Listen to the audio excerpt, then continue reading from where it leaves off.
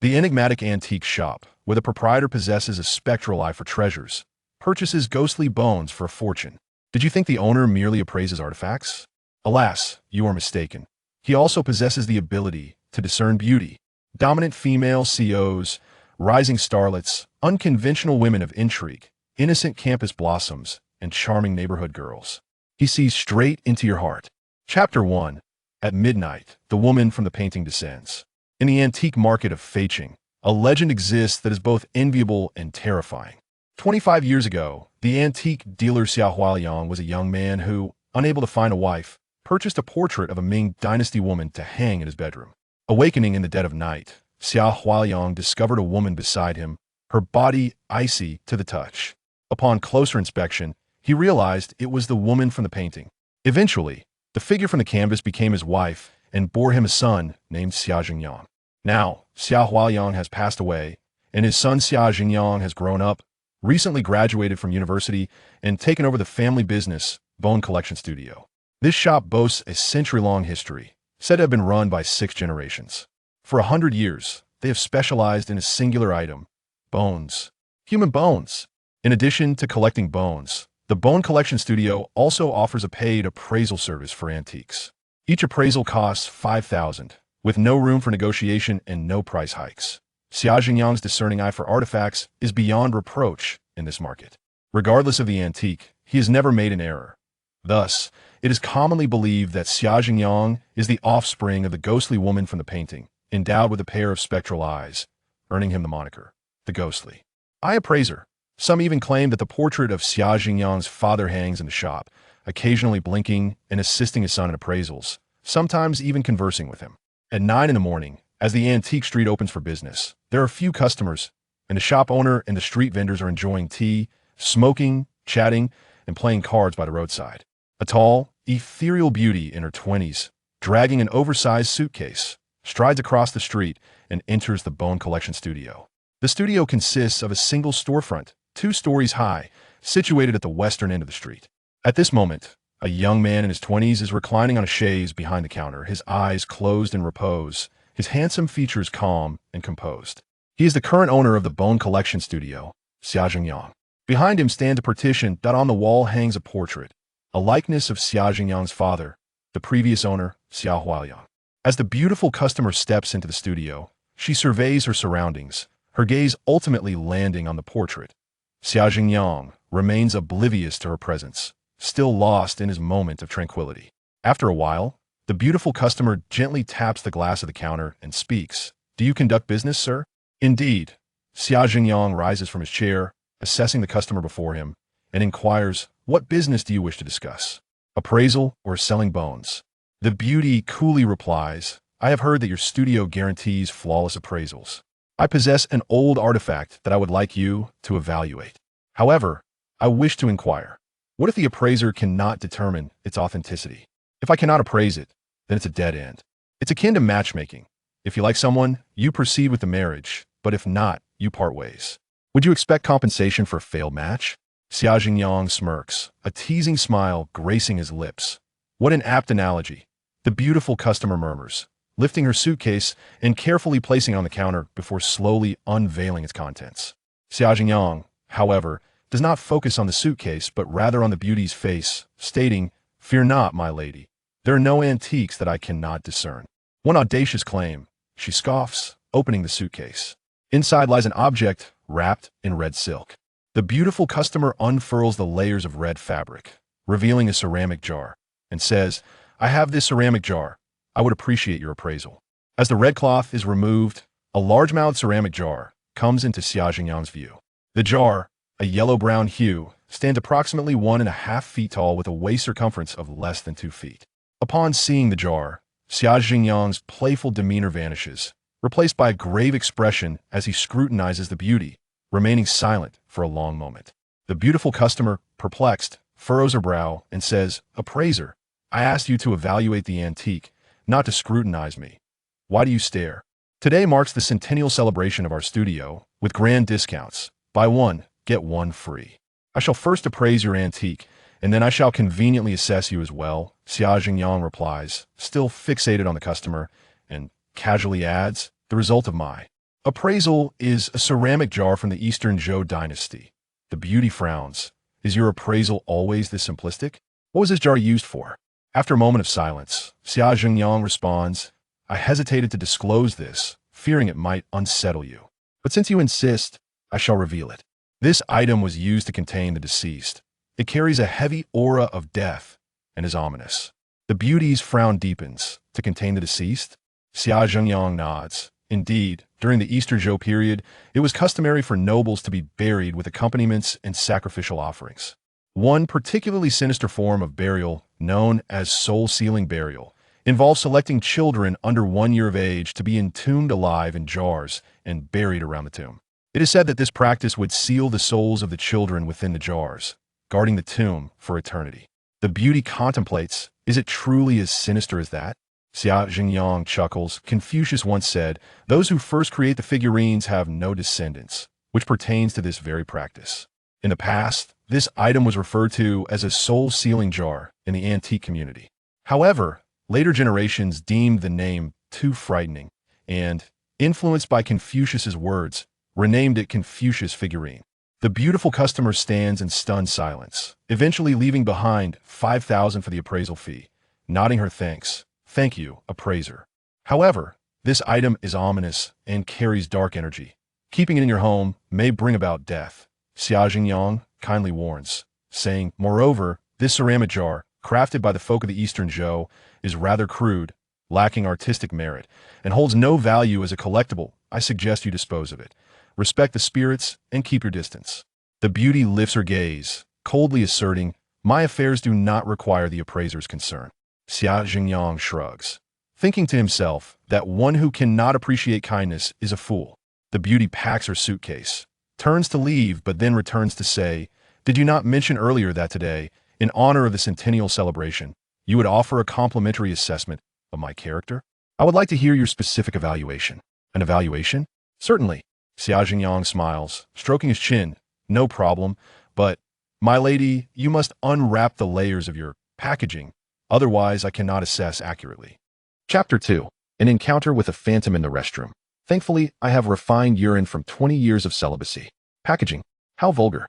The beautiful woman paused, then quickly snapped back to reality, cursing under her breath as she dragged her suitcase and turned to leave. Why the harsh words? When I asked you to remove the packaging, I merely meant for you to take off your makeup, not your clothes. Truly. Xia Zhengyang shrugged in response. The beauty, however, paid him no mind and exited, turning left as she went. Xia Zhengyang, pondering her retreating figure, followed her outside. Just then, his phone rang. He fished it out and answered, Mom, what's up? Big news.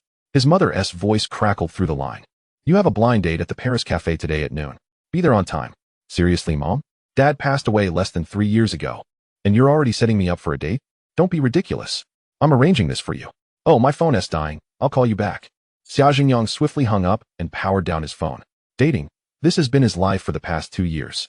At just 23, Xia Zhengyang had never contemplated marriage at such a tender age. Thus, during each blind date, he employed every excuse to avoid commitment, deftly diverting the conversation or finding ways to escape. Yet, his mother, anxious and relentless, continued orchestrating one date after another, even suggesting he participate in a televised matchmaking show. With his phone off, Xia Zhengyang relished the peace and headed towards a public restroom to relieve himself. Hey, Master Zhang, looks like business is booming today. Old Wang, a bearded vendor selling replicas, grinned at him while chewing on a silver toothpick. Though not particularly old, at over 40, he was a boisterous northerner, always jovial in the market. Lucky day, I guess, Xia Zhengyang replied with a smile. Master Zhang, when will you help me appraise a few treasures for free? We've been friends for ages. You should throw me a bone. Old Wang implored. Sure, I'll help you out today. No charge, Xia Zhengyang agreed. Really?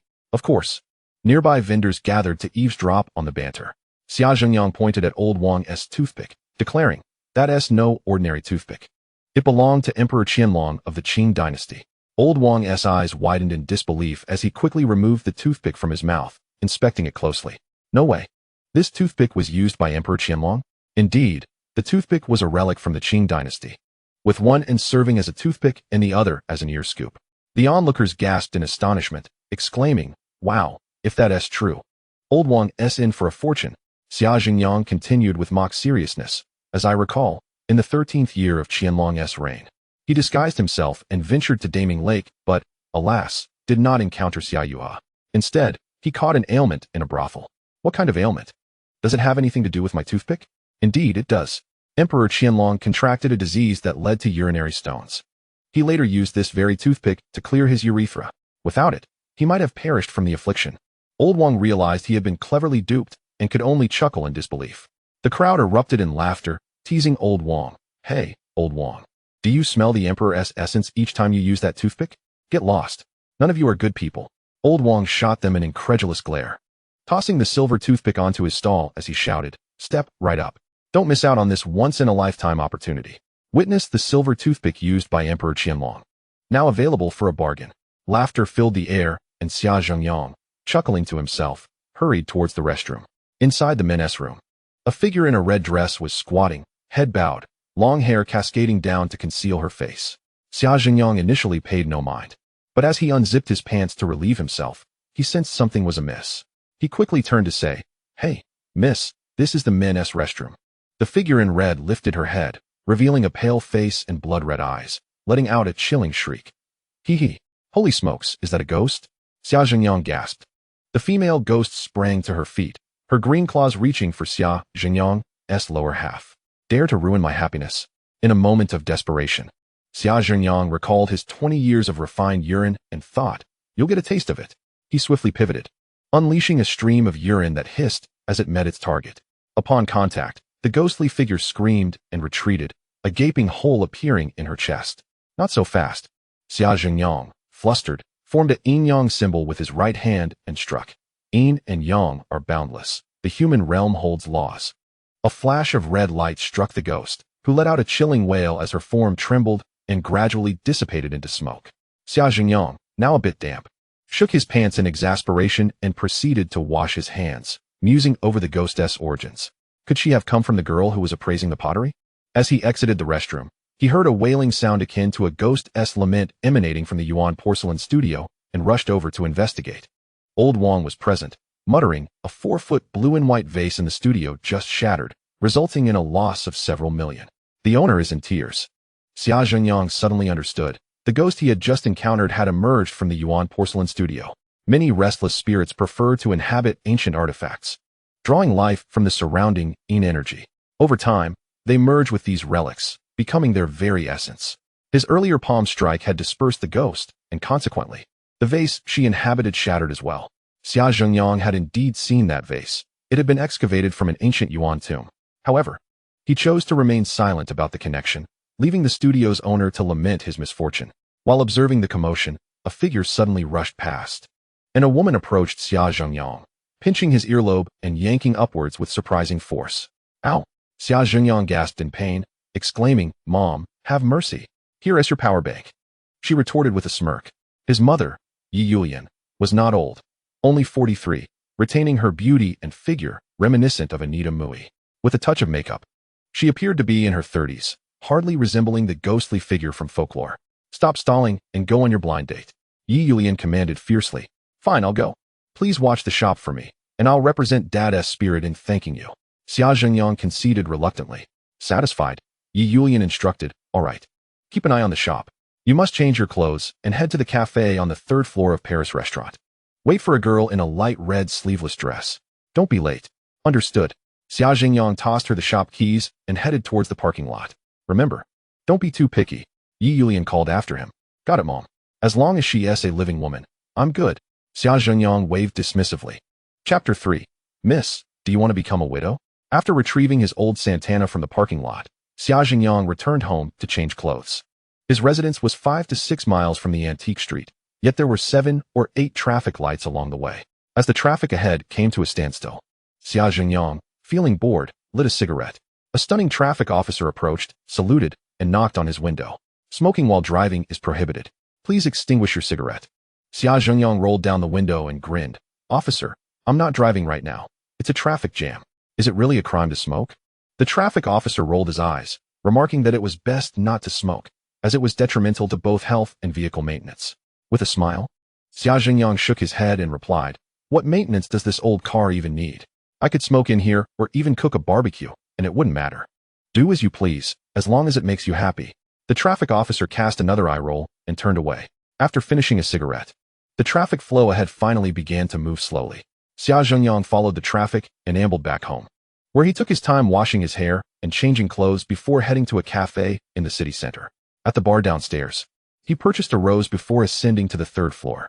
Checking the time, it was 11 o'clock in the morning, leaving him an hour until the blind date commenced. It seemed he had arrived too early, appearing rather anxious. He settled at a window seat overlooking the street, placing the rose on the table. He ordered a blue latte and savored it while admiring the beautiful women passing by on the bustling street below. Suddenly, a delicate voice broke the air. "Excuse me. Are you Xia Zhengyang?" "Yes, that's me." He turned around and was instantly taken aback, exclaiming, "What a surprise to see you." The newcomer was the beautiful traffic officer he had encountered earlier, now dressed in a light red sleeveless dress. However, she did not recognize him and asked in astonishment, "Do we know each other?" "Of course. I recognized you directing traffic." A striking rose. "Even if turned to ash, I would still recognize you." Xia Zhengyang grinned, standing up and gesturing for her to sit. "You would recognize me even if I were ash. You certainly have a way with words." Her rhythm was clearly disrupted by his response, and her brows knit together in apparent irritation. Yet, Xia Zhengyang remained unfazed, signaling the waiter for coffee. The beauty scrutinized Xia Zhengyang and frowned. "You seem a bit familiar, but I can't place where I've seen you before." With a chuckle, Xia Zhengyang replied, "We just met at Huangqian Junction, where I was smoking in my car when you asked me to extinguish it." "Ah, now I remember. You're the one who wanted to cook a barbecue in your car." She realized, nodding in understanding. "Indeed," Xia Zhengyang added playfully. "My name is Miao Yiqian, introduced by Aunt Zhao. Now that we're here, let us converse. I've heard you graduated from the archaeology department of Nanjing University and are now dealing in antiques. Is that correct?" "Yes, indeed. I am 22 years old this year, a proprietor of the bone collection shop in the antique market, known as the Ghost Eye Appraiser. I stand at 182 centimeters tall, weigh 150 kilograms, and aside from smoking and drinking, I have no vices. I own a house, a car, and a shop, with savings in the 7 figures. My work is stable, and I have no siblings, just my mother, who is in her 40s. Xia Zhengyang recounted his situation as if reciting a rapid-fire performance, then inquired, "Is there anything else you wish to ask?" Miao Yiqian smiled bemusedly and shook her head. "I find you quite interesting, but the atmosphere seems a bit off, not what I envisioned for a blind date. Or perhaps, you are just too glib, lacking sincerity." "Miao, your insight is sharp," Xia Zhengyang praised. "Being glib is a professional hazard. You know, antique dealers tend to speak with flair. Even the dead can be spun into tales of the living. As for sincerity, it's for your own good." "For my good?" Miao Yiqian queried with a laugh. "Yes, indeed," he affirmed. "Let me ask you this. Do you wish to become a widow in the future?" Anger flared in Miao Yiqian's cheeks as she stood, glaring. "Xia Zhengyang, what do you mean by that? Please, don't be upset. Allow me to explain." He chuckled, speaking earnestly. "In my family, the men are short-lived, rarely living beyond 40. For generations, this has been the case. If you were to marry me, you would surely end up as a widow." Her anger still simmering, she retorted, "At this moment, I find you less glib and more of a lunatic." "I'm not mad. If I have a condition, it is one of excessive honesty," Xia Zhengyang sighed. "At 22, I am just at the age to apply for a marriage certificate. Logically, there is no rush to marry, right? My mother urging me to date and marry is simply because she knows my time is limited, and she wants to have a grandchild to carry on the family line." Miao Yiqian furrowed her brows, perplexed. "Is there truly such a curse? Why is it that your family suffers from such short lives? Is it hereditary?" After a brief silence, he replied, "It is a curse. It is said that our family is under the curse of the Rakshasa ghost, which makes it exceedingly difficult for each generation's men to live past 40. Miao Yiqian raised her hand, mimicking a gesture of wiping sweat from her brow, expressing her trepidation. Xia Zhengyang sighed once more, adding, "To be candid, I have always excelled academically, with a promising future ahead.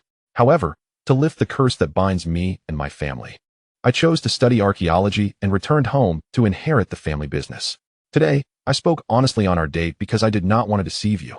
Miao Yiqian nodded. "Though your tale sounds almost believable, I still find it hard to trust. Our blind date may have fallen through, but I would like to be friends and keep an eye on you to see if you truly want to live past 40. "Thank you," Xia Zhengyang said, offering the rose to Miao Yiqian. "But I must ask a favor. Please keep our conversation today confidential, or my mother might kill me. When you speak to the matchmaker, just say I'm unattractive." Miao Yiqian accepted the rose, giggling. "To be honest, you're not ugly at all. You're rather handsome." Rising, Xia Zhengyang pointed to his chest. Do not be deceived by my exterior. My inner self is grotesque, extremely so. Miao Yiqian laughed, her shoulders shaking. Your candidness regarding your family's hereditary condition reveals a heart that is not ugly. With a grin, Xia Zhengyang headed to the bar to settle the bill. Then turned to Miao Yiqian. I shall take my leave now, but should you encounter any matters regarding antiques in the future, feel free to consult me. I'll gladly assist you free of charge. Thank you. Miao Yiqian requested his contact information and added him as a friend. The two descended together, waving goodbye as warmly as old friends might. Xia Zhengyang drove back to the antique shop, purchasing 2 takeout meals to bring home. Upon seeing her son return so soon, Yi Yulian frowned and inquired, what happened? Did it not go well? I have no objections to that girl, but she doesn't seem to fancy me. Xia Zhengyang replied while opening the takeout box and devouring his food. Between bites, he added, please refrain from arranging any more blind dates for me. They waste time, energy, and money. When the right fate arrives, a daughter-in-law will naturally appear. Until then, bringing every girl in the world one tea help. Yi Yulian, lost in thought over her meal, remarked, your father insisted before he passed to ensure you found a wife, considering the short lifespans of the men in our family. As you well know, Xia Zhengyang smiled. Mother, that's precisely why I'm even less inclined to marry. Look at you, a young widow with a son, how pitiful. If I were to marry, I would only bring hardship to some girl. In less than 20 years, she could find herself in your shoes. With a sigh, Yi Yulian shook her head in silence and retreated home. After the meal, Xia Zhengyang returned to the shop. The days spent managing the store were tedious, far from the life he desired. However, his father had left instructions that he must gather 8 complete black human phalanges before he could leave the shop to explore the mystery of the family curse. There were already 6 bones in the family's possession, painstakingly collected over generations. Yet, 2 remained elusive. After 2 years of inheriting the bone collection, Xia Zhengyang had yet to encounter a single phalanx that met the standards. He felt that in this lifetime, he might never complete the collection. The daunting task might have to be left for his son or grandson. As for whether he would have children, Xia Zhengyang remained uncertain. Until the family curse was lifted, he truly did not wish to marry. To do so would only prolong the suffering inflicted by the curse. Choosing not to marry means that the Xia family line will end with my generation, thereby dispelling the curse that has lingered. Once all are gone, what harm can an insidious curse inflict? I am already deceased. What can you do to me? The scorching sun beats down, and the oppressive heat of summer is unbearable. Although the bone collection shop faces south, it possesses a chilling ambience, akin to air conditioning, creating a rather eerie and cool atmosphere. Xia Zhengyang reclines in a chair, engrossed in a book. After a while, fatigue overcomes him, and he tosses the book aside to close his eyes for a brief respite. Knock, knock, knock. Another customer enters. Rapping on the glass counter, Xia Zhengyang opens his eyes and smiles. Ah, it's you again, beautiful lady. Are you here to appraise treasures once more? The newcomer is indeed the same enchanting woman from the morning, still clad in the same attire, but carrying a smaller suitcase. This time, I'm not here for appraisal. I wish to sell you some bones, she replies. Excellent, let me see. Xia Zhengyang perks up. The woman leisurely opens her suitcase and presents a white skull, placing it on the counter. The hollow eye sockets of the skull seem to gaze directly at Xia Zhengyang, its mouth full of menacingly white teeth, appearing to snarl wickedly. Xia Zhengyang taps the smooth crown of the skull with his fingers and states, this shop only accepts black bones. If I desired such white bones, I could easily dig them up from the earth. I would have as many as I wanted. So, I'm afraid I must decline. Please take it back. After receiving a few taps, the skull appears to grimace even more ferociously. The woman nods and retrieves the skull, then pulls out a small bundle. Opening it reveals layers of thick foil wrapping. As she gradually unwraps it, 2 pieces of black bone finally emerge. Instantly, the temperature in the bone collection shop seems to plummet several degrees, an icy chill permeating the air. Upon closer inspection, the 2 pieces of black bone appear to be human kneecaps, each no larger than a teacup lid, irregularly shaped and smooth, resembling natural black pebbles. However, both bones are shrouded in a faint black mist, causing the surrounding light to warp slightly. Is this the type of bone you seek, shopkeeper? The woman asks calmly. Xia Zhengyang glances at them and nods. What is your asking price? The woman smiles. Why don't you set the price? Xia Zhengyang shakes his head. According to industry customs, the seller proposes a price, and the buyer counters, not the other way around. After a moment of contemplation, the woman extends her fingers. 5 million. Xia Zhengyang chuckles, pressing down 3 of her fingers. 200,000. The woman stands her ground. 5 million. Xia Zhengyang shakes his head. Please take it back. Take it back is a colloquialism in the antique trade, indicating that he no longer wishes to acquire the item, suggesting she should keep it and sell it to someone else. Yet, the woman does not retract the 2 black bones. Instead, she points to a black bone displayed in the shop's cabinet and inquires, "If I had a palm bone like that, what would you offer?" The bone collection shop has only 2 sections of display, and the lone exhibit is a single piece of black human hand bone, complete and intact, including all 5 fingers. The hand bone is deeply black, resembling charcoal, yet it emits a subtle sheen. Xia Zhengyang's eyelids flutter, but his expression remains composed as he replies, "As per usual, I must see the goods before a price is established. Do you have the item?" The woman twirls the 2 kneecaps in her hands and smiles. "As long as you can meet my price, I have as many as you desire." Xia Zhengyang laughs, lighting a cigarette. "My dear, let us conduct our business without embellishments.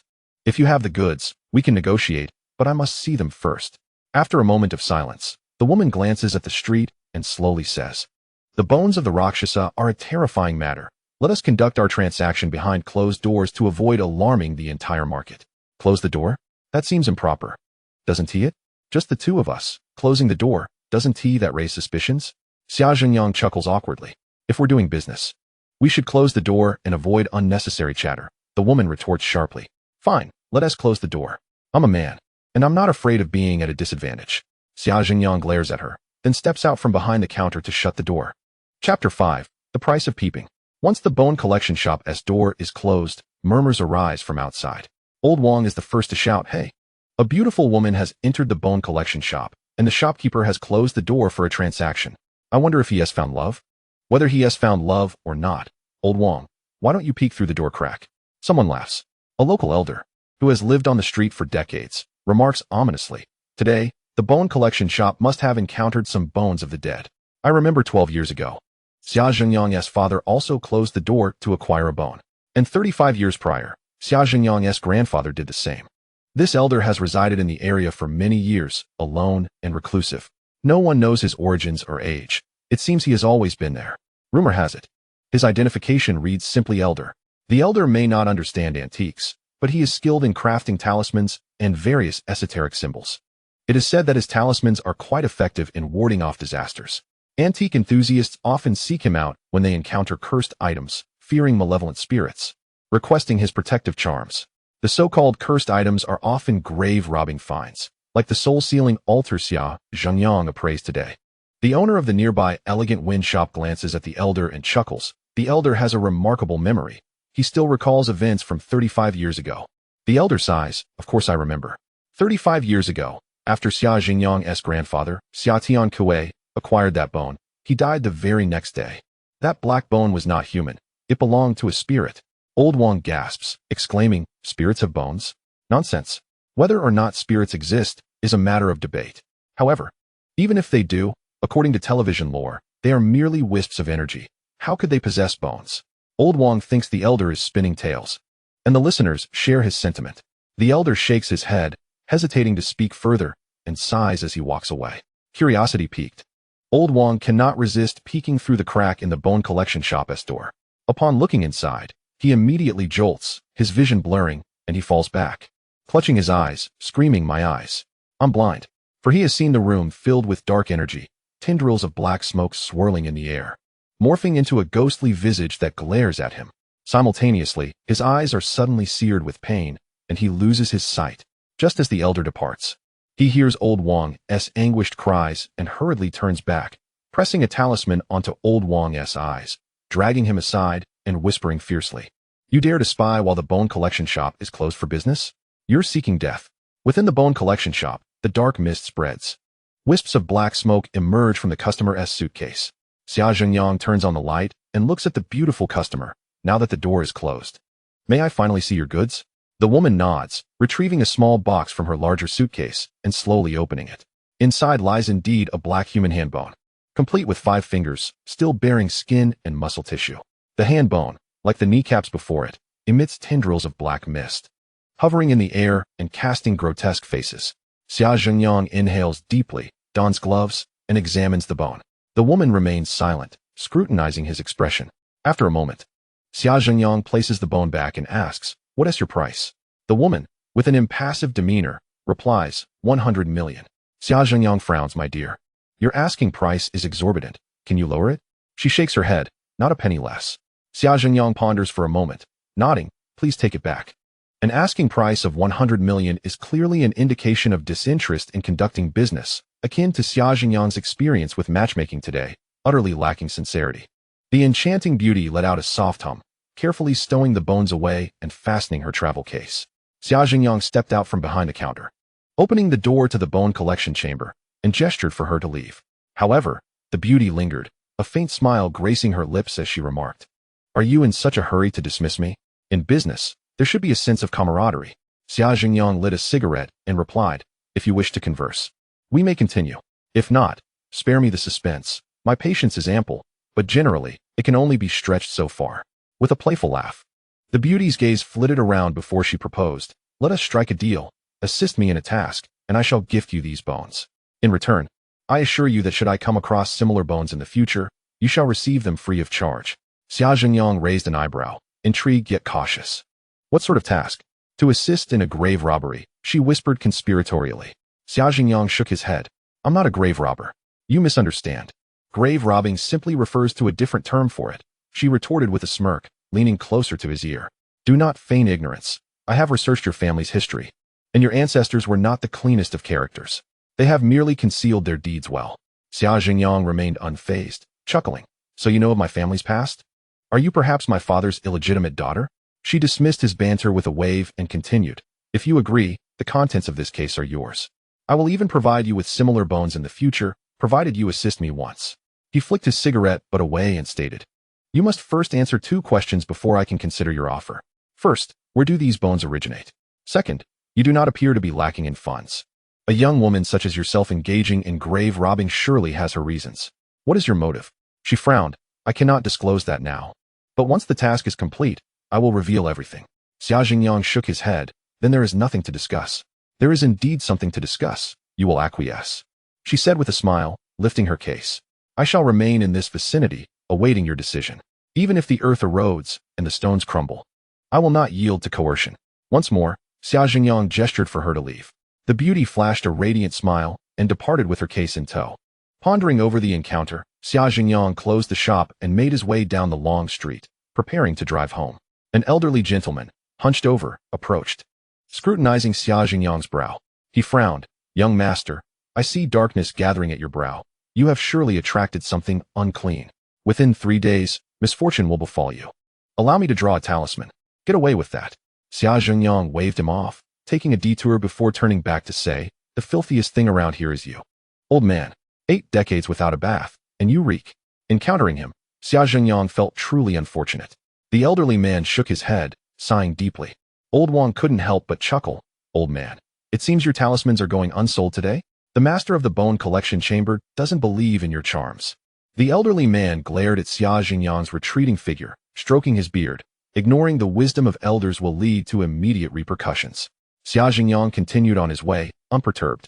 Just as he approached the street corner, a bucket of water was suddenly poured down upon him. "What the?" he exclaimed, jumping aside, yet half of him was drenched. Who would stoop so low as to douse water from above? He shouted angrily. "Oh, was it my foot-washing water that splashed you? My sincerest apologies, Zhengyang. At my age, I can hardly carry it, so I simply let it fall from the window," came the voice from a quaking head peering from a second-floor window. Upon seeing the face, Xia Zhengyang's ire dissipated. Chapter 6. The beauty is a bait. That figure was none other than the peculiar old hag, Lan Ku Pa, a fixture of the neighborhood. No one knew her true name. She was simply known for her profession of mourning. In the antique street, no one dared to cross her, for it was said she possessed a terrifying ability to mourn one to death. Like the elderly gentleman, she was ancient and alone, having lived in the area for countless years. The 2-story property she owned housed antique merchants on the lower level, while she resided above. Upon seeing Lan Ku Pa, Xia Zhengyang could only lament his misfortune, waving dismissively, it's nothing, just my bad luck. And by the way, I am not Huiliang. I am his son, Xia Zhengyang. My father has been gone for 2 years." The old hag, possibly a century old, was not someone Xia Zhengyang could simply dismiss. She leaned out further, nodding. "Oh, so you are Huiliang's son, all grown up now. Is it true your father has passed? Why didn't you summon me for the morning? Do remember to consider my business next time." Xia Zhengyang nearly choked in disbelief. gritting his teeth before hastening his pace. Not far off, the elderly gentleman continued to observe him, shaking his head repeatedly. Old Wang chuckled. Old man, it appears you were right. Xia Jingyang was indeed doused by Lan Ku Pa's foot-washing water. Isn't that misfortune? That is merely the beginning of his woes, the elderly man remarked. Returning to his abode, he took a yellow talisman and affixed it to the door of the bone collection chamber. Upon returning home, Xia Jingyang found his mother, Yi Yulian, busy in the kitchen. Hearing her son's voice, she emerged, inquiring, "Did you encounter any ghostly bones today? I heard the seller was a beautiful girl." "Mother, your insight is astounding. Nothing escapes your notice," he laughed, changing his shoes and pulling her onto the sofa. "The beauty? She is merely bait." "Bait? Are you saying she was using her charm to ensnare you?" Yi Yulian questioned. "No, I meant that the ghostly bones are the bait," Xia Jingyang clarified. Peeling an orange as he recounted, "The girl came by this morning with a spirit ensnaring jar to test my abilities. She returned just now, offering 2 knee bones and a complete hand bone, demanding $1 billion as the price. I refused, and she offered to give me the bones for free if I helped her with a grave robbery." Yi Yulian pondered this, frowning. "It seems this girl has an intricate background, knowing of our family's grave robbing history. However, I cannot condone such actions." Xia Jingyang asked with a grin, "Why not? Trading bones for ghostly ones seems a fair exchange. I fear you may become ensnared in a grave, and our family line would perish." Yi Yulian chided, glaring at her son. "If you had a wife and child, I would not mind your endeavors, but you are still single and without heirs. You cannot take such risks. What would become of me if you were to face misfortune? That bone, we shall find another way." "All right, I will heed your advice," Xia Jingyang nodded, rising to head upstairs. "But truly, it isn't so terrifying. In this world, there is no grave our family cannot rob." As the morning mist wafted over the Feishui River, enveloping the antique market in a shroud of ethereal haze, Xia Jingyang arrived for work at 8:30. The street still lay under a thin veil of fog. Spotting the yellow talisman affixed to his door, he erupted in frustration. "Which old fool has dared to stick this nonsense on my door?" Old Wang, setting up his stall, replied, "It was the elderly gentleman who placed it yesterday. He claimed it would be beneficial for you." "Beneficial? Nonsense!" Xia Jingyang exclaimed, tearing the talisman down and shredding it before tossing the remnants into a nearby trash bin. Lao Wang lifted his gaze towards Xia Jingyang and remarked, "Master of the shrine, that young lady from yesterday has returned. She has been staring at the yellow talisman on your door for quite some time, even taking photos with her phone before wandering off to the market." Just as he spoke, the enchanting woman approached from the east, waving at Xia Jingyang from a distance. Xia Jingyang rolled his eyes and ignored her, pulling out his keys to unlock the door. The beauty followed him inside and chuckled, "Master, you certainly have an air of superiority. I greeted you, yet you choose to look the other way." Xia Jingyang first offered incense to his father's portrait before turning around to say, "This is not a tea house, my dear. If you seek idle chatter, you have come to the wrong place. I am not here for idle conversation. I wish to have you appraise a treasure," the beauty replied. "I see you come empty-handed. Are you asking me to evaluate your worth?" Xia Jingyang's gaze roamed over her form with a mischievous glint. The beauty remained composed, strolling over to Lao Wang's stall to inspect the various trinkets. 99% of these items are counterfeit, yet a few genuine treasures can be found among them. Lao Wang grinned. "Miss, all of these are fine goods, unearthed from the countryside." Unearthed from the countryside is a colloquialism in the antiques trade, referring to the practice of scouring village after village for treasures. The beauty scanned the offerings and bent down to pick up an object from Lao Wang's stall. It was a set of 4 small bottles, stark white in color with a dark patina. Each bottle was slightly shorter than a disposable lighter, featuring a shallow groove around the waist, linked together by a delicate chain. One side bore a peony motif, while the other side was inscribed with the words "Reviving Elixir." Lao Wang had inadvertently acquired these from a vendor while rummaging through antiques a few days prior, spending 1,300 yuan on them. He sensed their potential value, but was unsure of their true nature. "What is this, boss?" the beauty inquired, weighing the bottles in her hand. Lao Wang, equally in the dark about their origin, smiled broadly. "They are simply bottles." "What kind of bottles, and what are they used for?" "I have no idea. I got them from a rural vendor, and the seller couldn't tell me their purpose either," Lao Wang replied candidly. "How much?" the beauty asked. 5,000, Lao Wang declared. "Deal," she responded cheerfully, pulling out her phone to transfer the funds. Seeing her readiness to pay, Lao Wang felt he had undersold the items.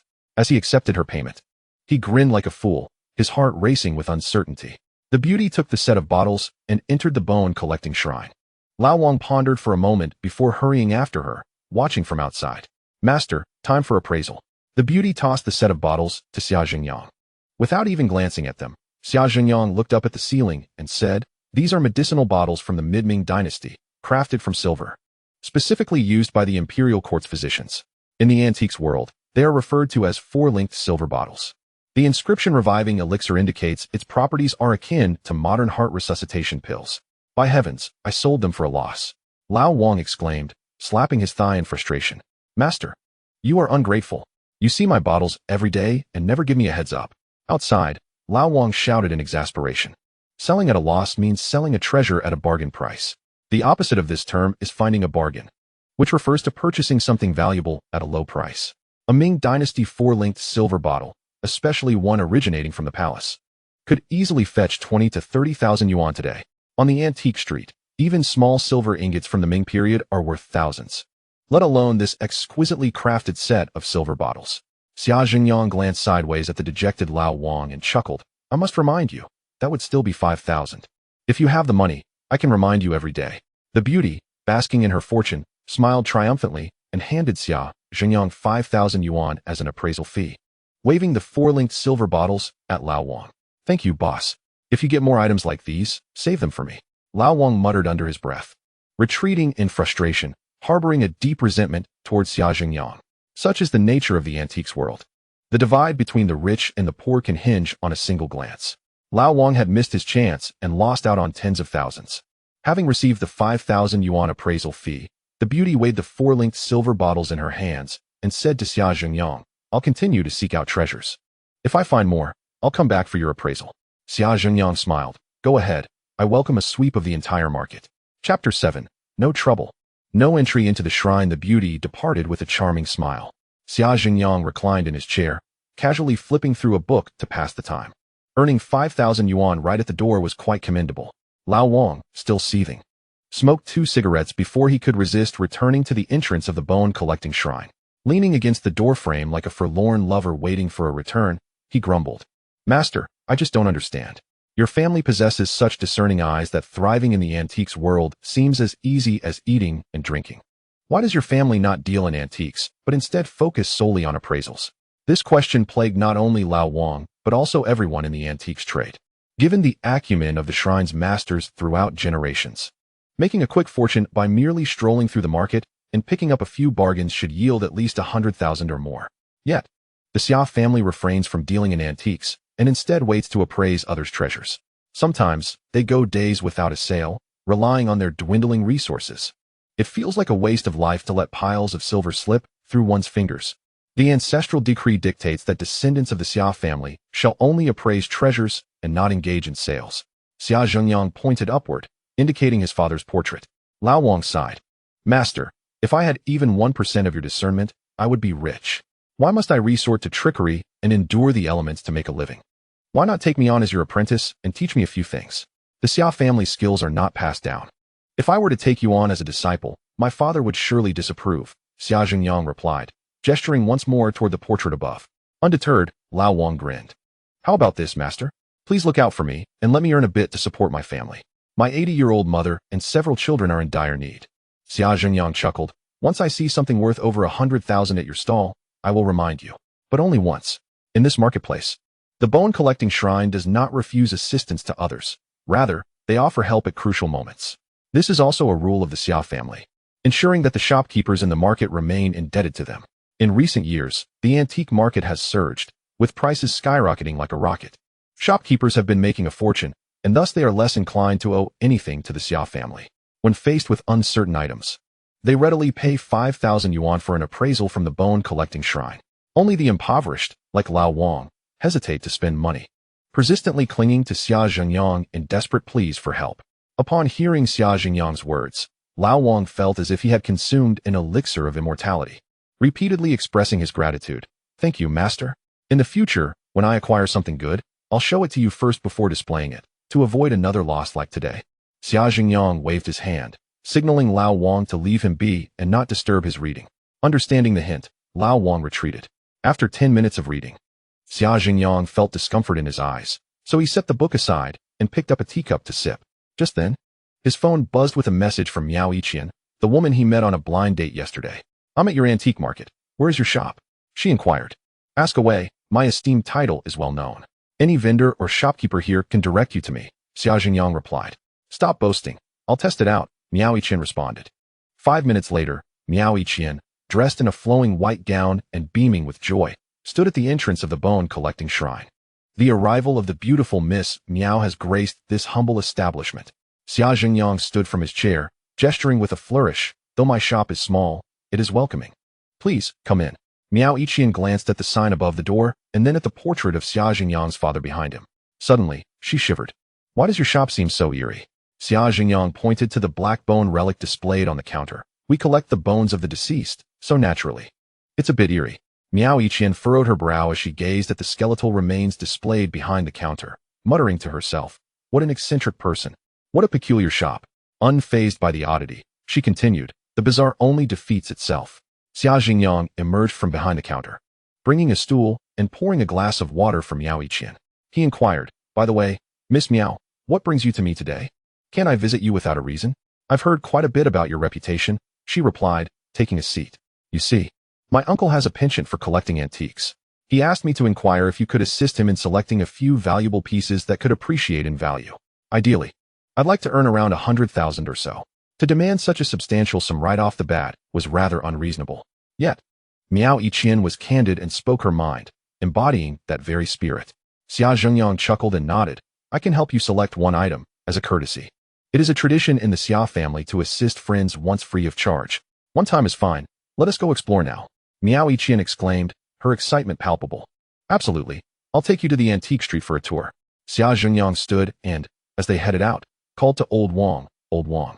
Keep an eye on the shop, and call me if anything comes up. Of course, master of the bone collection. You can leave it to me, Old Wang replied eagerly. It was an honor for him to assist the master of the bone collection. The antique market was extensive, stretching 500 meters from east to west. With hundreds of shops and stalls, customers from across the nation, speaking various dialects, filled the bustling market. Although Miao Yiqian was a local, it was her first visit to this antique market, and everything felt novel to her as she tugged at Xia Jingyang's hand, exploring every nook and cranny. Oh, is the master of the bone collection here to shop? Feel free to take anything from my stall. It's on the house. Master Xia has arrived? How flattering. Please, don't leave. Linger a while at my stall, and my goods will surely sell. Master, can I get you something? The vendors and patrons alike greeted Xia Jingyang with the enthusiasm reserved for a celebrity. Everyone in the market knew that its prosperity was largely due to the presence of the bone collection. The reputation of the bone collection was immense, nearly supporting half of the antique scene in Feiqing. Collectors from all over the country, even from overseas, were well aware of its esteemed name, often traveling great distances to seek Xia Jingyang's expertise. As the interactions unfolded, the fame of the market grew, and business flourished. Thank you, I'm merely browsing, Xia Jingyang said, clasping his hands together and smiling at those around him. Miao Yiqian was taken aback, exclaiming, I never realized you were so well-connected. Xia Jingyang chuckled and asked, are you familiar with the story of the horse and its discerning judge? In this world, there exists a discerning judge, and thus, there are exceptional horses. Exceptional horses may be common, but discerning judges are rare. I am the discerning judge of this market, hence the respect I receive. Stop boasting, Mr. Judge. Just pick out something worthwhile so my uncle can make 100,000. If he loses money, I shall hold you in contempt for eternity. Miao Yiqian challenged. Only 100,000? Such an insult to the master of the bone collection, Xia Jingyang replied with a grin. And how much would you prefer I aim for? Over 1 million. I assure you, it will be a substantial profit, leaving you utterly elated. Xia Jingyang stated calmly. Miao Yiqian's jaw dropped in disbelief. How can that be? 1 million right off the bat? Is money simply a figment of the imagination here? Chapter 8. A half-block of jade. 3 million. Xia Jingyang lowered his voice and leaned closer to Miao Yiqian's ear, saying, when you see something of value, I will discreetly inform you. You just need to procure it. I won't speak unless the profit exceeds 1 million. Miao Yiqian was taken aback, left speechless. They continued their stroll. And at a stall selling ancient coins, the vendor stood up upon noticing Xia Jingyang, waving and calling, Hey, master of the bone collection. Come take a look at what I have. Xia Jingyang nodded and approached the stall with Miao Yiqian, smiling. What treasures do you have? Have you consumed some elixir of immortality? Consuming elixir referred to finding a beloved antique at a low price, akin to discovering a hidden gem. The vendor pulled out a stack of silver dollars from his pocket, arranging them on the ground, and said, I've heard that the bone collection never overlooks anything. I wish to play a prank. Here is a stack of 20 silver dollars. 3 are genuine, while 17 are fakes. You can only look at the edges. Can you tell which are real and which are counterfeit? Xia Zhengyang smiled. If I can discern them, what then? And if I cannot, what then? The vendor exclaimed. If you can identify them, you may take the genuine ones. If you miss, then you must help me appraise another treasure for free. You certainly know how to calculate. 3 ordinary silver dollars total no more than 3,000. The appraisal fee is 5,000. You're gambling, betting 3,000 to win 5,000, Xia Zhengyang remarked. The vendor laughed heartily. You're absolutely right, master. That's exactly my intention. The surrounding vendors and customers gathered around to witness the spectacle. Someone remarked, how can you judge when the silver dollars are stacked together and you can't touch them? Another added, unless you are a deity. The vendor chuckled. You all are unaware. The master of the bone collection's vision surpasses that of any deity. Indeed, you lost.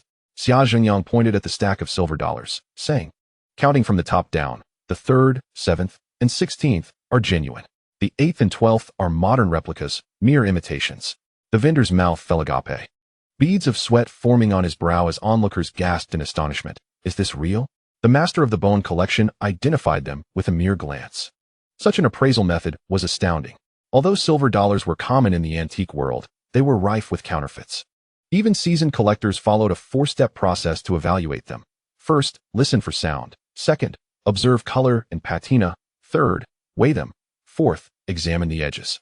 Yet, the master of the bone collection merely glanced and discerned 3 genuine pieces from a stack of 20, truly astonishing.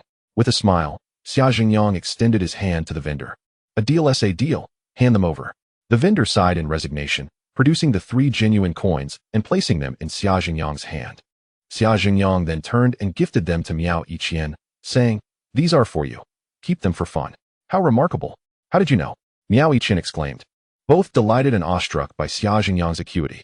I have no secret, merely the skill of familiarity, he replied, leading her onward. The merchants in the market recognized Xia Zhengyang.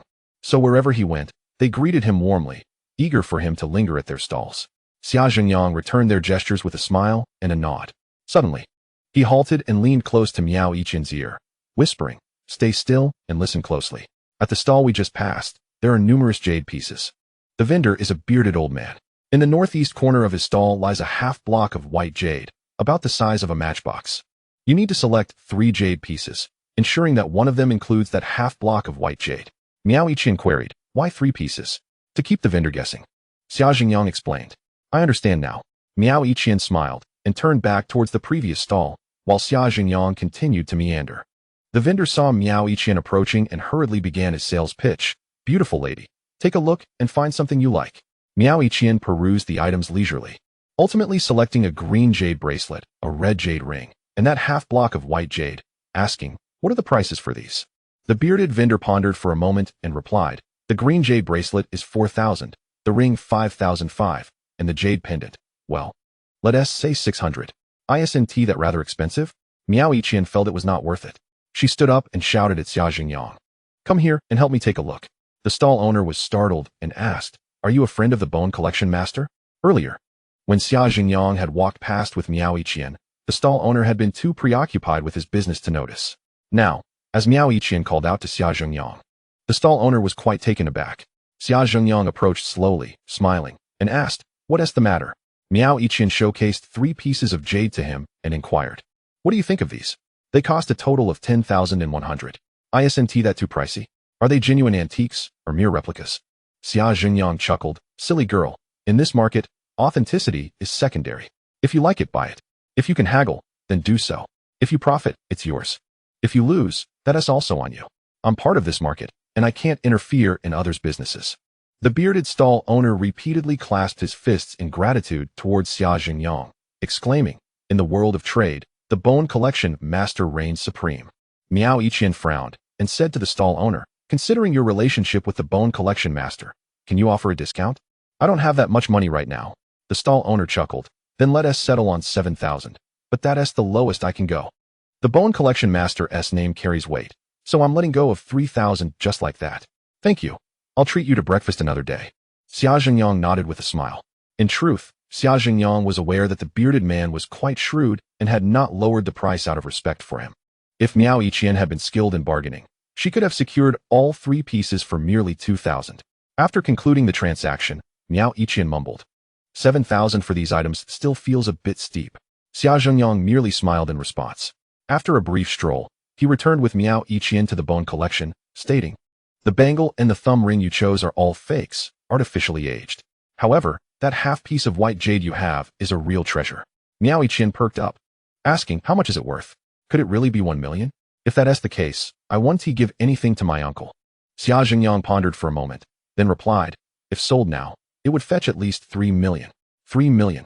Miao Yiqian's eyes nearly popped out of her head as she exclaimed, you're not joking, are you? This half piece of jade is worth 3 million? Xia Zhengyang rubbed his nose and laughed, 3 million, and I'm being conservative. If you don't believe me, I can shout outside, and within an hour, I'll have 3 million deposited into your account. Miao Yiqian turned the jade piece over in her hands, asking excitedly, what exactly is this?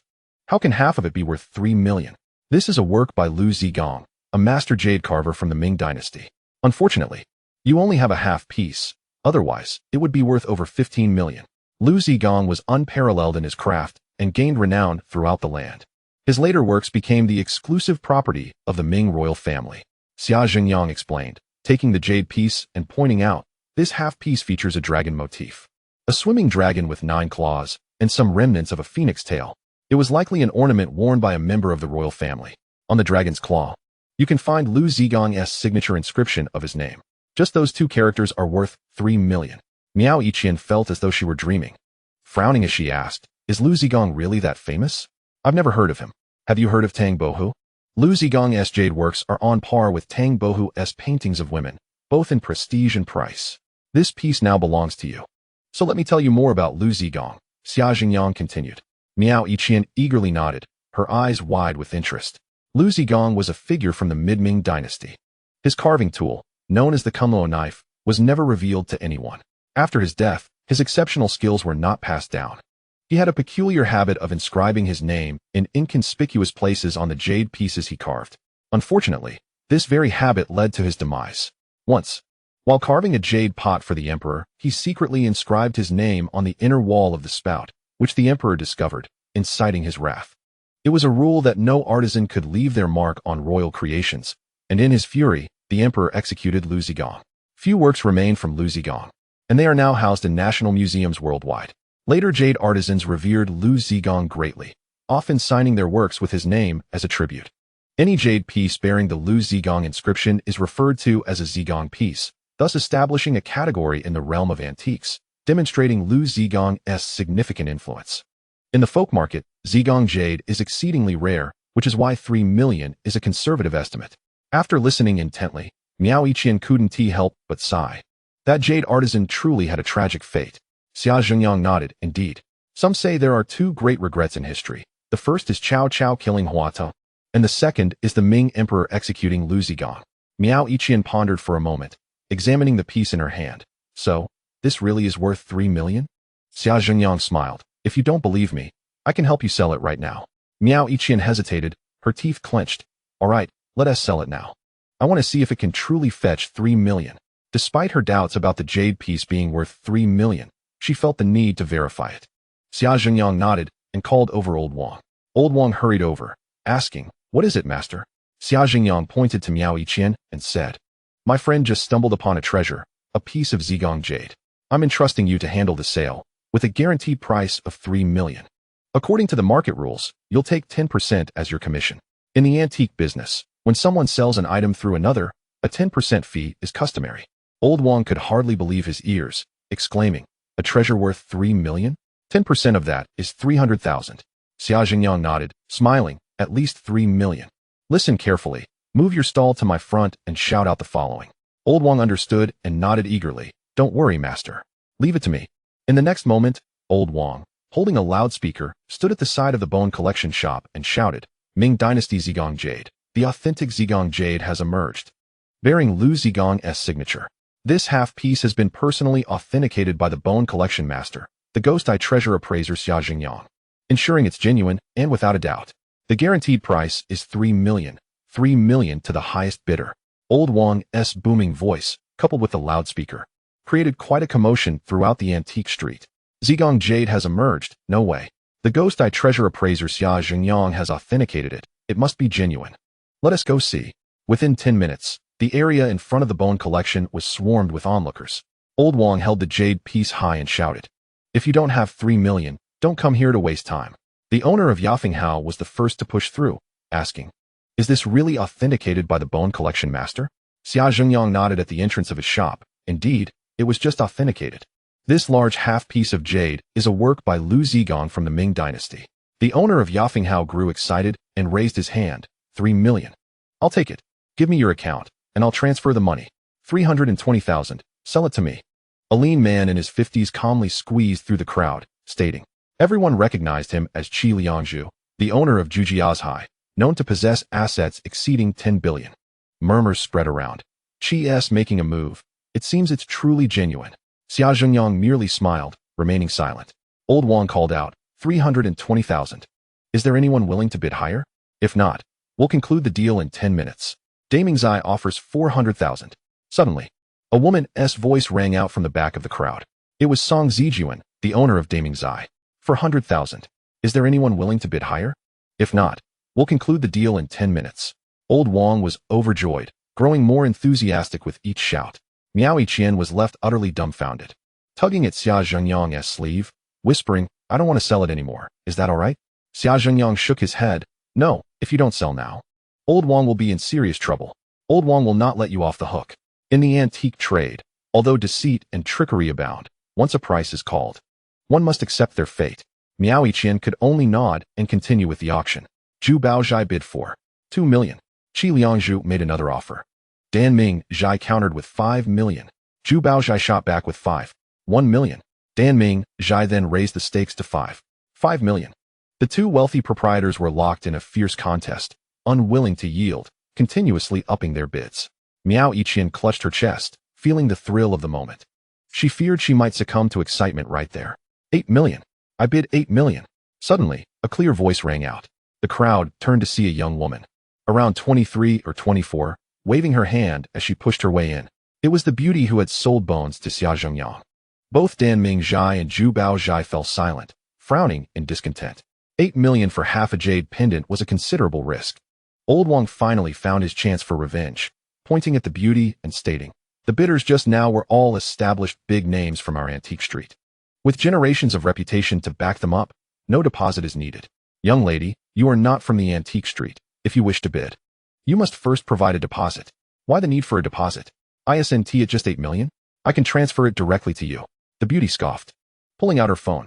Old Wang, overjoyed, quickly provided his bank account details. 2 minutes later, his phone chimed with the notification. 8 million had been deposited. 8 million for the Ming Dynasty Zigan Jade was a done deal. Congratulations to the beauty for acquiring this treasure. Thank you all for your support. You may disperse now. Old Wang laughed heartily, handing half the jade pendant to her. Suddenly, a figure collapsed in the crowd. It was the big bearded vendor who had just lost out. He had witnessed his jade pendant, sold for a few hundred, being traded for 8 million. How could his heart endure such a blow? An ambulance wailed as it rushed to take away the big bearded vendor. The entire street market buzzed with chatter about today's Zigan Jade, spreading tales of the miraculous fortune that had just transpired. Countless people slapped their thighs and pounded their chests, exclaiming, how blind was I? I even picked up that half-jade pendant to examine it. How did I not notice the signature of Lu Zigan? 8 million, oh my goodness. That money should have been mine. Miao Yiqian remained in a daze, unable to discern whether this was reality or a dream. Xia Zhengyang patted her shoulder and chuckled. The minimum price was 3 million. I did not misspeak, did I? This is the antique business. If you have an eye for it, you can go from being penniless in the morning to a millionaire by afternoon. Shun Wansan, the wealthiest man of the Ming dynasty, was said to possess a magical treasure pot and a money tree, able to conjure as much money as he desired, until he was eventually confiscated and executed by Zhu Yuanzhang. The beauty who had bought the jade pendant sneered, I'm the one who is unfortunate. I went from being Shun Wansan in the morning to a pauper in the afternoon. Half a Zigan jade cost me 8 million. The odds of losing money on this purchase are exceedingly high. Who forced you to buy it? Did I compel you? It's a mutually agreed transaction. Old Wang grinned as he approached. He pocketed an 80,000 commission, having struck it rich in a day, and avenged the morning's loss. What a face, the beauty muttered, turning to Xia Zhengyang and asking, Master, shall we discuss our business further? I'll let you have that bone for 10 million. Do you want it for 9 million? Xia Zhengyang revealed a mysterious smile, raising a finger. My dear, that bone of yours is worth merely 1 yuan. Anything above that, we cannot negotiate. Want to test my patience, master? The beauty's expression turned cold. So you don't want it? Xia Zhengyang replied, I do want it. But I will only offer 1 yuan. Whether you sell it is entirely up to you. The beauty's enchanting eyes glimmered as she said, Do you really wish to compare patience with me? Very well, I have all the time in the world. I shall tempt you every day, and we shall see how long you can endure. Compare patience? Xia Zhengyang laughed heartily, declaring, My patience is unparalleled. You cannot tempt me with that bone of the deceased. I can withstand it, even to the point of driving you to emotional turmoil and breakdown. The beauty glared at him, ready to explode. Look, you're already on the verge of collapsing, aren't you? Xia Zhengyang sneered. Just then, before the door of the bone shop, Lan Kupa entered, carrying a large porcelain bowl, trembling as she approached. Xia Zhengyang frowned. Huaoliang, I'm truly sorry for splashing my foot-washing water on you yesterday. Today, I've specially prepared ice-cold mung bean soup for you. Lan Kupa said as she stepped closer. Xia Zhengyang, exasperated, exclaimed, Huaoliang is my father. I am his son, Xia Zhengyang. Oh, so you're Huaoliang's son. You've grown so big. Lan Kupa squinted, her old eyes clouded, as she stumbled over the threshold. Let me help you, Grandma. Miao Yiqian, being kind-hearted, stepped forward to assist. Just then, Lan Kupa stumbled, leaning forward, and the large bowl of mung bean soup splashed onto the waist of the beauty customer. With a clatter, the porcelain bowl fell to the ground, spinning around. Hey, what is wrong with you, old lady? Was that intentional? The beauty customer exclaimed, jumping up in a flurry, angrily shaking her skirt. Lan Kupa, stunned, steadied herself with Miao Yiqian's help and smiled apologetically. I'm so sorry, dear. I'm old, and my hands and feet are no longer reliable. If you're old, you shouldn't be wandering around. The beauty fumed. Hey, how can you speak like that? The old lady didn't do it on purpose. Miao Yiqian defended her. Exactly, I didn't do it on purpose. You'll be old one day too, just like me, and perhaps even older, unable to walk and crawling on the ground, Lan Kupa panted. How can you speak like that, old weirdo? You've ruined my clothes and are scolding me? The beauty was even angrier, her chest heaving dramatically. Xia Zhengyang chuckled. I suggest you let it go. In this market, no one dares to provoke Lan Kupa. The beauty huffed and stormed out of the shop, seething. Her silk dress was thin, and the mung bean soup soaked through, revealing the patterns beneath.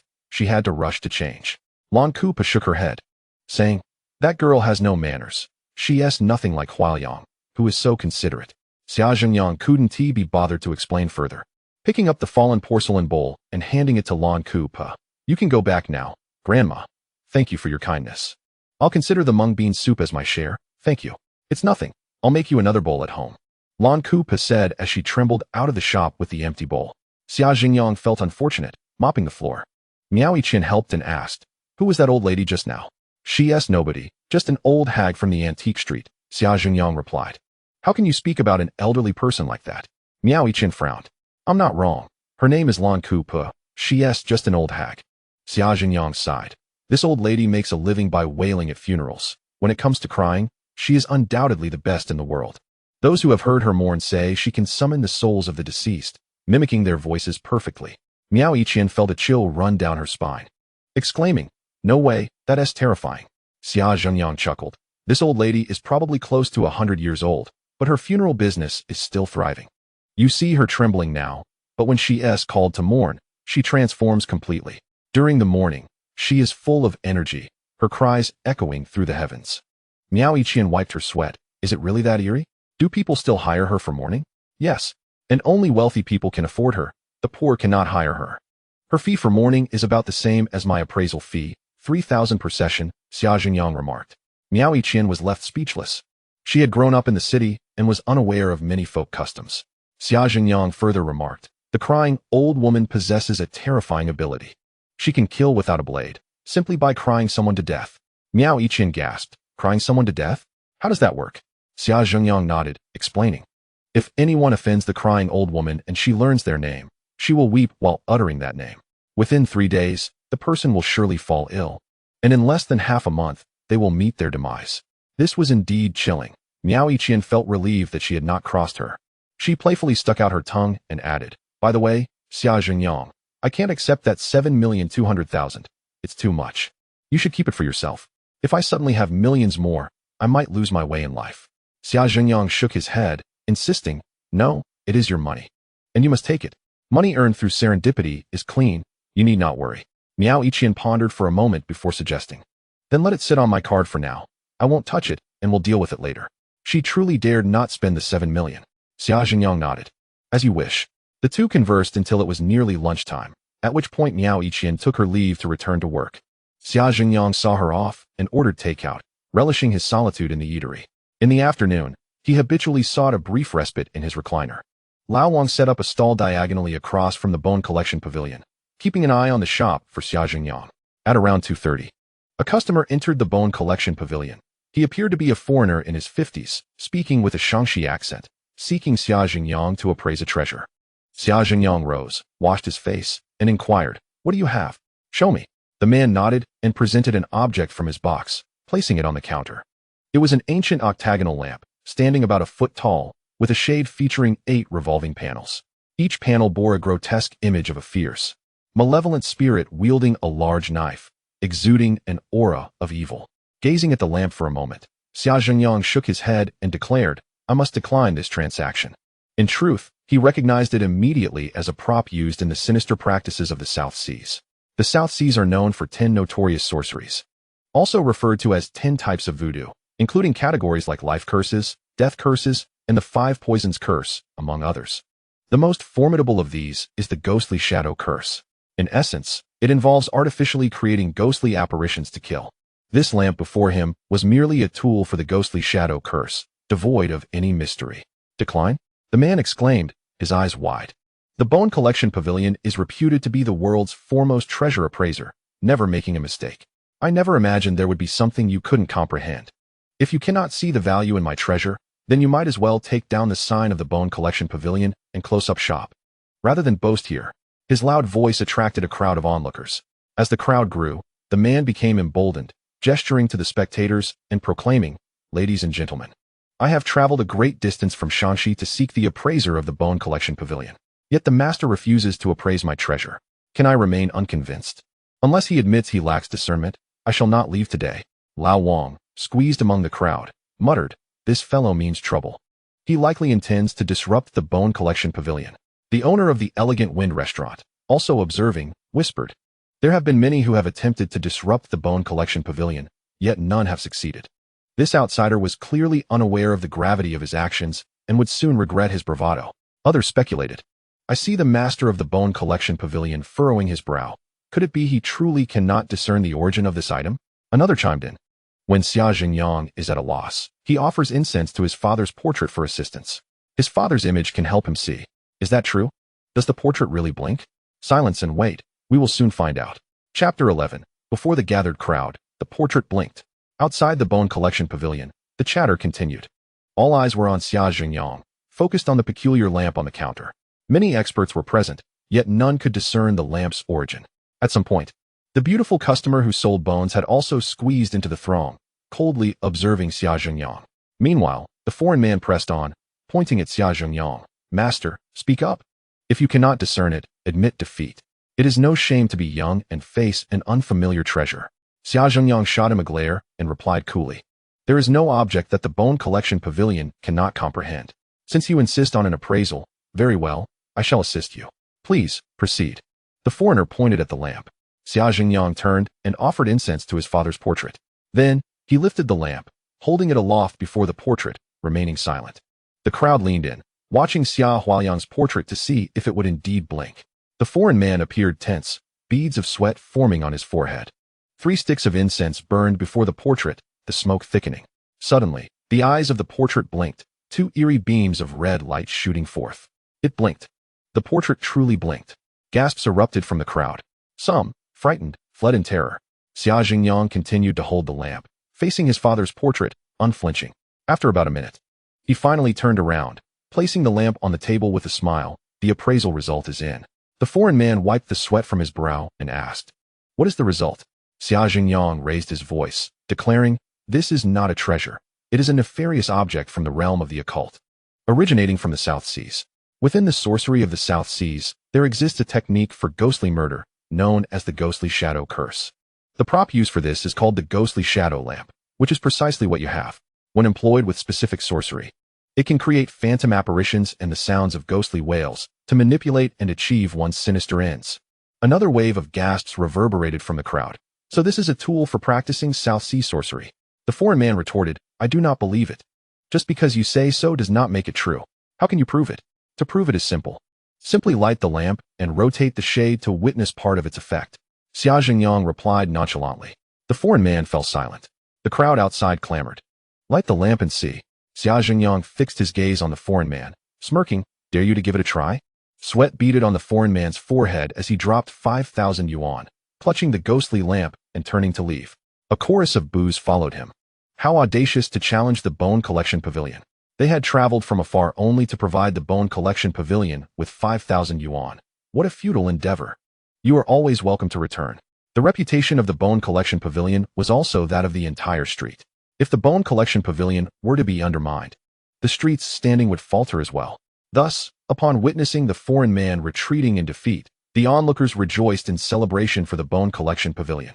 Xia Jingyang bowed to the crowd outside, smiling. Thank you all for your support. You may disperse now. Only then did the crowd begin to disperse, still abuzz with conversation. The beautiful bone seller re-entered, a sly smile on her face as she regarded Xia Jingyang. Master, you truly possess remarkable skills. You can even discern such obscure items. Flattery. Xia Jingyang rolled his eyes, reclining back in his rocking chair, leisurely closing his eyes to rest. The beautiful woman lingered, inquiring, May I chat with you a while, master? For generations, your family has collected these black human bones. What purpose do they serve? To eat, perhaps? Xia Jingyang replied lazily. Eat. The beautiful woman laughed heartily, pointing at a piece of black hand bone on the counter. Master, if you have the ability to eat that thing on the counter, I will give you 100,000. Xia Jingyang opened his eyes, casting a sidelong glance. You have quite the fortune. I do have money. Why don't you eat it? After you finish, I will give you 100,000. The beautiful woman pressed on. Xia Jingyang could no longer endure the situation. Rising from his chair and slapping his phone onto the counter. First, transfer the 100,000. Certainly. The beautiful woman replied without hesitation, requesting the account details, and indeed transferred the sum to Xia Jingyang's account. Upon reviewing the payment notification, a peculiar smile spread across his face. He opened the counter, grasped a black human bone, and with a crunch, bit off the thumb. The woman's expression shifted dramatically as she stepped back, covering her mouth, stammering, You really eat it? Xia Jingyang continued to gnaw on the bone, chuckling, Why not? This is a sample of roasted rice candy made by my mother with black sesame paste and black glutinous rice flour, just like the phone models in the store. It's a replica. Nonetheless, it tastes delightful, crispy, and leaves a lasting aftertaste. Care for a taste? He broke off a piece of the little finger bone and offered it to the lady. You. The woman felt her intelligence insulted, her face flushed with anger, wishing she could devour Xia Jingyang in return. He shrugged, stating, Fortune has arrived. Not even mountains can obstruct it. Eating a piece of roasted rice candy while someone rewards me 100,000 is quite the easy profit, equivalent to 20 appraisals. It seems I can afford to take a few days off. Truly cunning. The woman bit her lip, feeling utterly helpless.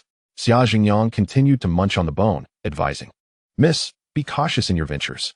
The half-street market in Feiqing is teeming with talented individuals from all walks of life.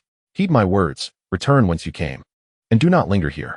Otherwise, within 3 days, you shall regret it. She huffed defiantly, I refuse to leave.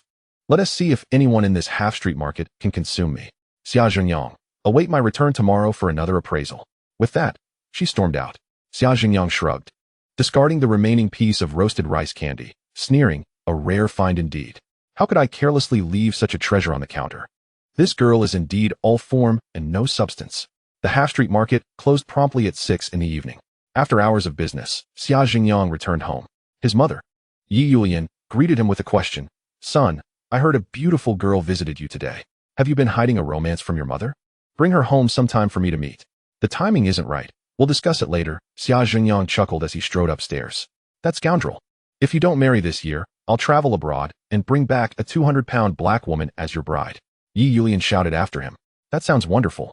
In the dark of night, when she smiles, all you'd see are her gleaming white teeth, like a ghost. How amusing. Xia Jingyang laughed heartily. The next day, the bone collection shop opened later than usual. At 10 in the morning, Xia Jingyang arrived in his dilapidated vehicle, slowly unlocking the shop. "Xia Jingyang, you scoundrel!" A furious voice suddenly erupted from behind him.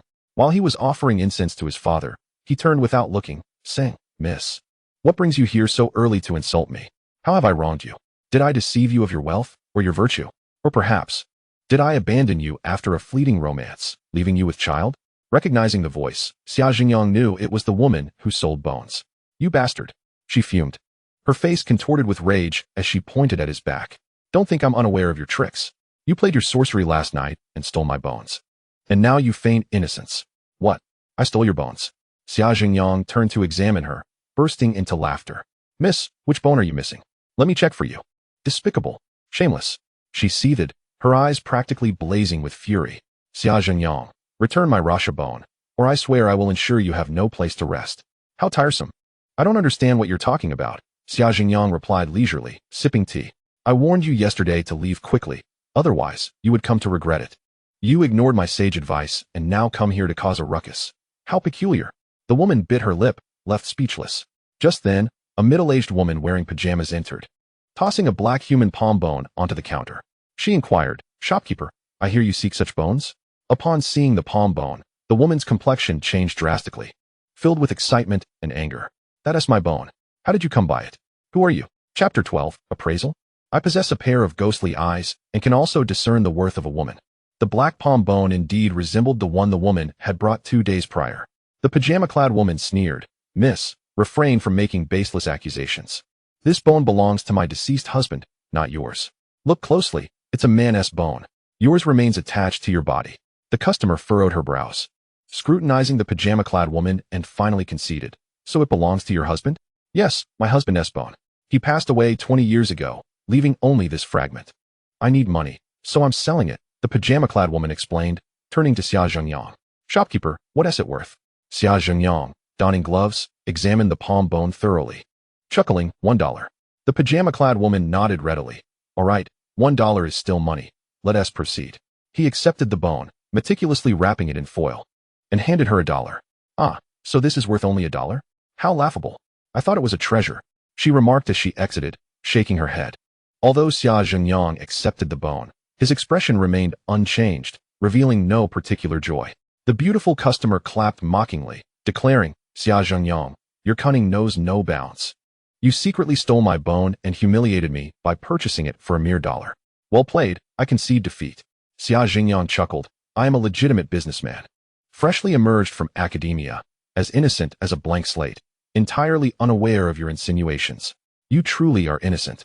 The waters shall meet again, we shall see." The woman gritted her teeth, leaving with a parting remark. In this confrontation, she suffered a complete defeat, remaining in the half-street market only to further humiliate herself. Xia Jingyang raised his voice, calling after her, "Please, wait." Startled, she halted, turning back. After a moment, she approached, glaring fiercely, "How do you know my name?" Xia Jingyang snapped his fingers, grinning, "Not only can I appraise treasures, but I can also discern women. It's said that one can recognize a beauty by her fragrance. Your name is Han Zipei. You are 23 years old, standing at 168 centimeters and weighing 98 kilograms, hailing from Shaanxi, with a family legacy of tomb raiding. Your zodiac sign is Virgo, and your measurements are enough." Han Zipei interrupted, stepping into the bone collection shop, waving her hand. "You are indeed impressive, having investigated me so thoroughly. Now that you possess the rasha bone, what more do you want?" Xia Jingyang lit a cigarette, replying, "The rasha bone was purchased with my funds, as you witnessed. Do not slander me. I called you back to offer assistance. Do not be ungrateful." Han Zipei frowned slightly. "You would be so kind as to help me?" Xia Jingyang nodded. "I see the pain in your loss of the rasha bone, so out of compassion, I have decided to assist you in your tomb raiding." "Yes, but I have a condition," he added. "What is it? Do you want money? Do I look like I lack funds?" Xia Jingyang laughed. "You must pretend to be my girlfriend. This way, my mother will allow me to leave the house." Han Zipei gazed at Xia Jingyang, lost in thought. Xia Jingyang reassured her, "Rest assured, I won't take advantage of the situation. However, during our travels, if you find yourself developing feelings for me, don't blame me." Han Zipei chuckled, "You needn't worry. I wouldn't dare covet the beauty of the owner of the bone collection. Come, let me accompany you to meet your mother and request permission for our trip." Xia Jingyang nodded, locked the shop, and followed Han Zipei to the parking area. As they approached the building of the old woman known as Lan Ku Per, Xia Jingyang pulled Han Zipei aside, saying, The old woman upstairs has a penchant for throwing water down from her window. We should respect the spirits and keep our distance. We cannot afford to provoke her. Does that old lady live above? Han Zipei inquired. Xia Zhengyang nodded. Suddenly, a wailing voice emanated from the upper floor. It was Lan Kupo's lament. The sound was not loud but piercingly thin, like a fine wire stabbing into their ears, leaving them both feeling uneasy. Han Zipei and Xia Zhengyang shuddered simultaneously. Oh, the girl in the red dress. You meet a tragic end. The white impermanence peels your skin. The black impermanence plucks your eyes. The horse-faced ghost devours your heart. The ox-headed ghost twists your intestines around its horns. Yama gnaws on your bones, while the little ghosts lick your blood. What sin did you commit in your past life to die so miserably in this one? The voice continued, drifting down from the upper floor, weaving its way into Han Zipei's ears. She glanced at her own red dress, frowning as she asked Xia Zhengyang, "Is that old woman cursing me?"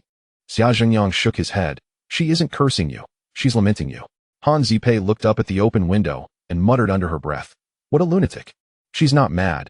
She's performing her lamentation. The whole street knows that whoever she cries for is destined to die. You should be cautious," Xia Zhengyang sighed. "This is absurd and nonsensical. I stand here, and even if she cries for a year, she won't bring about my demise. I simply cannot be bothered to entertain this madwoman. Otherwise, I would match her lament for lament and see who meets their end first." Han Zipei huffed, pulling Xia Zhengyang away. They reached the underground parking lot and entered the car, yet they could still hear the old woman's wailing, hauntingly following them.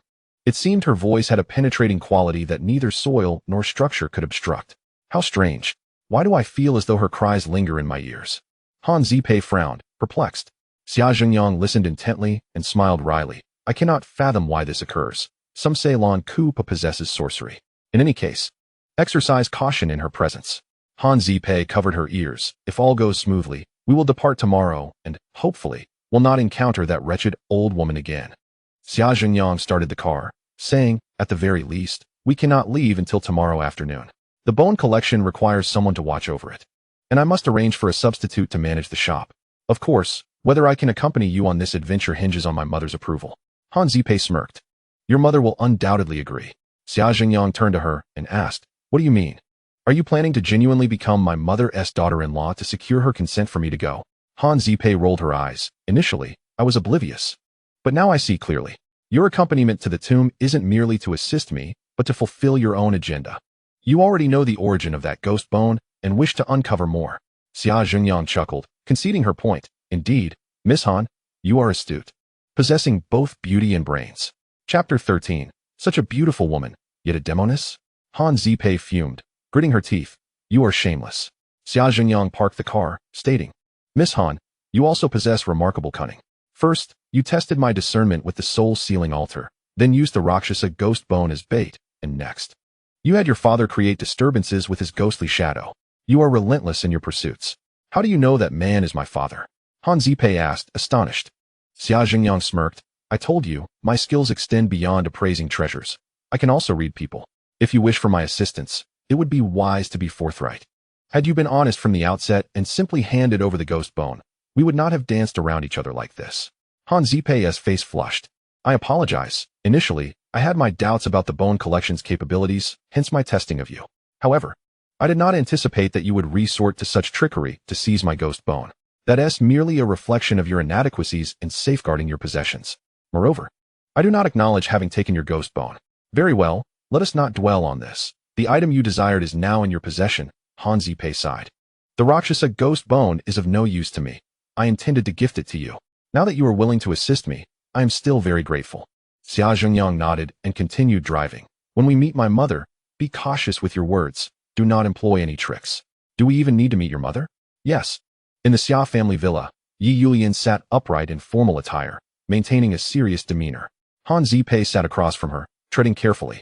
She had heard tales that Xia Zhengyang's mother was a female ghost or demoness, descended from a painting.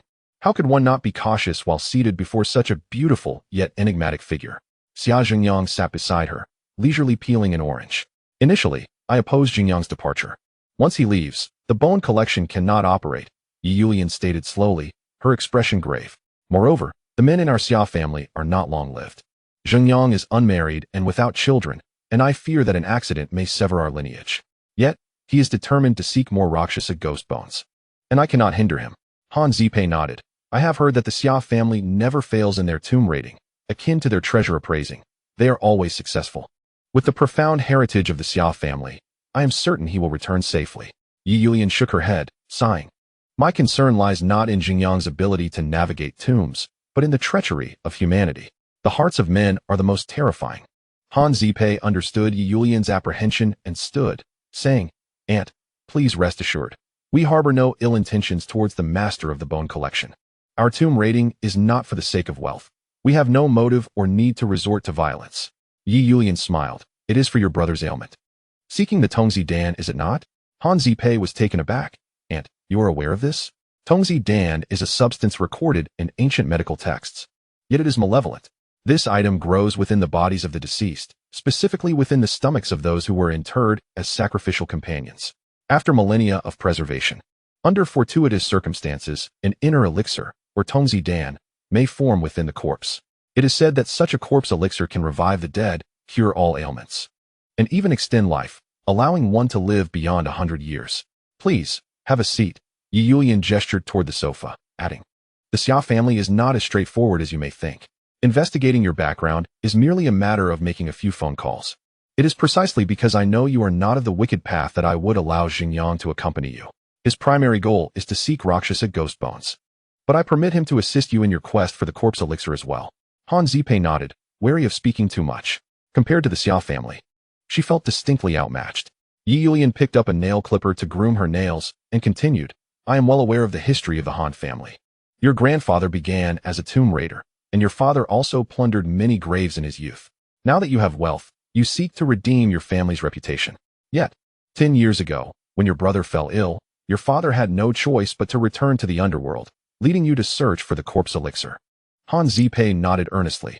Aunt, you are correct. That is the case. However, I am uncertain whether the corpse elixir truly exists. My father has only heard of it.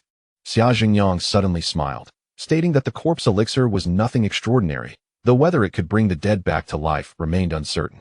Han Zipei, filled with delight, eagerly inquired if he was confident in finding the corpse elixir. Xia Xingyang nodded affirmatively, expressing that he had some assurance. Yi Yulian raised her hand, interrupting her son's words, and declared that they should set off the following day, emphasizing the importance of mutual sincerity in their collaboration. She added that should her son be schemed against, the Xia family would undoubtedly seek vengeance. Han Zipei reassured her once more, saying, Rest assured, Auntie, we harbor no malicious intentions, nor would we dare. The next day, when Xia Xingyang arrived at the antique street to visit the bone collection studio, Han Zipei was already waiting at the entrance. Good morning, she greeted cheerfully. Dressed in a duckbill cap and a casual sports outfit complemented by light red sneakers, Han Zipei exuded a carefree charm. Xia Xingyang opened the shop, offered incense to his father, and called over Old Wang. Having received an unexpected fortune of 800,000 yesterday, Old Wang revered Xia Xingyang as if he were a deity, hastily approaching and asking, What orders do you have, esteemed master? Xia Xingyang replied, I must embark on a journey to assist a friend in appraising a collection of antiques. Therefore, I would like to request your help in watching the shop for a few days. Set up a stall in front of my shop. If anyone seeks me for treasure appraisal, kindly refuse them until my return. Should anyone come to sell bones, please inform my mother. Old Wang nodded vigorously. No problem. I will complete the task. When I return, I shall ensure your prosperity. Xia Xingyang expressed his gratitude. At 10 in the morning, Xia Xingyang locked the shop and departed the antique street with Han Zipei. Having already purchased tickets, Han Zipei hurriedly took him to the airport, flying towards a small town on the southwestern edge of the country, bordering Myanmar. Upon landing, it was dusk. Han Zipei rented a car, and they continued their journey.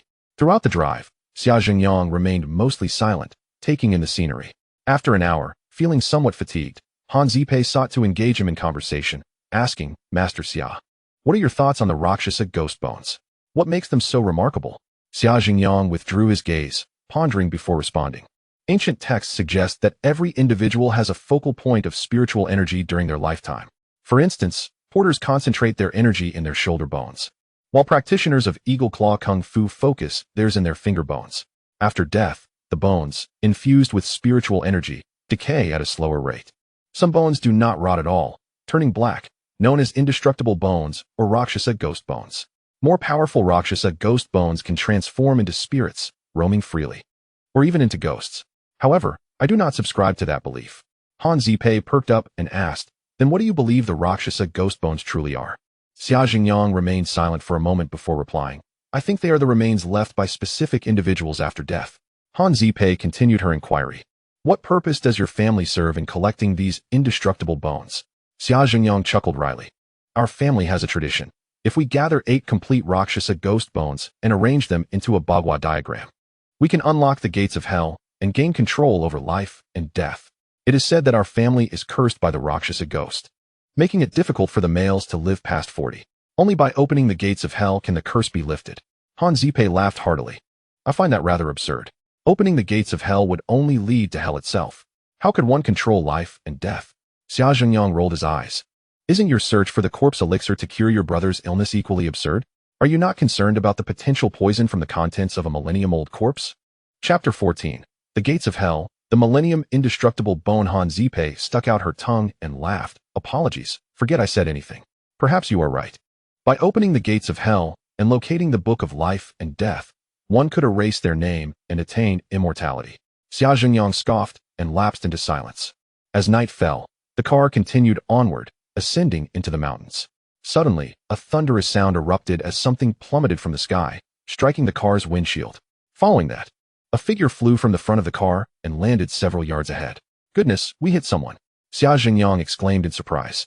Han Zipei, equally astonished, slammed on the brakes and sat in the driver's seat in a daze.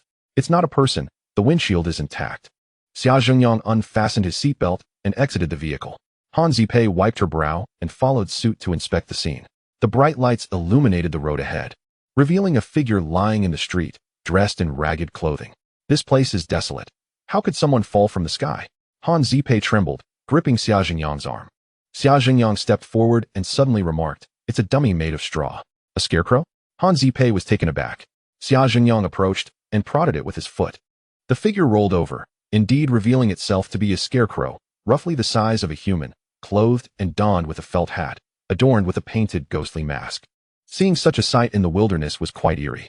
Why would a ghost-faced scarecrow fall from the sky? Han Zipei wondered, glancing around to assess the terrain.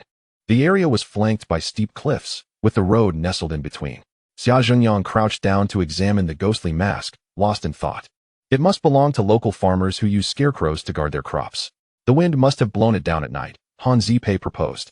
Does your scarecrow really have to wear a ghost face? Xia Jingyang shook his head, standing up. This is likely a ritualistic prop used by the local mountain folk for worship, as indicated by the ghostly face-S design, which is affiliated with the Jiuli culture. Han Zipei frowned. This is the southwestern border. It doesn't fall within the Jiuli cultural sphere, does it?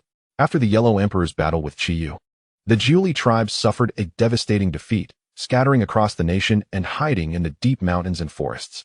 Thus, encountering remnants of Jiuli culture in this southwestern frontier is not surprising. Xia Jingyang returned to the car. Han Zipei followed suit, continuing their drive while still pondering the scarecrow. After traversing a mountain, they arrived at a small town. Han Zipei parked in front of the tranquil restaurant, stretching and exclaiming, finally, we've arrived. I'm exhausted. Get out. Master, my father is waiting for you inside. Upon exiting the car, Xia Jingyang surveyed his surroundings. Master Xia has traveled a long way. You must be weary. A burly man with slicked-back hair approached, extending his hands in greeting. It was the individual who had previously visited the bone collection studio with the ghostly lantern. However, today he appeared quite different, looking rather slick and portly, exuding a rather mercantile air. There's no need for pleasantries, Xia Jingyang replied curtly, entering the restaurant without shaking hands. Han Zipei exchanged glances with her father before following him inside, leading Xia Jingyang to a private room on the second floor. Once Xia Jingyang was seated, Han Zipei's father clasped his fists and said, I am Han Guiping. It is an honor to finally meet the esteemed master of the bone collection studio. Having you assist us is truly a stroke of fortune. I am hungry. Let us eat first, and afterward, I would appreciate it if Mr. Han could brief me on the situation here, Xia Jingyang stated. Of course, right away. Old Han directed, and in no time, a table laden with exquisite dishes and fine wine was set before them.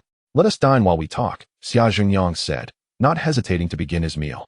Han Zipei added, Master, we have recordings, but it might be inconvenient to watch them during dinner, as some of the content is rather gruesome and might affect your appetite. Even amidst a pile of corpses, I can still eat. Let us proceed with the recordings, Xia Zhengyang replied. Old Han nodded and activated the projector, narrating as the footage played. This is the southwestern border, and across a great river lies Myanmar. I suspect the ancient tomb I am concerned about is situated within that river. To the northeast of the river is our homeland. Across the river lies a mountainous region, a foreign land. Often, the river's surface reveals ancient corpses drifting forth. We acquired a fragment of a ghostly bone from this place, quite by chance. 10 days ago, another well-preserved ancient corpse surfaced, and we retrieved it for examination.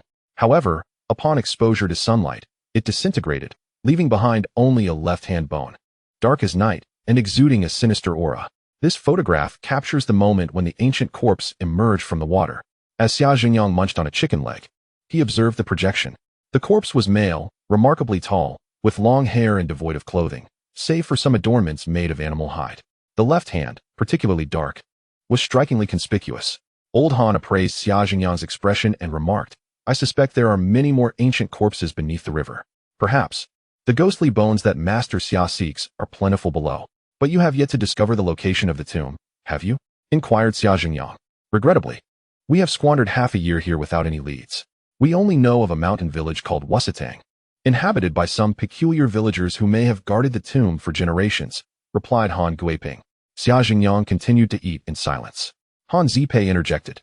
We plan to use tourism development as a pretext to requisition that mountain village and evict the villagers. Xia Zhengyang shook his head. If they are indeed tomb guardians, you won't easily drive them away. In fact, retaining those villagers might yield valuable information. After a moment of contemplation, Old Han suggested, let us send Zipei and Master Xia to the village tomorrow for a visit. But you must disguise your identities.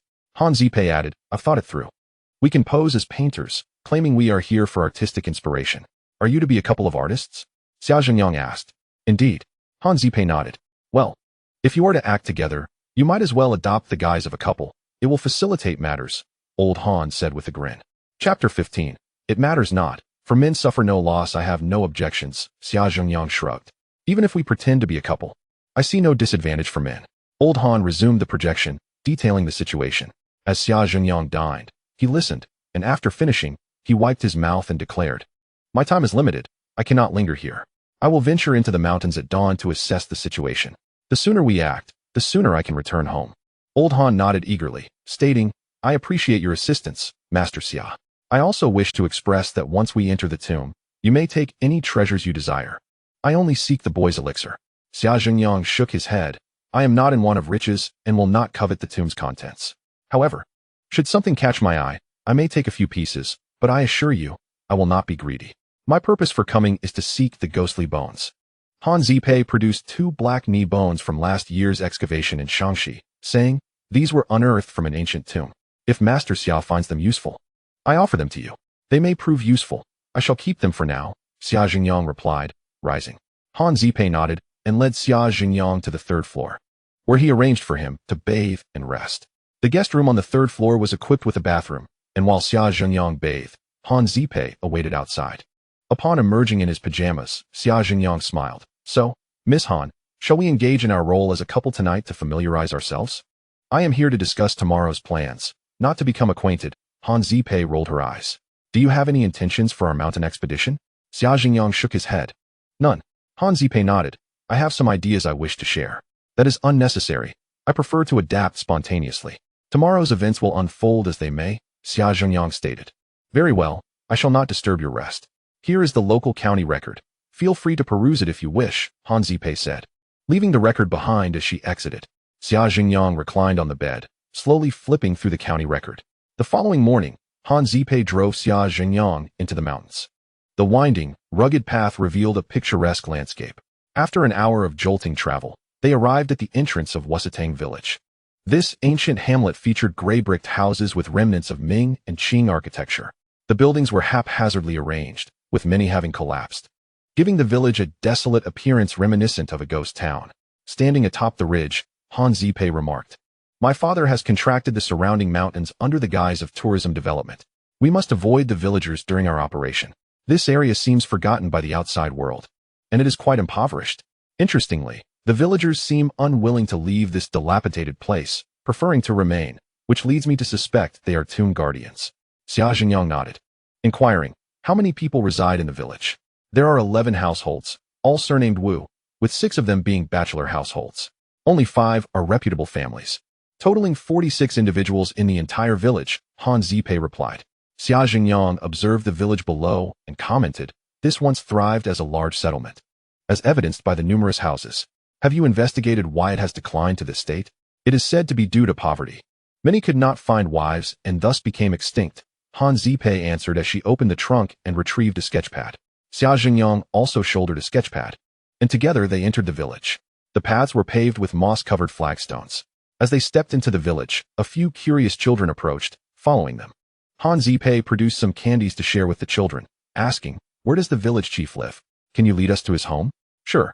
The children cheerfully agreed, leading Xia Jingyang and Han Zipei to the village chief's abode. In the village center stood 4 large tiled houses. An unkempt old man squatted at the entrance. The village chief, Wu Xianming, sipping from a bottle of liquor and tossing peanuts into his mouth. Drinking early in the morning, are we? Han Zipei approached and said, we are painters and have heard of the beautiful scenery in your mountains. We have come to paint and seek your guidance on where we might find accommodation. We will pay 100 yuan per day, with meals extra. The old man raised his eyes. Painters? Do you paint portraits of the deceased? Han Zipei smiled and nodded. I can paint portraits of the deceased. Really? Then follow me. Wu Dada just passed away and has no portrait. I was just fretting about it. The old man suddenly stood, clutching his bottle in one hand and grasping Han Zipei with the other, turning to leave. Han Zipei was momentarily speechless and glanced back at Xia Jingyang. Xia Jingyang shrugged, chuckling, what extraordinary fortune. Just upon entering the village, we are presented with such a grand commission. Of all identities to assume, we chose to impersonate painters. Now it seems our inaugural business involves painting for the dead. Trailing behind Han Zipei, Xia Jingyang found little interest in admiring her form, instead surveying the layout of the village. The village chief led them along the flagstone path, turning left and right until they arrived at a house. This is the place. Wu Dadu was a bachelor with no wife or children. With his passing, there is nothing left. I wish to have his portrait painted to hang in the ancestral hall, allowing him to be remembered in this world, the village chief said. Exhaling the scent of alcohol, Han Zipei nodded, surveying the empty house, and asked, village chief, why is there no one from the community here to assist with Wu Dada's passing? You first paint his portrait, and I will go summon the villagers, the chief sighed. Entering the house and pushing open the door to the west bedroom, Han Zipei and Xia Jingyang followed him inside.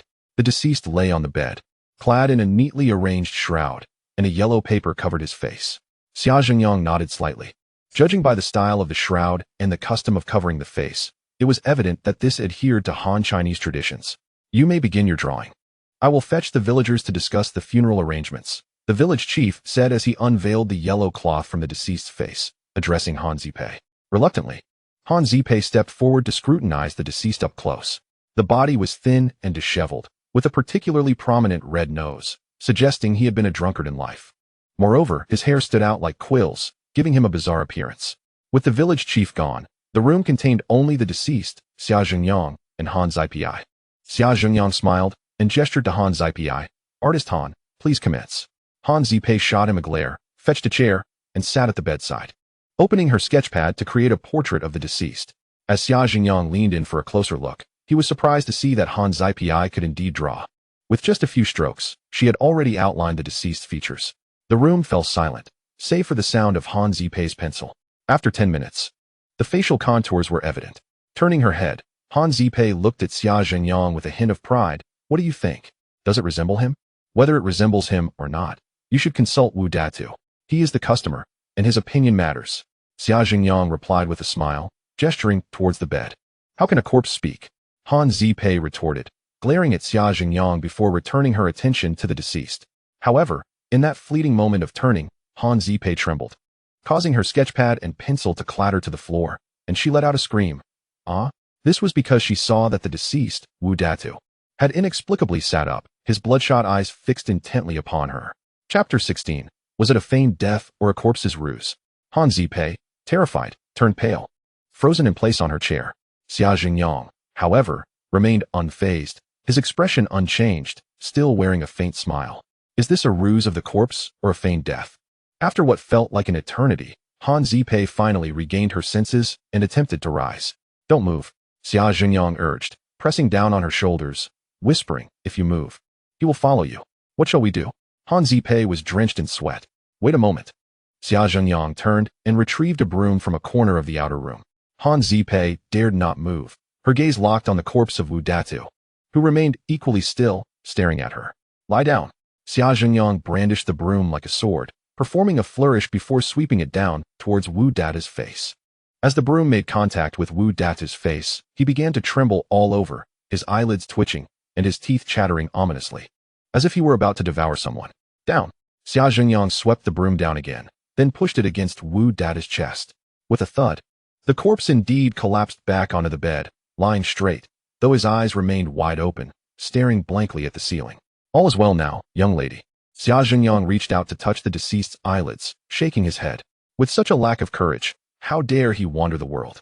Han Zipei, her heart finally settling, stood and hid behind Xia Zhenyang, whispering, what on earth just happened? I have never encountered such a situation before. Did he feign death? Why did he lie down when you swept him with a broom? Xia Zhenyang nodded, explaining, it was static electricity causing the ruse of death, nothing serious. The broom merely eliminated the static charge on him. Still shaken, Han Zipei asked, what do we do now? What do you mean, what do we do? You have already taken on this commission. Should you not proceed? Continue with the portrait. Xia Zhenyang insisted, pressing Han Zipei back into her chair. Everything is fine now, please. Draw. I will stay here to keep you company. After a moment's hesitation, Han Zipei gingerly resumed her work. Xia Zhenyang lit a cigarette and watched. Several minutes later, the framework of the portrait was complete, though some details still required refinement. The sound of footsteps approached, and the village chief entered with 7 or 8 villagers, asking, is the portrait finished?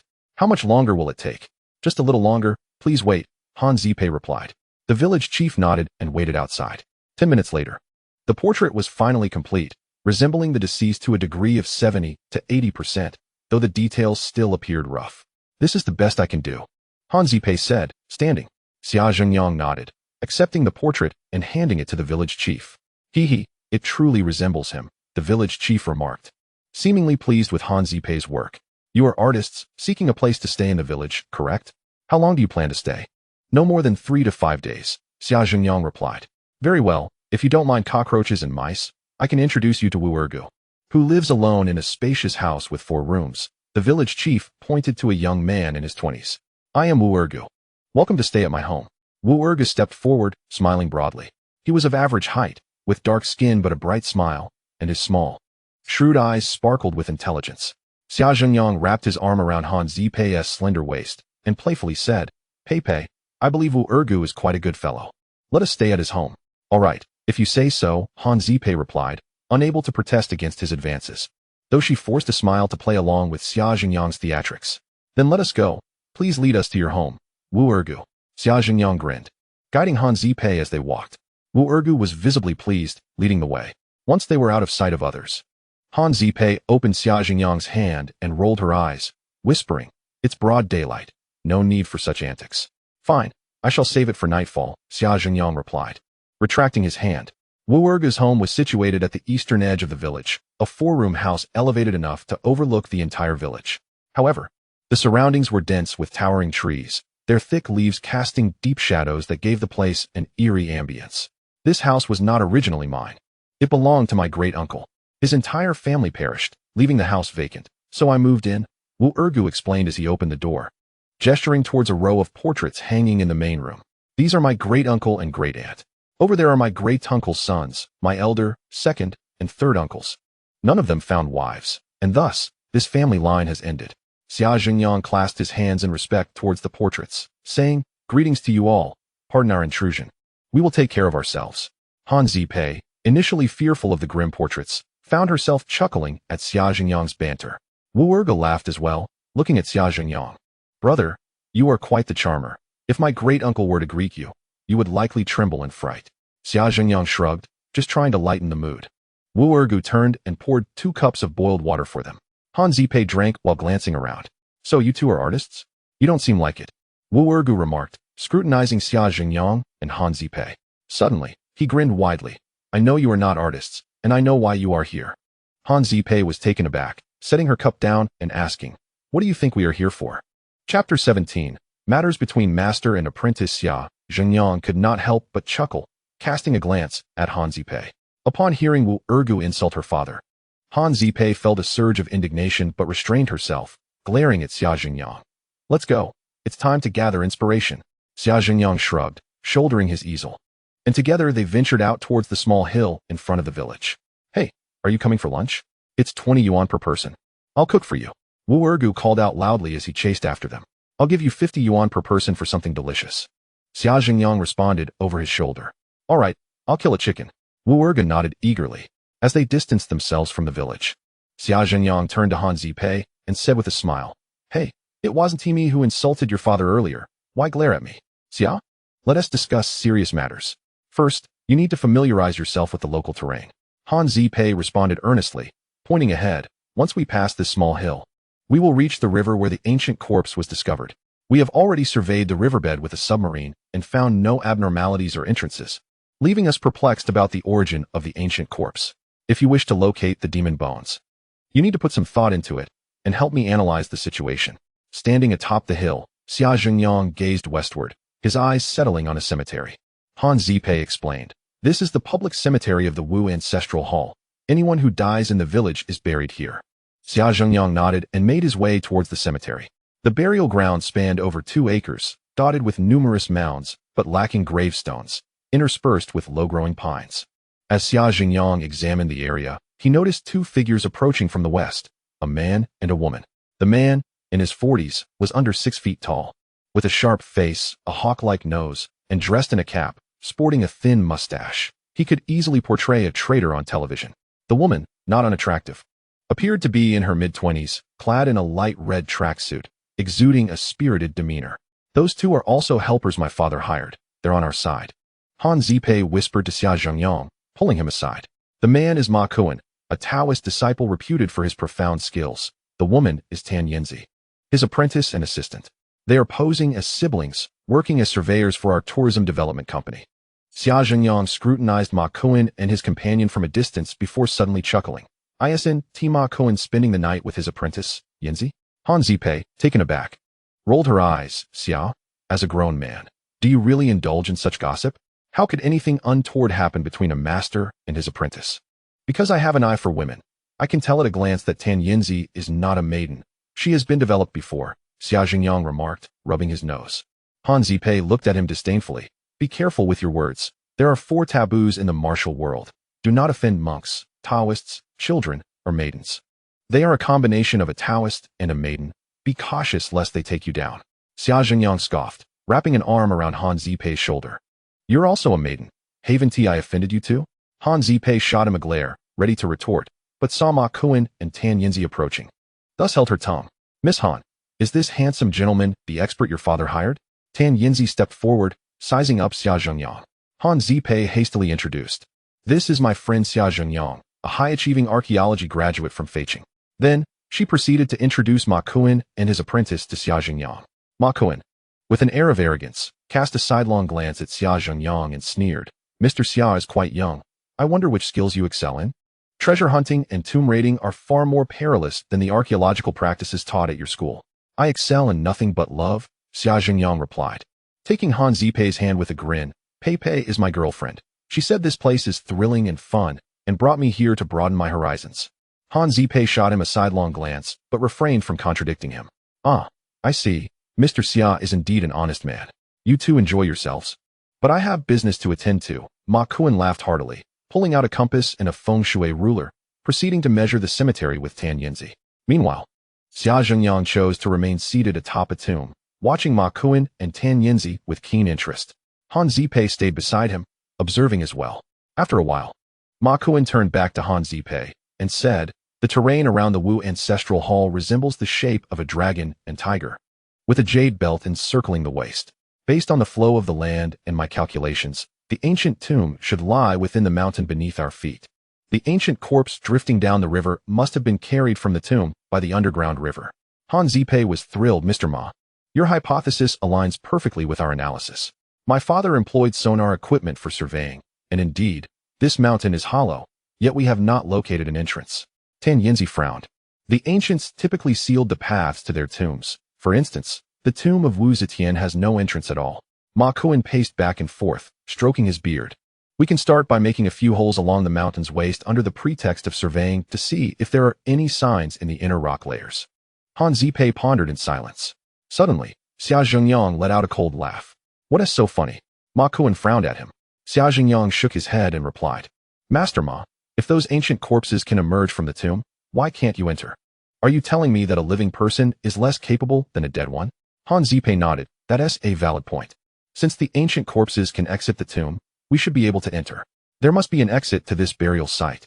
Ma Kuan shot Xia Zhengyang a glare. His expression stern. What do you know, young man? Tombs are filled with mechanisms. Some tombs are cleverly designed to allow exit, but not entry. So you're suggesting that those drifting ancient corpses are clever enough to bypass the tomb's mechanisms? Xia Zhengyang laughed heartily, rising to head towards the riverbank. Han Zipei glanced back at Ma Kuan and his apprentice, waved a hand, and hurried after Xia Zhengyang. Ma Kuan, fuming, clenched his teeth, muttering, You'll know the extent of my prowess tonight, you little brat. Tan Yinzi furrowed her brow and whispered, Master, while this young man speaks harshly. He does possess some logic. What logic? Nonsense. Ma Kuan glared at Tan Yinzi, then added, We'll find an excuse tonight to lure this kid out. I want to see what he is truly capable of. Tan Yinzi nodded in agreement. At this moment, Xia Zhengyang had already reached the riverbank. Gazing eastward along the river's course, Han Zipei caught up with him and began explaining the river's flow. Unbeknownst to them, they had walked 3 miles eastward, and the terrain grew increasingly steep and perilous. Suddenly, the river narrowed, flanked by sheer cliffs rising dozens of feet on either side. The water cascaded down with a roaring tumult, reminiscent of a fierce battle. Xia Zhengyang climbed the northern cliff to survey the surroundings. Han Zipei followed, stating, We have surveyed this area. The riverbed divides into 2 sections here, with a significant drop. It resembles a waterfall, creating a deep pool at the bottom, which the villagers refer to as Dragon Gate Pool. Dragon Gate Pool? Xia Zhengyang inquired. Yes, Dragon Gate Pool. Han Zipei tossed a stone into the deep pool, saying, For the fish in this pool, swimming upstream is nearly as challenging as leaping the Dragon Gate. That's why it's called Dragon Gate Pool. Xia Zhengyang took Han Zipei's binoculars to scan the surroundings, then turned back to glance at the village of Wu Ancestral Hall, smiling. I've surveyed the terrain. Let us go back to Wu Ergu's house for food and rest. Food and rest? Han Zipei frowned. We must eat, but as for resting, we can discuss that later, Xia Zhengyang replied. Master Xia, can you speak more seriously? Han Zipei shook her head helplessly. This is indeed serious. A full meal gives us the strength to work, and a good night's sleep ensures we have the energy to explore the ancient tomb. Xia Zhengyang scoffed. Turning to walk back, within 2 days, I shall find the entrance to the ancient tomb and explore its depths. Chapter 18. The Good Cabbage, prodded by the pig. What? You can find the entrance in just 2 days? Han Ziping could hardly believe her ears as she hurried after him, asking, Master, are you serious? The words of this master are worth 1,000 gold. I never speak falsely. Xia Zhengyang declared earnestly. Han Ziping, filled with a mix of skepticism and hope, replied, It seems we have indeed found the right person. My father will surely be delighted to hear this. Will your father be so pleased that he decides to marry you off to me? Xia Zhengyang turned to inquire. Han Ziping was momentarily speechless, rolling her eyes in response. The two took a detour back, continuing to observe the terrain along their path. In an attempt to make conversation, Han Ziping asked, Master, what are your impressions of the Ma Kuan and his apprentice? Ma Kuan is rather unremarkable, not much different from other swindlers in the martial world. However, his apprentice, Tan Yinzi, what of Tan Yinzi? Han Ziping interjected eagerly. Tan Yinzi is a splendid cabbage, but alas, she has been prodded by a pig, Xia Zhengyang remarked. Cut it out. I thought you might have something serious to say. Yet here we are. Han Ziping shook her head, amused. Xia Zhengyang took a roundabout route, circling the village of Wusatang before returning to Wu Ergu's home. Why are you back so late? Dinner is ready. Wu Ergu stood at the door, waving upon seeing Xia Zhengyang and Han Ziping. Thank you for your hard work, Brother Ergu, Xia Zhengyang nodded, washing his hands before joining Han Ziping for the meal. The lunch was simple, a plate of vegetables and a plate of chicken. Wu Ergu produced a bottle of low-quality white liquor, laughing. This bottle of liquor is on you too as well. Not a problem, Xia Zhengyang nodded, clinking glasses with Wu Ergu. Han Ziping, abstaining from alcohol, listened as the two conversed while eating. After 2 cups, Xia Zhengyang said, Brother Ergu, after our meal, would you accompany me to tour the village? I noticed a large house to the northeast of your residence. What is it? That would be our village's ancestral hall, Wu Ergu replied, chewing. This afternoon. I must assist in burying Wu Dadu before I have time to show you around. However, Outsiders are not permitted inside the ancestral hall, so you won't be able to visit. That's fine. I can observe from outside, yes? Xia Jingyang inquired. Of course. Wu Ergu nodded vigorously. The bottle of liquor was quickly emptied. Wu Ergu, having consumed nearly 7 taels, still appeared quite lively, having devoured most of the chicken as well. For guests, I cook a dough, but for myself, I consume 9 sheng. Han Zipping felt her meal expenses were somewhat wasted, yet as a person of means, she chose not to quibble with a rural villager like Wu Ergu. After the meal, Wu Ergu wiped his mouth and said, I will go bury Wu Dada now. You two can rest. Han Zipping furrowed her brow and asked, isn't it customary to hold funerals in the morning? Why is Wu Dada being buried in the afternoon? Sigh. The people in our village are nearly all gone. Who still cares for such formalities? Wu Ergu shook his head, picking up a carrying pole and departing to transport the body. In the spacious 4-room house, only Xia Jingyang and Han Zipping remained. Han Zipping stepped outside for a moment, then returned to whisper, isn't it curious? The villagers would rather stay poor at home than venture out to earn a living. What do you think is the reason? So you believe they are guarding tombs? Xia Jingyang countered. I don't know, but we can only speculate, Han Zipping replied. Your logic is flawed. Xia Jingyang shook his head, gesturing, let's not dwell on this. We should stroll through the village. Surely, we will uncover something tonight. Han Zipping nodded, following Xia Jingyang outside for a walk. The villagers, under the leadership of the village head, were assisting in the burial of Wu Datu. The funeral was simple, a thin coffin carried to the burial site Xia Jingyang had inspected earlier that morning. Around 3 in the afternoon, Wu Ergu returned after assisting. As soon as he entered, he exclaimed, what will we have for dinner tonight? I will prepare it. No need to ask. Aim for 4 dishes each meal. 2 meat and 2 vegetable. Here is 1,000 yuan. Take it now, and we will settle the bill when we leave. Han Zipping tossed 1,000 yuan onto the table. Seeing the money, Wu Ergu grinned widely. All right, I'll arrange it. Tomorrow, I will go to the town to buy some meat to treat you well. Xia Jingyang retreated to the eastern bedroom, falling into a deep sleep until dusk. By the time he awoke, Wu Ergu had prepared dinner and brought out 2 bottles of white liquor, inviting Xia Jingyang and Han Zipping to dine. Hey, brother Ergu, are you trying to kill us with 2 bottles of liquor? Xia Jingyang remarked after stepping outside for a moment, washing his hands before sitting down. Wu Ergu poured the liquor with a smile. I need to drink 1.5 pounds of white liquor every night. Otherwise, I cannot sleep. 1.5 pounds? Xia Jingyang was taken aback. Don't be surprised. People in our village can really drink. Wu Ergu downed a cup, stating, outsiders say that even the sparrows in our ancestral hall can drink 4 taels. Han Zipping frowned and asked, why do people in your village love drinking so much? Because liquor is a good thing. In this poor place, there's no hope for the future, so one might as well drink today while they can. Wu Ergu sighed, finishing another cup. Since there is no hope here, why don't you go out and work to earn money? Han Zipping inquired further. Not fun. The outside world is not enjoyable. Wu Ergu shook his head, downing a 3rd cup. Each cup was roughly over a tael. And by the time he had consumed 3 cups, he had drunk about 4 taels, finishing off a small portion of the first bottle. Xia Jingyang chuckled, raising his glass to join in. Wu Ergu initially drank rapidly, but after 1/2 pound, he slowed down.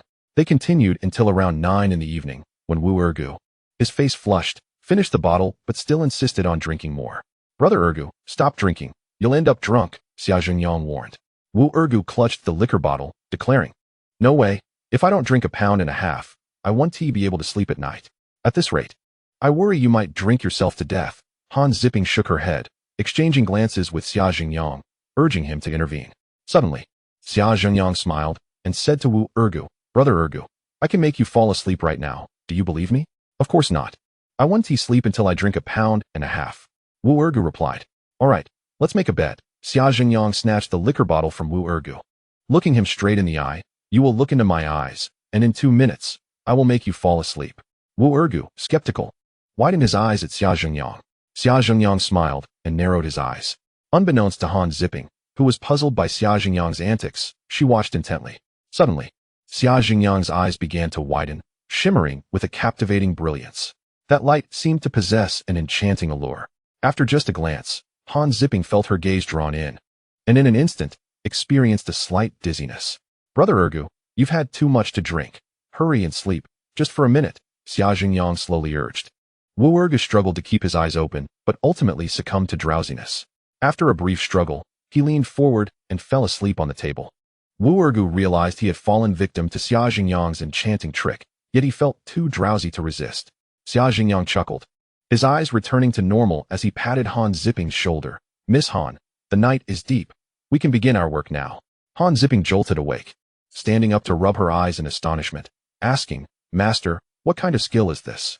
How can you? Those in the streets call me the Ghost I Treasure Appraiser. Is the name Ghost I merely a hollow title?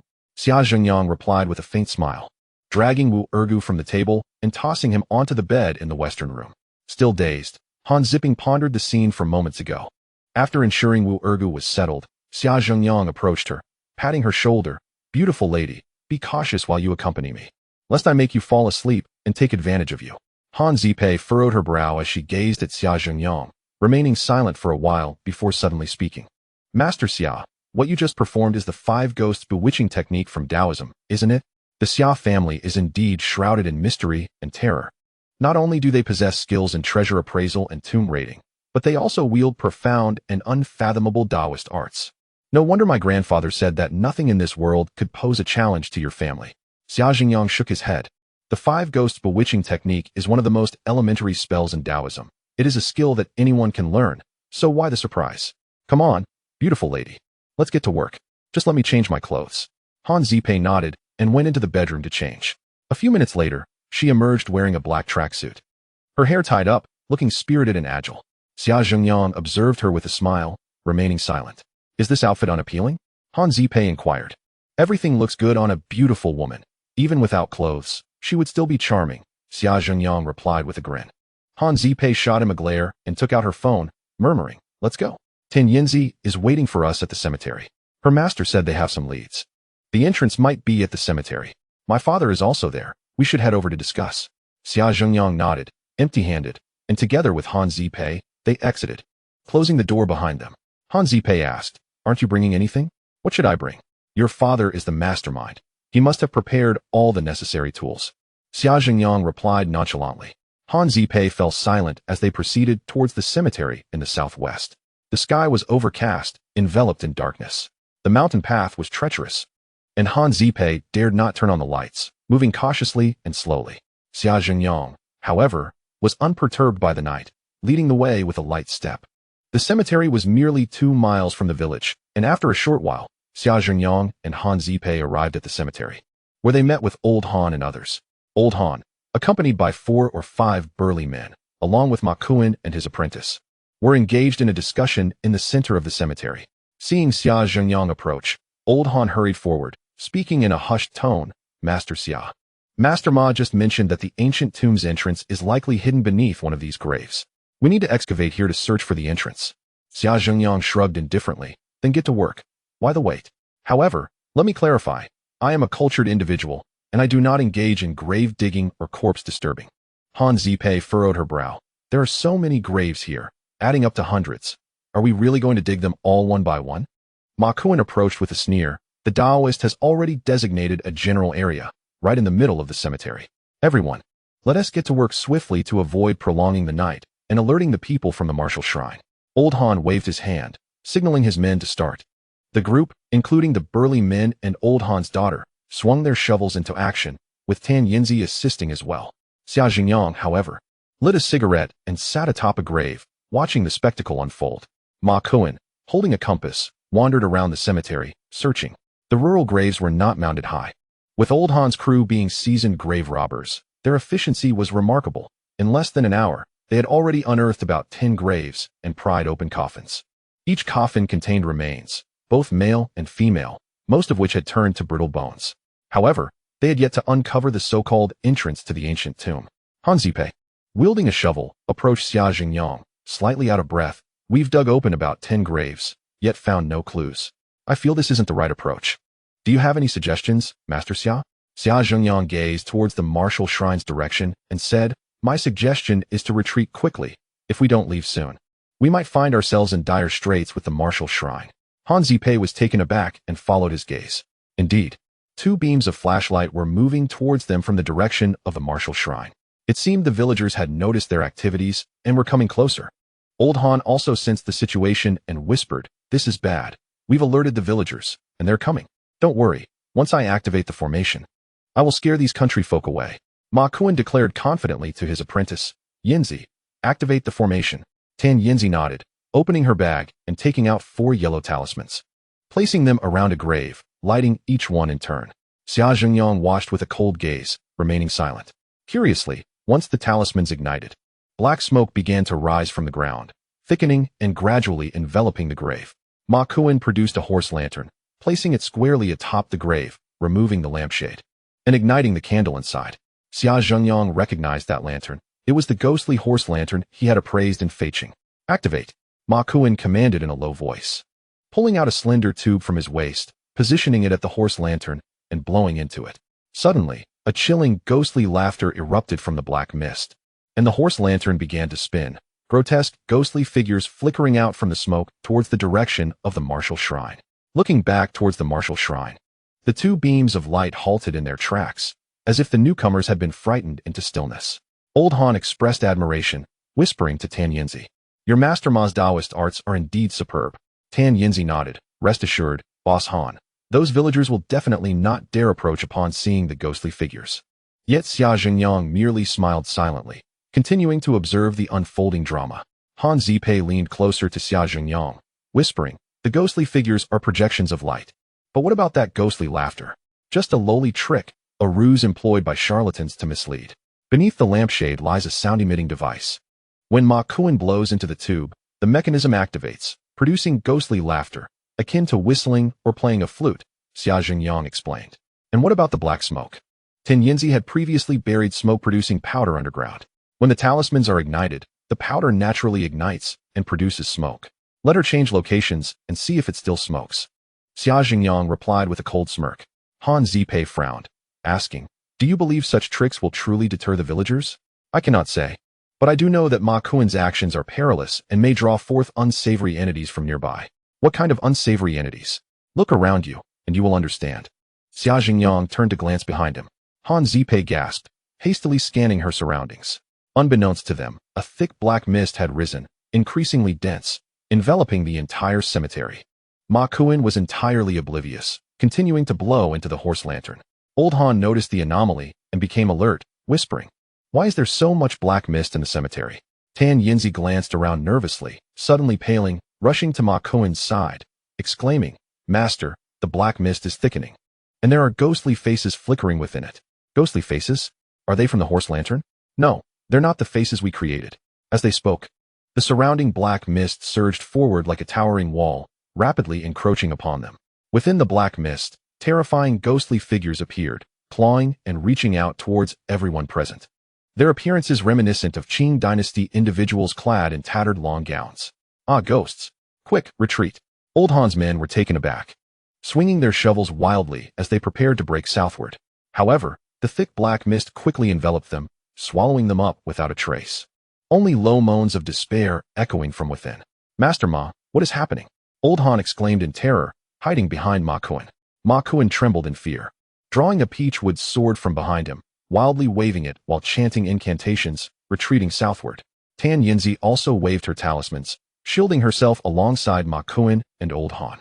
Han Zipei was filled with terror, clutching Xia Zhengyang's hand as she exclaimed, "Don't dawdle, we must flee. Quickly, jump into those unearthed coffins with me." Xia Zhengyang, however, remained remarkably composed. He lifted Han Zipei and tossed her into a coffin behind him before leaping in himself, whispering urgently, "Embrace the remains and remain silent." Just moments ago, Lao Han's subordinates had unearthed several graves, opening the coffins without having covered them back up. Before Han Zipei could fully comprehend the situation, she found herself pinned inside the coffin by Xia Zhengyang. Chapter 20. Sharing a coffin, fated lovers overwhelmed with fear and embarrassment, Han Zipei squirmed beneath Xia Zhengyang's weight, whispering, "What are you doing, Xia Zhengyang? My father and the others are fine, they won't die. If you trust me, heed my words. Hiding in the coffin is our safest option." Xia Zhengyang insisted in a hushed tone. "But there are bones beneath me," Han Zipei protested, struggling to shift positions. Xia Zhengyang adjusted himself slightly, reaching for the bones within the coffin to cover himself. This allowed Han Zipei to reposition, leaning against the coffin's side, lying on her side within the cramped space. The coffin was so confined that the two were nearly pressed together, with the remains lying atop them. Breathlessly, Han Zipei softly asked in Xia Zhengyang's ear, "What are those ghostly figures outside? Why must we hide in this coffin?" "They are unclean entities with aggressive tendencies.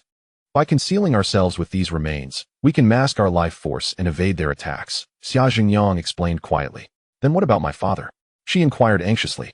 They are safe. They won't perish, but they may suffer for a time, Xia Jingyang replied. As they spoke, the surrounding darkness thickened, enveloping the grave pit like a heavy curtain. Within the black mist, countless pale, bloodied faces flickered in and out of view.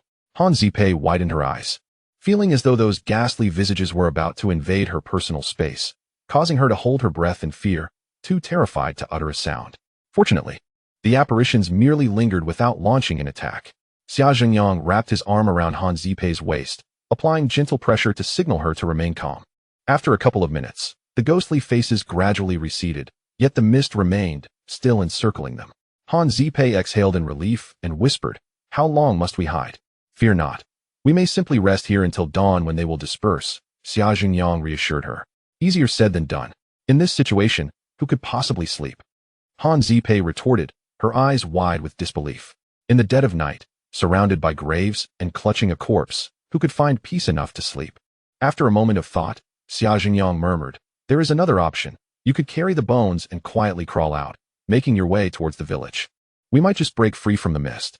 Just as Han Zipei was about to respond, she noticed the ghostly figures and faces returning, flickering in front of them, prompting her to fall silent. Xia Jingyang closed his eyes, seemingly intent on resting. Han Zipei felt an overwhelming mix of fear, embarrassment, and worry for her father's safety. Her body drenched in cold sweat. Suddenly, a rhythmic knocking resonated nearby, accompanied by the serene sound of a wooden fish and calm chanting. It was as though a chorus of voices was reciting mantras, echoing from all directions, as if a number of individuals were chanting simultaneously. Han Zipei froze, straining to listen. Xia Jingyang, however, was filled with joy. He turned Han Zipei's head to him, grinning, "It's all right. We are saved. We nearly became doomed lovers sharing this coffin." As he spoke, the ghostly figures outside indeed paused and began to retreat slowly. Xia Jingyang discarded the bones from atop him, sitting up to survey the surroundings. Han Zipei followed suit, clutching Xia Jingyang's arm and whispering, "What is happening? Why are so many people chanting?" "This is the Buddhist exorcism spell, the undetermined Sanskrit. In truth, only one person is reciting the incantation," Xia Jingyang explained. "One person? That seems impossible," Han Zipei exclaimed in astonishment. The chanting was undeniably emanating from all directions, an effect that could not be produced by a single individual.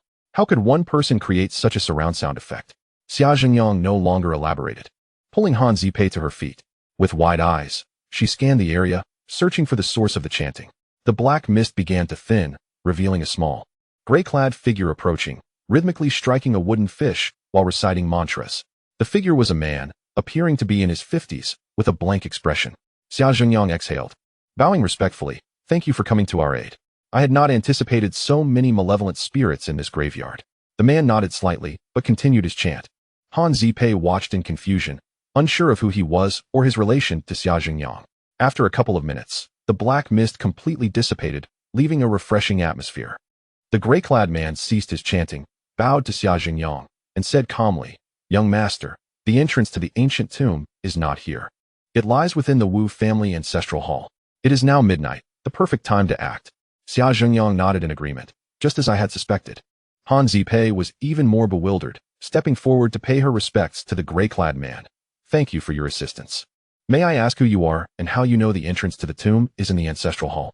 The gray-clad man smiled ominously, his voice hoarse. "Child, the ghostly face you saw while bathing that night was mine. While you were hastily dressing, I took the opportunity to steal your Rakshasa bones. The next day, the person selling the bones for a mere $1 in front of you was also me." "Ah, so it was you that night. How shameless," Han Zipei exclaimed, her face flushing crimson. That night in Feiqing, while she was bathing, she had glimpsed a ghastly face beyond the glass door, causing her to scream in terror. Her father had rushed out to investigate, but found nothing. By the time he returned, the Rakshasa bones had been stolen. The gray-clad man chuckled, "Child, I noticed your physique that night. It suits my young master well. Why not marry him and become the matriarch of the Xia family? How dare you?" Han Zipei turned to Xia Jingyang, demanding, "Xia Jingyang, who is this man?"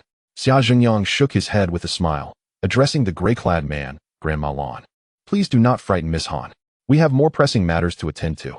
Finally, the gray-clad man smiled and swiftly wiped his face. In an instant, his visage transformed. "It's you?" Han Zipei gasped in surprise, taking a step back. The figure was none other than Granny Lan from the half-street market. Xia Zhengyang patted Han Zipei's shoulder. Granny Lan has been a friend and benefactor of our family for generations.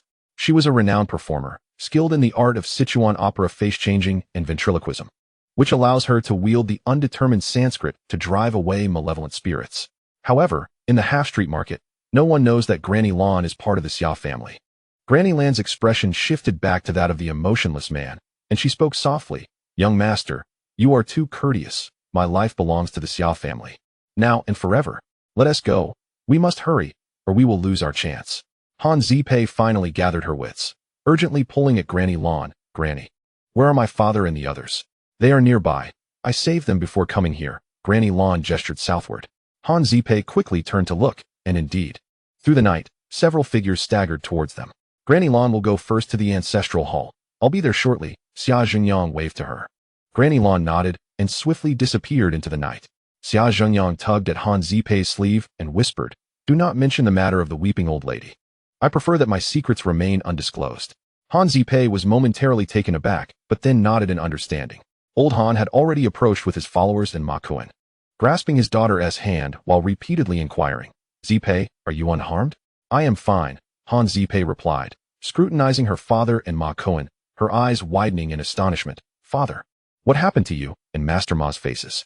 In Chapter 21, the unpredictability of human nature and deceit. Old Han and Ma Kuan bore distinct black handprints on their faces, glaringly visible in the darkness, evoking a sense of horror. Particularly striking was Tan Yanzi, whose fair skin contrasted sharply with the dark prints, making them even more pronounced. It is the mark of a ghostly hand, tainted by malevolent energy. Fortunately, we encountered a Buddhist master who recited incantations and dispelled those apparitions. Tan Yanzi covered her face as she spoke. The transformation of a beautiful woman into a terrifying visage was indeed a source of embarrassment. However, covering her face was futile, for her hands bore similar black marks. Han Zipei hesitated, casting a glance at Xia Zhengyang. Do not fear. I shall protect you and ensure you do not become a grotesque figure, Xia Zhengyang chuckled. Addressing old Han and the others, this is the consequence of your grave robbing. These villagers rest uneasily, their remains disturbed by your actions. Can you expect them not to be enraged? Hurry, restore these graves. After a moment's contemplation, old Han gestured for his subordinates to begin reassembling the graves. Xia Zhengyang pulled Han Zipei's hand, saying, let us return to rest. Han Zipei understood Xia Zhengyang's intent and informed her father, Dad, we should head back to the ancestral hall. There may be discoveries awaiting us. Very well, stay safe. Old Han nodded in agreement. Under the night sky, Xia Zhengyang swiftly led Han Zipei back. The ancestral hall lay to the northeast of Ergo's home, merely 100 meters away, standing solitary on the village's northeastern edge. Xia Zhengyang reached a corner, glanced around, and suddenly sprinted, leaping onto the 8-foot-high wall. Wait for me. Han Zipei called out softly, hastily extracting a length of rope from her waist and tossing it to Xia Zhengyang. Women can be quite troublesome. Xia Zhengyang caught the rope and pulled Han Zipei up, muttering, why are you so heavy? Have you not relieved yourself in 3 days? Can you speak with some decorum? Han Zipei shot him a glare. What? Do you think beautiful women are devoid of biological needs, not requiring food or nature's calls? Xia Zhengyang had already jumped down, landing soundlessly in the courtyard. Han Zipei glared again before leaping down, only to find Xia Zhengyang suddenly turning, extending his arms, and catching her midair, embracing her face to face. The impact was substantial. Han Zipei could distinctly hear the thud as their chests collided. Hey, what are you doing? Han Zipei exclaimed, quickly attempting to free herself from Xia Zhengyang's grasp. What do you think I'm doing? I feared your landing would be too heavy and disturb the villagers. Truly, a dog-biting Lu Dongbin, unable to recognize good intentions. Do you think I wish to embrace you? You've left 2 significant dents on my chest. Xia Zhengyang released her, rubbing his chest while rolling his eyes. Han Zipei, feeling frustrated, chose to ignore Xia Zhengyang and scanned her surroundings. The ancestral hall was expansive, comprising 3 courtyards, seemingly a structure from the late Ming to early Qing dynasty. Exuding ancient charm, though somewhat dilapidated, the overall integrity of the building remained intact. Both the east and west sides featured corridors and corner gates. Xia Zhengyang listened intently before heading towards the eastern corner gate. Han Zipei hurriedly followed. Upon passing through the corridor gate and entering the second courtyard, a diminutive, gaunt figure stood conspicuously in the center. It was the weeping old lady. Xia Zhengyang approached her and asked in a low voice, Have you found anything, old lady? The old lady nodded, surveying the surroundings before retorting, young master, where do you believe the entrance might be? Xia Jingyang remained silent, meticulously inspecting the courtyard. Han Zipei dared not speak, closely following Xia Jingyang. The courtyard was adorned with meticulously arranged blue stones, each covered in moss, roughly a square meter in area, uniformly shaped. However, the stone slabs were unevenly fitted, with mismatched seams, hinting at concealed mysteries. After a thorough examination, Xia Jingyang halted and whispered, the arrangement of the blue stones forms a 9-palace flying star arrangement. Thunder moves it, wind disperses it, rain nourishes it, the sun illuminates it, mountain stops it. Lake speaks of it, heaven governs it, and earth conceals it. The earth position governs concealment. Thus, the entrance must be hidden in the earth position. The old lady nodded in admiration, exclaiming, truly, your insight is remarkable. Han Zipei was astonished, whispering, Master, can you really ascertain the location just by a glance? Simply lifting this stone slab will reveal the truth. Xia Jingyang approached a particular stone slab, tapping on its surface while listening intently. Han Zipei quickly retrieved her entrenching tool from her belongings and handed it to Xia Jingyang. The old lady also produced a small awl from her trousers, assisting Xia Jingyang in prying it up. The slab was thin and required little effort to lift. Beneath it lay a pitch-black opening, seemingly a bottomless well. Look, there are rippling water waves below, Han Zipei exclaimed, shining her flashlight into the depths, astonished. Xia Jingyang focused intently on the well, confirming the presence of water beneath. Let us descend, the old lady urged, standing behind Xia Jingyang, suddenly pushing him forcefully. Old lady, Xia Jingyang, caught completely off guard, tumbled into the well with a startled cry. He never imagined that Lan Ku Pu, the loyal servant of the Xia family for generations, would betray him. Splash! The sound of him hitting the water echoed from the well's depths. Xia Jingyang. Han Zipei was equally startled, unable to react in time. You go down too.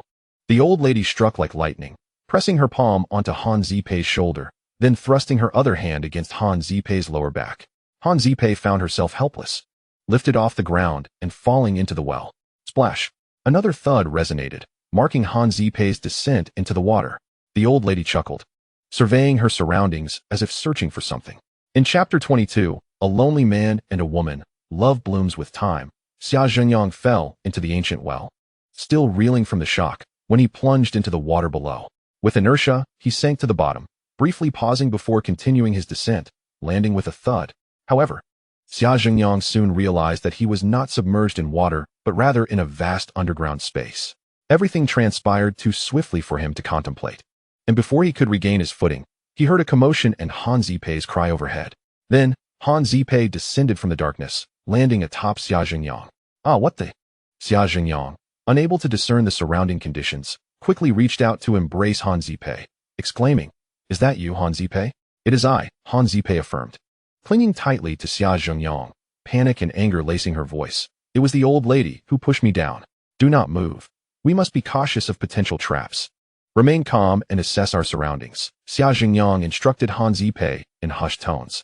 As he spoke, Xia Jingyang noticed his hands feeling soft against Han Zipei's form, raising his suspicions, and he couldn't help but squeeze slightly. What are you doing? Let go of me. Han Zipei squirmed, agitated. My apologies. Xia Jingyang quickly realized he had touched a forbidden area and withdrew his hands. In the enveloping darkness, visibility was nil, and the sound of dripping water echoed overhead. I have a flashlight in my backpack, Han Zipei said, fidgeting to retrieve it. Although they had fallen into the well, her waterproof backpack had protected its contents. Once the flashlight was activated, the surroundings illuminated, revealing a large underground chamber resembling a natural cave, with air circulating freely. Looking up at the ceiling, one is met with dark rocks, the height from the top to the ground approximately 10 feet. Han Zipei surveyed the area and, with a puzzled expression, inquired of Xia Jingyang. Did you not claim that Grandma Lan is an old servant of your family? Why would she wish us harm? We clearly fell to the bottom of the well. How did we end up here? Where has the ancient well gone? I, too, have pondered this matter and have just come to a realization, Xia Jingyang replied as he took Han Zipei's flashlight to examine the ceiling. Grandma Lan may wish to harm you, but she would never intend to harm me. Her life was saved by my great-grandfather. For the past 85 years, she has been devotedly serving the Xia family, without a trace of doubt. Han Zipei furrowed her brow. 85 years ago, how old would Grandma Lan be this year? She should be under 110, Xia Jingyang stated. 110, and still possessing such agility? Truly a formidable old witch, Han Zipei remarked, feeling a chill of fear. If she is so loyal to your family, why would she push us down? Xia Zhengyang suddenly chuckled. Perhaps she is like my mother, eager for me to marry soon. Thus, she confines us here, allowing us, a lone man and woman, to develop feelings over time and create a bond. Han Zipei shot him a fierce look. Xia Zhengyang, the situation is dire. I have no time for jest. Xia Zhengyang maintained a serious demeanor. I am not jesting. If we remain trapped here, as a man and woman, do you not think we might end up living like a married couple? Han Zipei scoffed. If we cannot escape, we will perish from hunger within 2 or 3 days. A married life? Even if I agreed to be your wife, would you have the strength to be a groom? Would you even have such thoughts? Becoming a groom does not require much strength, does it? Teach me, seasoned traveler, what kind of strength is necessary? Xia Zhengyang laughed heartily, illuminating the ceiling with the flashlight. All right, let us speak seriously. The area illuminated by the flashlight is the passage through which we fell, the very bottom of the well. The ancient well above is, in fact, a concealed passage with a trapdoor buried beneath. Han Zipei, perplexed, gazed up at the ceiling. A trapdoor? How can that be? I see nothing. The color of the trapdoor is identical to that of the rocks on the ceiling, making it difficult to detect, Xia Zhengyang explained, swinging the flashlight around to point. We first fell into the ancient well, then broke through the trapdoor at the bottom, landing here. Notice this ceiling. There is only this small area where water leaks, likely due to the trapdoor not being sealed properly, allowing water from the well to seep down. Han Zipei contemplated for a moment before asking, if there is a leak, why did we see water at the bottom of the well when we were above?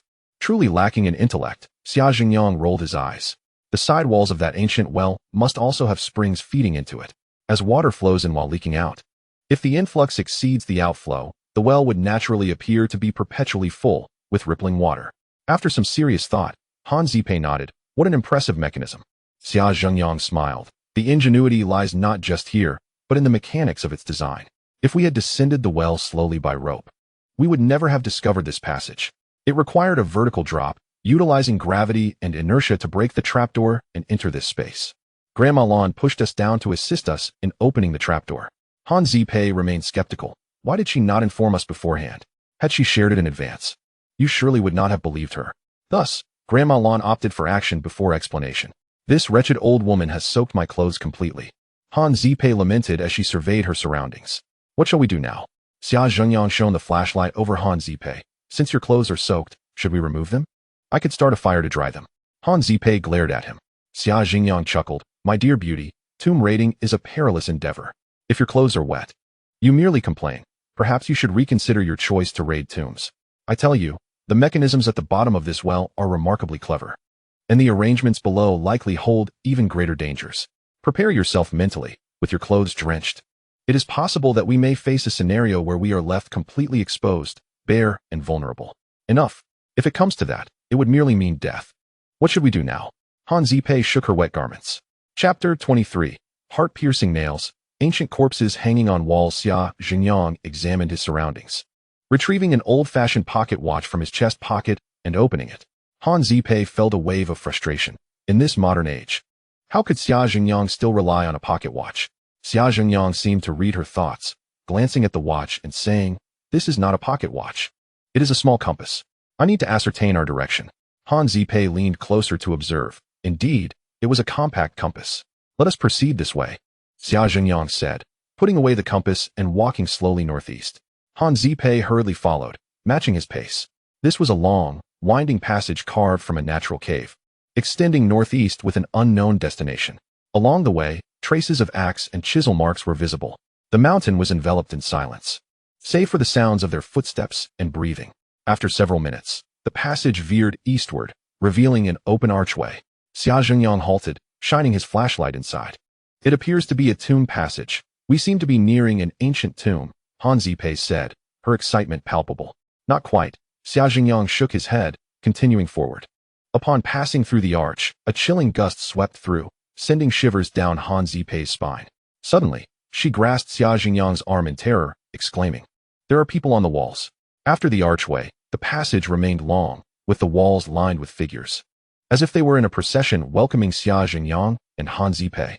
I have seen them.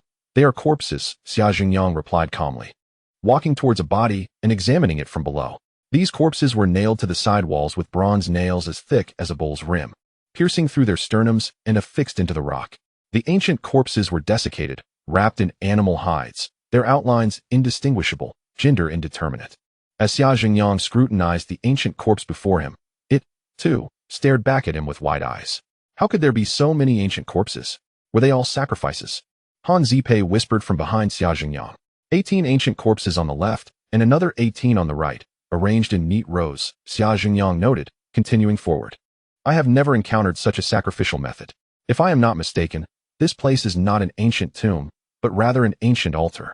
These corpses were not for burial, but for offerings. Han Zipei followed Xia Jingyang, asking, who were they sacrificed to? Xia Jingyang remained silent, pressing onward.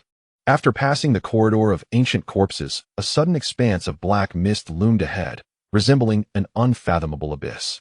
The beam from the flashlight penetrated the darkness, but barely reached 3 or 4 meters. Be cautious, there is likely a mechanism ahead, Xia Jingyang warned, slowing his pace. Could this black mist be toxic? I have masks for smog in my backpack, Han Zipei suggested, retrieving masks from her bag and handing one to Xia Jingyang before donning her own. The air is still circulating. The likelihood of toxicity is minimal, Xia Jingyang replied, securing his mask before adding, I now understand that Grandma Lan's intention in pushing me down was to test my abilities, to see if I could navigate my way out of here. What do you mean? Han Zipei asked urgently. She is assessing my skills, Xia Jingyang explained, taking 2 steps forward to shine the flashlight on the ground ahead. You see, this is an abyss. There is no path forward. Only a black suspension bridge hidden in the mist. Han Zipei widened her eyes in astonishment. Indeed, beneath her feet lay the abyss, shrouded in black mist. To the side, a narrow black suspension bridge, about 2 feet wide, stretched into the depths of the fog, disappearing into the void. If one were not careful, this bridge would be nearly impossible to detect amidst the swirling mist. The bridge was constructed of black planks, all intact, yet their material remained unknown. Iron chains lined the edges, robust enough to withstand a child's grip. As Xia Jingyang approached the suspension bridge, he picked up a small rock and tossed it into the abyss. After a long moment, a dull thud echoed from below, the sound reverberating for quite some time. The depth of this abyss was at least 500 meters. If one were to fall, it would be a descent into eternal damnation, remarked Xia Jingyang. I am not afraid. Since we are here, let us press on and cross the suspension bridge, Han Zipei declared, her teeth clenched. I fear we may not be able to cross this bridge, Xia Jingyang said, picking up a piece of rubble to strike against the bridge. The sound was muffled, making it difficult to ascertain the materials of the planks and iron cables. However, the iron cables were remarkably heavy, their density far greater than that of steel or bronze. Testing with iron tools revealed no magnetic properties on the bridge. After a moment of contemplation, Xia Jingyang said to Han Zipei, this suspension bridge is likely where the altar's mechanism resides, fraught with peril. You should remain at the bridgehead while I venture onto the bridge. If I do not return, retreat along the same path and seek a means of escape. No, I will not stay behind. Han Zipei insisted resolutely. The thought of remaining here, accompanied only by the 36 ancient corpses behind her, was intolerable. Chapter 24. The Soul-Suspending Ladder. The Tomb Raider's nemesis, Xia Jingyang, turned to Han Zipei. Are you certain you wish to accompany me? Absolutely. Han Zipei nodded. How touching. To die together, a pair of star-crossed lovers, Xia Jingyang replied, shrugging. He donned his headlamp and stepped onto the bridge. Han Zipei hesitated, shooting him a glare. She could not comprehend why, in such a dangerous place, Xia Jingyang still had the audacity to joke at her expense. The bridge hung precariously in the air, swaying noticeably beneath their feet with a cacophony of creaks and groans. Its sound piercing the eerie silence. Being a girl, Han Zipei was inevitably fearful, gripping the iron railings with both hands, her heart racing as if she were treading on thin ice. Xia Jingyang too proceeded cautiously, glancing back every few steps. After several minutes, he turned to find the shore they had departed from was no longer visible. All that remained was the sight of Han Zipei behind him and the suspension bridge beneath their feet, surrounded by an endless expanse of black mist. Truly, no sight of the ancients before me, nor of the living behind, he mused. How long do you think this bridge is? Han Zipei could not help but inquire. Speaking might alleviate their shared fear. Silence only heightened the tension. I do not know. Perhaps this bridge has no end, Xia Jingyang replied as he continued onward. What do you mean, no end? Han Zipei pressed. Xia Jingyang moved forward a few steps, leaning down to shine his flashlight along the bridge. After surveying the distance ahead, He turned the light back toward Han Zipei. Concerned she might obstruct the beam, she instinctively stepped aside. Do not dodge, just spread your legs. And I will shine the light from below, he instructed. Must you be so tiresome? Han Zipei snapped back in frustration. What did he mean by spreading her legs to allow him to shine the light? I am not jesting. If you do not wish to, then step behind me. Standing to the side still obstructs my view and hinders my ability to assess our surroundings, Xia Jingyang insisted, his gaze fixed intently on her. Han Zipei bit her lip, reluctantly shifting to stand behind him. After observing for a moment, Xia Jingyang stood up and smiled. Congratulations, Han the Great Beauty. You can now die alongside me. What do you mean by that? Han Zipei frowned. Nothing of consequence. It simply means we are trapped on this bridge, he stated matter-of-factly. Are we truly unable to return? Han Zipei questioned, still bewildered. Certainly not, for this is the soul-suspending ladder. The soul-suspending ladder. Han Zipei gasped in astonishment. According to legend, the soul-suspending ladder was the most inscrutable mechanism within ancient tombs, one that no one could decipher. Once one stepped upon such a ladder, they would be ensnared, endlessly looping as if caught in a ghostly maze, forever unable to find an exit. Yet, such things were said to exist only in folklore. The Han family had plundered tombs for generations and had never encountered a soul-suspending ladder. Xia Jingyang regarded Han Zipei and said, tie a marker onto one of the iron cables here, and we shall continue forward. If we come across the marker again, then it is indeed the soul-suspending ladder. After some contemplation, Han Zipei retrieved a mask from her backpack, tying it to one of the iron railings, stating, I find this hard to believe. A modicum of knowledge reveals that the soul-suspending ladder belongs to the four-dimensional realm. It cannot exist in our three-dimensional world unless we have crossed into the four-dimensional realm. Xia Zhengyang pressed on. If you closely observe the bridge's surface, you will notice that its trajectory bends and twists, resembling a Mobius strip. The Mobius strip itself is a soul-suspending ladder, and it is not an entity exclusive to the four-dimensional realm. The Mobius strip? Han Zipei furrowed her brow. She was familiar with it, having learned how to create one as a child, taking a narrow strip of paper, twisting one end by 180 degrees, and connecting the two ends to form a twisted figure eight. Such a construct was peculiar. Anyone walking along it could traverse between the front and back without touching the edges or passing through any holes, perpetually walking without reaching an end. However, Han Zipei remained puzzled. If this suspension bridge is a figure-eight Mobius strip, then if we continue forward, we would reach the opposite side of the bridge, upside down. In that case, under the force of gravity, would we not plummet into the abyss? Thus, while one could create a Mobius strip, it could not serve as a soul-suspending ladder.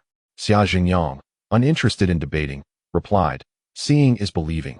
We shall discover the truth as we move ahead. Han Zipei nodded, hastening her steps to follow him. After approximately 10 minutes of walking, the bridge still showed no signs of an end. Suddenly, Xia Jingyang halted, a cold smile forming on his lips. Han the Great Beauty, the mask you left behind is just ahead. Really? Han Zipei exclaimed in surprise, following the beam of Xia Jingyang's flashlight.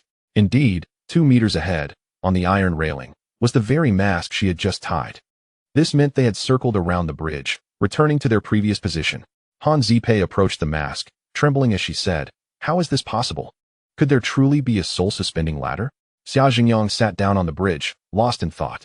After a prolonged moment of silence, Han Zipei said, Xia Jingyang, let us retrace our steps, and see if we can encounter that mask again. Xia Jingyang shook his head slowly. If we proceed this way, we will never escape. I must devise a plan. Han Zipei had no counter-argument, and sat down across from him. Although they had not traveled far, walking on the suspension bridge had left them mentally strained, with every muscle taut, and Han Zipei was now weary. Chapter 25, The Binding Spirit Rope. The great Zongzi Xia Zhengyang rummaged through his pockets, producing a cigarette.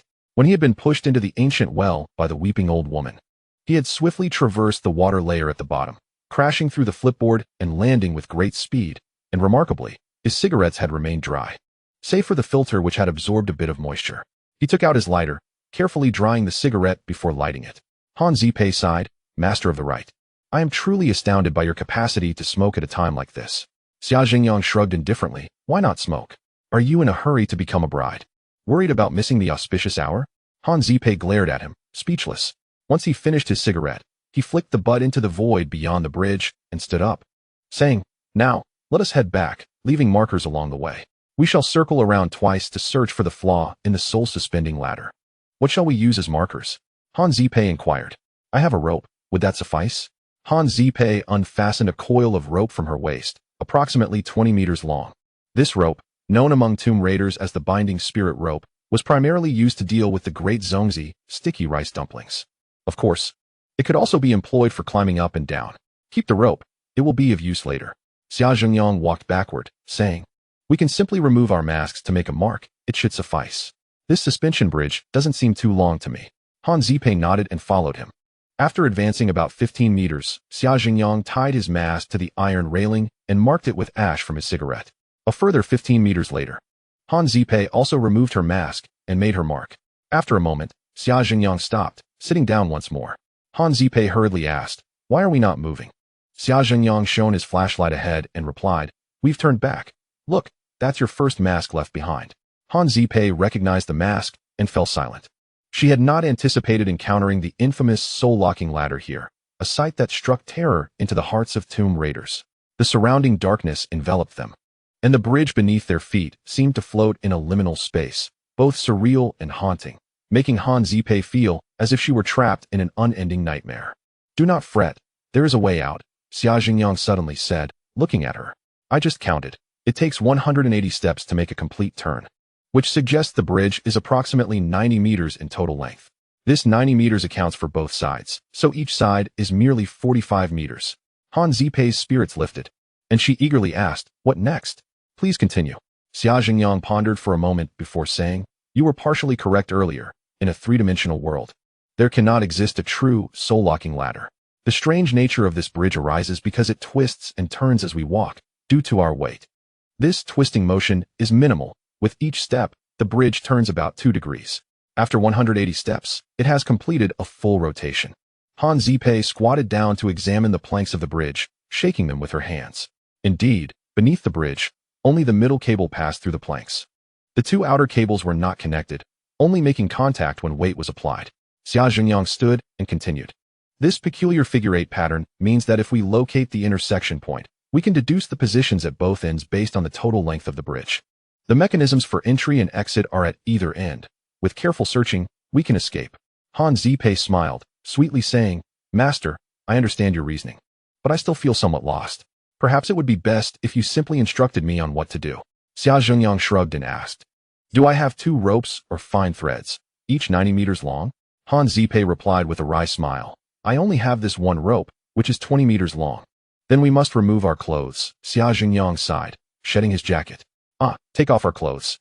Han Zipei frowned. "You just said to give direct orders without hesitation." "No. But why do we need to take off our clothes?" Han Zipei questioned. "To tear them into strips and create ropes." Xia Zhengyang shot her a glare, stating, "It's clear your mind is filled with unwholesome thoughts. You just said we cannot turn around on this bridge. So what use would our clothes serve if we took them off? You accuse me first. Who knows where your unwholesome thoughts lie?" Han Zipei retorted, rolling her eyes at Xia Zhengyang, angrily removing her jacket to reveal a fitness tank top. Xia Zhengyang stared at her, chuckling. "No wonder Lan Ku praised your physique." She was right. "Enough of your nonsense. Let us get to work." Han Zipei sat on the bridge, rummaging through her backpack to retrieve a self-defense dagger, joining Xia Zhengyang in tearing the fabric.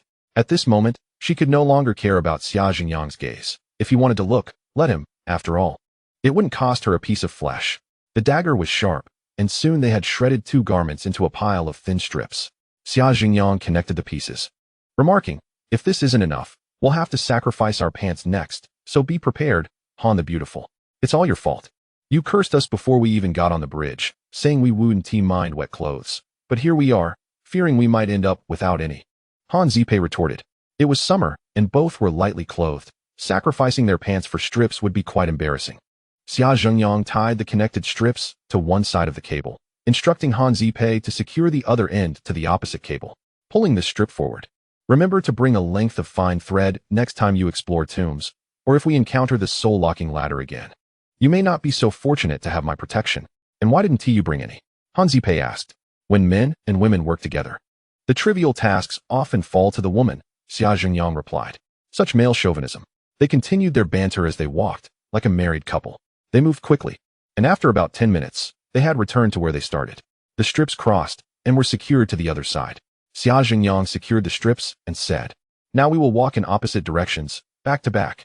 When you see the strips cross on the bridge, stop and mark it. Separate?" I'm a bit scared. Han Zipei admitted. If we don't separate, we'll only die together, Xia Jingyang firmly stated, placing a hand on her shoulder. Imagine if we perish together. 1,000 years from now, becoming mummified remains, discovered by future archaeologists who might weave a touching tale of our love. Chapter 26. This can be boasted about for a lifetime. Han Zipei sighed, shaking her head. Master, please stop joking with me. All right, I'll walk backward. Here's the light for you. Xia Jingyang removed his headlamp and placed it on Han Zipei's head. What about you? She inquired. Did you think I brought nothing with me? Xia Jingyang magically produced a flashlight from his waist, which, when turned on, emitted a beam that pierced through the darkness for about 5 meters, far more powerful than Han Zipei's. It was a custom-made waterproof lamp with a lithium battery, offering extended battery life. Xia Jingyang smiled and turned to leave. Watching him gradually disappear into the shadows, Han Zipei gritted her teeth and began walking in the opposite direction. After just a few steps, she glanced back and saw Xia Jingyang engulfed in the darkness, his light dimming. What exactly was this darkness? And how had it come to be? Han Zipei pondered, feeling a mix of courage and dread. Otherwise, she would likely be overwhelmed in such circumstances. After about 7 or 8 minutes, she finally spotted the 2 strips on the bridge crossing. I found it, Xia Jingyang. I found it. Han Zipei exclaimed excitedly, calling out. However, there was no response from him. Xia Jingyang, can you hear me? She called louder, feeling uneasy. I hear you, big sister. I'm ahead of you. A faint voice suddenly echoed from the front. Simultaneously, a beam of light pierced through the darkness toward her. Yet, it did not sound like Xia Jingyang's voice. Is that you, Xia Jingyang? Han Zipei aimed her flashlight at the source. If it's not me, then I must be a ghost. Xia Jingyang had approached her. Standing right in front of Han Zipei, she let out a sigh of relief, saying, You were right. The strips intersect here. Xia Jingyang nodded, tearing the strips and securing them to the railings on either side, then looking at Han Zipei. There should be a hidden mechanism here to escape the soul-locking ladder. But it won't be easy to find. What other tools do you have in your backpack? Han Zipei quickly sat down, opening her backpack for Xia Jingyang to inspect. Inside were various small tools, snacks, and even a tube of lipstick. A glow stick? Xia Jingyang rummaged through the items and asked, What is this powder? And what is this gun for? It is a fluorescent powder gun that emits in the dark, allowing the powder to fall and illuminate the surrounding layout, Han Zipei remarked. Why didn't you mention this earlier? Xia Jingyang pushed his backpack forward and said, Let's fire the fluorescent powder now, shoot it into the sky, and see what effect it has. Han Zipei nodded, loaded the powder into the barrel, and promptly triggered it. With a loud bang, a burst of bright light soared into the air, slowly descending like fireworks. Xia Jingyang focused intently on the surroundings, his mind calm. 1 minute later, as the fluorescent powder settled, several bright spots appeared within the black mist ahead of the suspension bridge. We've truly found it, by God. The shining spots below are the stepping platforms. Xia Jingyang illuminated the area with his flashlight for a closer inspection. Han Zipei was exhilarated, leaning over the bridge and proudly stating, Master, see? My invention proves its worth. Indeed. Xia Jingyang playfully patted Han Zipei's backside, saying, If I hadn't calculated the precise location, your fluorescent powder alone might not have led us to the platforms. I could have found the way without it, albeit with a bit more delay. Just talk. Don't get handsy. Han Zipei quickly dodged to the side. The platforms were not connected but appeared as if suspended within the black mist. Each platform spanned about 1 meter in area, spaced approximately 1 meter apart. The nearest platform was located just below the bridge, with a height difference of around 1 meter and a distance of about 1.5 meters. Xia Jingyang took Han Zipei's rope, tied his dagger to it, and tossed it towards the nearest platform. The dagger landed with a thud, confirming the platform's solidity. Retrieving the rope, Xia Jingyang remarked, These platforms are also made of black rock, concealed within the mist. The black fog obscured our sight, preventing us from noticing these platforms. Now, we must jump down and step onto them to continue our journey. Where do these platforms lead? Han Zipei inquired. How should I know? These platforms form a descending staircase, likely leading to the abyss below, Xia Jingyang pondered aloud. However, I believe that after we pass the mechanism of the soul suspension ladder, there should be no further traps. Han Zipei glanced at the platforms below the bridge, feeling somewhat apprehensive and hesitant to jump. I'll go first, you follow. Xia Jingyang divided the rope into 3 strands, handing one end to Han Zipei. She nodded, gripping the rope tightly. With a leap, Xia Jingyang landed securely on the platform. After a thorough check, he signaled, The platform is sturdy, like a mountain. Come on over. With newfound confidence, Han Zipei grabbed the end of the rope and jumped down. However, she miscalculated her strength, and ended up colliding into Xia Jingyang's embrace. Whoa, are you trying to knock me off? Xia Jingyang quickly steadied her, preventing a fall. Sorry, I miscalculated my force, Han Zipei said, her face flushed. Two large dents were formed upon impact, and Xia Jingyang chuckled. You certainly pack a punch, young lady. As he rubbed his chest, he turned to the second platform. Han Zipei, feeling a bit frustrated, glanced down at her prominent features, speechless. The difficulty of jumping from the second platform onward decreased significantly, with a height difference of merely 1 meter and a distance of just 1 meter, making it quite easy to leap across. Nevertheless, Xia Jingyang remained cautious, securing the dagger with the rope before each jump. The pair bounded down like kangaroos, step by step. After hopping down 13 platforms, they finally encountered a vast expanse of solid ground. We have finally breached the soul suspension ladder, Han Zipei exclaimed joyfully, pulling on Xia Jingyang's arm. Master, I never thought we would actually encounter and overcome the soul suspension ladder. For Tomb Raiders, overcoming such a challenge is something to boast about for a lifetime. Chapter 27. The Urgency of Nature. Unisex Xia Jingyang took a moment to rest, shining his flashlight around. Before him lay a 5-foot-wide underground passage, sloping downward with an uncertain destination. Consulting his compass, he confirmed that the passage extended eastward. Han Zipei sat beside him, frowning. East from here should lead to Longmen Pool, right? Yes, if we continue east, we are indeed heading towards Longmen Pool. However, this passage might spiral downward. Reaching the Earth's core, Xia Jingyang responded, standing and proceeding cautiously. The deeper they ventured, the colder it became, resembling an icy cavern. It's freezing. Han Zipei shivered. Her clothes soaked from falling into the well, her teeth chattering and sneezing repeatedly. Strangely, Xia Jingyang exhibited no signs of discomfort, appearing perfectly normal. Hey Xia Jingyang, why aren't you cold? Han Zipei couldn't help but ask. You can hold on to my arm. It will help a bit, Xia Jingyang replied. Pausing to say something serious for once, I have practiced Taoist art since childhood, and the protective techniques of the mystical sect allow me to withstand extreme temperatures.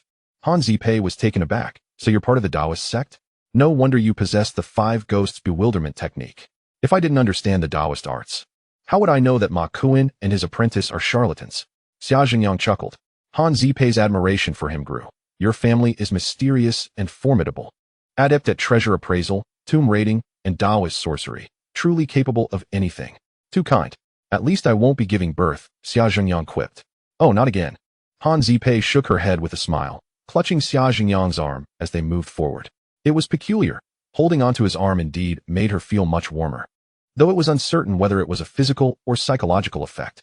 However, Xia Jingyang found it challenging, as the close proximity led to inadvertent brushes against her. Stirring his thoughts, the passage did spiral downward, and they advanced as if navigating a winding mountain road.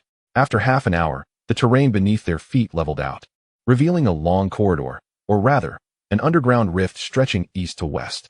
The valley floor was smooth and flat, with puddles in the depressions. What is this place? Han Zipei questioned, shining her flashlight around. Master, you mentioned it could be an altar. Why is there nothing in sight after passing the soul suspension ladder? It should be just ahead. The winding passage we traversed was likely constructed by ancient people according to the topography of underground caves. They must have built the passage leading here for a reason. Xia Jingyang continued onward. The black mist thickened in the valley, swirling like inextricable dark cotton. Xia Jingyang's specially made flashlight could only illuminate about 3 meters ahead. Master, why is there such heavy black mist? Han Zipei asked. Do you remember that Rakshasa ghost bone? When taken out, it emits faint black smoke. If many ghost bones gather together, it could create the dense mist we see now, Xia Jingyang theorized. So it's due to the Rakshasa ghost bones? Han Zipei recalled. This is just my conjecture. The cause of the black mist may not solely be that, Xia Jingyang said as he pressed on. Suddenly, he halted. Han Zipei stopped too and whispered, Is there something going on? There seems to be someone ahead.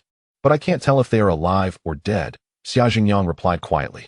Han Zipei gasped, instinctively hiding behind him. Dead bodies aren't scary. It's the living that could be a problem. Do you have any fluorescent powder left? If so, shoot it at a 45-degree angle ahead, Xia Jingyang instructed in a hushed tone. I do, Han Zipei nodded, still sheltered behind him, loading the fluorescent powder into the gun.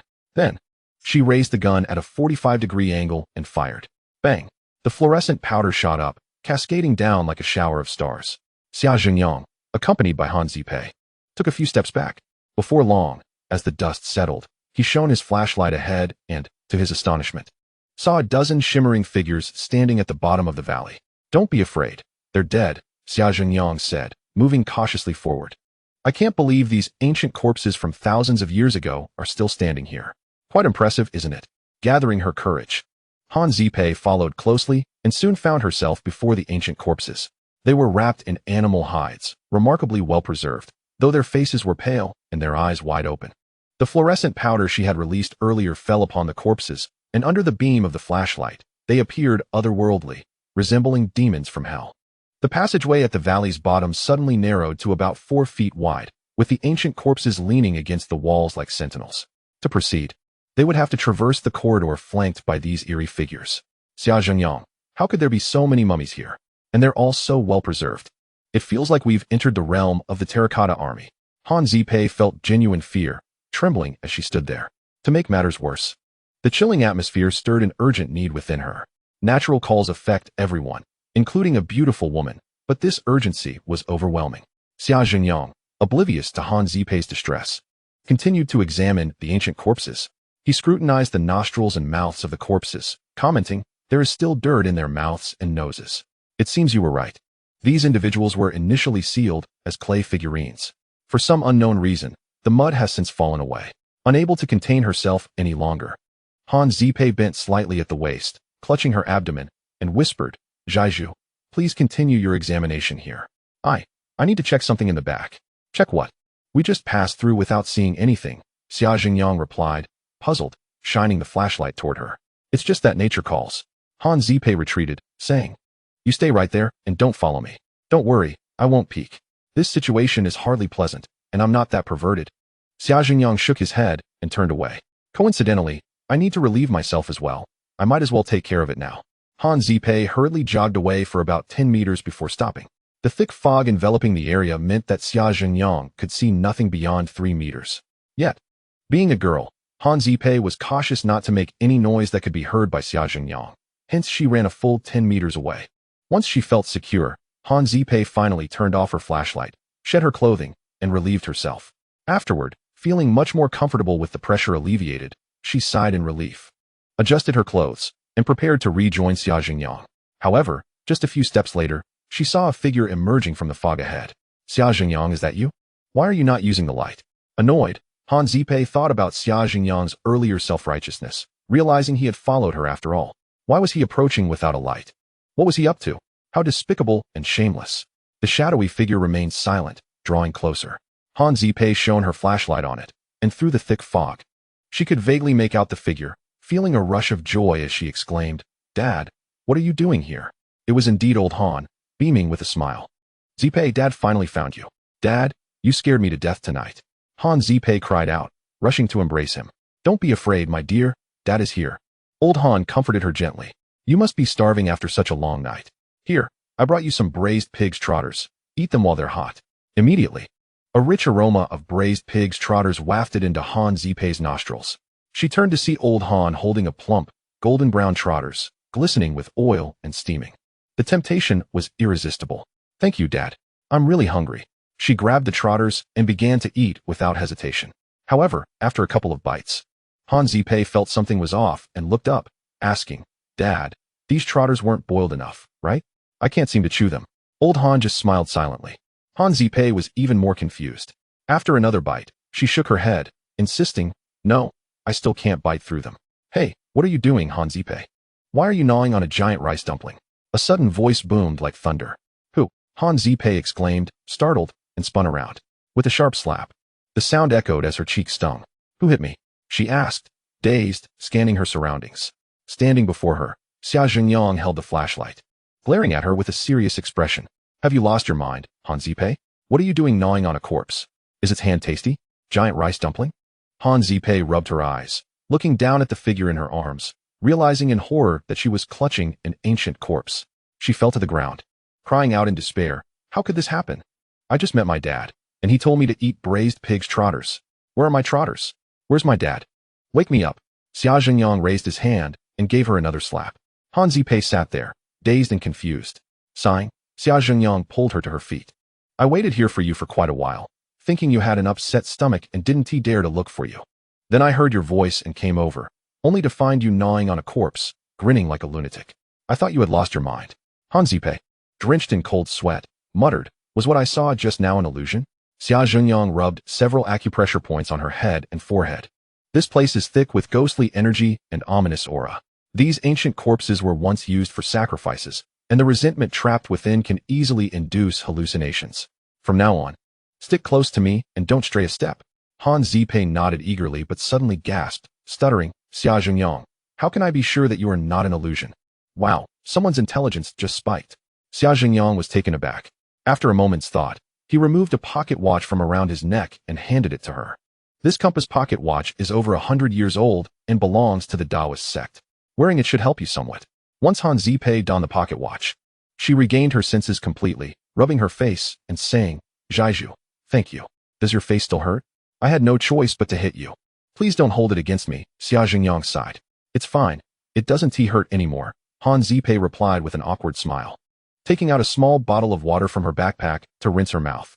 Having just gnawed on a corpse's hand, she felt nauseated. However, with her stomach empty, she couldn't even vomit. Xia Zhenyang moved forward slowly, continuing along the corridor of ancient corpses.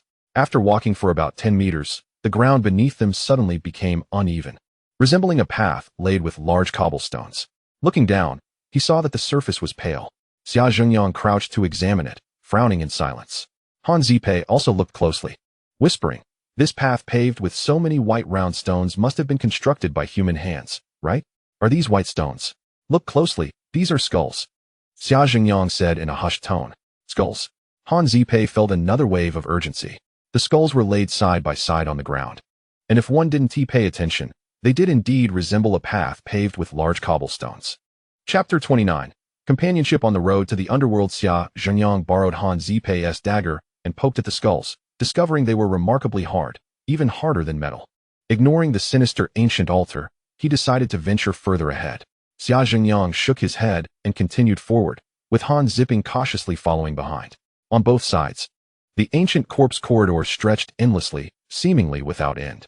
Suddenly, a tremor reverberated beneath their feet, accompanied by a faint sound of surging waves ahead. Is there an underground river up ahead? Han Ziping furrowed her brow and inquired. No, the water is rushing towards us. Xia Zhenyang listened intently and whispered, what should we do if the water is coming this way? Han Ziping panicked, looking up in a desperate attempt to find a place to escape the impending flood. However, the walls on either side were sheer cliffs, offering no means of ascent. The only way to avoid the water is to ride on the backs of those large corpses. As they spoke, the sound of rushing water grew louder, seemingly drawing near. Climb onto those large corpses to take shelter and avoid any potential traps in the water. Xia Zhenyang urged Han Ziping. Oh, okay, she replied, adjusting her headlamp and clumsily grasping an ancient corpse's neck as she scrambled upwards. However, in her current state of panic and fatigue, she appeared quite awkward. I'll help you. Xia Zhenyang, anxious, lifted her from behind, pushing her upward. Han Ziping seized the opportunity to spring up, finally finding her footing on the shoulders of an ancient corpse, leaning against the wall for support. Xia Zhenyang effortlessly leaped up beside her, standing shoulder to shoulder with Han Ziping, holding her hand as he remarked, Han, the beauty, as I lifted you. I noticed your gluteal muscles are quite well developed, full of elasticity, and the feel is rather pleasant. But why are you so flustered and weak? Can we not joke at a time like this? Han Ziping rolled her eyes in annoyance, feeling that he was taking advantage of the situation while feigning innocence. Xia Zhenyang, unfazed, pointed to the ancient corpse beneath them. They say that if a woman rides on a man's head, he is doomed to misfortune. Now that you are standing on this large corpse's head, do you think it will awaken in anger? Just then, a roaring sound surged as the floodwaters swept in. Under the immense force of the torrent, the ancient corpses swayed precariously, and Han Ziping and Xia Zhenyang found themselves shaking as well. Hold on. Xia Zhenyang braced himself, gripping the head of the ancient corpse, with one arm wrapped around Han Ziping's. This isn't good. The water level is rising rapidly and is about to submerge us. Han Ziping exclaimed in horror as she looked down. Indeed, the water level was climbing too swiftly, and in the blink of an eye, the ancient corpse beneath them was already submerged. Let us assess the situation. If it comes to it, we'll have to go with the flow. With such a powerful flood, there must be an underground channel downstream that can lead us out, Xia Zhenyang suggested. His words sparked an idea in Han Ziping's mind. She hastily turned her waterproof backpack to her chest, locating the air valve and desperately blowing into it. This backpack was dual purpose, once inflated. It could serve as a flotation device in the water. The floodwaters had already risen to their waists and continued to surge. The buoyancy of the water made it increasingly difficult for Xia Zhengyang and Han Zipping to maintain their balance, causing them to sway dangerously. Han Zipping sealed the air valve of her backpack tightly against her chest and said to Xia Zhengyang, "I can't hold on much longer. What should we do? Should we go now? Let us go, but we'll each hold on to a large corpse, using our heads to shield ourselves from its belly for protection. Otherwise, the force of the current will surely cause us great harm." Xia Zhengyang called out, "I can't hold on any longer." Han Zipping suddenly cried out, breaking free from Xia Zhengyang's grasp and drifting away with the current. "Hey, wait for me." Xia Zhengyang was startled and lunged forward, reaching out to grab Han Zipping. To his surprise, he caught hold of her belt. Han Zipping's head bobbed above the surface as she exclaimed in embarrassment, "Hey, don't grab randomly. Let go of me." Xia Zhengyang, still holding on to her, called out, "If I let go, you'll drift away. I'm trying to protect you. That's my belt." "Well, it's a sturdy belt, otherwise I wouldn't have anywhere else to grab onto you," Xia Zhengyang insisted, refusing to release his grip. "Miss, at a time like this, let's not be coy. If we are to perish, we might as well do so together, companions on the road to the afterlife." Han Zipping, left with no recourse, decided to remain silent and focused on avoiding the rocks on either side. Xia Zhengyang held onto her belt with one hand while the other flailed beneath the water.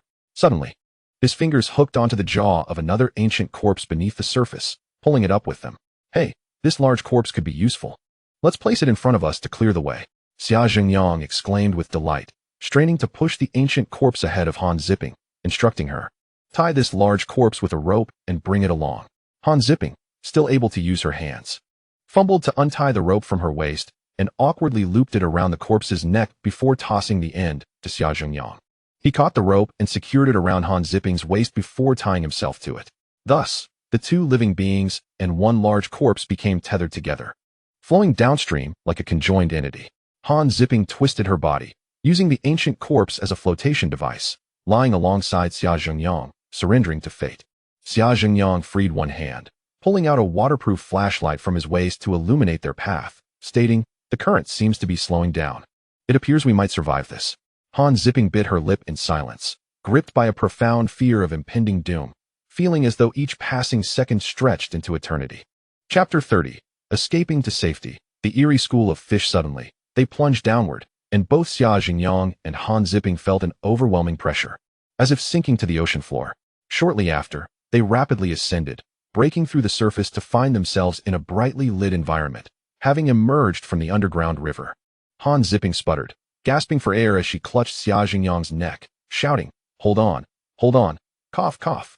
Xia Zhengyang took a deep breath, prying her hands away, and exclaimed, "What do you mean hold on? Han, we've escaped to safety. Don't move. Let the current carry us downstream until we find a calm spot to reach the shore." By this time, morning had broken, the sun just beginning to rise, casting a golden glow across the sky.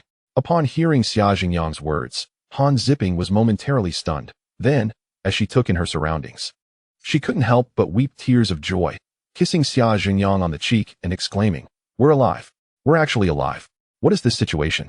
Xia Zhengyang, taken aback, chuckled wryly, "Han Zipping, could you at least wait until we're ashore before taking advantage of me? Is this how heroes act? Suddenly attacking in a moment of vulnerability?" "I'm sorry, I got too excited." Han Zipping blushed, paddling alongside Xia Zhengyang as they floated downstream. The ancient corpse remained tethered by the rope, trailing behind them. Han Zipping momentarily forgot about the situation, only to suddenly scream, "Someone's grabbing me underwater. It's that large corpse. If you untie the rope, you'll be fine."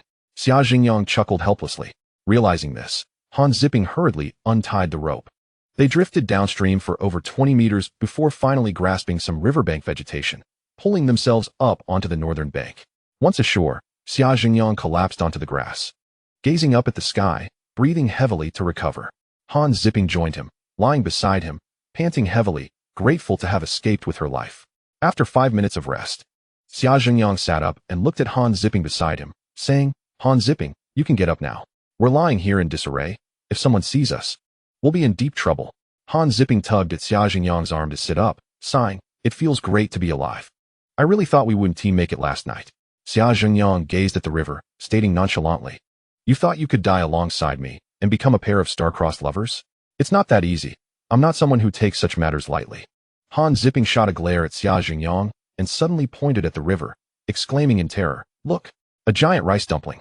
The ancient corpse that had emerged alongside them was now swirling in the river's center, surrounded by a dense mass of fish that appeared as a dark cloud. Xia Jingyang, who had been observing, furrowed his brow and remarked, "Why are these fish targeting the giant rice dumpling? Do they find it delectable, much like you do? Let's not mention last night's events. They were utterly nauseating." Han Zipping glared at him. Xia Jingyang stood up, turning to survey their surroundings. "We are currently downstream from Longmen Pool. Just a few dozen meters ahead lies the pool itself. I understand now. The ancient corpse you discovered earlier emerged from here, which is why you failed to find the hole it crawled out of while searching upstream." Han Zipping glanced around and frowned. "But Longmen Pool is downstream. How could the ancient corpse have gone upstream?" "It is these fish," Xia Jingyang pointed to the river. The fish had formed a formation, resembling a wall, pushing the ancient corpse upstream towards Longmen Pool. Han Zipping stared in disbelief, her mouth agape. "Let's follow them," Xia Jingyang urged, tugging at her hand. The two of them hurried along the riverbank, keeping pace with the fish and the ancient corpse as they moved upstream. Before long, they reached Longmen Pool, where the fish had gathered in greater numbers, encircling the ancient corpse as it spun beneath the waterfall upstream. Han Zipping was astonished. The height difference here is over 10 feet. Can the fish really push the giant rice dumpling up there? Fish in water are like us on land. A 10-foot slope. Do you think you can't climb it? Xia Jingyang mused. I find it curious why the fish would spontaneously organize to transport the ancient corpse upstream. At that moment, a tremendous noise erupted from the pool, water splashing and white waves surging. The fish formed a cohesive unit and, astonishingly, soared upwards, carrying the ancient corpse against the current over the waterfall. The ancient corpse was thus elevated by the fish. "Wow," Han Zipping exclaimed, unable to contain her astonishment. If she hadn't witnessed it firsthand, she would never have believed such a thing possible. The fish continued onward, guiding the ancient corpse to a backwater bay, where they finally dispersed and flowed downstream. The ancient corpse was trapped in the backwater bay, spinning aimlessly, unable to return downstream. Han Zipping looked at Xia Jingyang in shock. "You were right. The ancient corpse truly came from downstream. That fortune teller Ma Kuan only spouts nonsense." "Look, the ancient corpse is smoking," Xia Jingyang observed. As the sun rose, it gradually illuminated the ancient corpse, causing it to emit wisps of pale blue smoke. Initially faint, the smoke increased in volume. As it billowed, the ancient corpse began to decay, and within 10 minutes, it completely dissolved in the river and sunlight, leaving no trace behind. Han Zipping shook Xia Jingyang's arm and asked, "The ancient corpse we retrieved last time did the same. It smoked when exposed to sunlight, and then vanished. What is the reasoning behind this?" Chapter 31. The Clash of Yin and Yang. The incompatibility of ice and fire. Xia Jingyang smiled. "What is so strange about it? The ancient corpse has been buried underground for thousands of years, steeped in heavy Yin energy. Once it encounters sunlight, the forces of Yin and Yang clash. The incompatibility of ice and fire causing it to transform into vapor, much like a block of ice cast into a furnace." "Now I understand." Han Zipping nodded slightly. Xia Jingyang surveyed their surroundings and said, "Let us go, miss, back to Wu Erga's house for some rest. After a sleepless night, it's only natural to feel fatigued." "No need. I'll call my dad to send a boat over. We can board, wash up, eat something, and then sleep," Han Zipping replied. "I have no objections." Xia Jingyang sat down to wait. Han Zipping retrieved her phone from a waterproof bag, and it was still functional. Within 20 minutes of her call, a small cruise boat arrived upstream and docked. Han Zipping and Xia Jingyang hopped aboard, instructing the driver, "Set sail, we're meeting my dad." The driver nodded, turned the boat around, and headed upstream. Xia Jingyang asked the driver for a cigarette. Resting in the cabin while smoking, he said to Han Zipping, "Hey, don't mention my abilities in front of Ma Kuan and his apprentice. I enjoy watching those two charlatans put on a show in front of me." Han Zipping chuckled in agreement. 20 minutes later, another similar yacht approached, and Han's father, with a heavily painted face, stood at the bow, waving and shouting, "Zipping, Zipping." Having spent the night worried sick about his daughter, Han's father looked quite disheveled, his face streaked with the marks from last night's encounter with ghostly shadows. Han Zipping led Xia Jingyang onto her father's boat, exclaiming, "Dad, do you have any food? I'm starving." Yes, yes. Quickly change clothes. I'll prepare something to eat." Han's father urgently called to his crew. Han Zipping nodded and went into the cabin to change. Han's father also provided Xia Jingyang with a set of clothes that fit reasonably well. The boat was stocked with prepared food and a microwave, and soon they were served a steaming plate of roasted pig's trotters, a roast chicken, and various pastries. Roasted pig's trotters? Han Zipping recalled her reckless consumption of the giant rice dumpling the previous night and shivered, saying, "I'll have the roast chicken." Xia Jingyang devoured the pig's trotters with delight, remarking, "You refuse to eat real pig's trotters, yet you relish the fake ones." "Stop it, please," Han Zipping exclaimed, shoving a piece of roast chicken into Xia Jingyang's mouth. Han's father dared not question them, merely watching as they devoured their meals. After Han Zipping had her fill, she wiped her mouth and said to her father, "Dad, we found that place last night. It was a near-death experience." Exaggeration, Xia Jingyang shot Han Zipping a sidelong glance. Han's father quickly smiled apologetically. "The priest is right. Zipping is still just a little girl, lacking experience, not worthy of comparison to the priest." A little girl? In the past, at 23 or 24, she would have had children aged 6 or 7. Xia Jingyang shook his head, saying, "Let this little girl continue to boast. I'll sleep once I'm full. When I wake up, we can discuss our next steps." "Very well, priest, rest first," Han's father replied respectfully. Han Zipping shot Xia Jingyang an annoyed look and continued to recount the terrifying events from the previous night, though she omitted the details about the crying old woman. Han's father listened, captivated, saying, "So the altar was hidden within the mountain. That means it's directly beneath the Wu ancestral hall. What a pity you didn't reach the core last night. You were just a step away." Han Zipping glanced at Xia Jingyang and assured her father, "Don't worry, Dad. Tonight, Priest Xia and I will bring the necessary tools and explore further." "I'll join you," Han's father nodded.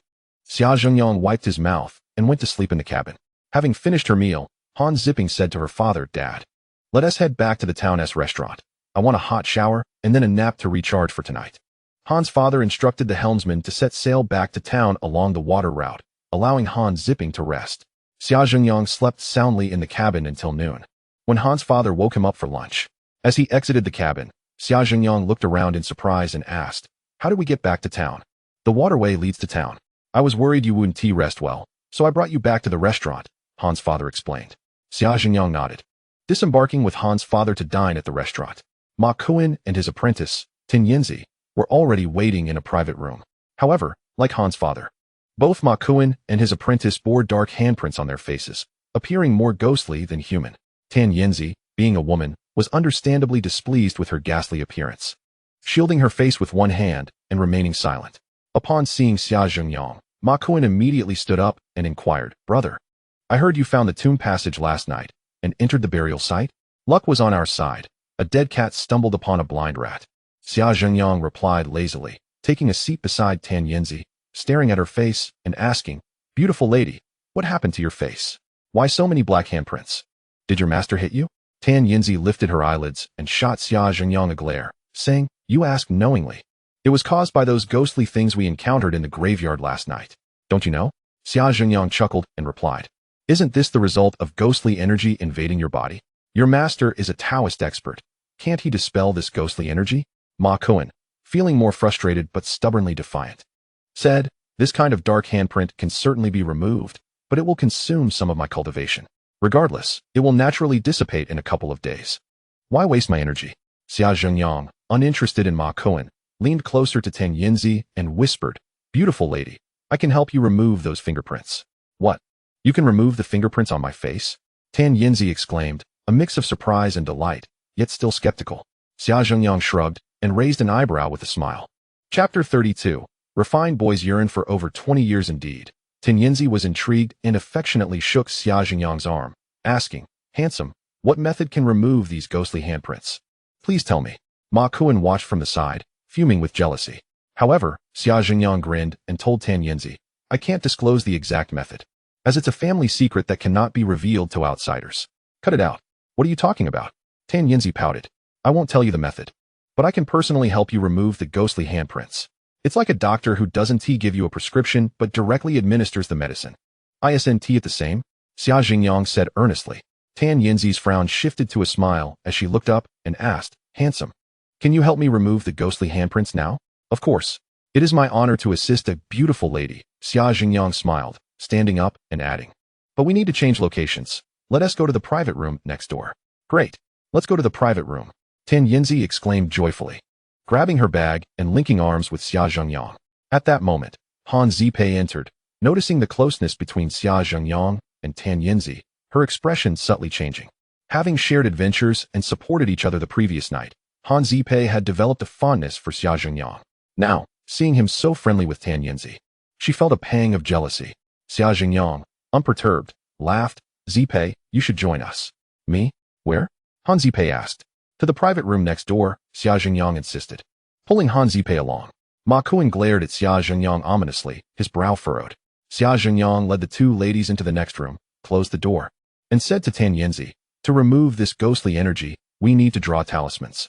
Do you have vermilion and talisman paper? Yes, in my master's bag, Tan Yinzi replied. Please fetch them, along with a bottle of white liquor, Xia Zhengyang requested. Tan Yinzi nodded and went back to retrieve the items. Han Zipei tugged at Xia Zhengyang and whispered, Hey, weren't you trying to keep your Taoist skills a secret in front of Ma Kuan and his apprentice? Why are you drawing talismans now? The secrets of heaven must not be divulged. Just enjoy the show, Xia Zhengyang replied with a smile.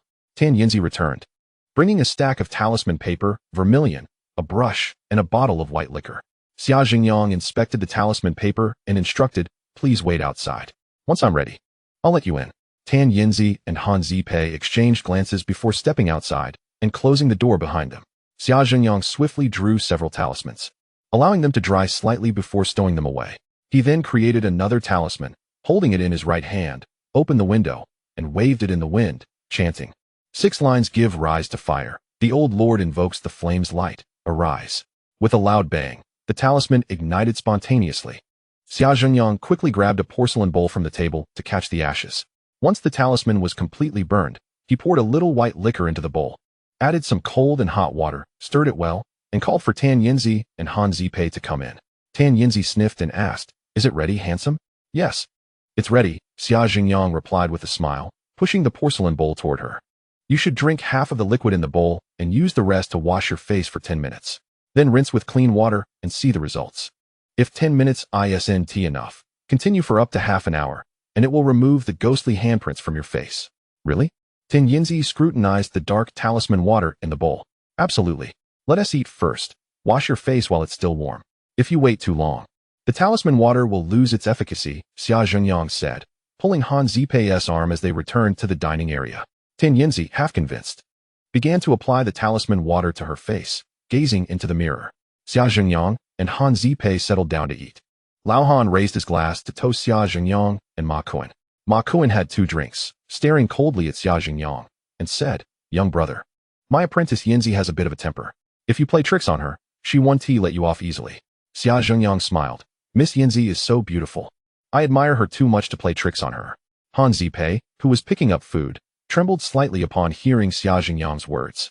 Ma Kuan snorted, raising his glass to Lao Han, saying, Don't worry, Boss Han. Tonight, Yinzi and I will accompany you to explore the ancient tomb. If there's any elixir of youth down there, we'll be sure to find it for you. Xia Zhengyang looked at Ma Kuan and chuckled. Master Ma plans to join us tonight. Ma Kuan sneered, We took Boss Han's money. Naturally, we must do our part. Xia Zhengyang nodded, As long as you're happy.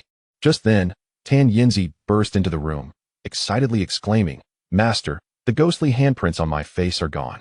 They're really gone. Ma Kuan was astonished, staring at Tan Yinzi's face. Indeed, the black handprints had completely faded, her complexion restored to normal, and her smile radiant. Handsome, thank you so much, Tan Yinzi said, sitting beside Xia Zhengyang. Oh, by the way, could you also help remove the black handprints from my master's face? Yinzi. Ma Kuan shot her a fierce look, exclaiming, Those black handprints are merely ghostly energy condensed. They will dissipate on their own in a few days. Why make unnecessary trouble?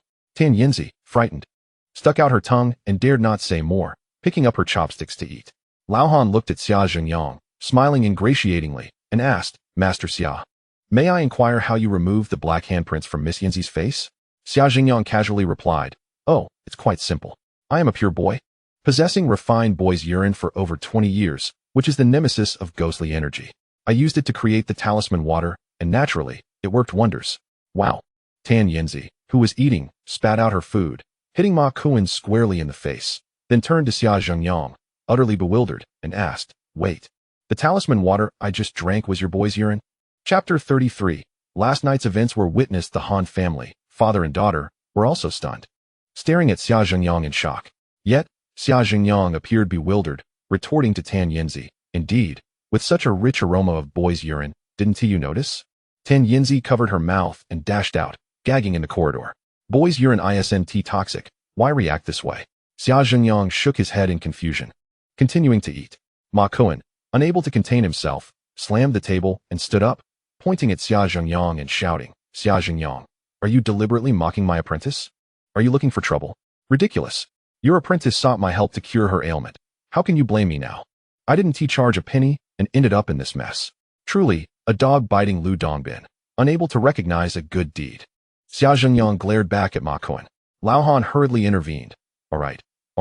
I'm sure this is just a joke from Brother Xia. Let us not take offense, come. Let us drink. I'm not drinking anymore. I'm heading back to the martial temple, Xia Zhengyang said, having had his fill. With a smile, he stood up and walked toward the door. Ma Kuan wanted to explode, but, fearing he might not win in a confrontation, hesitated to take action, fuming silently. Han Zipei escorted Xia Zhengyang to the yacht by the river and said, Master, please wait for me here. I'll grab a bite and join you shortly to visit the ancestral hall. Xia Zhengyang nodded and retreated into the cabin to rest. At 1 o'clock in the afternoon, Han Zipei returned to the yacht carrying a large bag of items, and together they sailed down the river to the ancestral hall.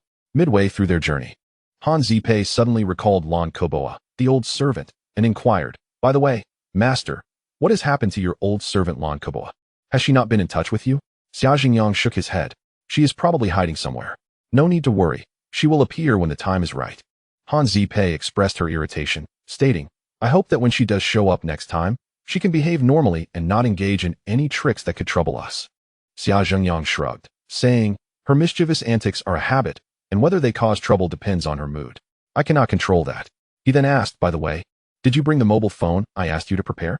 Han Zipei nodded and handed him a phone from her bag. Xia Zhengyang's phone had been damaged by water the previous night and was no longer functional. He took the phone, replaced the SIM card, and logged into several messaging apps.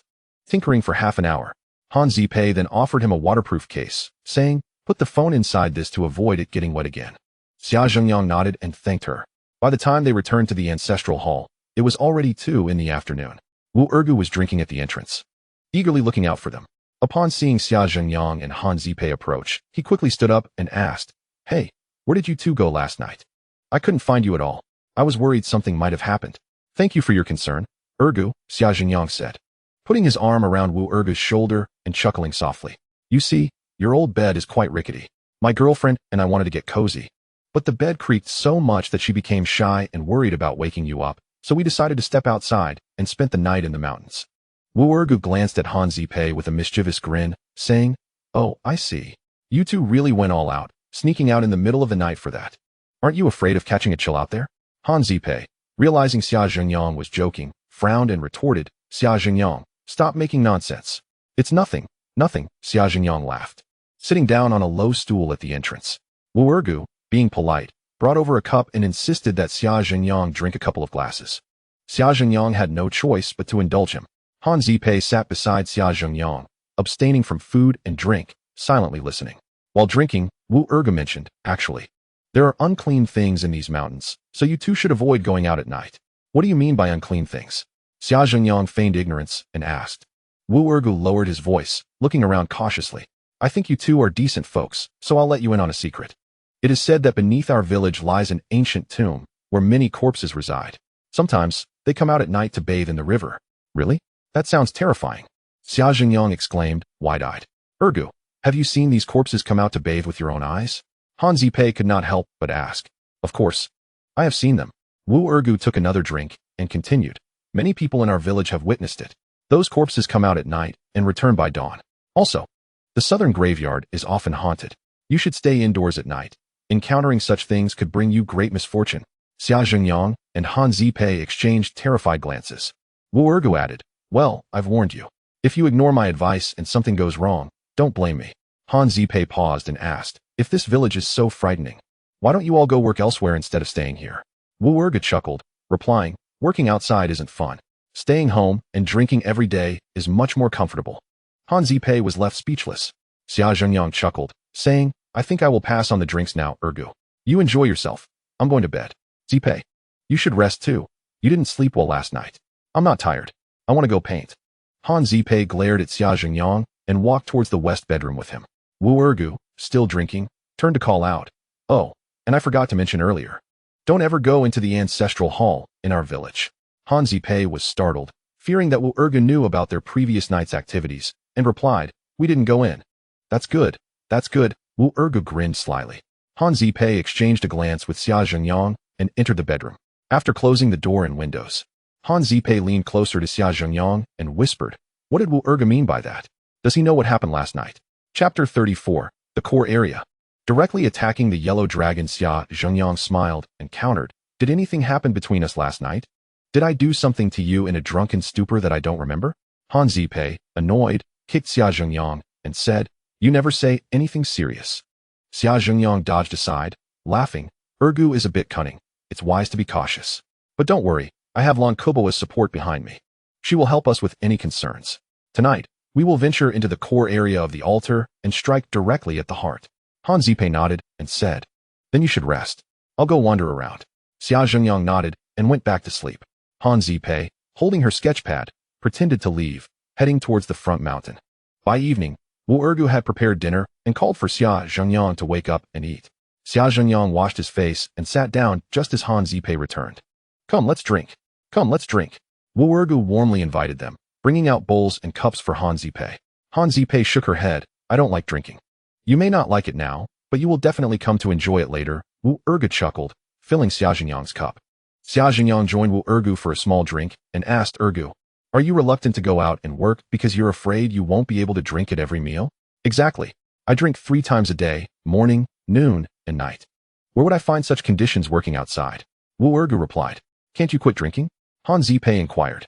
"Quit drinking? You might as well kill me." Wu Ergu shook his head and said to Han Zipei, "Sister, when you start enjoying drinking, you won't even think about quitting. I will never become like you." "Addicted to alcohol?" Han Zipei said coldly. "Not necessarily, not necessarily." Wu Ergu continued to smile. Xia Zhengyang gave Han Zipei a look, signaling her not to argue with Wu Ergu, as it was pointless. As the evening progressed, Wu Ergu continued drinking without pause, from dusk until 9 at night, consuming a whole bottle of liquor without stopping. Xia Zhengyang noticed the time and, unable to find a way out, once again used the 5 ghosts mind confusion technique to make Wu Ergu fall asleep, then dragged him into the east bedroom. Once Wu Ergu was settled, Han Zipei sighed in relief and said to Xia Zhengyang, "My dad is waiting for us in the woods east of the ancestral hall, and he has prepared all the necessary tools." Xia Zhengyang nodded, placing his phone into the waterproof case, and together they left. Upon arriving at the designated woods, Xia Zhengyang saw Ma Kuan and his disciple, along with Old Han. Old Han greeted Xia Zhengyang and whispered, "There are still villagers awake. Should we wait a bit longer?" "I don't mind. If you're in a hurry, we can head to the ancestral hall first," Xia Zhengyang replied lazily. Ma Kuan, with a stern face, said quietly, "All right. Yanzi and I will go to the ancestral hall first and enter the ancient well to discuss." Old Han quickly interjected, "Taoist Ma, don't rush. We have plenty of time. We mustn't disturb the villagers." Ma Kuan huffed and sat back down, waiting patiently. Xia Zhengyang lit a cigarette and gazed at the stars above. After half an hour, when the village was finally devoid of light, everyone began to move. Ma Kuan and his apprentice were the first group to scale the wall and enter the ancestral hall. Following them were Xia Zhengyang and Han Zipei, with the elder Han leading the way. Ma Kuan circled the courtyard but could not locate the entrance to the ancient well, so he inquired of Han Zipei, "Miss Han, where did you descend last night?" Han Zipei also couldn't recall clearly and turned to Xia Zhengyang for assistance. Xia Zhengyang smirked as he found a slab of blue stone and pried it up, saying to Ma Kuan, "The entrance is right here. Please, Taoist Ma." Ma Kuan shone his flashlight down and frowned. "Are we just supposed to jump down and trigger the mechanism?" Han Zipei nodded, "Indeed. Only by jumping can we use gravity and inertia to activate the trapdoor at the bottom of the well." Ma Kuan furrowed his brow, seemingly hesitant to leap. Xia Zhengyang looked at him and said, "Last night, Han Zipei and I jumped down without hesitation. Are you telling me, Taoist Ma, that you lack the courage?" Incited by Xia Zhengyang's taunts, Ma Kuan gritted his teeth, tightened his belt, and leaped down. A splash echoed as the water in the well rippled, and Ma Kuan's figure vanished from sight. Tan Yinzi took a deep breath and approached the well, preparing to jump as well. "Miss Yinzi, wait." Xia Zhengyang suddenly grabbed her arm and chuckled, "Jumping down like that is perilous. While it may not be fatal, there is a good chance of injury." Tan Yinzi was taken aback and asked, "Didn't you just say that we must jump to trigger the mechanism?" Xia Zhengyang smiled. "I've just thought of an alternative. If we climb down with a rope, we can also activate the mechanism. 2 people descending together will surely provide enough weight to trigger the trapdoor." Why didn't you mention this sooner? You've made my master jump into the well. Tan Yinzi muttered. Han Zipei contemplated and suggested, I will go down with Yinzi. Master, you should descend with my father. Xia Zhengyang nodded in agreement. Tan Yinzi and Han Zipei slid down the rope one after the other. As Xia Zhengyang predicted, their combined weight at the bottom of the well was sufficient to open the trapdoor, and they passed through together. The well, originally only a meter deep in water, had lost much of its volume after Ma Kuan triggered the trapdoor, leaving only about a foot of water when Han Zipei and Tan Yinzi descended. Xia Zhengyang instructed the elder Han to go down first while he followed last. After the elder Han descended, Xia Zhengyang climbed into the well, using his feet to brace against the walls, and carefully replaced the blue stone cover above to avoid detection by the villagers. The five of them passed through the trapdoor at the bottom of the well and entered the underground cave. The elder Han shone his flashlight around in awe, exclaiming, "This altar's passageway is so cleverly designed. Without Master Xia, we might never have discovered it." That may not be the case. I had already deduced that the ancient tomb lies directly beneath the ancestral hall, Ma Kuan remarked with an air of mystery, continuing forward with his flashlight. I've heard there's a soul-hanging ladder ahead. I'm eager to see it for myself tonight. Xia Zhengyang tugged at Han Zipei and whispered, I suspect this pretentious old Taoist may meet his end here tonight. Surely not. If someone dies, it will be quite troublesome. Han Zipei exclaimed, her anxiety palpable. Chapter 35, Parting Ways, each to their fate. Ma Kuan and his apprentice were invited by Han Zipei's father with a generous fee for assistance. If they were to perish here, it would indeed be problematic for the elder Han. Xia Zhengyang, however, scoffed, such individuals, lacking any genuine skill, may deceive others for petty gains, but their reckless pursuit of adventure is something no one can deter. Han Zipei felt uneasy and approached to quietly caution her father. The elder Han frowned and addressed Ma Kuan and his apprentice, Taoist Ma, Miss Yinzi. This place is fraught with hidden dangers. Please exercise utmost caution. Master Xia explored the route last night. I suggest we let him lead tonight, the elder Han concluded. Ma Kuan, brimming with bravado, retorted, What's the worry? It's just an underground altar. I refuse to believe that those ancient corpses can devour us living beings. The elder Han could only shake his head with a wry smile. The underground scene remained as it was the previous night, with ancient corpses hanging on the walls. Beyond this point lay a chasm, and above it, the soul-hanging ladder. The elder Han stood at the edge of the chasm, shining his flashlight for a long moment before asking Xia Zhengyang, Master Xia, what if we descend the chasm directly using a rope instead of the soul-hanging ladder? What might we discover? Xia Zhengyang rolled his eyes. While there may be unexpected discoveries, the risks are far greater. To forego a well-trodden path for an uncertain one is a reckless idea that could cost lives. The elder Han felt a wave of embarrassment and nodded. You are right. Master Xia, let us proceed with the soul-hanging ladder instead. As they spoke, Ma Kuan had already taken Tan Yinzi onto the iron chain bridge of the soul-hanging ladder.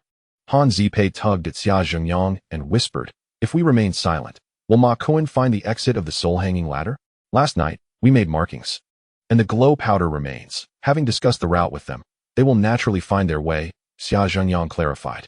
Indeed, Ma Kuan led Tan Yinzi across the bridge, pointing at the platforms dusted with glow powder, asking, This must be the exit of the soul-hanging ladder, right? It's not as mysterious as I thought. Xia Zhengyang merely smirked and shook his head. Han Zipei retrieved a flare gun and added more glow powder to the platform, making the jump points more visible. Ma Kuan and his apprentice displayed commendable agility, hopping down the soul-hanging ladder and skipping across the platforms, forging ahead. The elder Han and his daughter followed closely behind, with Xia Zhengyang bringing up the rear. Suddenly, Ma Kuan, in the midst of the swirling darkness, shouted, Something's wrong. Tan Yinzi echoed his alarm. There's a ghost. A ghost? Han Zipei turned back to Xia Zhengyang, exclaiming, Master, I just saw a ghostly figure flash by in front of us. I can't tell what it was. Xia Zhengyang squinted into the distance, calmly responding, If it does not provoke you, do not provoke it. Let us all go our separate ways peacefully. Besides, with Taoist Ma leading the way, what is there to fear? Ma Kuan scoffed, declaring, Indeed, with me paving the way, there's nothing to worry about. Forward we go. The five of them leaped across 13 platforms and landed safely on solid ground. The elder Han surveyed their surroundings and gestured for everyone to proceed onward. Following the winding passageway downward, Han Zipei deliberately lagged a few steps behind to walk alongside Xia Zhengyang and quietly asked, What do you think that ghostly figure was? Did you see it clearly?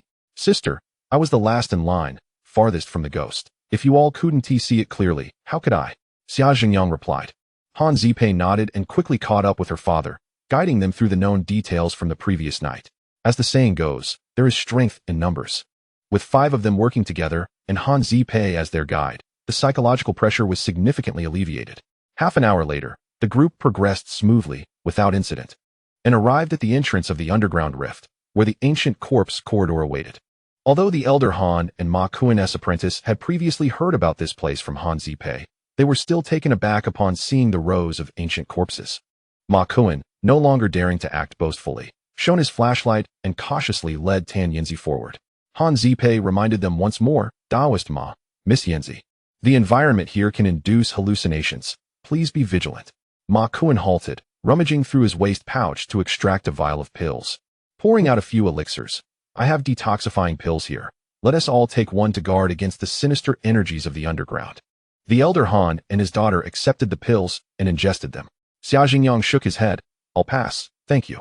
After consuming the detoxifying pills, the elder Han shone his flashlight around, suddenly asking, Master, I have many questions regarding you and Zipei. Last night, we were swept down the Longmen Pool by the flood. Yet how come these ancient corpses remained undisturbed, lined up so orderly? Xia Jingyang replied nonchalantly, if we can access the core of the altar, the answer to your question will reveal itself. Ma Kuan nudged the ancient corpse before him and scoffed, young brother Xia, you mentioned a deluge last night. Yet now there is none. Could it be that you encountered a flood from upstream? I truly fail to understand how the great flood you faced last night came to be. Xia Jingyang remained silent, but Han Zipei interjected hastily, Master Ma, there is no need for skepticism. We indeed faced a great flood last night. As for your query, Master Xia has analyzed it as well. He believes there exists a closed region upstream, akin to an underground dam lake. When the water level in this dam lake reaches a certain threshold, it will suddenly discharge. Much like a flushing toilet. Ma Kuan burst into laughter. Ah, so Master Xia was swept down the Longmen Pool last night, like a flushing toilet. Xia Jingyang shot Ma Kuan a sideways glance, dismissing him, and proceeded forward. Old Han waved urgently, catch up, everyone, stay close to Master Xia. The 5 of them moved in a line, following the corridor of ancient corpses westward. After traversing a stretch of path paved with skulls, they suddenly encountered 2 diverging paths. Both paths were winding, resembling 2 arms extending outward in an embracing gesture. Xia Jingyang halted at the fork, turning sideways to cast a sidelong glance at Ma Kuan, curious to see how the old Taoist would respond. Understanding Xia Jingyang's intent, Ma Kuan also wished to stake his claim and impress old Han. Thus he suggested, Boss Han, there are 2 paths here. I propose we split up and proceed separately. Old Han frowned, seeking Xia Jingyang's counsel. Master, what do you think we should do? I share the same sentiment, Xia Jingyang replied with a smile. I shall accompany Master Xia. Han Zipei quickly asserted. Old Han pondered briefly before nodding. Very well. Master and Zipei should exercise caution. I shall accompany Master Ma. This arrangement reflected old Han's careful strategy. By separating the father and daughter, he could monitor both Xia Jingyang and Ma Kuan, preventing them from claiming the elixir for themselves.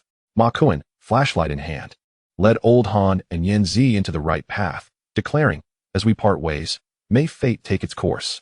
Xia Jingyang scoffed lightly and took Han Zipei into the left path. Chapter 36. The Underground Maze. Descendants of Qiyu. Upon entering the diverging path, the scene remained largely unchanged. Thick black mist enveloped them, with ancient corpses lined up on either side of the road. Strangely, these ancient corpses stood firm without any visible means of support, maintaining their positions. Moreover, the corpses on both sides faced a single direction, seemingly guarding something. Han Zipei whispered, Xia Jingyang, if we were to make these large zongzi lie down, what would happen? Make the large zongzi lie down? Sister, are you really going to disturb these ancient corpses? Xia Jingyang retorted, what nonsense are you spouting? I meant to say, if we knock over these large zongzi, we could take a shortcut. Han Zipei murmured. It's best not to disturb them. Xia Jingyang continued forward, stating, generally speaking, there is a mysterious balance within ancient tombs. Once this balance is disrupted by external forces, the consequences are unpredictable. I don't believe that, Han Zipei insisted. Let's try toppling one ancient corpse first. Xia Jingyang paused and nodded. All right, give it a go. With permission granted, Han Zipei gleefully raised her foot and kicked the chest of an ancient corpse. Thud. The corpse, rigid as iron, merely swayed slightly before regaining its composure. Is this a weeble wobble? Han Zipei exclaimed in astonishment. Xia Jingyang swiftly turned and delivered a kick, causing the ancient corpse to crash to the ground with a thud. The corpse fell without any unusual event. Han Zipei examined the soles of the fallen corpse's feet, but found nothing amiss. Let us move on. We are not yet in the core area. Let these large zongzi be, Xia Jingyang urged, continuing forward. The duo pressed on, but after only 3 or 4 meters, they encountered another fork in the path, similar to the previous one, extending outward like 2 outstretched arms. This is an underground maze. Could there be another formidable mechanism? Han Zipei inquired. Xia Jingyang remained silent, glancing back. Han Zipei, shining the flashlight backward, suddenly exclaimed, "Wait, the large zongzi we just knocked down is standing up again." Xia Jingyang, without a word, stepped forward. Indeed, the ancient corpse that had been kicked down was now upright once more, glaring at Xia Jingyang and Han Zipei, as if mocking them. "Is someone following us, propping the corpses back up?" Han Zipei whispered.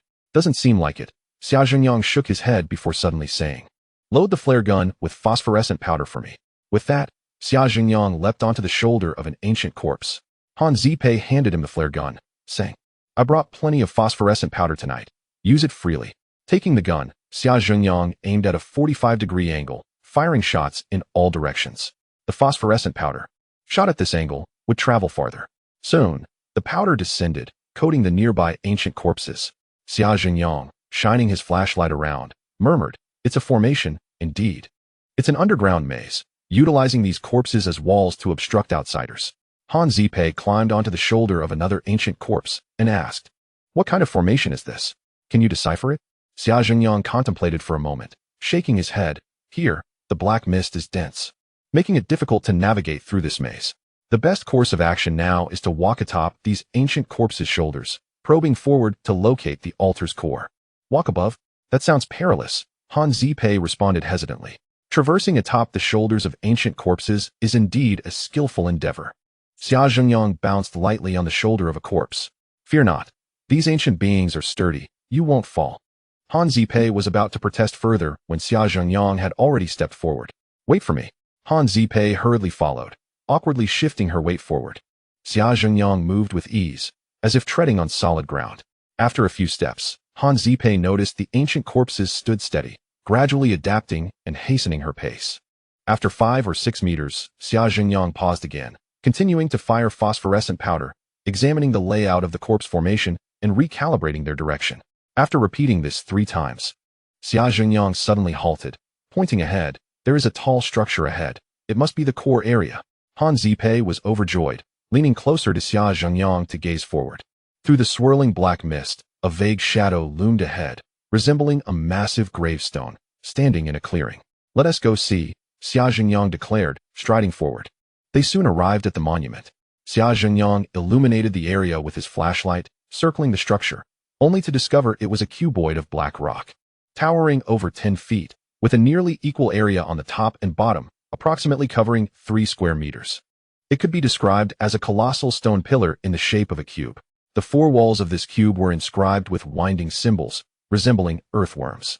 Among them were motifs of sun, moon, stars, and various flora and fauna interspersed.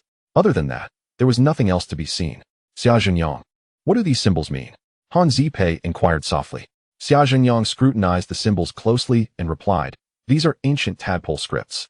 "Ancient tadpole scripts? What kind of writing is that?" Han Zipei asked urgently. Xia Jingyang continued to examine the inscriptions, slowly explaining, "The tadpole script was originally the writing of the Qiyu clan, which later faced defeat in the Battle of Zhuolu against the Yellow Emperor. The Yellow Emperor hunted down the descendants of Qiyu and strictly prohibited the use of their tadpole script, promoting his own pictographic characters instead. However, remnants of the Qiyu tadpole script persisted among the common folk, and it was only after the Tang dynasty that it gradually faded away. Eventually, descendants of the Qiyu clan, with great wisdom, created the tadpole seal script based on the ancient tadpole script to honor their ancestors." Han Zipei was bewildered. "So you're saying that this stone before us was left by the descendants of Qiyu?"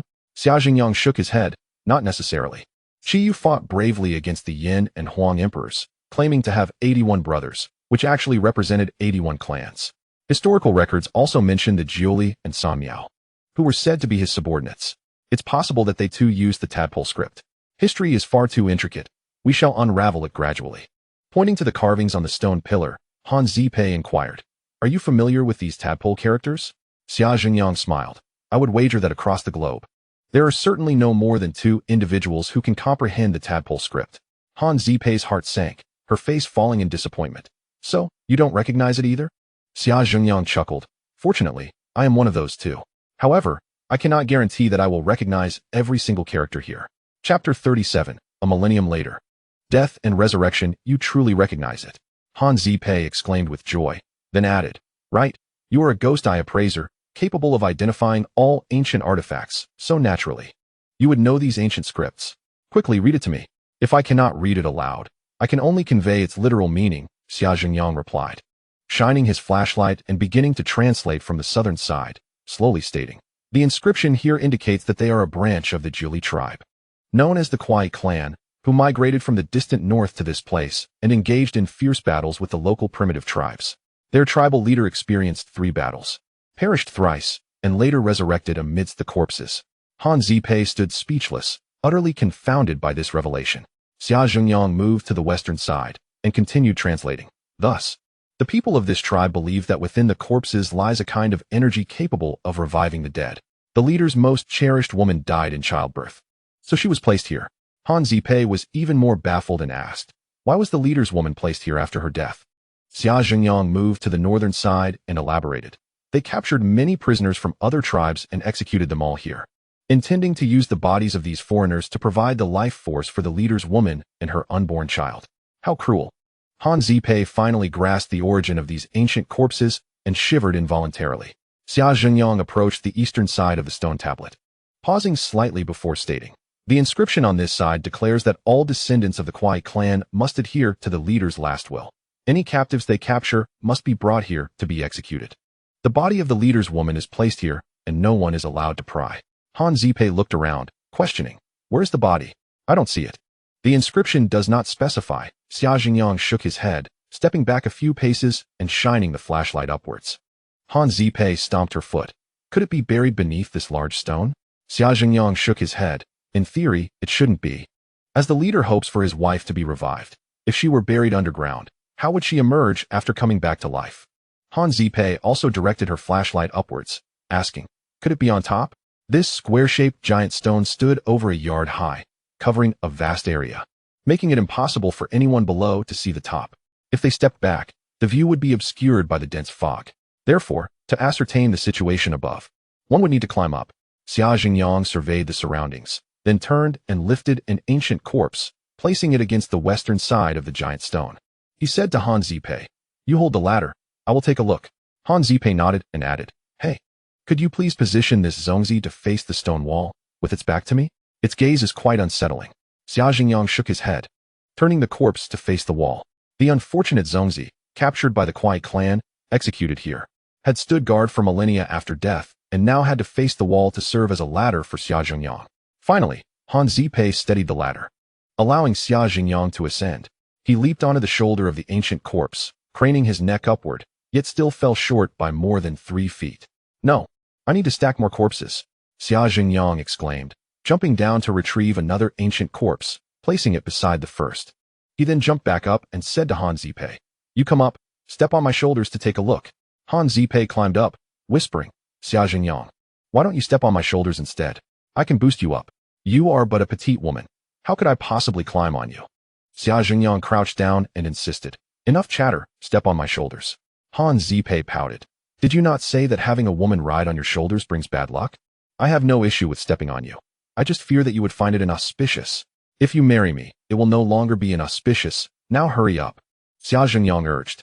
With a determined bite of her lip, Han Zipei donned her headlamp, steadied herself against the giant stone, and stepped onto Xia Jingyang's shoulders. He gradually rose, lifting Han Zipei up. However, just as Xia Jingyang stood upright, Han Zipei let out a startled cry and performed a backflip, jumping down. Xia Jingyang was taken aback and hurriedly followed suit, asking, what happened? Han Zipei's face turned pale as she clutched Xia Jingyang's arm. Trembling, there was someone up there, a woman. She winked at me. It must be the leader of the Kuai clan's wife. She has come back to life. Chapter 38. Master and apprentice turn against each other. The truth is so distressing. Xia Jingyang furrowed his brow. That's impossible. After thousands of years, she could still be revived? Han Zipei, still shaken, whispered, it's true, A living person sat atop, smiling at me and even winking. Do not be agitated. Tell me slowly what you saw. Xia Jingyang comforted Han Zipei. She steadied herself and recounted. It was a woman, unclothed, sitting cross-legged in the center of the top. Her skin was fair, and she was quite beautiful, with her hair cascading down. It seemed she had a circlet of jewels on her forehead. When I leaned in to look, she happened to be gazing at me, winking and smiling as if we were old friends. Xia Jingyang pondered. That is impossible. It must be a figment of your imagination. Just like last night, when you mistook the ancient corpse's palm for a pig's hoof. Han Zipei, desperate to assert her truth, stomped her foot. It's not an illusion. I saw it clearly. If you don't believe me, go up and see for yourself. Very well. I shall go take a look. Xia Jingyang nodded, preparing to investigate personally. But just then, amidst the dense fog, a cacophony of chaotic shouts erupted. The voices were indistinct, difficult to discern their origin. Han Zipei tilted her ear to listen, her expression changing. It sounds like my father's voice. And there are voices of Ma Kuan and Tan Yinzi. They seem to be in trouble, Xia Jingyang murmured. Then let us hurry and check. Han Zipei urged, shining her flashlight wildly and calling out, Dad, where are you? What has happened? Do not shout. The surroundings are a maze of formations, shrouded in thick fog. It will be difficult to find them, Xia Jingyang cautioned Han Zipei. Close your eyes now, and use your sense of hearing to guide you. I will follow behind. Hearing? Yes, listen with your ears. As a woman, your intuition is more sensitive. Hopefully, it will help locate them, Xia Jingyang instructed. All right. Han Zipei reluctantly calmed her mind, closed her eyes, and concentrated on listening for the source of the voices. Moments later, with her eyes shut, she began to move toward the side, with Xia Jingyang protecting her side. Taoist Ma, Yinzi, please remain calm. Her father's voice echoed. Ma Kuan, today I shall kill you, you beast. Tan Yinzi shouted. Interspersed with these voices were sounds of clattering, likely the noise of tools falling to the ground. As Xia Jingyang followed Han Zipei slowly, he frowned, realizing that it seemed Tan Yinzi had come to blows with her master, and the fight was fierce. Why had this master and apprentice suddenly turned against each other and resorted to violence? Han Zipei remained attentive, following her instincts, until she found herself before a pile of ancient corpses. Xia Jingyang moved aside one of the corpses, opening a gap in the array of bodies to allow Han Zipei to pass through. As the search continued, weaving through the mass of corpses, the roar drew closer, seemingly right beside them. Here it is. Open your eyes, said Xia Jingyang. Han Zipei hurriedly opened her eyes and looked around. In front of her stood yet another wall of corpses, behind which chaotic lights flickered. Ma Kuan and his disciples, along with old Han, were shouting in disarray. Xia Jingyang pressed down on the shoulder of an ancient corpse ahead and performed a sideways flip over it. Han Zipei followed suit, her eyes widening at the scene before her. Ma Kuan, bloodied and wielding a sword, shouted at Tan Yinzi, You lunatic! I am your master. What are you trying to do? Beast! You are not my master. Tan Yinzi spat, her eyes bloodshot, wielding a spade with fierce determination as she pursued Ma Kuan. Cursing, when I was a teenager, you spied on me while I bathed and went to the bathroom, drugged me, bullied me countless times, and destroyed my innocence. In front of others, you are my master, but behind my back, you are a vile creature. You have ruined my life, and today, I will kill you and tear your body to shreds. Han Zipei felt a chill run down her spine, her limbs turning cold. Ma Kuan was indeed a monster, having committed such atrocities against his female disciple. The depths of human nature concealed such filth and depravity. Xia Jingyang tugged at Han Zipei, whispering, I mentioned a couple of days ago that Ma Kuan and his beautiful disciple have an ambiguous relationship. Han Zipei snapped back to reality, asking, But what do we do now? Ma Kuan seems injured. If this continues, he might die here. Xia Jingyang moved to old Han's side, inquiring, What happened? I don't know. Tan Yinzi suddenly went insane and ambushed her master from behind. The spade struck Ma Kuan's head. Old Han exclaimed, his frustration evident as he rubbed his own head. Tan Yinzi is acting like a madwoman. I tried to mediate, but she hit me with a spade and left a huge bump on my head. Xia Jingyang nodded. The malevolent aura here has stirred Tan Yinzi's pent-up resentment, causing her to lose her sanity. Han Zipei cried, Enough analysis. Let's go together and restrain Tan Yinzi. At that moment, Tan Yinzi was still relentlessly chasing after Ma Kuan, her fury akin to that of a wild tiger. Fortunately, the ancient corpses provided Ma Kuan with some cover, allowing him to evade death for the time being. Let me handle this. Xia Jingyang sighed, suddenly leaping behind Tan Yinzi, gripping her shoulder and commanding, Yinzi, calm down. Get away from me, you bastard. Tan Yinzi swung her spade backward, turning to curse, "You're not innocent either. You tricked me into drinking your urine. I'll kill you too." Xia Zhengyang extended his long arm, catching Tan Yinzi's spade, glaring as he shouted, "I was joking. That was not urine." Tan Yinzi attempted to reclaim her spade, but found herself unable to, quickly switching tactics to kick Xia Zhengyang in the abdomen. "You can't kick here. I'm not married yet," he exclaimed, clamping his legs together to trap her right foot. "I'll bite you to death," Tan Yinzi roared, suddenly opening her mouth to bite at Xia Zhengyang's nose. He sidestepped, using the momentum to spin her to the ground, shouting, "You have succumbed to madness. Wake up." Han Zipei rushed over, holding down one of Tan Yinzi's arms, shouting, "Yinzi, calm down. Get away. I want to kill that beast Ma Kuan." Tan Yinzi struggled fiercely, her clothing tearing in the process. Normally, she appeared gentle and charming, exuding warmth and laughter. Now, however, she had transformed into a malevolent spirit, mercilessly attacking anyone in her path. Unexpectedly, Ma Kuan brandished his sword, aiming directly at Tan Yinzi's heart, declaring, "Since you have embraced darkness, today I shall exorcise you." Chapter 39. The Heart's Demon Emerges. Emotions unleashed. Ma Kuan's strike came swiftly and viciously, the blade slicing through the air with a sound akin to a dragon's roar. It was evident that he intended to end Tan Yinzi's life. "Master Mano," Han Zipei cried out, her face pale with fear. "What a fine sword." Xia Zhengyang exclaimed as he suddenly pivoted, shielding Tan Yinzi by delivering a kick that struck Ma Kuan's wrist. The sword flew from his grasp with a clang and fell to the ground. Xia Zhengyang continued his assault, delivering another kick that sent Ma Kuan staggering back, exclaiming, "Old Taoist, you truly wish to kill your disciple." Old Han rushed forward, tightly embracing Ma Kuan, shouting, "Master Ma, please calm down." Tan Yinzi echoed the call, continuing to struggle. Gritting his teeth, Xia Zhengyang swiftly delivered a chop to Tan Yinzi's neck. She let out a strange cry, her eyes rolling back as she collapsed to the ground, unconscious. Xia Zhengyang propped her against an ancient corpse, shaking his head with a sigh. "You little rascal. This is between us disciples. Why did you kick me?" Ma Kuan glared at Xia Zhengyang from the ground. Xia Zhengyang approached, delivering a sharp slap across Ma Kuan's face. "Rebuking beast. You are lower than a beast. To commit such heinous acts against your own disciple, you disgrace the path of cultivation." Han Zipei looked at Ma Kuan with contempt, coldly stating, "Even a rabbit does not eat the grass near its burrow, yet you have turned on your own disciple. You are lower than the vilest of creatures." Xia Zhengyang asked Han Zipei for rope, binding Ma Kuan's hands behind his back, and then sought tape to seal his mouth. At last, the chaos subsided. Old Han let out a sigh of relief, wiping his sweat as he said, "Master, thankfully you arrived in time. Otherwise, I would not know what to do. I can't comprehend what is happening between these two."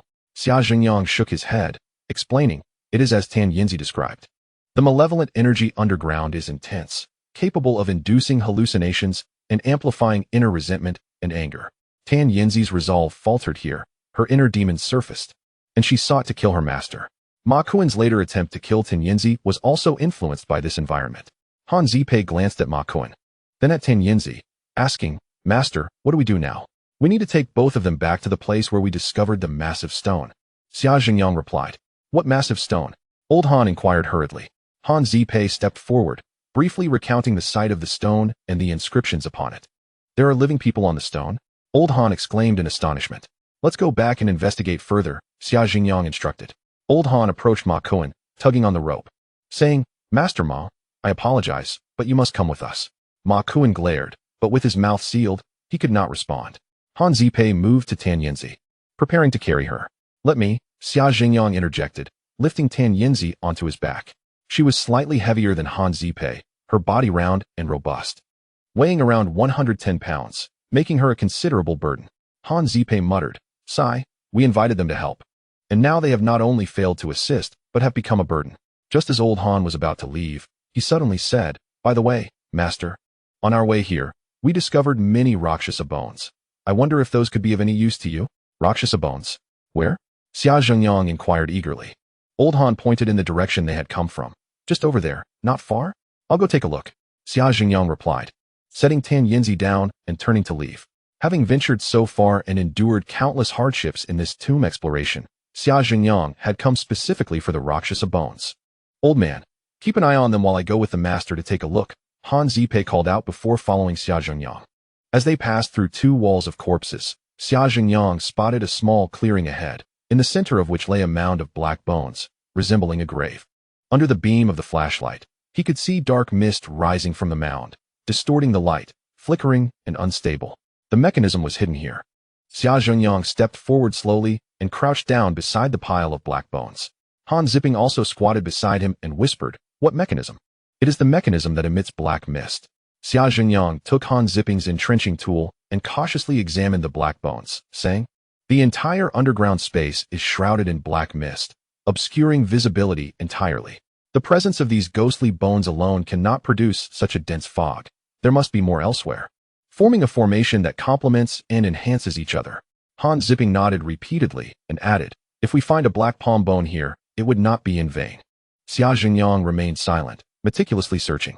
There were many black bones, and after examining the ground, he discovered a pit beneath the pile, resembling a grave. Within the pit's base, an unusual symbol was etched, winding and curving. "Is this a tadpole script?" Han Zipping inquired. "It is the position of the hexagram," Xia Zhengyang replied. "Hexagram?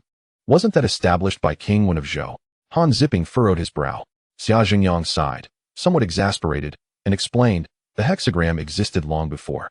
King Wen merely derived the 64 hexagrams. The Yellow Emperor's victory over Qiyu in the Battle of Zhuelu was said to be aided by the Nine Heavens' mysterious maiden, who utilized the hexagram for positioning and employed the art of Chimen Duanjia to secure victory." Han Zipping stuck out her tongue.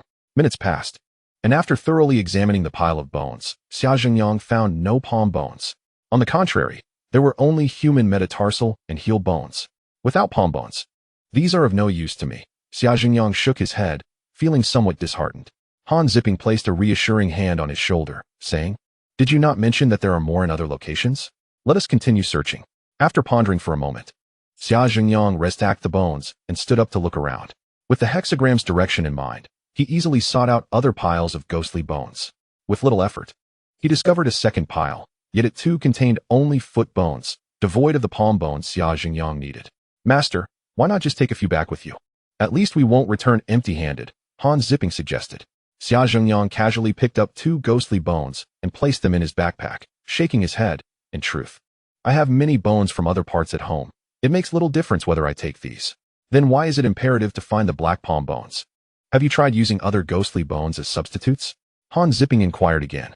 "My family has conducted numerous experiments over generations. It is certain that they do not suffice. Hence the belief that the palm bones are the most effective," Xia Zhengyang replied. "Very well, I shall accompany you in the search." Han Zipping smiled faintly. However, at that moment, a loud scream from Tan Yinzi echoed nearby. "Old Han, what are you doing? Why did you kill my master? Let me go?" Xia Zhengyang frowned and whispered to Han Zipping, "What is happening?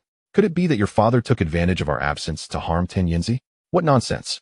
My father is far too old for such triviality," Han Zipping retorted, rolling her eyes at Xia Zhengyang before turning to run back. "It's hard to say. Perhaps your father, like Tan Yinzi, has lost his mind and is left with only his primal instincts." Xia Zhengyang shrugged, temporarily abandoning the search for ghostly bones to follow Han Zipping. In truth, human nature is inherently dualistic. It possesses both benevolence and malevolence.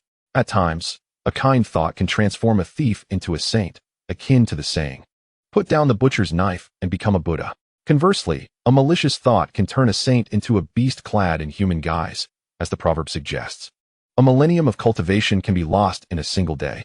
The atmosphere here was sinister, oppressive, and within such an environment, visual perception and mental state were influenced, rendering anything possible. The two retraced their steps to reunite with Old Han. They found Old Han pinning Tan Yinzi to the ground, shouting desperately, "Yinzi, do not move."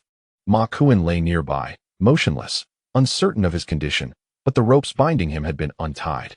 "I can't believe it. Your father is indeed not a good person." Telling her not to move, Xia Zhengyang remarked to Han Zipping, "I can't be bothered with you." Han Zipping, infuriated, glared at Xia Zhengyang and rushed over to ask, "Dad, what are you doing? What happened to Yinzi? She just woke up and accused me of killing her master, insisting on taking my life." Old Han gasped for breath. Han Zipping hurriedly restrained one of Tan Yinzi's arms, exclaiming, "Yinzi, calm down. It is not what you think." Tan Yinzi struggled and shouted, "You are all villains. You have killed my master, who raised me with great care. I will avenge my master today." Han Zipping was taken aback, unsure how to handle the situation, and looked towards Xia Zhengyang for help. "Let me give it a try." Xia Zhengyang approached, taking out a pre-drawn talisman, holding it firmly between his fingers. With a vigorous shake, he commanded, 6 lines separate fire. Old Lord suppresses flame light. Arise. However, this time, Xia Jingyang's spell failed, and the talisman did not ignite. Han Zipping stared blankly, asking, Master, are you casting a spell? Damn, the Yin energy here is too dense. It is difficult to summon the spell, Xia Jingyang muttered, biting his tongue to draw blood. Then once more invoked the spell. 6 lines separate fire. Old Lord suppresses flame light. Arise. With a loud bang, the talisman ignited. Open Tan Yinzi's mouth, Xia Jingyang commanded. Old Han and his daughter fumbled in a panic, quickly prying open Tan Yinzi's mouth. Xia Jingyang thrust the burning talisman into her mouth and swiftly covered it again. Mmm. Tan Yinzi writhed, protesting. Yet moments later, she gradually calmed down, staring blankly at everything before her. All right, she will regain consciousness shortly. Xia Jingyang released his hold. Old Han looked at Xia Jingyang with admiration, asking, So you are indeed a practitioner of the Tao, possessing profound abilities. I have heard that those who can summon fire talismans are quite formidable. Typically, those capable of doing so are either born with innate spiritual talent or have cultivated true fire through rigorous practice. It seems you have mastered true fire, am I correct? Xia Jingyang was somewhat surprised, exclaiming, Boss Han, you are knowledgeable. Old Han humbly smiled. I know a little, just a little. Xia Jingyang chose not to elaborate on the talisman incident and walked over to inspect Ma Kuan, inquiring, What has happened to Daoist Ma? He has fainted, Old Han sighed, saying, I fear Daoist Ma's condition is grave. Should we retreat? If he does not receive timely treatment, I worry he may perish. Just moments ago, Tan Yinzi had struck Ma Kuan at the back of his head with the entrenching tool, causing a 2-inch long wound, penetrating flesh and bone, and later only hastily bandaged. Now, upon examining Ma Kuan, the wound was still bleeding, his face pale and on the brink of death. Tan Yinzi had regained some clarity and trembled, asking, What has happened to my master? Who did this to him? Han Zipping frowned. Yinzi, do you not remember what transpired? It was to protect you that your master was injured. Xia Jingyang interrupted Han Zipping, continuing, A white-haired monster suddenly appeared, intent on devouring you. Your master protected you and was thrown against a rock, sustaining severe injuries. Han Zipping paused, then quickly understood, nodding in agreement. She realized Xia Jingyang was deliberately misleading Tan Yinzi, both to spare Ma Kuan's dignity and to avoid reopening Tan Yinzi's deep-seated wounds. Tan Yinzi approached to examine her master's injury, exclaiming urgently, My master is in a dangerous state. We must hurry to treat him. Old Han was at a loss and looked to Xia Jingyang for guidance. At that moment, Ma Kuan stirred, slowly awakening, and upon seeing Tan Yinzi's face, weakly said, Yinzi, I am no longer human. I'm sorry. It seems my time has come. I cannot survive this ordeal. There is some money left in my bank card. It is all for you, the password. Master, do not speak. Tan Yinzi knelt on the ground, weeping uncontrollably. Old Han exchanged a glance with his daughter, each lost in their own thoughts. The entangled emotions and grudges between their master and disciple were too complex to articulate. Xia Jingyang fixed his gaze on Ma Kuan, squinting for a moment before leaning in to whisper in Han Zipei's ear. As the bird approaches its demise, it sings mournfully, as a man nears death. His words turned benevolent. Ma Kuan is indeed at the end of his road. Extracting him now would be futile. Han Zipei trembled slightly, asking in a hushed tone, Are you certain? Xia Jingyang nodded. The Taoist way reveals the energy of life. I can see that the 3 points of yang fire within Ma Kuan have extinguished. A clear sign of impending death. But if he perishes here, how will my father explain it? Han Zipei felt tears welling up. After a moment of contemplation, Xia Jingyang proposed, You should take Ma Kuan and retreat. I will remain to continue searching for the ghostly bones and the child's Dan. Chapter 41. Taking advantage of others' misfortunes after returning empty-handed the previous night, Xia Jingyang was determined to uncover the mysteries of this place and refused to retreat without answers. Having reached the heart of the altar, he felt a sense of dissatisfaction in leaving just like that. However, Old Han was reluctant to agree, remaining pensive. He feared that if Xia Jingyang found the child's Dan, he might claim it for himself. Understanding her father's concerns, Han Zipei suggested, Dad, you and Yinzi should take Daoist Ma and leave first. I will stay with Xia Zhai Master to continue the search. Old Han hesitated, unwilling to depart and worried for his daughter's safety. Suddenly, Tan Yinzi interjected, Mr. Han, you need not worry about my master, from his appearance. He can hold on for a while longer. Let us proceed according to our original plan. I will wait here for everyone. Old Han, overjoyed, nodded in agreement. Reassured by Tan Yinzi's words, if Ma Kuan were to die here, Tan Yinzi would not blame herself, especially since his injuries were a result of her actions, and she would bear the brunt of the consequences. Xia Jingyang remained silent and began to walk away, with the Han father and daughter closely following, leaving Ma Kuan and his apprentice behind. The journey was relatively smooth, and after passing through several walls of corpses, the trio found themselves once again beneath the massive stone. Old Han circled the stone, then looked up and inquired, "Zipei, is there a woman sitting atop that large stone?" Han Zipei nodded, "Indeed. I saw her with my own eyes, smiling and winking at me." Old Han gritted his teeth and urged Xia Jingyang, "Zhai Master, should I ascend to take a look? Are you concerned that I might seize your treasure?" Xia Jingyang replied with a faint smile, "If the child Dan is here, it should be atop that stone. However, I have no desire for it, rest assured. Of course, if you insist on going up, I have no objections. That is not what I meant. Please do not misunderstand." "Zhai Master," Old Han stammered, awkwardly laughing. "I merely meant that you have worked the hardest. No need to say more. Go ahead." Xia Jingyang waved his hand. Old Han nodded, gathered a few ancient corpses, and arranged them beneath the stone, binding them together with ropes to form a human pyramid. He then began to climb, saying, "I'll go up first to take a look.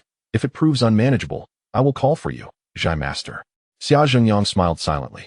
As Old Han ascended the second level of the corpse ladder, he steadied himself and slowly peered over the top of the giant stone. Han Zipei watched anxiously from below, concerned for her father's safety. When Old Han finally stood upright, his gaze seemed to be drawn to something, and he froze, standing motionless in a daze. Xia Jingyang nudged Han Zipei, whispering, "Your father has stopped moving. Is he mesmerized by that unclothed beauty, drooling?" Han Zipei was not in the mood for jokes. She called up, "Dad, what do you see? Speak to me." But Old Han remained oblivious, stuck in his pose, utterly still. Han Zipei panicked and raised her voice, "Dad, what is wrong? Have you encountered something? Come down." Old Han remained unresponsive, his body trembling slightly. Worried, Han Zipei turned to Xia Jingyang, "What is happening to my father? Should we pull him down?" Just then, Old Han let out a loud cry and fell backwards from above. "Father!" Han Zipei gasped, quickly extending her arms to catch him. Unexpectedly, a shadow darted in from the side, reaching out midair to support Old Han at the waist and gently guiding him down. With a thud, Old Han landed on his feet, but staggered before regaining his balance. The figure in black landed shortly after, facing away from Han Zipei and the others, sneering. Is this the extent of the Han family's petty tricks and tomb raiding? Han Zipei, stunned, shielded her father and demanded, "Who are you?" Xia Jingyang, however, smiled and nodded at the figure in black. "Ah, Granny Lan, you've arrived." The figure turned, acknowledging Xia Jingyang with a slight nod and a smile. "Young master, I have been following you since last night." So it was Lan Kupa. Han Zipei felt a mix of surprise and trepidation with her arrival. They had gained a formidable ally, alleviating some of the risks within the altar. Yet, she also feared this old woman might cause her harm. Old Han remained in a daze, his expression one of deep sorrow, utterly heartbroken. "Father, what is wrong? What did you see?" Han Zipei shook her father's hand, repeatedly asking. Your brother is dead." Old Han suddenly cried out, collapsing to the ground in anguish, wailing, "After 10 years of toil and countless resources, I could not save him." Han Zipei was taken aback, hastily embracing her father. "Dad, he was fine in town. Why would you say that?" Old Han slapped his daughter, pointing at the top of the giant stone, shouting, "Your brother is up there. He is dead. Did you not see? Brother is up there?" Han Zipei, stunned from the slap, clutched her face, utterly perplexed.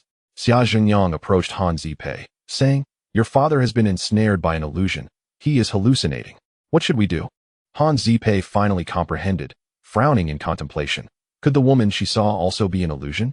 Xia Jingyang shook his head, retrieving a paper talisman once more, just as he had done with Tan Yinzi, instructing Old Han to swallow the fire talisman. After doing so, Old Han gradually calmed down. Lan Kupa had been watching coldly, but now she spoke. "Young master, there is fetal blood Ganoderma atop the stone, possessing powerful hallucinogenic properties. I will assist you in ascending. Once you obtain the Ganoderma, present it to the Han family as a betrothal gift." Betrothal gift? Both Xia Jingyang and Han Zipei were momentarily taken aback. Lan Kupa chuckled. "The fetal blood Ganoderma can cure all ailments and restore life to the dead. Its efficacy surpasses that of the child Dan. If the Han family's young master consumes it, he shall not perish.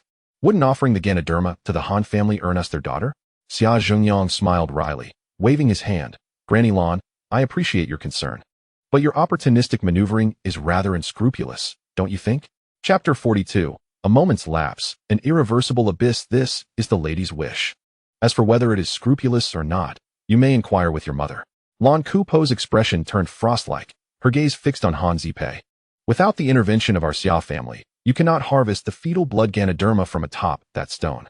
My dear, if you agree to become our family's young mistress, I shall lend my assistance. Otherwise, I shall pluck the Ganoderma for myself and consume it, extending my life by another 50 years. Han Zipei glanced at Xia Zhengyang, biting her lip in silence. Xia Zhengyang frowned. Could this truly be his mother's arrangement? Had she become so obsessed with finding a daughter-in-law that she resorted to such brazen coercion? Seeing Han Zipei's conflicted expression, Lan Kupo fumed, glaring fiercely. What? Do you mean to say that our Xia family's young master is unworthy of you? Granny, that is not my intention, but in this situation, your threats are unjust. Han Zipei's eyes brimmed with unshed tears. Torn between her brother's life and her own dignity, she found herself at an impasse. In truth, Han Zipei harbored feelings for Xia Zhengyang, yet she found herself coerced, treated as a mere pawn in a trade. This was indeed a profound humiliation. How could she bear it? Old Han's patriarchal mindset was deeply entrenched. Although still somewhat dazed, he vaguely grasped the meaning behind Granny Lan's words. He then declared, "As long as it saves my son, I will agree to anything. After all, a daughter, no matter how much she is raised, ultimately belongs to someone else." With a cry, Han Zipei could no longer contain her tears. It dawned on her that she held no weight in her father's heart. Xia Zhengyang, both exasperated and amused, turned to old Han and remarked, "Hey, my family has a hereditary illness. Males only live into their 30s. Is this really the path you wish to take? Pushing your daughter into a perilous situation? Are you unafraid she may end up a widow?" Old Han foolishly shook his head. "I care not for my daughter's fate. I only want my son." Granny Lan erupted in laughter, addressing Han Zipei. "Young lady, if you marry our young master, it will be different. As the mistress of the Xia family, I will treat you like a goddess." Han Zipei shot Granny Lan a glare, her tears flowing freely. She was merely an ordinary woman, wishing not to be revered as a goddess, but to attain the happiness and warmth of a family she rightfully deserved. Yet in this moment, her father's heartlessness pierced her deeply. "Enough, Granny Lan," Xia Zhengyang interjected, feeling uneasy. There must be limits to jest. Miss Han is not a bargaining chip. Such words only burden her further. Granny Lan widened her eyes. "I am not jesting. I speak sincerely. Let us cease this topic." "No, this is the lady's instruction. Granny Lan, if you still consider me the young master of the Xia family, please refrain from further comments." Xia Zhengyang's expression turned grave. "You may leave now. I shall retrieve the fetal blood Ganoderma myself. Young master, if Miss Han does not agree, I will take the fetal blood Ganoderma first." "You shall not be the one to harvest it," Granny Lan coldly stated. "Granny Lan, do you intend to engage me in combat? You have served my family for generations." I hesitate to speak harshly. However, in this matter, I hold the final say, so please do not make things difficult for me. Xia Zhengyang's demeanor grew even more serious. "Young master, I apologize, but I am acting on the lady's orders." Granny Lan remained unyielding. "I will explain to my mother later." Xia Zhengyang replied sternly. "Enough of the bickering." Suddenly, Han Zipei erupted, looking at Granny Lan and nodding. "Granny, I agree. If I can obtain the fetal blood Ganoderma and save my brother, I am willing to become a daughter-in-law of the Xia family. Of course, this is contingent upon Xia Zhengyang's acceptance of the marriage. In truth, had Xia Zhengyang himself proposed, even without the fetal blood Ganoderma, Han Zipei would likely have acquiesced. Granny Lan beamed, her eyes softening with kindness. "Since Miss Han has agreed to become our young master's bride, we are now a family. Very well, I shall assist you in obtaining the fetal blood Ganoderma." "Wait, I have not yet agreed," Xia Zhengyang interjected, moving beside Han Zipei and whispering, "I apologize for putting you in this position, Han Zipei. This old woman has become senile and speaks rudely. Do not take offense." Han Zipei's eyes glistened with unshed tears, her words caught in her throat. Xia Zhengyang once more addressed Granny Lan. "You may leave now. Matters regarding the young mistress of the Xia family do not require your concern. If I have feelings for Miss Han, I will naturally express them without your coercion. Even if you force her into this marriage, if I do not agree, it will be in vain. Young master, you truly should consider marriage." "Silence." Xia Zhengyang glared, gesturing for her to depart. Granny Lan sighed, taking a few steps back. "Very well, I shall wait here to see how capable the young master is in securing the fetal blood Ganoderma." Xia Zhengyang took Han Zipei to the base of a massive stone and instructed, "You stand here, facing away from the stone, and help me ascend." "How do I assist?" Han Zipei asked, bewildered. "Embrace your arms. When I leap, place your arms beneath me to propel me upwards," Xia Zhengyang explained. All right. Han Zipei nodded, slightly widening her stance for stability. Xia Jingyang took a few steps back, then sprinted forward, leaping onto Han Zipei's arms. Han Zipei exhaled sharply, lifting her arms with all her might. Xia Jingyang propelled himself upward in a graceful flip, landing atop the stone. Well done. Granny Lan could not help but cheer. Old Han, now awake, shone a flashlight upward at the giant rock. Xia Jingyang crouched low on top of the stone, peering intently. Upon the 3-square-meter platform sat a woman, radiantly white as jade, indeed completely unclothed. Her beauty was breathtaking, appearing to be around 18 years old, reminiscent of Liu Yifei's portrayal of the little dragon girl. With flowing hair like a waterfall and skin fairer than snow, a delicate circlet of gems adorned her forehead, shimmering brilliantly. From her navel, a blood-red flower bloomed, palm-sized and glistening like a ruby. Just one glance left Xia Jingyang awestruck, dizzy with wonder. How could such an exquisite beauty exist in this world? Such a captivating flower? Could she be the wife of the leader of the Kuai tribe? No wonder they went to such lengths to create an altar for her. It was worth it.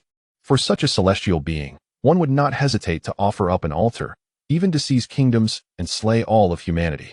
With this thought, Xia Jingyang suddenly noticed the woman wink and smile at him, her lips parting softly as she whispered, "Kuai Wang, you finally came to see me.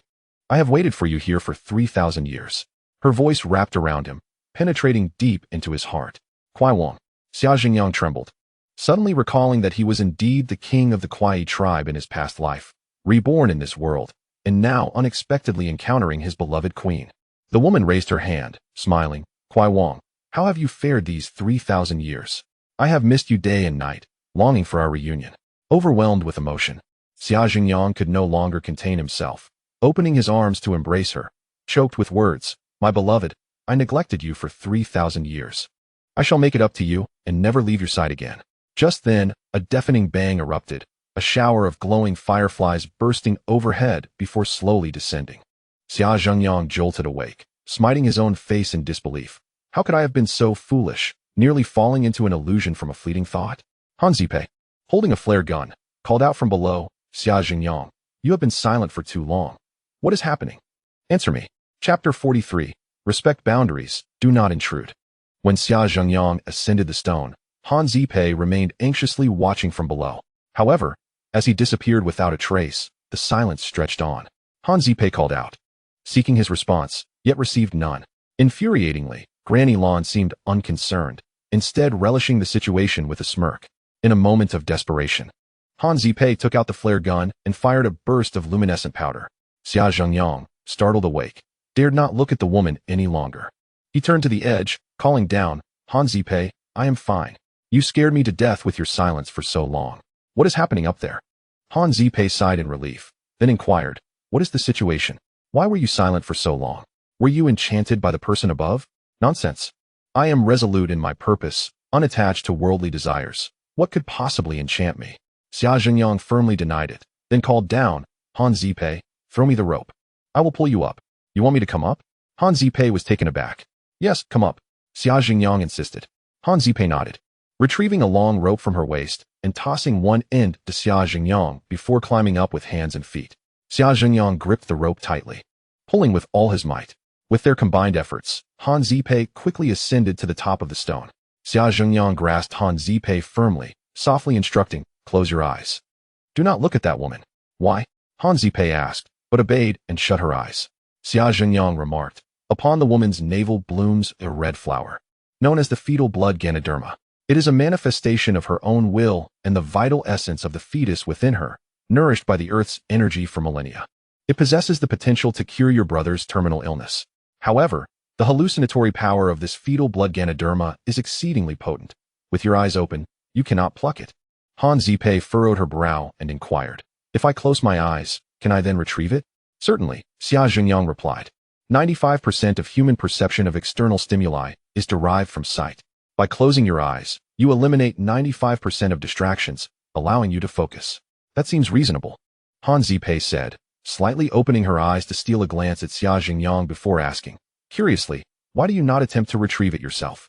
Xia Jingyang opened his mouth, jesting, I wish to avoid physical contact. Propriety dictates that men and women should not be too familiar. Besides, the woman is not clad in garments. As a gentleman, I adhere to the principle of non-intrusion and non-observation. In truth, Xia Jingyang also desired to close his eyes and harvest the fetal blood Ganoderma, yet he feared succumbing to the illusion once more. Han Zipei, being a woman, would not exert the same allure as another woman might. Ideally, it would be best if the elderly Lan Ku Po were to undertake the task. Her extensive age and tranquil mindset had rendered her impervious to such temptations. Han Zipei, generally compliant with Xia Jingyang's words, nodded and extended her hand to explore. Xia Jingyang dared not gaze at the Kuai princess any longer, instead fixating on Han Zipei's countenance, asking, "Have you found it? Have you found it?" Han Zipei's hands moved gently, suddenly landing on Xia Jingyang's face. "Oh, this person still possesses body heat. How warm," she exclaimed. "Of course, there is warmth on my face." Xia Jingyang chuckled helplessly, grasping Han Zipei's arm to correct her direction. "This way, come this way, move boldly forward. There's nothing to fear." As Han Zipei pressed onward, she finally made contact with the Kuai princess, exclaiming, "I have touched her. It seems to be her shoulder. Advance forward, downward, to the navel area," Xia Jingyang instructed. Han Zipei continued her exploration, ultimately locating the fetal blood Ganoderma but hesitated to grasp it, questioning, "Xia Jingyang, I have found it. Should I simply pull it down? Or use a knife?" Lan Ku Po's voice echoed from below, stating, "The fetal blood Ganoderma must not come into contact with any of the 5 elements: metal, wood, water, fire, earth. It can only be pulled by hand or bitten off, then wrapped in cloth and placed in a sealed plastic bag. If it encounters any of the 5 elements, it will wither immediately." Han Zipei gasped, "Is there truly such a stipulation?" Xia Jingyang nodded. "Indeed, hasten to act and find something to wrap it." With determination, Han Zipei bit down and forcefully tugged at the fetal blood Ganoderma. Suddenly, a mournful cry pierced her ears.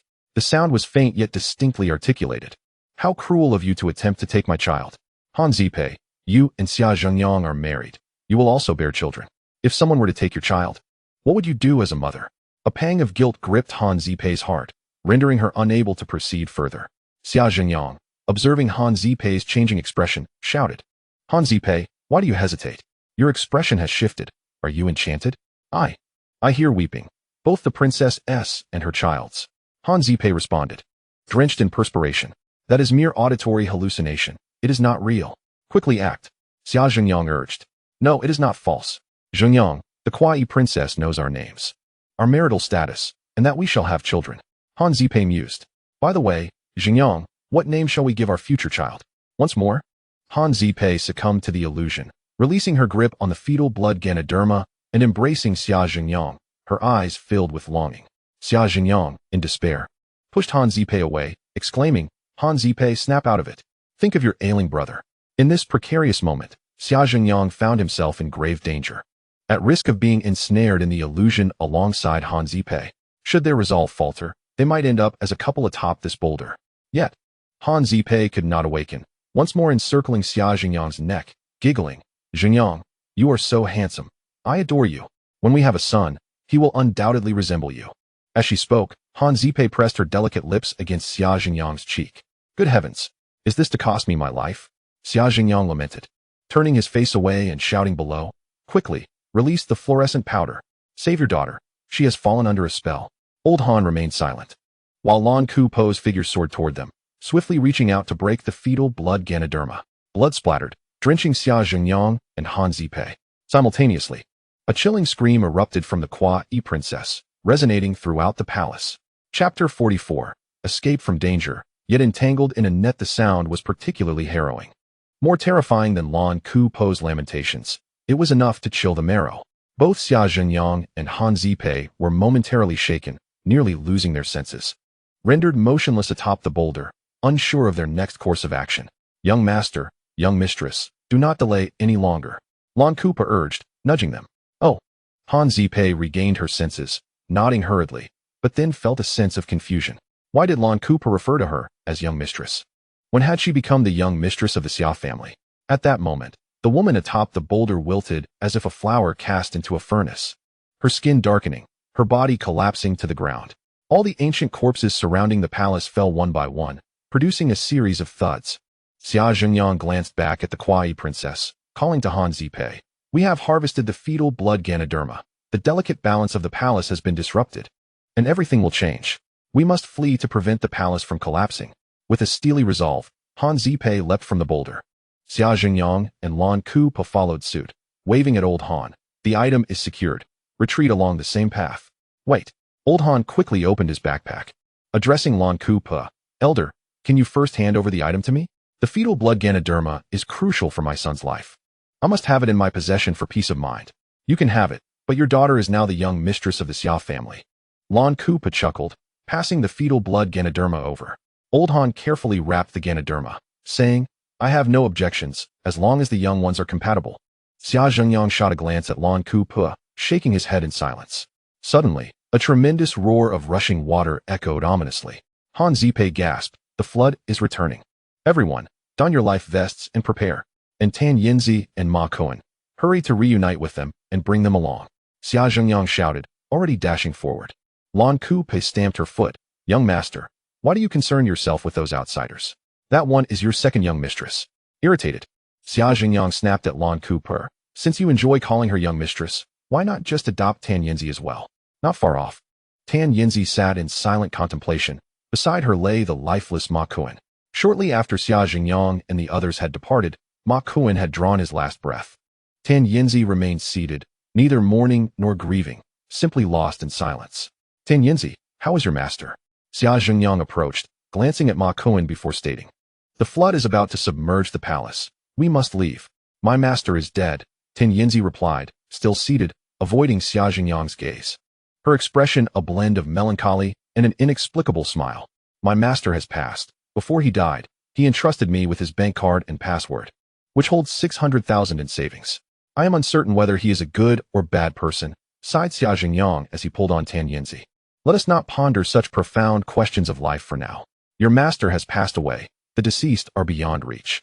We must hasten our escape. At that moment, a torrent surged forward, enveloping the ancient corpses. Tan Yinzi, jolted awake, inquired, what shall we do with my master's body? Let it remain here. A resting place among the mountains, replied Xia Zhengyang, leading Tan Yinzi away. Once we are outside, reciting the rebirth incantation for your master a few times will suffice as your filial piety. As he spoke, a powerful wave swept Xia Zhengyang and Tan Yinzi far away. Han Zipei and her father, donned in life vests, floated atop the tumultuous waters, calling out loudly, Xia Zhengyang, where are you? Especially Han Zipei, who, unable to locate Xia Zhengyang in the darkness, spoke with a tremor of desperation. However, the crying old woman, an extraordinary master of the undead, utilized the ancient corpses as stepping stones and swiftly reached Xia Zhengyang's side, shouting, young master, steady yourself. Hold on to the large dumpling and protect your head. I understand. Take care of yourself. Xia Zhengyang responded, gripping Tan Yinzi with one hand while steering through the water with the other. The floods surged swiftly, rising to several fathoms in mere moments, and the water level continued to climb. Caught in the deluge, they spun in a dizzying whirl. The crying old woman remained the most composed, suddenly exclaiming, the water level is rising rapidly while the current slows. It must be that a multitude of ancient corpses are floating downstream, blocking the outlet of the underground river. Everyone, steady yourselves and conserve your energy. As the water continues to rise, we shall retreat along the path of the soul-hanging ladder and escape through the ancient well of the martial shrine. Xia Zhengyang quickly grasped the situation, calling out, everyone, search for the stone piles beneath the soul-hanging ladder. Climbing those will lead us back. Han Zipei and her father frantically scanned their surroundings with headlamps, hoping to find a foothold. After a few minutes of chaos, Han Zipei suddenly collided with a solid object. Turning around, she discovered it was indeed a stone pile. Here, the stone pile is here, she cried, untying a rope and securing it around the stone pile to stabilize herself before assisting others. Everyone grabbed hold of the rope, gathering around the stone pile to catch their breath.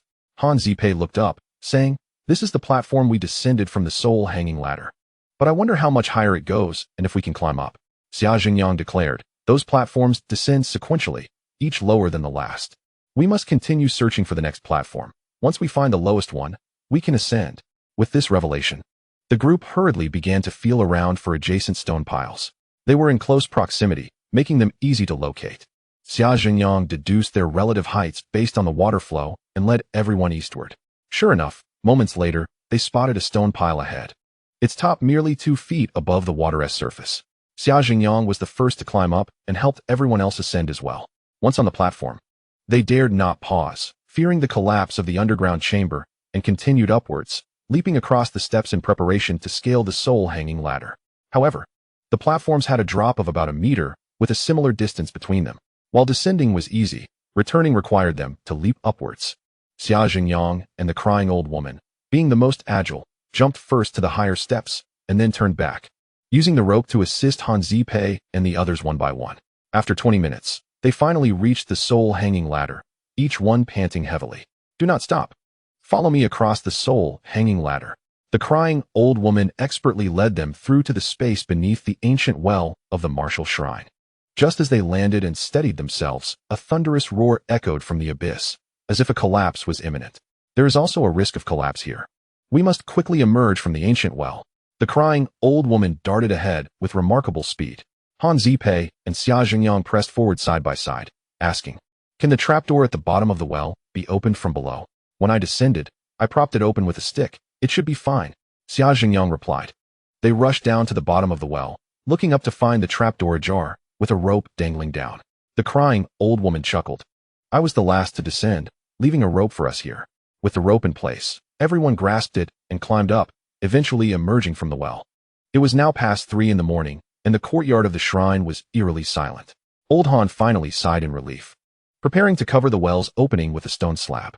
However, at that moment, several intricately carved wooden doors of the shrine swung open, and beams of flashlight flickered as a dozen figures, armed with knives, guns, and wooden clubs, surrounded them. It was the village chief of the martial shrine and Wu Ergu among others. They had been lying in wait in the second room of the shrine for Xia Jingyang and the others. Wu Ergu shone his flashlight on Xia Jingyang's face, grinning maliciously. "Young brother Xia, we've been waiting for you here for quite some time. Where's that Taoist? How come he hasn't appeared?" Chapter 45. This time, I shall bring you back 18 young mistresses. Xia Jingyang and Han Zipei exchanged a glance, both contemplating that this seemingly drunken village fool was not as oblivious as he appeared. He knew everything. Moreover, the people of the martial shrine were indeed formidable. What connection did they have with the underground altar of the Kwa Wing tribe? The village chief, Wu Xianming, approached, reeking of alcohol, and shone his flashlight on old Han's face, sneering, "Boss Han, have you developed tourism down underground? Are you planning to construct an underground ghost cave or a labyrinth in our martial shrine?" Old Han, being an experienced man, forced a smile and clasped his fists together. "Village chief and fellow villagers, please forgive us. We merely sought a bit of fun and came to sneak a look at the shrine, not expecting to accidentally discover this ancient well. We merely went down to take a look. We did not engage in any wrongdoing." "Liars." The village chief interrupted old Han sternly, sneering, "A bunch of tomb robbers, sneaking into my martial shrine's forbidden grounds to steal treasures, and you dare to speak so brazenly." Wu Ergu turned his gaze to Xia Jingyang and Han Zipei, grinning. "Artists? Heh, I wonder what recent masterpieces you two renowned artists have created. Tomb robbers are just tomb robbers. Why smear the reputation of artists?" The other villagers of the martial shrine held their weapons, their gazes sharp and threatening. Xia Jingyang rolled his eyes, asking, "What do you intend to do with us?" "What to do? In our village, we deal with tomb robbers by executing them on the spot." The village chief glared fiercely, turning to the villagers. "What do you all say? Should these tomb robbers die?" The villagers shouted in unison, "Kill these tomb robbers." Han Zipei tightened her grip on the dagger at her waist, signaling Xia Jingyang and Tan Yinzi to prepare for action. There were hardly any able-bodied men among the villagers. In a real fight, the outcome was uncertain. Tomb robbers? Suddenly, the crying old woman stepped forward with a cold smile, pointing at the village chief Wu Xianming. "Even if we are tomb robbers, we are 1,000 times better than those murderous bandits." Wu Xianming's expression shifted, and he coldly asked, "You old hag, whom do you consider a murderous bandit?" The crying old woman laughed heartily. "If we were to be executed for entering the ancient tomb, then what about the bandits who invaded this mountain village 200 years ago, exterminating over 300 descendants of the Kwa Wing tribe and seizing their village? What should be done about those bandits? Should their entire lineage be obliterated?" Wu Xianming appeared taken aback, sneering, "It's rare that you know about past events. However, those matters transpired 200 years ago and have nothing to do with us now." "Nonsense." The crying old woman glared. "This underground ancient tomb is the heritage of the Kwa Wing tribe. Your ancestors slaughtered the descendants of the Kwa Wing tribe and seized their village, fertile land, and underground tombs. Yet you dare to say it has nothing to do with you? The spirits of those hundreds of Kwa Wing tribe souls on Nangan Hill are still watching you. Speak such lies at your peril, for those spirits may come to claim your life and strangle you in your sleep. Wu Xianming glanced southward, finally sighed, and waved his hand. You may leave. Wu Ergu and his companions, dejected, turned to leave. Han Zipei, taken aback, glanced at Granny Lan and inquired, Granny, what on earth is happening?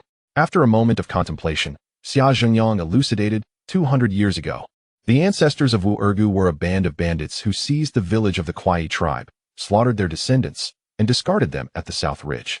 Granny Lan unveiled the sordid history of their forebears, hence their retreat in shame. Granny Lan chuckled softly, adding, you are indeed correct, young master. 2 centuries ago, the ancestors of these villagers believed that ancient tombs lay here, potentially harboring vast treasures, and thus they occupied this land, exterminating the descendants of the Kuai tribe and settling down.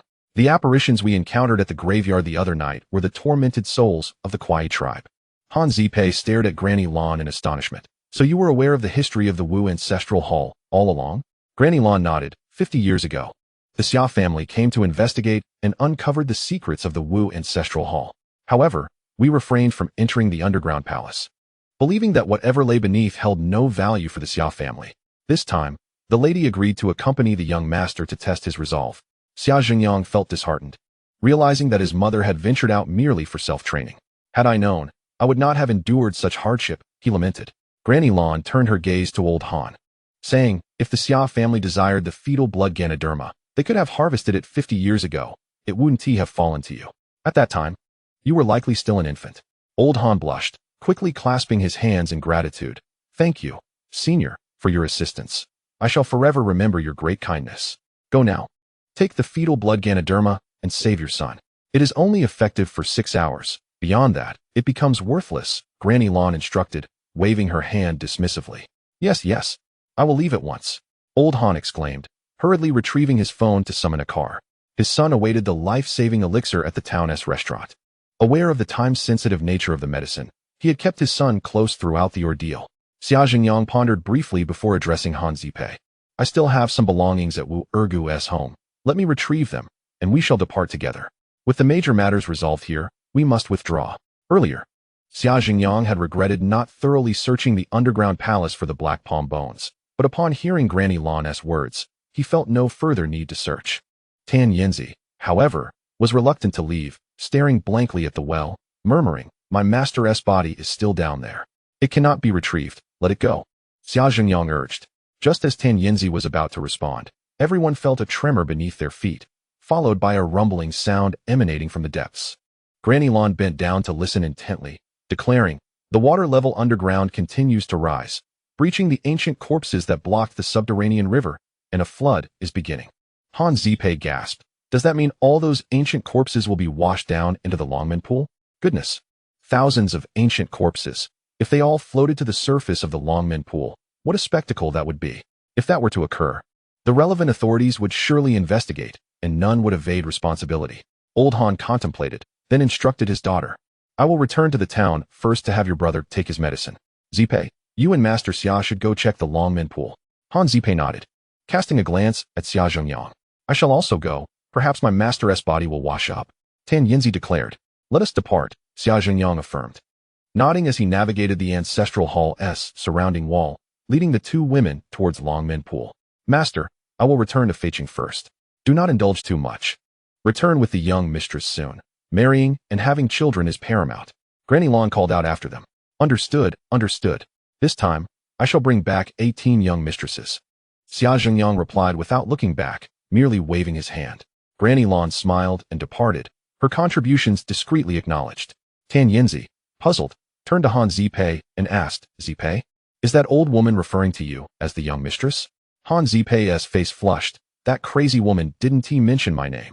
Perhaps she meant you. Xia Zhengyang, avoiding the conversation, quickened his pace. Suddenly, Wu Ergu leapt out, a chilling smirk on his face, blocking their path. Chapter 46, A Flower Picked Unintentionally. Han Zipei, alarmed, assumed Wu Ergu was about to cause trouble and instinctively gripped the dagger at her waist. Tan Yanzi mirrored her movements, positioning herself to flank Wu Ergu, glaring at him. Xia Zhengyang stepped forward, smiling. Brother Ergu, you've sprung out like a ghost. What advice do you have for us? My younger brother is indeed perceptive, Wu Ergu said, waving his hand at Han Zipei. Jesting, little sister, don't be alarmed. I'm not here to fight. The village chief sent me to discuss something with you. Han Zipei inquired, what matter? 2 million. Wu Ergu gestured with his fingers, stating, the village chief said you've made quite a stir, thus a 2 million hush fee is required. If you provide this sum, we shall act as if nothing occurred. Otherwise, with so many mouths in the village, your affairs may become public. Han Zipei chuckled, so it's a matter of money? Very well. I can arrange for 2 million during the day. However, you must keep your word and maintain silence. If this incident were to leak, the Han father-daughter duo and Xia Jingyang could all find themselves in trouble. The Han family was not short of money, so resolving the issue through financial means was certainly feasible. Wu Ergu smiled. Little sister is indeed forthright, a true heroine. However, I have a personal business to discuss with you. Han Zipei frowned. What personal business? I need to head to Longmen Pool now. Can we discuss it later? Oh, I'm not in a rush. I can accompany you to Longmen Pool, just in time to guide you. Wu Ergu replied cheerfully. Xia Jingyang patted Wu Ergu on the shoulder. Then let us be on our way. Wu Ergu nodded, walking alongside Xia Jingyang as they headed towards Longmen Pool. When the four arrived at Longmen Pool, the dawn was just breaking. The roaring sound of water echoed around them, reminiscent of 1,000 horses galloping. Han Zipei shone her flashlight and gasped in astonishment. The surface of the pool was darkened, teeming with ancient corpses that had surged forth from the underground palace. Ten Yinzi felt her scalp prickle, remaining silent as she stared. Initially, she sought her master's remains, but under such circumstances, how could she possibly find them? Wu Ergu exclaimed, goodness, no wonder the village chief said you've caused quite a commotion. You've unleashed everything that was buried underground. Haven't you? Han Zipei pulled Xia Jingyang aside, whispering, Master, what shall we do? This uproar will surely bring us trouble. Xia Jingyang, languidly waving his hand, replied, the sun will rise soon, and these things will dissipate into smoke.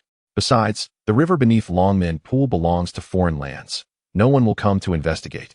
Once the sun rises, all will be well. Han Zipei remained anxious, nodding, let us hope so. If there truly is an investigation, rest assured, we will not involve you. What does it matter if there is an investigation? These people from thousands of years ago were not slain by us.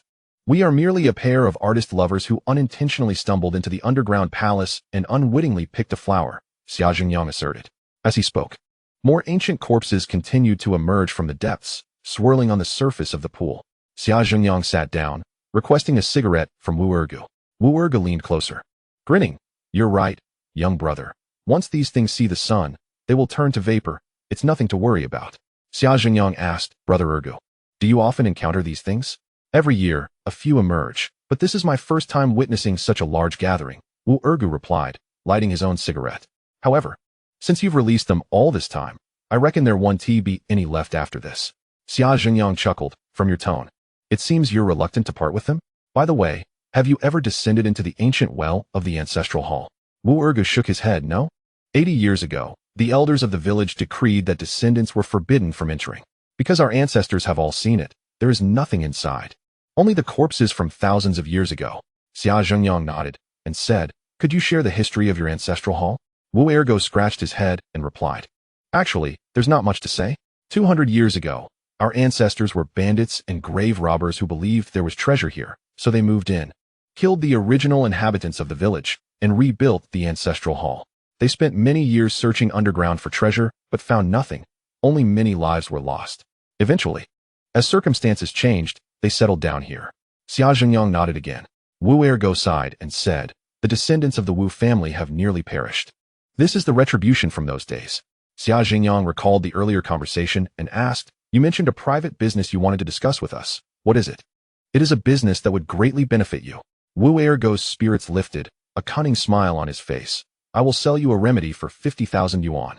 I guarantee you won't suffer a loss. Selling a remedy? Xia Jingyang felt disheartened and chuckled. I'm not ill. Why would I buy your remedy? What ailment does it treat? Han Zipping turned her head with a cold laugh. I could give you 50,000, but I don't want your remedy. No, no, no. I am a businessman who is fair to all. This remedy is something you will definitely find useful, and you will need it soon.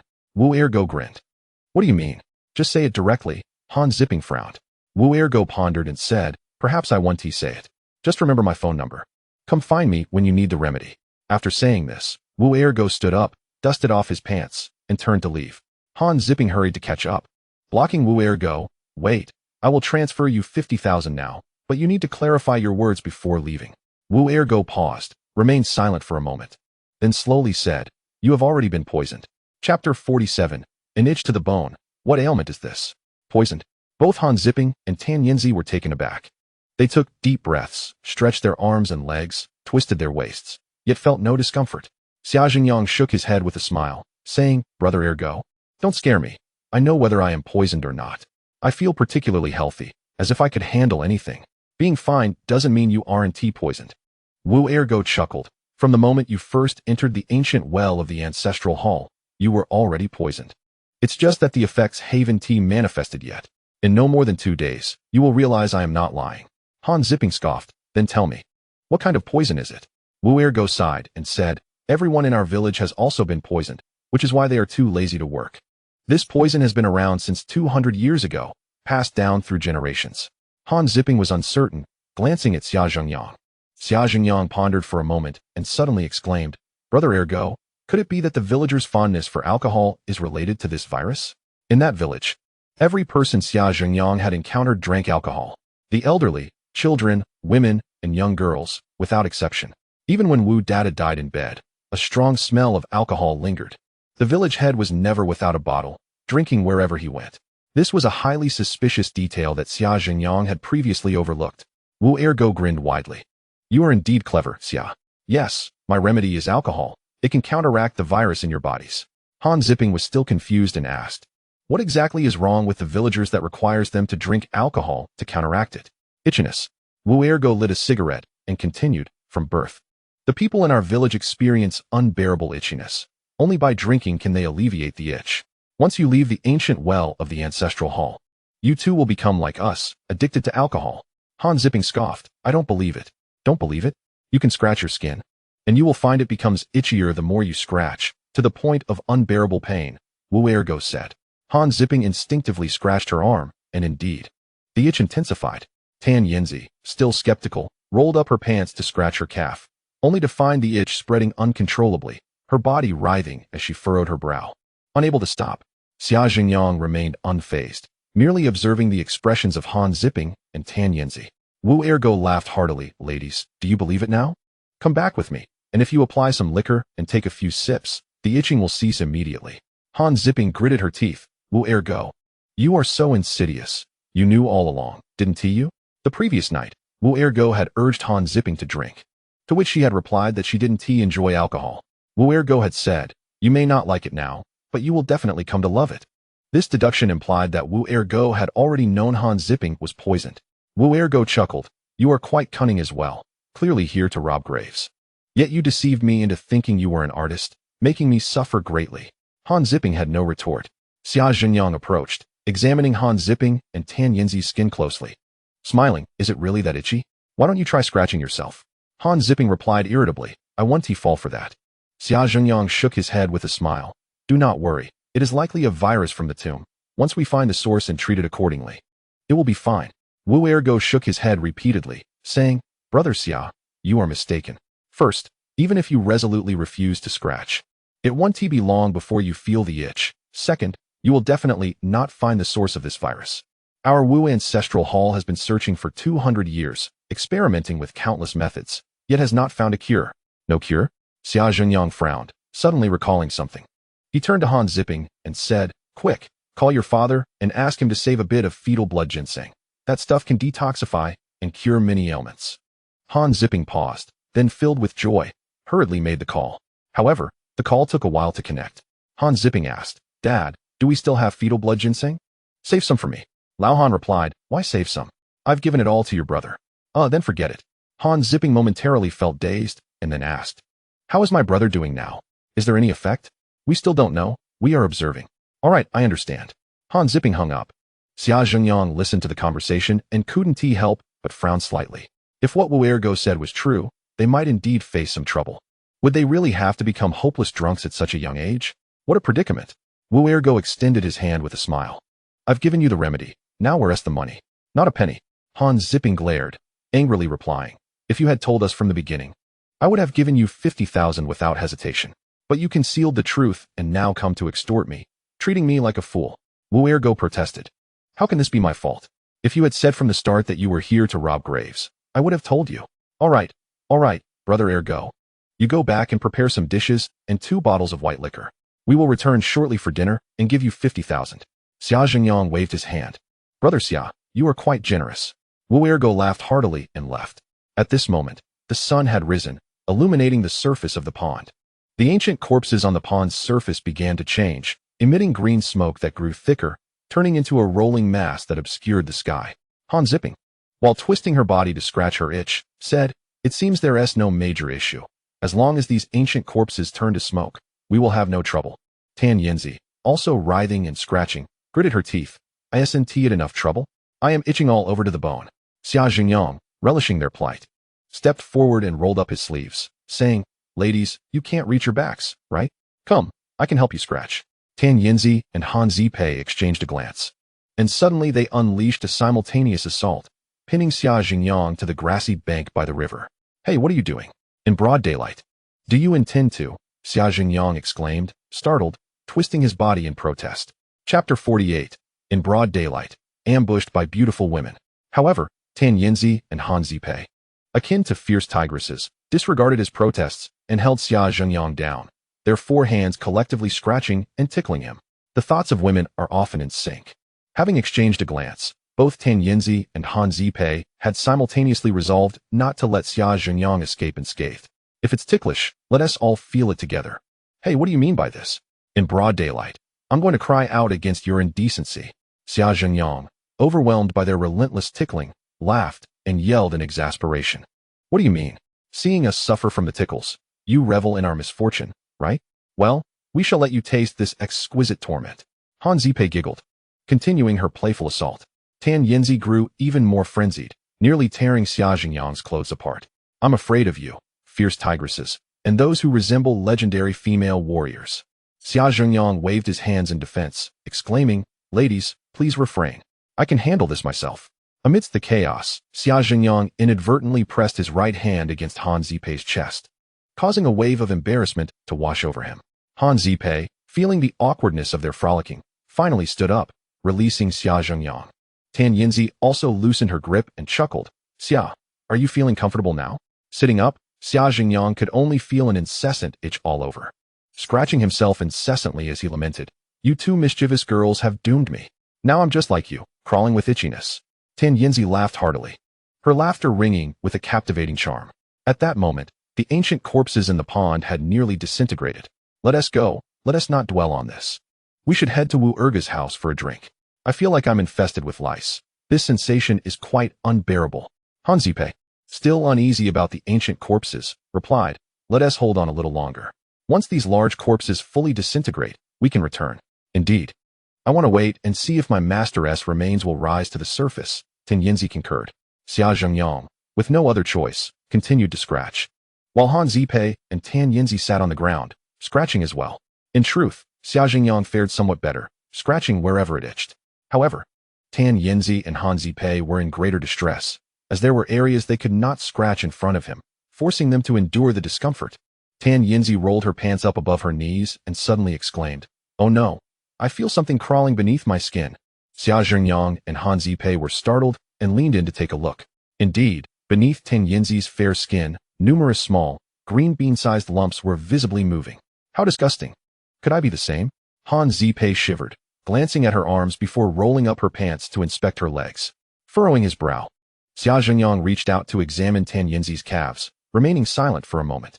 Han Zipei's legs too had undergone some changes, prompting her to say, "Look at my legs." Xia Zhengyang turned and began to probe Han Zipei's legs as well. "Have you discerned anything?" Tan Yinzi and Han Zipei inquired in unison. Xia Zhengyang nodded slowly, stating, "I see that your skin is remarkably fine, as smooth and delicate as jade, utterly enchanting." Scram! The 2 beauties laughed and cried, realizing that Xia Zhengyang had taken the opportunity to be flirtatious. With a playful grin, Xia Zhengyang added, "I was only jesting before. Now, on a serious note, I believe I have identified the nature of this virus." "What virus?" Tan Yinzi and Han Zipei asked in unison. "How peculiar," Xia Zhengyang remarked. "What do you mean by peculiar?" Han Zipei and Tan Yinzi were puzzled. Sighing, Xia Zhengyang inquired, "Haven't you both read about Baichao Garden and Sanwei's study? There's a passage where Dongfang Shua mentions a creature called the Guai Zai, a manifestation of resentment that vanishes when doused in alcohol. This passage had been part of Xia Jingyang's studies, and Lu Sun had referenced it, leading to a reprimand from his teacher, who believed such supernatural matters were not for students to ponder. Han Zipei recalled the lesson, frowning as she said, "That Guizai isn't something that grows on the body. It's a creature found in water. Why has it invaded our bodies? Truly, how strange." Xia Jingyang nodded. "If I'm not mistaken, this so-called Guizai is a type of venom, possibly residing on those ancient corpses. When it encounters a living person, the venom reanimates and parasitizes." Tan Yinzi pondered this, asking, "But Wu Ergu and the others didn't enter the ancient well and crypt. Why are they itching too?" "That could be due to environmental factors, or perhaps hereditary reasons," Xia Jingyang stated as he stood, gazing at the pond. "The ancient corpses have disintegrated completely, and the water flows freely, leaving no trace. We should depart and indulge in a few drinks while we contemplate this Guizai matter." By this time, the pond had returned to normal, shimmering and tranquil. Tan Yinzi searched the surface for her master Ma Kuan's remains, but found nothing. Han Zipei tugged at Tan Yinzi gently and whispered, "Let us go, Yinzi. I will send others to keep watch here. If your master S remains surface, we will surely recover them for his burial." The body of Taoist Ma, mingled with so many ancient corpses and influenced by the environment, may have disintegrated along with them. Xia Zhengyang patted Yinzi's shoulder, offering comfort. "The departed are gone. Let us mourn and let go." Tan Yinzi did not appear overly sorrowful, merely sighing as she turned to leave with Xia Zhengyang and the others. Wu Ergu had prepared several dishes, filling the air with enticing aromas. Xia Zhengyang and the others eagerly took their seats and raised their cups to drink. After downing a couple of large gulps, the warmth of the alcohol spread through him, alleviating the pervasive itchiness throughout his body. Drinking white liquor indeed proved effective. Tan Yinzi also took several hearty sips, suddenly recalling a question. She looked at Wu Ergu and asked, "What if someone has little tolerance for alcohol but contracts this peculiar ailment? What should they do?" Wu Ergu nodded. "This peculiar ailment is indeed related to one's tolerance for alcohol. Those with higher tolerance need to consume a considerable amount to alleviate the itch, while those with lower tolerance may find relief with just a small amount. Ultimately, as long as you get drunk, the itch will subside." As they spoke, Han Zipei received a call from her father. Old Han, like everyone else, was experiencing intense itchiness. Han Zipei, feeling frustrated, said, "Dad, we're just like you. Itching all over. Xia Zhenyang says we've been poisoned by a venom in the crypt called Guizai. You should drink a pound of white liquor to ease your nerves, and then the itch will go away. I'll explain more when I return." After hanging up, Han Zipei suddenly wore a mischievous smile and turned to Xia Zhengyang, asking, "By the way, Xia, the Lan Kupa from your family also entered the crypt. Do you think she is suffering from the same unbearable itch and is frantically seeking alcohol?" Chapter 49. Is this not a shameless existence? Xia Zhengyang retorted to Han Zipei. "If Lan Kupa has also contracted this virus, would that make you feel a sense of balance and satisfaction?" That night in the Kwai clan's crypt, Han Zipei faced a double blow, being forced into marriage by Lan Kupa and wounded by her father's merciless words. Thus, it was entirely reasonable for Han Zipei to wish for Lan Kupa to share in this misfortune. Han Zipei chuckled, "You're right. I think it's only fair that Lan Kupa suffers from the same ailment as us. While my thoughts may be somewhat petty, I can't help but feel that way." Xia Zhengyang shook his head. "Unfortunately, you may be disappointed, for Lan Kupa will not be afflicted." Han Zipei was slightly taken aback, frowning as she asked, "Why wouldn't she be affected when we all contracted this venom? Is she a deity? Do you know why old Lady Lan has lived for over a century, possessing such remarkable agility and vigor?" Xia Zhengyang took a sip of his drink and replied casually, "In her earlier years, old Lady Lan suffered from a terminal illness, much like your brother. Our Xia family managed to save her, and, during a tomb raid, we discovered a child's dan, which we fed to her. Consuming this substance is akin to taking an elixir of immortality. It not only prolongs life, but also makes one immune to toxins. Thus, I surmise that old Lady Lan is unlikely to contract the virus like we have." Han Zipei was left speechless in astonishment. However, Tan Yinzi expressed her delight, exclaiming, "Master Xia, does this mean we have hope? We three can continue our collaboration in tomb raiding, and as long as we find another child's dan, we can rid ourselves of the poison." Xia Zhengyang merely sipped his drink, offering no reply.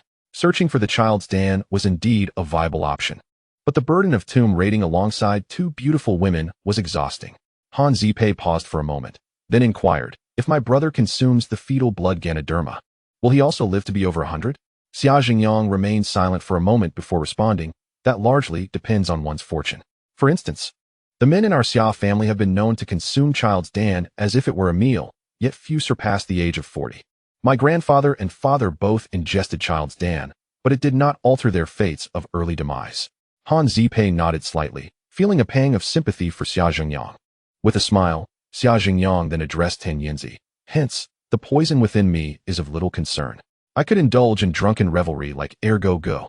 And after another decade or so, should I perish, it would be a release.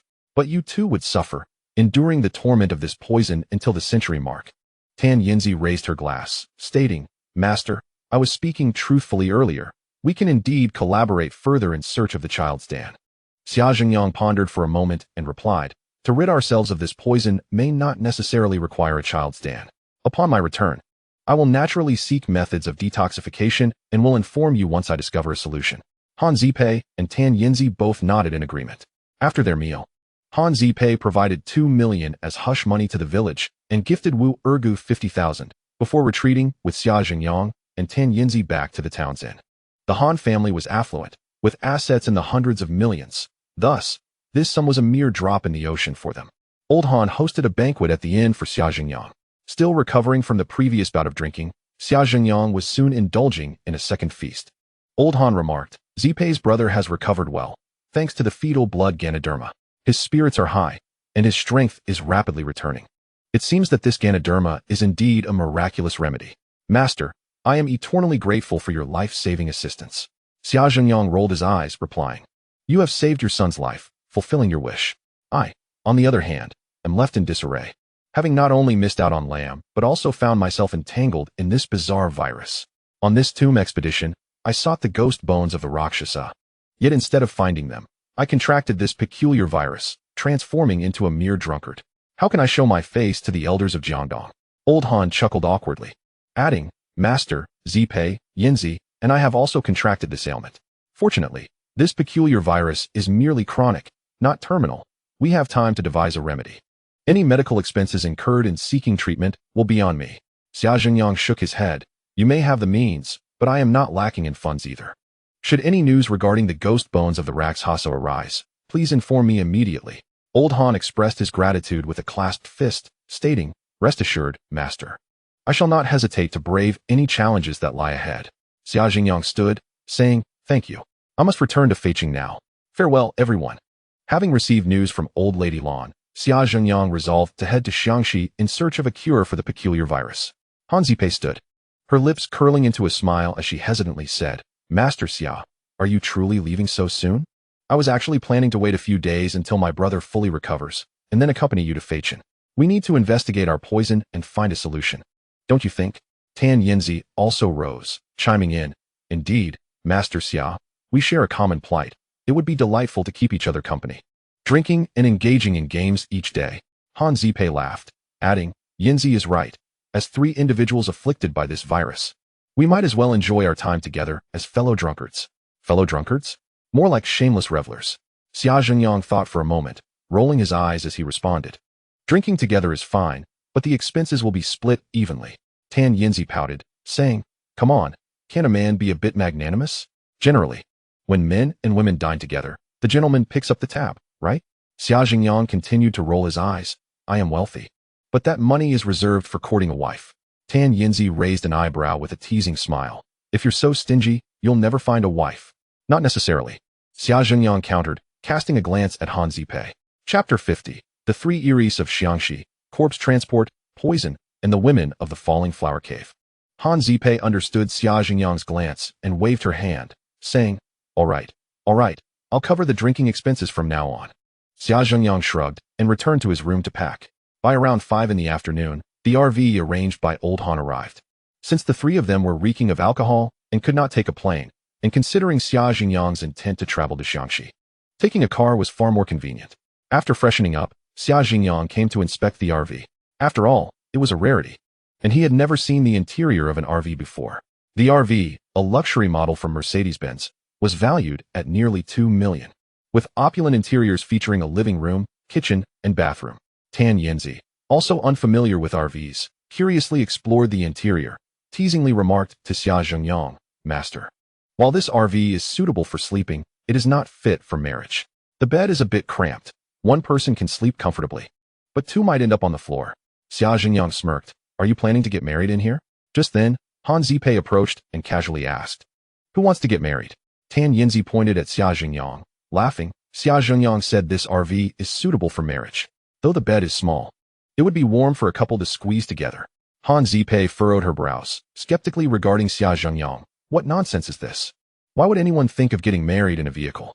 Xia Jingyang, disinterested in explaining, said to Tan Yinzi, you should drive this RV. I bet you would speed like the wind. What an exhilarating thrill. Old Han had prepared a farewell toast. After dinner, Xia Jingyang, Han Zipei, and Tan Yinzi boarded the RV and set off into the night. The driver, an honest-looking old man named Zhang, was in his 50s and spoke little. He drove steadily and at a moderate pace. Tan Yinzi, full of energy, pulled out a deck of cards, suggesting, the night is long and dull. Why don't we play cards? Or drink and play games? Cards? Not interested. Xia Jingyang shook his head. Not interested, huh? How about we wager a little? Whoever loses has to remove an article of clothing. I bet you would be intrigued. Tan Yinzi grinned mischievously. That's a tempting offer. I guarantee you two will end up without a stitch on. Xia Jingyang replied. Isn't that a bit crude? Han Zipei rolled her eyes, suggesting, how about we use stickers instead? Whoever loses gets a sticky note on their forehead. Tan Yinzi shuffled the cards, and the three began the game. As they played, Xia Jingyang remarked, as we return to Feiqing, we will pass through the heart of Xiangxi. I plan to stop in Miaozhong for a while. Han Zipei, puzzled, asked, what are you going to Xiangxi for? Xia Jingyang discarded a card, replying, are you not aware that the poison in Xiangxi is the most potent? Tan Yinzi suddenly recalled and asked, are you implying that we should visit Miaozhong to see if we can cure the poison in us? Xia Jingyang nodded. Indeed. Xiangxi is notorious for 3 eerie phenomena: corpse transport, poison, and the women of the falling flower cave. Han Zipei, holding her cards tightly, furrowed her brow. I know about corpse transport and poison, but what about the women of the falling flower cave? Are they shamans? Xia Jingyang remained silent. Tan Yinzi remarked, I have heard my master speak of the 3 great mysteries of Xiangxi. Among them, the practices of corpse driving and the use of poison are not the most formidable. The female spirit of Luohua Cave is the most malevolent. If you encounter her, you must avoid her at all costs. Han Zipei muttered, Luohua Cave female spirit. Such a sinister name indeed. Xia Jingyang couldn't help but chuckle, exclaiming, sister, you are the one who speaks of wickedness. Tan Yinzi laughed mischievously. Indeed. Zipei is quite the seasoned traveler. Why emphasize cave and female? What nonsense are you two spouting? I merely asked casually, Han Zipei retorted, her cheeks flushing as she discarded the cards in her hand and excused herself to the restroom. Xia Jingyang stood up to inform the driver, old Zhang, to recalibrate their route towards the heart of Xiangxi. Upon returning from the restroom, Han Zipei, wiping her hands, inquired, what exactly is the Luohua Cave female spirit? Please enlighten me. Tan Yinzi nodded. I have indeed heard of her, though I cannot vouch for the truth.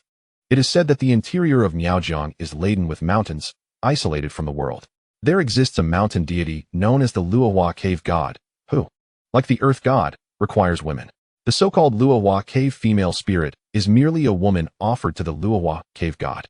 Han Zipei contemplated for a moment and replied, so, the Luohua Cave female spirit is nothing to fear. She is merely a pitiful woman, much like our beautiful Yinzi, who, if chosen by the Luohua Cave god, might be taken away to become a chieftain's wife. Would she not still be our Yinzi? Tan Yinzi tapped the table seriously. But if she is taken to become a chieftain's wife and consummates the marriage, she is no longer a maiden, but a matron. Xia Jingyang, overhearing, nearly erupted in laughter. Tan Yinzi was truly audacious, unafraid to speak her mind. The distinction between whether Tan Yinzi was a maiden or a matron was unclear to Xia Jingyang, particularly due to the unspoken history between her and her master, Ma Kuan. Han Zipei struggled to suppress her laughter and continued to argue. Even if Yinzi were transformed into a matron by the Luohua Cave god, what of it? Is it truly terrifying? Chapter 51. Deep in the mountains, the serpent demon emerges. Tan Yinzi shrugged. That, I cannot say. All I know is that the Luohua Cave female spirit is said to be fearsome, so it is best not to provoke her. Han Zipei turned to Xia Jingyang. Master, you are well read. You must know the truth about the Luohua Cave female spirit. It is a long night. Do share with us. Xia Jingyang opened the window, lit a cigarette, and spoke slowly. Yinzi was partially correct. The Luohua Cave female spirit is indeed a woman offered to the Luohua Cave god. Such women are not necessarily beautiful, and not everyone can become a Luohua Cave female spirit. Therefore, You need not worry, no matter how beautiful one may be. The Luohua cave god may not take notice. Tan Yinzi and Han Zipei exchanged glances, seemingly disappointed. Xia Jingyang continued, according to the beliefs in Xianxi, the Luohua cave female spirit is chosen by the deity. There are two scenarios that may lead to a woman becoming a Luohua cave female spirit. The first is when a young, unmarried woman suddenly loses her appetite, akin to being lovesick, appearing dazed and ill. Such a woman is believed to have caught the eye of the Luohua cave god, and the villagers select one each year to offer to him. The second scenario is when an unmarried woman suddenly becomes pregnant but cannot identify the father, and she too is offered to the Luohua cave god. Han Zipei nodded slightly, asking, how is she offered? Is she killed first, and then given to the Luohua cave god? Xia Jingyang shook his head. It is said that the woman is placed in a coffin and ceremoniously paraded, much like a wedding, before being led into the cave. She will suffocate within the coffin. How cruel. Han Zipei shivered and frowned. But why is it said that the Luohua cave female spirit is so terrifying? Xia Jingyang lightly tapped the tabletop, stating, firstly, the Luohua cave god is fearsome. It is said that once a woman is chosen, no man may approach her, lest he be killed by the Luohua cave god. Secondly, once the Luohua cave female spirit suffocates, she transforms into a powerful malevolent spirit, and encountering her means certain death. Han Zipei rubbed her temples, lost in thought. Unsure of what to make of it all, Xia Zhengyang added, furthermore, the Luohua cave god has a significant demand for women. In some areas of Xiangxi, a woman must be offered to him annually. Tan Yinzi laughed. These are merely rumors, not necessarily true. If they were, the root of all evil would lie with the Luohua cave god. If someone with great skill could eliminate him, the Luohua cave female spirit would cease to exist. Han Zipei chuckled. Master Xia, being skilled in Taoist practices, could you eliminate the Luohua cave god? Just as Xia Jingyang was about to respond, the RV suddenly slammed to a halt. Tan Yinzi, seated beside Xia Jingyang and unbuckled, was propelled into his arms due to inertia, pinning him against the seat's backrest. Coincidentally, their faces were pressed together, resulting in an unintended intimate kiss. Han Zipei hurriedly grasped the seat's backrest, exclaiming, what happened? My apologies. I did not intend to invade your space, Tan Yinzi said, climbing off Xia Jingyang and shaking her head with a smile. Sister, I believe you did that on purpose. Xia Jingyang remarked, wiping his mouth while massaging his chest. You left quite a dent here. Tan Yinzi adjusted her clothing, rolling her eyes. Exaggeration. I am like Princess Taiping. How could I possibly leave you with two dents? Xia Jingyang silently scoffed at the thought of her being like Princess Taiping. As her clothing seemed on the verge of bursting, old Zhang had already pulled over, communicating through the intercom. There has been a traffic accident ahead, and the road is blocked. We are uncertain of the situation. Han Zipei pondered for a moment, suggesting, Driver Zhang, find a safe spot to park. Let us disembark and investigate. Old Zhang parked the RV, activated the hazard lights, and set up a warning sign behind them. Xia Jingyang and the others exited the vehicle, illuminating the surroundings with flashlights as they assessed the terrain. This highway was constructed amidst the mountains, winding through them, flanked by lush greenery. Several vehicles were halted ahead. With the accident site still 100 meters away, it seemed that no ambulance had arrived, as there were no sirens to be heard. Tan Yinzi proposed, let us venture ahead and take a look. We cannot proceed for the time being. Han Zipei frowned. It is best not to approach the accident site. It is dangerous to gawk at such incidents on the highway. I am not merely gawking. I wish to see if anyone requires assistance at the accident site. As a disciple of Taoism, I must possess the compassion to help the world, Tan Yinzi insisted. Then I shall accompany you, Han Zipei said, feeling somewhat embarrassed. Nodding as she grabbed her bag and walked forward with Tan Yinzi. Xia Jingyang regarded Tan Yinzi with newfound admiration and, having nothing else to do, followed suit. Ahead, a passenger bus lay overturned, a scene of chaos. Beside it, a delivery truck was blocking the road entirely, preventing any vehicles from passing. It was evident that numerous passengers were trapped inside the bus, crying out in distress. Other drivers had exited their vehicles but were hesitant to approach, merely calling for help from a distance while others stood nervously, discussing the situation and pointing toward the front. Quick, help! Tan Yinzi, displaying genuine concern, sprinted to the scene to render aid, shouting to the passengers within the bus, everyone, do not panic. Those who are injured and cannot move, do not stir. Wait for assistance. If you are able-bodied, please crawl out slowly from the front. I am a doctor, do not fear. The bus had overturned, and one side of the door was pinned down. The windshield was shattered, allowing entry from the front. Tan Yinzi crouched low, slipping inside. Xia Zhengyang tugged at Han Zipei and whispered, I did not expect Yanzi to be so earnest. Han Zipei nodded. We should join her. We cannot let her think we are heartless. Xia Zhengyang agreed. Just as he was about to step forward to help, his flashlight inadvertently swept across the area, and he suddenly frowned, halting in his tracks. Ahead, on the road 3 zhang away, lay a massive red-brown striped python, as thick as a water barrel. Its head resembling a water tank, sprawled across 2 lanes, still slightly writhing. Han Zipei was equally astonished and exclaimed, How can there be a giant python blocking the road? Could the overturned bus be related to this enormous serpent? No wonder I heard someone on the phone just now talking about a big snake. Xia Zhengyang, momentarily stunned, suddenly shouted to Tan Yanzi, Yanzi, do not attempt to rescue anyone yet. Quickly return and fetch your sword. There is a large python here that may not bode well. This is a serpent demon. I can see it. The bus's overturning surely connects to this serpent demon. Chapter 52. Extraordinary, the innate child technique. Xia Zhengyang had taken a flight for this trip, and, due to security checks, had brought nothing with him. Only Tan Yanzi had an ancient sword by her side. Remarkably sharp, along with some Taoist talismans and artifacts. Focused on saving others, Tan Yanzi had not noticed the giant python and turned around to ask, What giant python? The bus driver, trapped in his seat and bloodied, cried out, It was the giant python that crashed into my vehicle, causing the overturn. A huge python, a monster. A monster.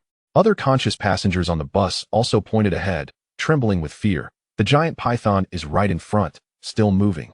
We dare not exit the vehicle. Xia Zhengyang rushed over and commanded, Everyone, do not leave the bus. Stay inside. The giant snake ahead is not dead yet. It is dangerous. Only then did Tan Yanzi see the enormous python and exclaimed, Oh my.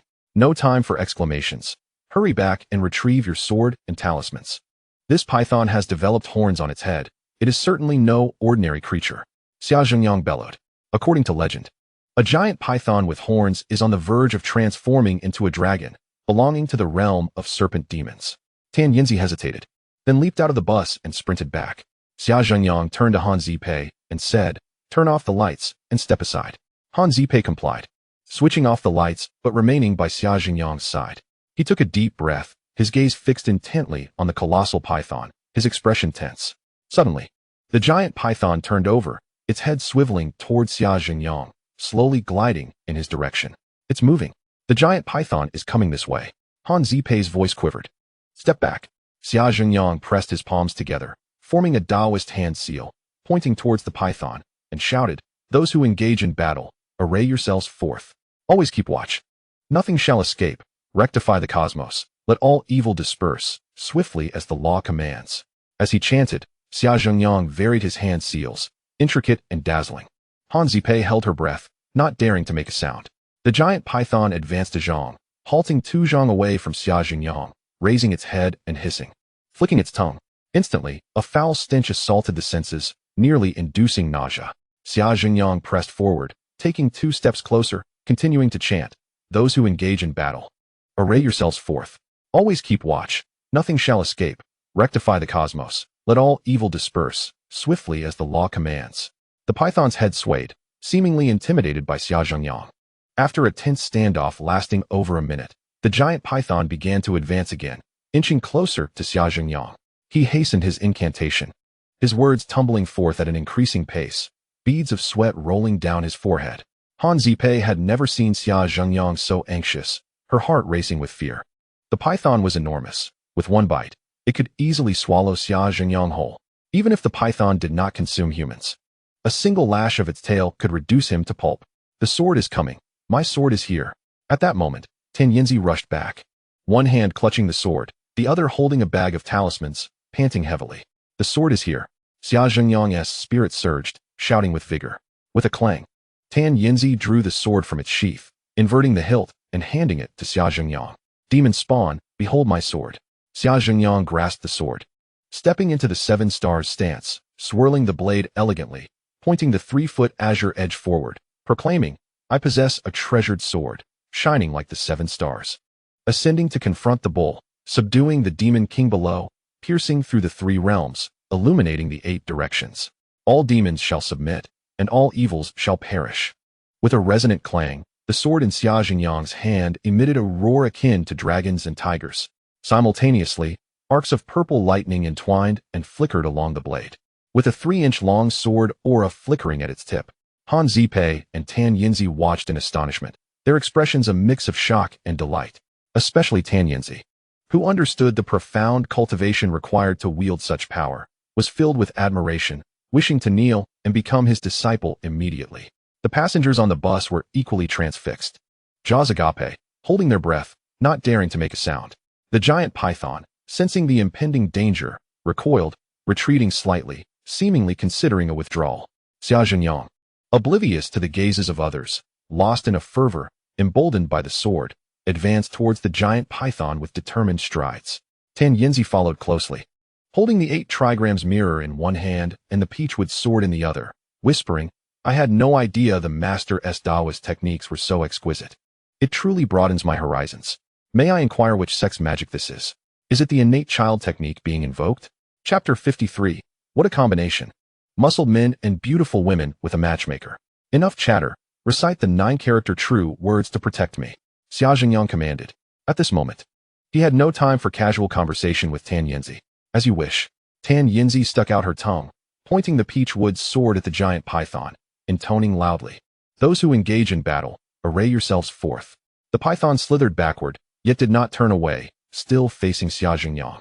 He continued to close in, the sword's electric aura intensifying, preparing to strike. Suddenly, a flurry of flute notes wafted down from the eastern mountains, sharp and short. Many notes blending together in a hurried cadence, seemingly issuing a command to the giant python.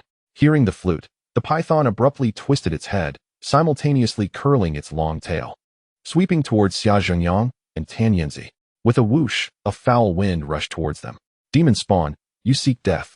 Xia Zhenyang swung the long sword to meet the serpent's tail. "I have a treasured sword, shining like the 7 stars, slash." The cold light flashed as the two forces collided. Whoosh. The python's tail, as thick as an adult's arm, was severed 2 feet long by Xia Zhenyang's strike. However, the force of the tail's sweep caused Xia Zhenyang to stagger back 2 steps to regain his balance. Tan Yinzi, lacking sufficient cultivation, was knocked to the ground by the fierce wind. Moreover, as the python's tail was severed, blood spurted, covering Xia Zhenyang and Tan Yinzi in serpent's blood. Seizing the moment of Xia Zhenyang's brief distraction, the giant python coiled its body and leaped over the guardrail, darting towards the eastern mountains at incredible speed. Akin to an arrow released from a bow. "You shall not escape. I will not spare you today." Xia Zhenyang wiped the serpent's blood from his face and leaped over the highway guardrail, sword in hand, pursuing the creature. "Master, wait for me." Tan Yinzi, realizing the urgency, swiftly followed him over the guardrail, determined not to miss out on this chance to vanquish the demon. She longed to witness the extent of Xia Zhenyang's Daoist skills and how he would ultimately slay the giant python. "And I too. I will bring you the flashlight," Han Zipei exclaimed, quickly following behind. Tan Yinzi and Han Zipei both possessed decent agility. Even if not renowned martial artists, they were at least athletic. Yet, despite their best efforts, they could not keep pace with Xia Zhenyang.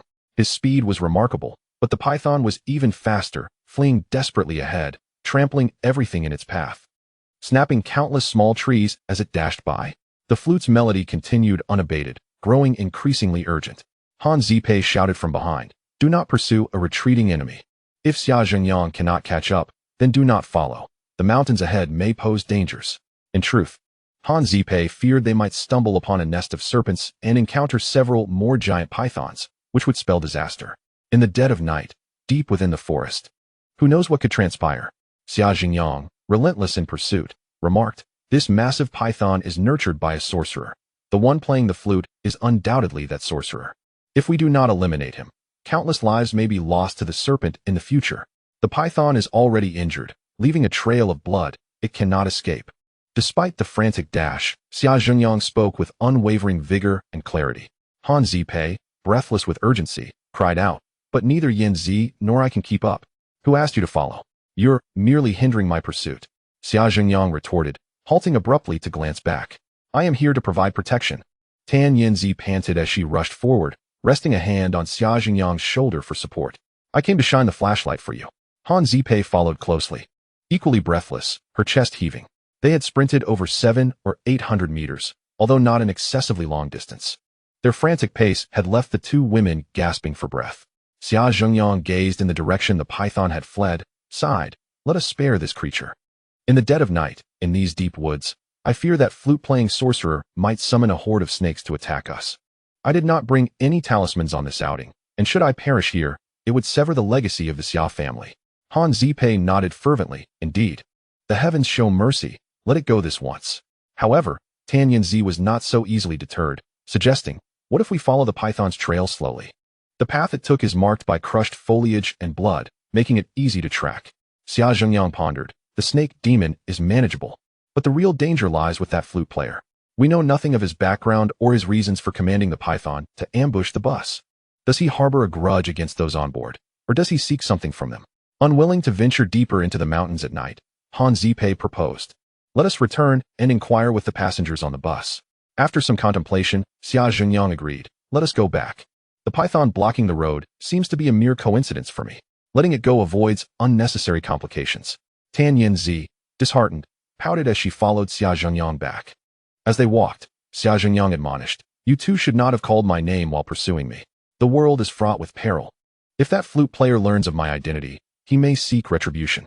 I would be exposed while he remains hidden, placing me at a disadvantage. Tan Yanzi slapped her own face. I apologize, I completely forgot. I did not consider that either, Master, Han Zipei added quietly. Let us be more cautious next time. Xia Zhengyang advised, shaking his head. Tan Yanzi jested. How about we devise code names for ourselves? Next time we encounter such a situation, we can refer to each other by those names. What names? Han Zipei inquired casually. Xia Zhengyang proposed, I shall be Macho Man, Zipei can be Beauty, and I will be Matchmaker. How trite. Han Zipei grimaced.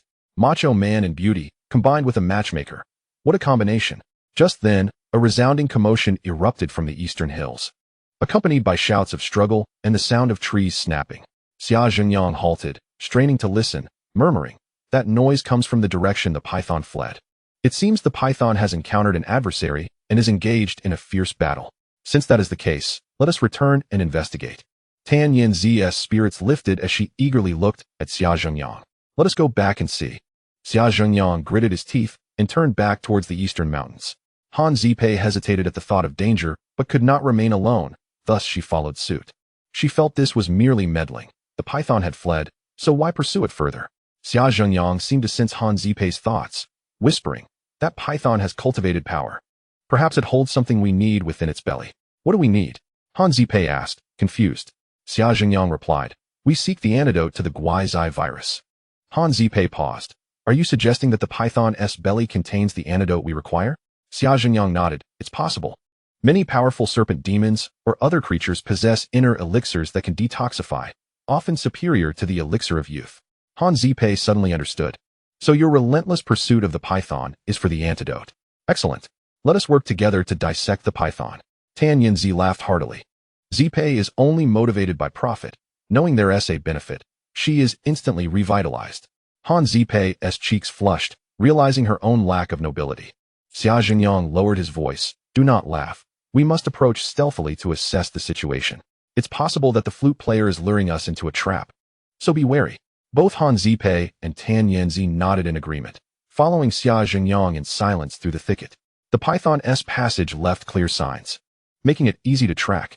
The sounds of combat persisted, guiding them forward. However, mere minutes later, the ruckus abruptly ceased, replaced by an eerie silence, accompanied by an overpowering stench of blood wafting through the air. Such a strong scent of blood. Could the python have perished? Tan Yanzi sniffed, inquiring. Just ahead. We shall find out, Xia Zhengyang whispered. Climbing over a small ridge, they descended into a valley, the terrain open and flat, adorned with lush grass. The blood scent intensified. Han Zipei illuminated the area with her flashlight, gasping in shock. Over there. Under the beam of the flashlight, the massive python lay motionless a few yards away. Its head severed cleanly, its body split open, entrails and organs strewn about in disarray. Tan Yanzi covered her mouth, frowning. How impressive. Who could have vanquished this serpent demon? Xia Zhengyang approached to inspect, sighing, we arrived too late. Some esteemed individual has already slain the python and claimed whatever treasures lay within its belly. Damn it. A thief encountered a robber, acting quicker than us. Tan Yanzi cursed, then gazed at the severed head, astonished. The head was cleanly severed, with no sign of struggle. It must have been a single, flawless strike. This individual wields an extraordinary weapon, undoubtedly razor-sharp. Xia Zhengyang mimicked the action with his own dragon spring sword, nodding. You are correct, Yinzi. Not only does this person possess formidable weaponry, but their mastery is exceptional. I could not achieve such a clean strike unless the python were utterly still. Han Zipei queried. Who might this skilled individual be? Could it be the infamous Lanku Pa of the Xia family? Xia Jingyang shook his head. The world is vast, filled with many reclusive masters and extraordinary talents. How could I possibly know? Lanku Pa is unlikely. She may have already returned to Feiqing by now. Even if she encountered the python, she would not possess the capability to decapitate it in a single strike. After some discussion, the trio turned back. With the python dead and its elixir claimed, there was no reason to linger. Moreover, after their vigorous exertion, Han Zipei and Tan Yinzi felt a sudden itchiness, prompting a desire to return for a drink. Upon reaching the highway, they found traffic had resumed. Ambulances had taken the injured away, and the bus had been towed. The python's tail was nowhere to be seen, presumably removed by the relevant authorities. Driver Lao Zhang awaited their return, hastily beckoning them to board. We cannot linger on this stretch. We must depart quickly. As Xia Jingyang climbed into the vehicle, he addressed Lao Zhang. If there is an exit ahead, please take it. And find a secluded area to rest. We will compensate you for the delay. Lao Zhang, representing a car rental company, readily agreed. All right. I'll exit at the next opportunity. The RV continued its journey. Han Zipei and Tan Yinzi washed their hands, retrieved roasted chicken and ham sausages, and heated them in the microwave in the kitchen. They also brought out some dried tofu and peanuts to accompany their drinks, inviting Xia Jingyang to join them in toasting.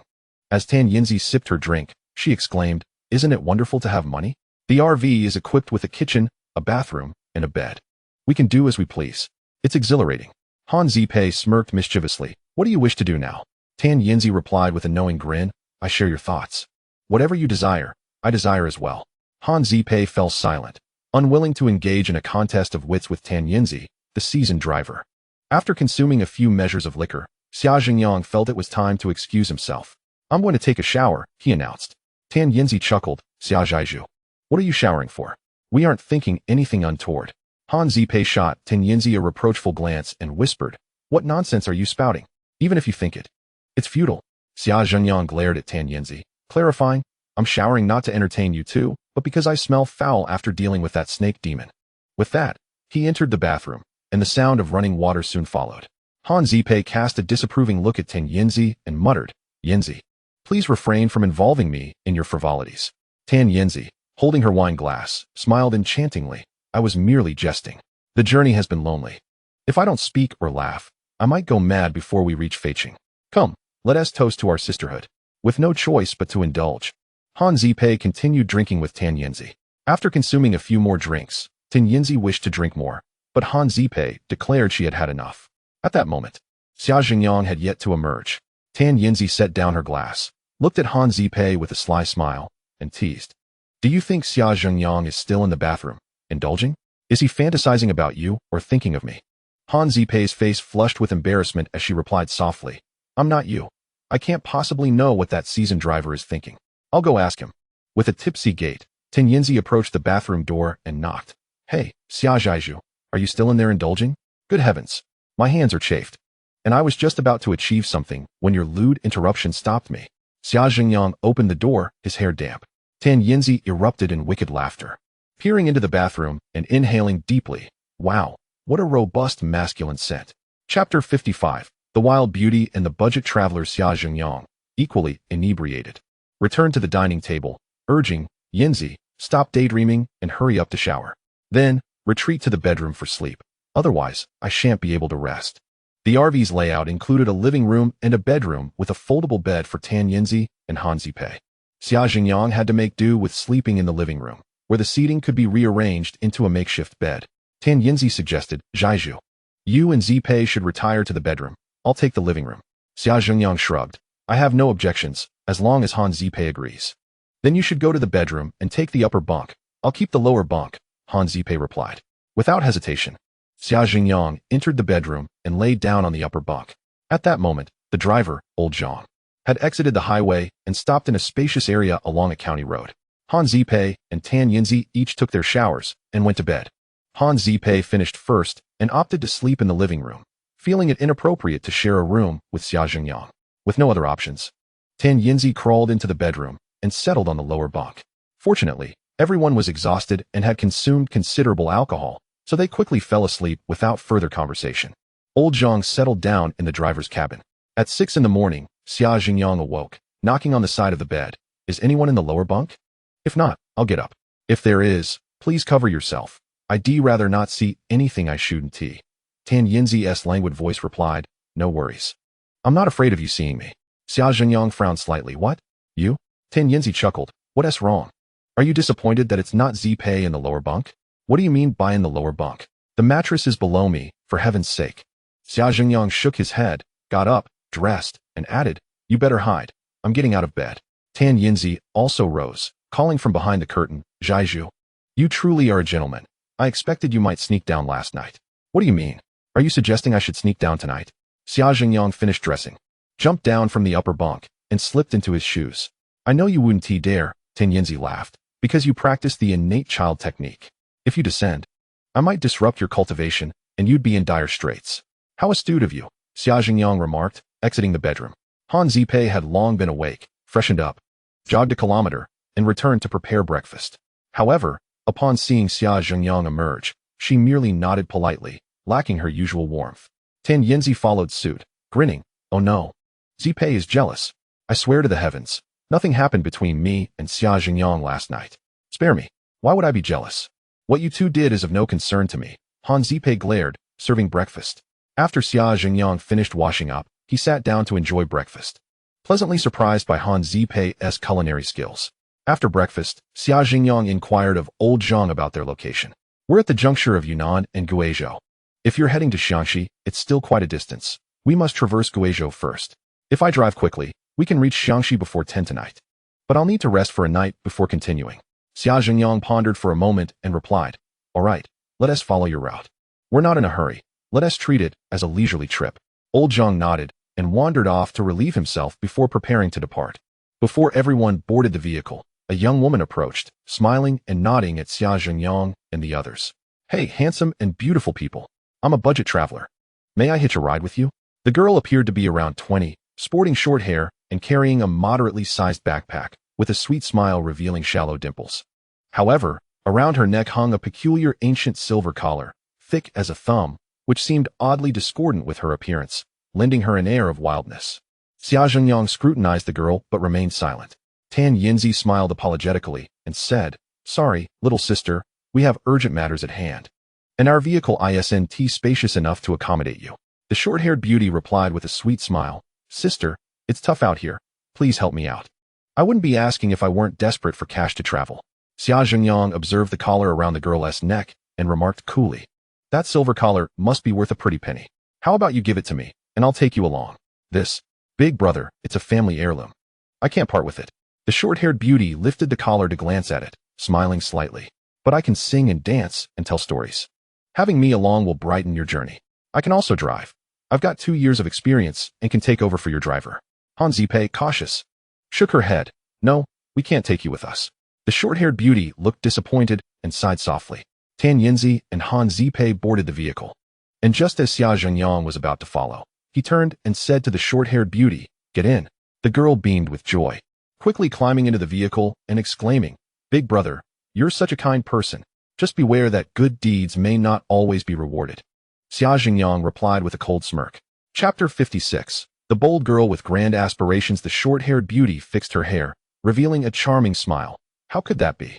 With a big brother as kind-hearted as you, you are destined for longevity, with many children and boundless blessings. Xia Jingyang responded with a hollow smile. While Han Zipei echoed with a drawn-out tone, longevity indeed? I see that your elder brother may be fortunate to reach the age of 40. The rear compartment of the RV is not particularly spacious. With an additional person, it feels rather cramped. Furthermore, the presence of this girl, a stranger, adds to Han Zipei's discomfort. She cannot fathom why Xia Jingyang chose to bring this girl along. Is it true that men treat beautiful women like a miser treats gold, believing that the more, the better? The short-haired beauty appears somewhat innocent, staring at Xia Jingyang in astonishment, and exclaims, no way. Does your elder brother have a health issue? Can he only live until 40?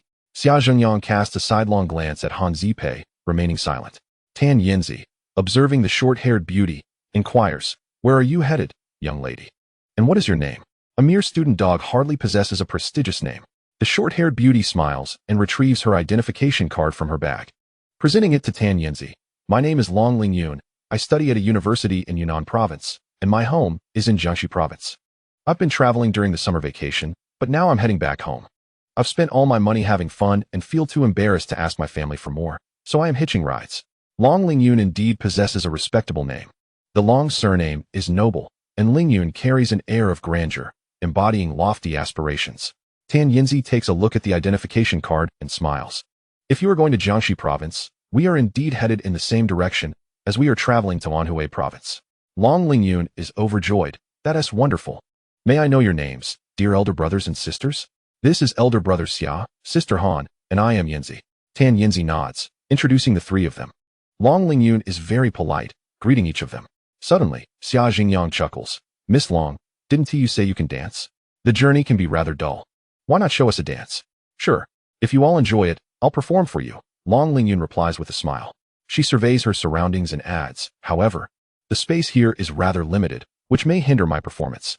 How about I play a tune on my flute instead? With that, Long Lingyun pulls out a short flute from her backpack. The flute is merely a foot long, entirely crimson, and appears to be an ancient artifact. Han Zipei suddenly recalls the flute player behind the giant python last night and grows wary, signaling to Xia Jingyang with her eyes. Nonetheless, Xia Jingyang seems unfazed. Smiling, Miss Long, your flute looks quite exquisite. What material is it made from? May I have a look? Of course, Long Lingyun nods, handing the flute over. Xia Jingyang examines the flute carefully, nodding in approval. A fine piece, indeed. Long Lingyun inquires, Elder brother Xia, do you recognize this flute? What makes it so special? Holding the flute, Xia Jingyang explains. This flute is crafted from a human fibula, having been buried underground and soaked in serpent blood for years, resulting in this remarkable luster. Both Tan Yanzi and Han Zipei are taken aback, simultaneously recalling the flute player from the previous night. Long Lingyun, however, remains unfazed and smiles. Surely, it can't be that terrifying. I believe this is a red jade flute. Who would be so absurd as to make a flute from human bones and soak it in serpent blood? Xia Jingyang smiles. The creator of this flute is not absurd. Such flutes are instruments of the ancient Miao witchcraft. When played, they can control giant pythons and venomous snakes. Tan Yanzi turns and walks into the bedroom, retrieving her treasured sword to strap it to her back. Han Zipei tightens her grip on the dagger at her waist, bracing for what may come. Only now do they realize that Long Lingyun is not a benign visitor and may pose a threat to their safety. Long Lingyun continues to smile, saying, Elder brother Xia truly possesses keen insight, articulating everything so astutely. Is there anything else you wish to discuss? Xia Jingyang shakes his head, gesturing with the flute towards the collar around Long Lingyun's neck. While this flute may be rare, it pales in comparison to the collar on your neck, which is of far greater value. Long Lingyun's smile falters as she asks, is my collar truly so precious? I was unaware. Who exactly are you, elder brother Xia, to show such interest in my collar? Well, I am Xia Jingyang, residing near the antique market in Feiqing. Friends in the antique community have given me a title, calling me the ghost I treasure appraiser. Xia Jingyang responds nonchalantly. Long Lingyun is taken aback, exclaiming, so you are from the Xia family of Feiqing? No wonder. I thought. Han Zipei interjects coldly. What did you think? I apologize. I thought you were in league with the serpent demon from last night and were planning to kill you. Now that I know you are from the Xia family of Feiqing, I believe you have no connection to that demon. Long Lingyun replies with a smile. The ease with which she speaks of murder is chilling. Tan Yanzi unsheaths her sword, scoffing. Such bravado for a little girl. Do you truly think you can defeat the three of us alone? Chapter 57. Divine eyes like lightning. Ghostly eyes unmatched. Long Lingyun smiles. I reckon I could manage quite well. However, now that I know you are not demons, I shall not strike. Xia Jingyang scoffs, saying, I appreciate your mercy, but you overestimate yourself, thinking your collar is invincible? The moment you appeared, I discerned your origins.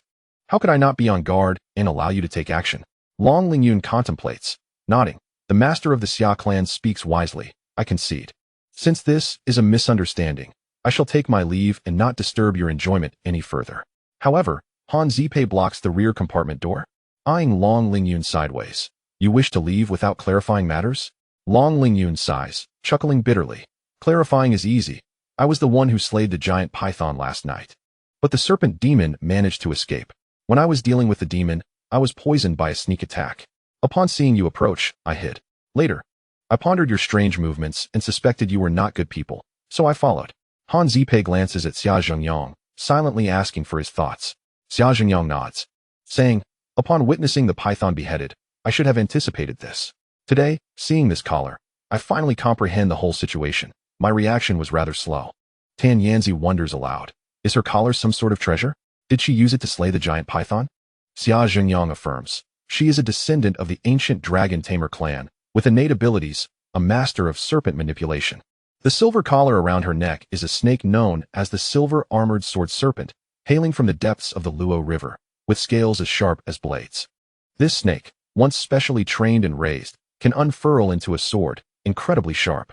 Moreover, this snake sword can also be used as a flying sword, striking true every time. The giant python was beheaded likely because the silver armored sword serpent flew out, coiling around the serpent's head, and then suddenly tightened, severing the python in two. It can also be used for murder. When this snake coils around a person's neck, it can instantly take their head. Tan Yanzi and Han Zipi are astonished, gazing at the collar around Long Lingyun's neck. How remarkable! The master of the bone collection truly possesses divine insight and unmatched discernment. Long Lingyun casually removes the collar, and with a flick, it straightens, transforming into a gleaming silver sword. The sword's blade is no wider than 2 fingers, yet over 2 feet long, with a hilt shaped like a snake's head. Han Zipei and Tan Yinzi widen their eyes, their astonishment beyond words. Had they not seen it with their own eyes, they would never have believed Xia Jingyang's words. They initially thought Long Lingyun was merely a penniless female university student seeking a ride, but they never anticipated her true nature to be so formidable. Gazing at the snake sword in Long Lingyun's hand, both Han Zipei and Tan Yinzi feel a chill run down their spines. Long Lingyun also admires Xia Jingyang, stating, after I forged this snake sword, no one has ever seen through it. I never expected Master Xia to discern its essence with just a glance. I am truly impressed. Han Zipei retorts, if Master Xia lacked such discernment, how could he still be called the ghost-eyed treasure appraiser? Long Lingyun nods. My father often says, there are countless masters in this world, and among the strong, there are always stronger individuals. I am now convinced. May I ask, did you sever the tail of the giant python I killed last night? Tan Yinzi scoffs. Did you think you could slay the serpent all on your own? Before you, Master Xia had already severed the python's tail with a flying sword, forcing that beast to retreat. If it were not for the injury inflicted by Master Xia on the great python, it is uncertain whether you would have been able to slay that beast. Han Zipei also praised Xia Jingyang, boasting, indeed, Master Xia possesses a benevolent nature, considering the arduous journey of the great python in its cultivation. Hence, he merely inflicted a minor punishment, severing its tail and allowing it to escape. Had he wished to kill it, he could have done so long ago, leaving no room for you. The two ladies united in their efforts to elevate Xia Jingyang while diminishing Long Lingyun, aiming to suppress her arrogance. However, Long Lingyun remained composed. Nodding, Master Xia should indeed possess such capabilities. I have faith in that. I shall not intrude any further. Kindly stop the vehicle. I will disembark now. Han Zipei, displeased with Long Lingyun, instructed old Zhang to halt the car. Long Lingyun opened the door, smiled at everyone, and waved goodbye as she departed. Suddenly, Tan Yinzi called out, wait, may I inquire, was there an inner Dan within the great python's belly last night? Did you acquire it? Long Lingyun nodded, indeed. I retrieved the inner Dan and consumed it. Why do you ask? No particular reason. You may leave now, Tan Yinzi retorted, rolling her eyes in frustration. Closing the car door and excluding Long Lingyun from their conversation, the vehicle continued onward. Xia Jingyang remarked, in the future, when encountering that girl, do not provoke her. If she wishes to kill you, it would likely be a matter of mere moments. Tan Yinzi scoffed, is she truly that formidable? I am not a defenseless lamb. Yet, Xia Jingyang's expression grew grave. Had she acted earlier, it is likely all 3 of us would have met our demise on the spot. That girl's sword snake is exceedingly venomous and elusive. In this confined space, evasion would be nearly impossible. Moreover, I lack any magical tools to counter her. If a confrontation were to arise, it would likely result in mutual destruction. Tan Yinzi, indignant, asserted, Master Xia, in the future, ensure you carry magical tools. Should you encounter that pretentious girl again, eliminate her first. Such ruthlessness? Surely, that is excessive. Xia Jingyang laughed. The descendants of the dragon clan are both righteous and wicked. Our misunderstandings with Long Lingyun have been clarified. Unless there is a conflict of interests, another clash is unlikely. Han Zipei nodded, frowning. What is this girl's purpose in traversing the martial world? She speaks of noble aspirations to vanquish demons and uphold justice. Xia Jingyang shook his head. That remains unclear. She undoubtedly harbors her own motives. That day, the RV arrived in the Qiandongnan region at 9 o'clock in the evening. Old Zhang, utterly fatigued, dared not continue driving and opted to rest for the night, resuming their journey the following day. Following Xia Jingyang's guidance, they ventured deep into the Legong Mountain. At a small town on the northern foothills of Legong Mountain, Xia Jingyang instructed old Zhang to wait while he sought a local driver to proceed further into the mountains in a regular car. Driving the RV into the mountains would attract too much attention. Coincidentally, the new driver also bore the surname Zhang and was around 40 years old, referred to by Xia Jingyang as Big Zhang. Once aboard Big Zhang's vehicle, Han Zipei inquired, "Master, you seem quite familiar. Do you have a specific destination in mind?" Xia Jingyang replied, "I contacted my mother the day before yesterday and informed her of our situation. She consulted with Granny Lan, who advised us to visit Sanwan village to seek an elderly woman named Miao Jigu, to see if she could assist us in dispelling the poison." Han Zipei, filled with hope, asked, "Is Miao Jigu formidable?" Xia Jingyang nodded. Granny Lan indicated that Miao Jigu is the most skilled poison master in the Qiandongnan area and also a shaman. Furthermore, Miao Jigu owes Granny Lan a favor, so she will certainly assist us. Tan Yinzi rejoiced. Having an acquaintance makes things much easier. While driving, Big Zhang suddenly turned his head and cautioned, "You outsiders must be particularly vigilant upon reaching Sanwan village. A moment's carelessness could lead to deception and financial loss, or even being trapped for life." Chapter 58. This person may be dead, or perhaps not. Han Zipei, curious, asked, "What do you mean? Are the people of Sanwan village unreasonable bandits?" Big Zhang replied, "Every place has its virtuous and nefarious characters. I have heard that many in Sanwan village practice witchcraft and may sometimes bewitch tourists, swindling their money, or even keeping young female visitors to sell them as brides in the mountains." Xia Zhengyang chuckled, addressing Han Zipei and Tan Yinzi, "You two should be cautious. I can handle myself." Unexpectedly, Big Zhang added, "Handsome, you two should be wary, for in these mountains, some families have only daughters and may cast spells to deceive young men from outside to become their sons-in-law." Xia Zhengyang laughed heartily. "If the girls here are beautiful, I wouldn't mind being deceived. It would save me the bride price, and I could simply marry a wife." Tan Yinzi remarked ominously, "What if a family has 7 or 8 daughters? They could lure you in, and within a month, you would be nothing but skin and bones." Han Zipei, clearly a seasoned traveler, understood Tan Yinzi's meaning and laughed. That would indeed be a bargain for him. If he were ensnared by a woman in her 40s, that would be a fate worse than death.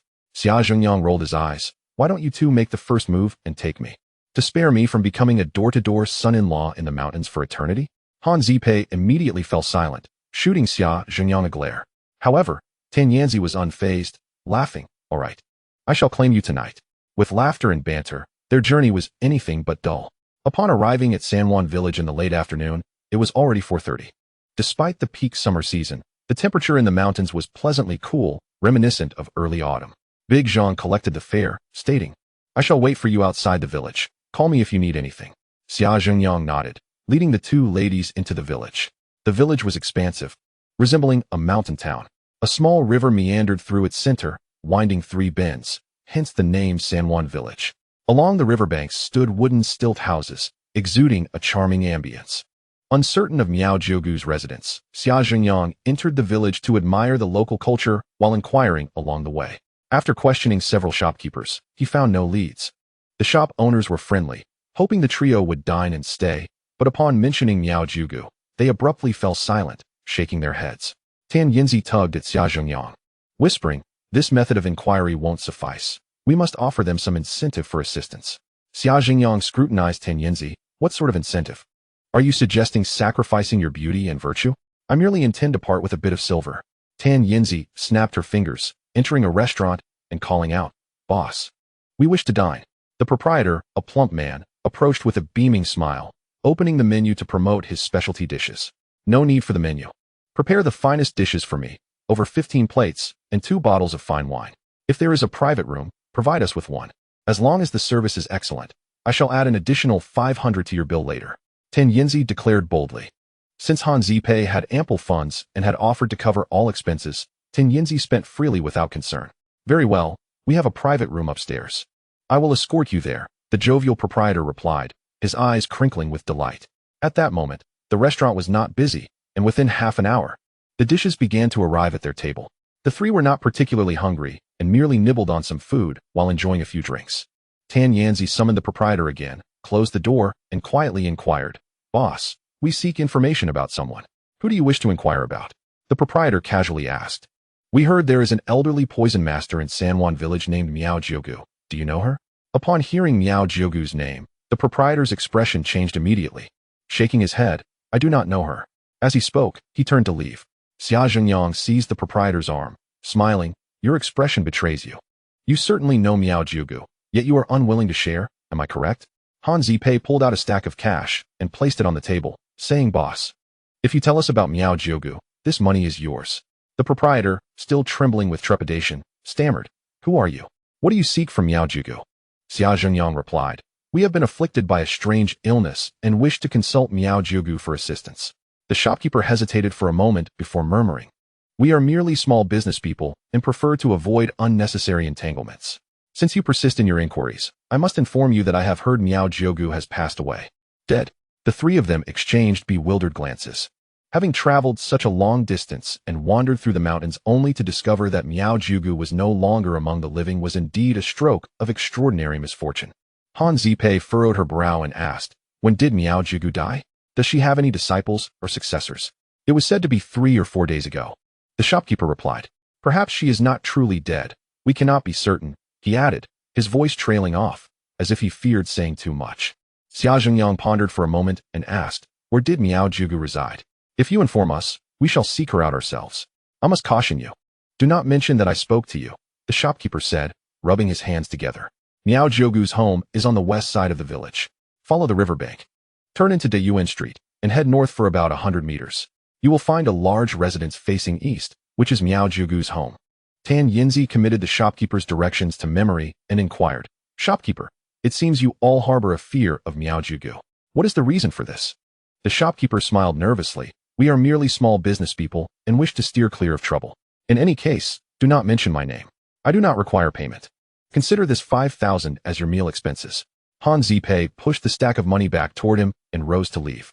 The shopkeeper accompanied them downstairs, repeatedly reminding Xia Zhengyang and the others not to mention him. Once outside the restaurant, the trio strode confidently along the riverside street heading west.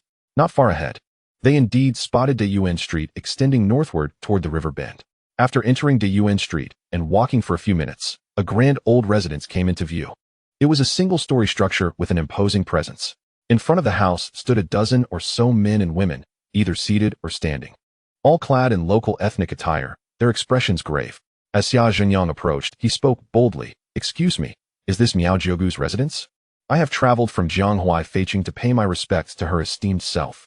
A lean old man stepped forward, scrutinizing Xia Zhengyang with piercing eyes, before finally asking, "Who are you, and why do you wish to visit Miao Jiugu?"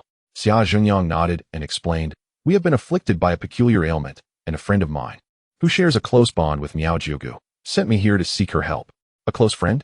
The old man laughed coldly. "I see. You may leave now. Miao Jiugu will come to find you soon." Chapter 59. The old witch who ruined a good name. Han Zipei and Tan Yinzi exchanged glances. Unsure of the old man's intentions, Xia Zhengyang, equally perplexed, furrowed his brow and said, "Elder, we have yet to meet Miao Jiugu. How can she come to find us? If she is home, please inform her." The old man glared at Xia Zhengyang and asked, "Are you insisting on seeing Miao Jiugu before you leave?" Xia Zhengyang nodded. "Indeed. I have journeyed a great distance. It is only fitting that I meet her." "Very well. I shall take you to meet her," the old man replied with a grunt, gesturing for them to enter. The trio exchanged glances before cautiously following the old man inside. The group of men and women behind them trailed closely, their eyes watchful and predatory. Once inside, the door closed ominously behind them, as if they were about to be trapped. Fortunately, the three were not ordinary individuals. Accustomed to the ways of the world, they remained composed, though each was on alert. After passing through the front room, the old man led them to the western wing of the rear courtyard. By this time, dusk had settled, and the sky was darkening. The wing was unlit, and the curtains were drawn tightly, casting everything into shadow. The old man pushed open the door to the room and coldly declared, "Miao Jiugu is inside. You may enter." The group of men and women slowly advanced, clearly intent on ushering Xia Zhengyang and his companions inside. "Thank you for leading the way. I can enter alone." Xia Zhengyang smiled back at the old man and turned to Han Zipei and Tan Yinzi, saying, "You need not come in. Just wait for me outside." Entering together could easily lead to disaster. Han Zipei and Tan Yinzi understood and nodded in agreement. However, the guiding elder pressed. Which of you is afflicted and seeking Miao Jiugu's aid? Tan Yinzi casually replied, we are all suffering from the same ailment. Then all three of you should go in. The old man insisted. Han Zipei and Tan Yinzi exchanged a glance and replied in unison, in we go. Xia Jingyang attempted to object, but saw that Tan Yinzi had already stepped into the wing, and he followed suit, discreetly forming a protective stance. Han Zipei stayed close behind Xia Jingyang, subtly remaining vigilant for any signs of danger from those trailing them. Inside the dimly lit room, they noticed a bed in the northern corner against the wall, upon which someone seemed to be lying. Xia Jingyang maintained his protective stance and called out, I am Xia Jingyang, hailing from Jianghuai Feiqing, here on behalf of the esteemed Lan Suyu, to pay my respects to Miao Jiugu. Han Zipei was momentarily taken aback, then realized that the notorious Lan Ku-pu was actually named Lan Suyu, a name tarnished by her erratic behavior. Yet, upon announcing his identity, there was no response from the figure on the bed. The old man stepped forward, lifted the covers, and proclaimed, Miao Jiugu has died. Behold her. The old man's swift motion revealed a frail and emaciated figure, indiscernible as male or female, with long white fuzz covering their face and hands. From a distance, it was difficult to tell this was a human form. It merely resembled a silhouette. Xia Jingyang advanced cautiously for a closer look and inquired, is this Elder Miao Jiugu? When did she pass away? Why does her skin bear this white fuzz? The old man coldly replied, Miao Jiugu has been dead for 5 days. She succumbed to a curse. A curse? Tan Yinzi, standing behind Xia Jingyang, asked in astonishment. I heard Miao Jiugu was the foremost expert in curses in this region. How could she fall victim to one herself? It seems she has been outwitted by the very craft she mastered. Yinzi, refrain from speaking so recklessly. Xia Jingyang interjected sharply. Tan Yinzi, realizing her faux pas, offered an awkward smile. She recognized that the old man and those outside were likely close disciples or relatives of Miao Jiugu. Her words could be misinterpreted as a slight. Fortunately, the old man remained impassive, maintaining his stoic demeanor. Xia Jingyang adjusted his attire, bowed 3 times to the deceased, and said, I regret my tardiness in not witnessing your esteemed presence, venerable elder.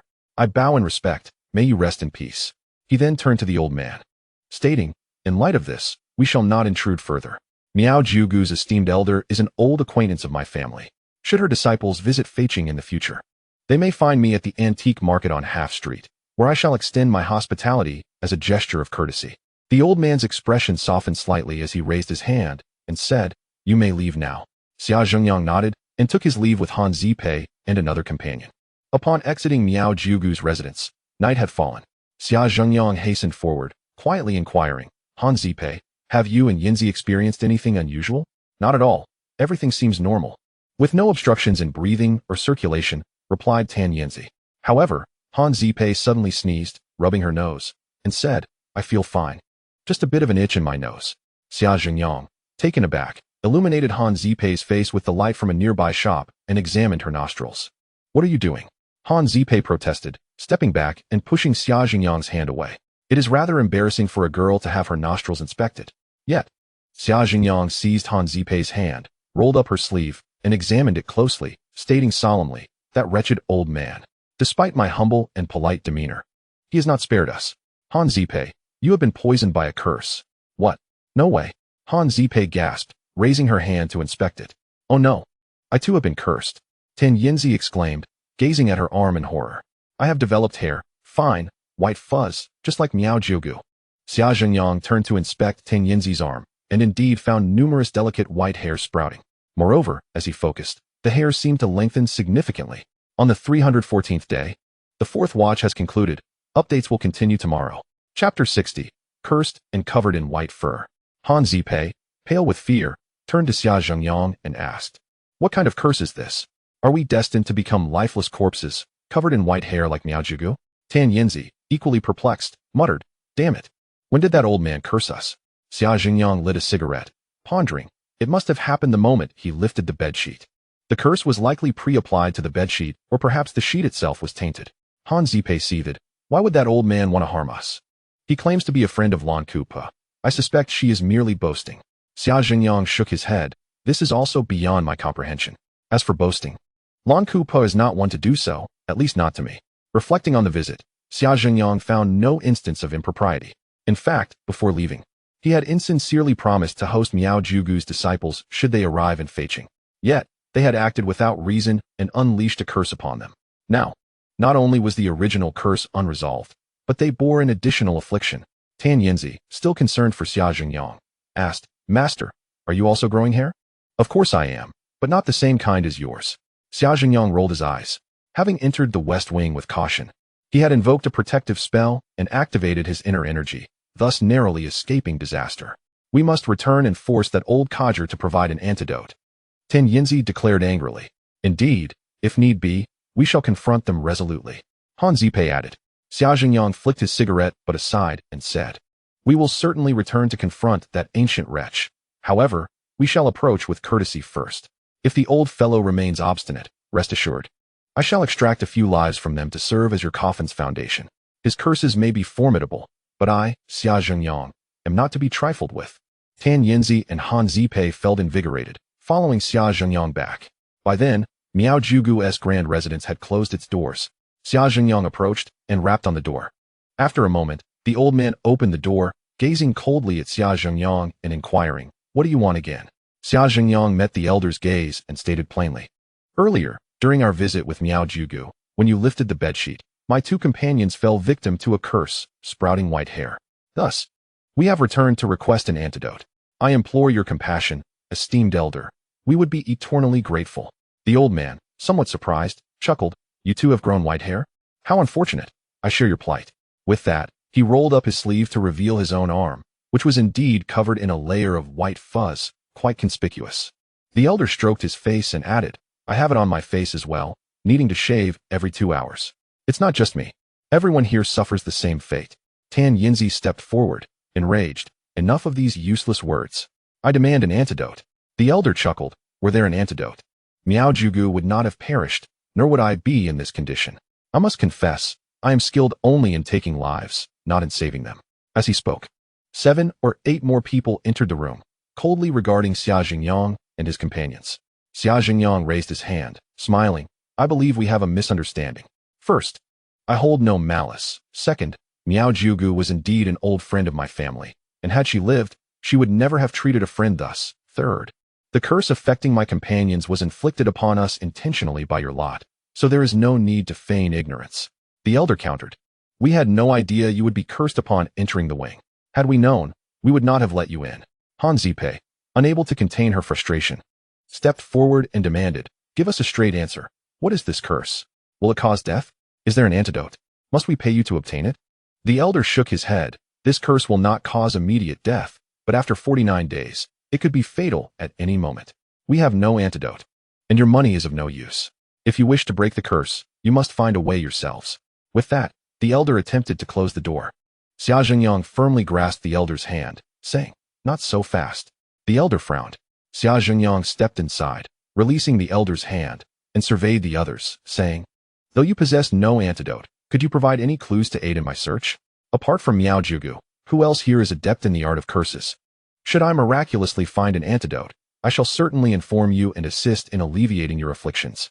A young man stepped forward and said, We have a saying here. I wonder if you have heard it. Miao Jugu's curse, Ganshigu's antidote, Granny Huang's insects, Granny Hua's knife. Xia Jingyang furrowed his brow and shook his head. I have not heard of this. The young man explained. It means that the curse laid by Miao Jugu can be resolved by Ganshigu. The poisonous insects from Granny Huang can be treated by Granny Hua. Very well, Xia Jingyang nodded. Han Zipei eagerly asked, Where might I find these individuals? The young man scoffed. If you can locate Miao Jugu's home, surely you can find those others. Zipei, do not press further, Xia Jingyang cautioned, bowing with a smile as he took the young man's hand, saying, Thank you for your guidance. Your kindness shall not be forgotten. The young man reluctantly shook hands, his disdain apparent. Xia Jingyang then greeted the others, nodding and bowing, even bending over backward in courtesy. After shaking hands with everyone, Xia Jingyang clasped his fists and prepared to leave, saying, I shall take my leave now. Please remain. They had no intention of seeing him off and promptly closed the door. As Xia Jingyang led Han Zipei and the other companion away, a cold smile graced his face. Master, are we just going to let them off like that? Han Zipei questioned. Let them off? Not so easily. Curses can kill, and I can also kill silently. Xia Jingyang laughed heartily, saying, When I shook hands earlier, I employed Taoist energy to sever their tying lung meridian. After 3 o'clock tonight, as their energy circulates through their lung meridian, they will suffer from shortness of breath, chest pain, and cold sweats, and they'll understand my might. Within 7 days, if they cannot clear their meridians, they will all perish. Tan Yinzi and Han Zipei were both astonished and elated. You possess such abilities? Xia Zhengyang sneered. I possess an abundance of skills in the art of murder. Han Zipei rubbed her nose and inquired, what should we do now?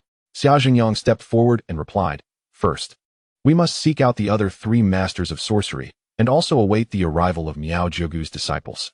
Rest assured, they will come looking for us by tomorrow morning. Tan Yinzi touched her face and forced a smile, saying, I believe we should find an inn to stay in, shave off the hair on our faces, and apply a thicker layer of foundation. Otherwise, how can we possibly face others with these glaring white hairs? Chapter 61, Small Feet and Slim Waists.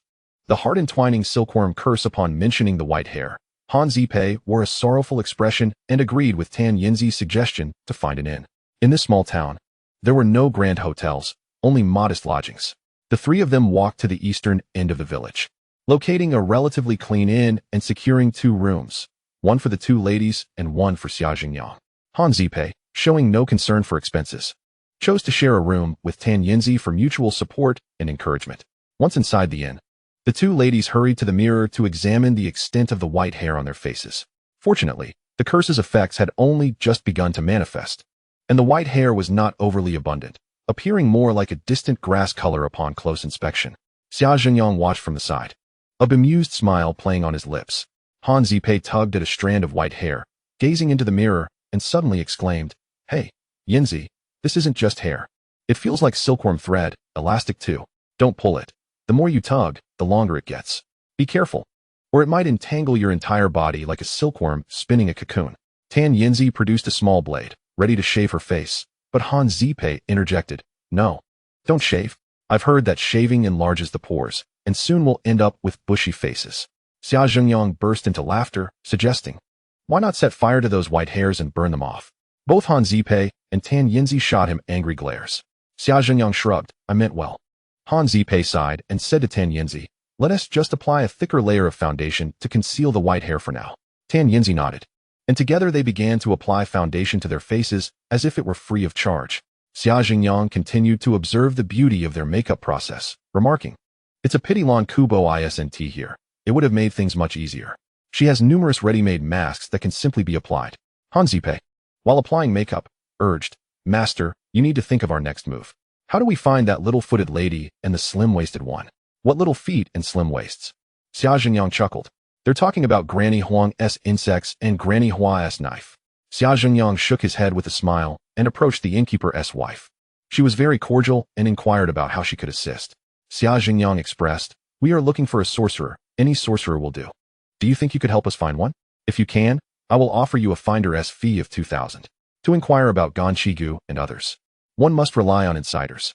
The innkeeper's wife pondered for a moment and replied, I have a cousin who knows a bit about sorcery. He resides in the village. If you think he will suffice, I can summon him. Xia Zhengyang nodded.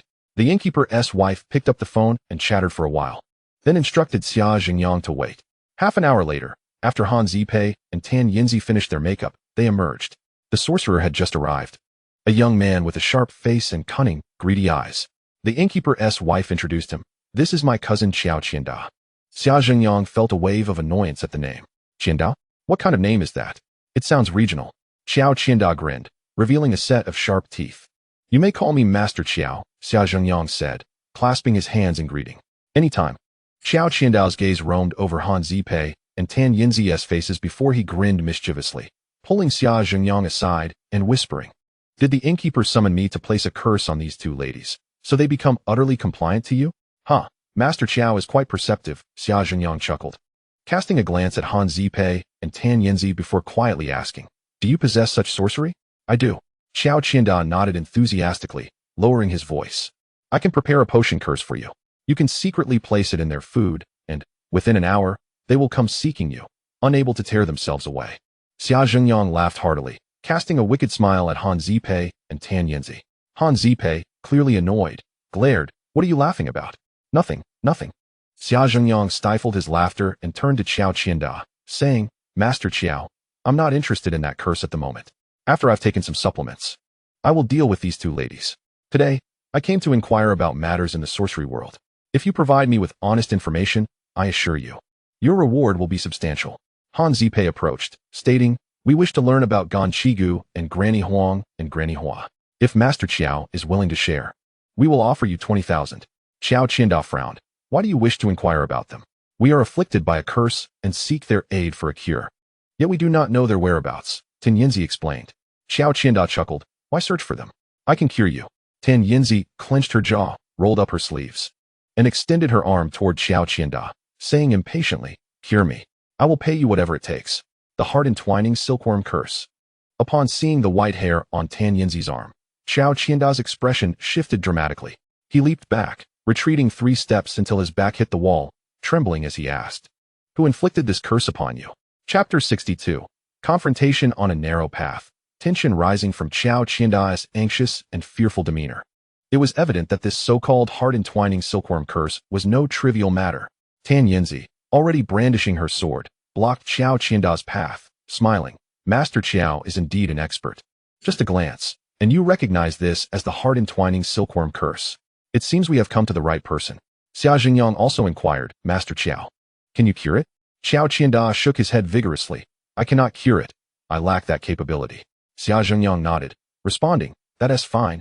However, you must tell us about this heart-entwining silkworm curse and share what you know about Miao Jiugu, Gan Chigu, and Granny Huang and Granny Hua. Qiao Qianda, regaining some composure, replied, I need to understand who you are and who placed this curse upon you. Xia Jingyang gestured for Tan Yinzi to explain. She did not hold back, saying, we initially fell victim to a curse while seeking Miao Jiugu. To our dismay, Miao Jiugu has passed away, and when we visited her, we became afflicted with this heart-entwining silkworm curse. We heard that besides Miao Jiugu, there are also Gan Chigu and others in the area with considerable expertise. So we hope to seek them out for assistance. After 10 minutes of explanation, Qiao Qianda began to believe them and relaxed slightly, resuming his seat. Han Zipei transferred 10,000 to Qiao Qianda as a consulting fee. Qiao Qianda lit a cigarette and began. Miao Jiugu was killed by someone using the heart-entwining silkworm curse. Now, her family and disciples are searching for revenge. This curse does not merely sprout white hair, it also grows within your body, ultimately obstructing your organs and leading to death by entanglement. Tan Yinzi and Han Zipei furrowed their brows in concern. Qiao Qianda continued. Miao Jiugu had many disciples with significant influence, yet they are powerless against this curse. They are also searching for an antidote. In fact, they intentionally inflict this curse on others, compelling them to seek a remedy. As a result, everyone in this village is fearful whenever Miao Jiugu's name is mentioned. Upon hearing this, Xia Jingyang finally understood why people were reluctant to share information about Miao Jiugu. Han Zipei asked, is there a cure for this curse? Tan Yinzi, thinking more deeply, remarked, it is likely incurable. If it were not, Miao Jiugu's disciples would have sought a cure long ago. With Miao Jiugu deceased, we are undoubtedly in grave danger. Qiao Qianda nodded repeatedly and said, indeed, this ailment is difficult to treat. It is said that the collaboration of Granny Huang and Granny Hua is necessary for a remedy. In her lifetime, Miao Jiugu had a conflict with both of them and would rather perish than seek their help, which has led to this predicament. Her disciples are also too embarrassed to approach Granny Huang or Granny Hua, and even if they did, it would likely be futile, as they would not offer their assistance. Han Zipei inquired, shall we seek out Granny Huang and Granny Hua? Will they provide us with treatment? Qiao Qianda shook his head, I do not know. Xia Jingyang pondered for a moment before asking for the addresses of Gan Chigu and the others. Qiao Qianda retrieved paper and pen, writing down the addresses for Xia Jingyang. Gan Chigu resided in Jiao Tu Zhai, 30 miles away, while Granny Huang and Granny Hua lived in Femme Zhai, 40 miles to the south. Han Zipei asked again, Master Qiao, if we visit Granny Huang and Granny Hua tomorrow, what do you think we should do to increase our chances of receiving treatment? Qiao Qianda contemplated and replied, you should first approach Granny Hua, then seek out Granny Huang, but do not mention any connection to Miao Jiugu. Otherwise, they will refuse to assist you. If they are willing to help, your affliction is not insurmountable, especially since it was just recently inflicted. Tan Yinzi expressed her gratitude and inquired about other matters. After conversing for over an hour, Qiao Qianda took his leave. Xia Jingyang and the others also retired early, preparing for their journey to Fei Ma Zhai the next day. Of course, before sleeping, they indulged in a drink to quell the itching that plagued them. The night passed in silence. The following morning, Xia Jingyang arose and, after completing his morning routine, requested the innkeeper to bring food and drink for a morning toast with Han Zipei and Tan Yanzi. They found it necessary to drink, as the itching was unbearable. The innkeeper was startled by their early morning revelry and chuckled, "Why the drinking so early in the day?" Tan Yanzi replied, while sipping her drink, "We three are like deities of wine. Without it, we feel quite miserable." The innkeeper did not pry further and left with a smile. Suddenly, footsteps echoed from downstairs, and a voice called out, "Is the esteemed Xia Jingyang from Feicheng residing here?" Tan Yanzi froze, swiftly grabbing her sword and casting a wary glance toward the staircase. Xia Jingyang chuckled, "Fear not, it is merely disciples of Miao Jugu." Indeed, an elder from the Miao family ascended the stairs, accompanied by a young man and woman. Xia Jingyang remained seated, continuing his drink. The elder approached, bowing respectfully. "We are blind to our own ignorance. We humbly apologize to you, Master Xia." "Apologize? For what?" Xia Jingyang scoffed.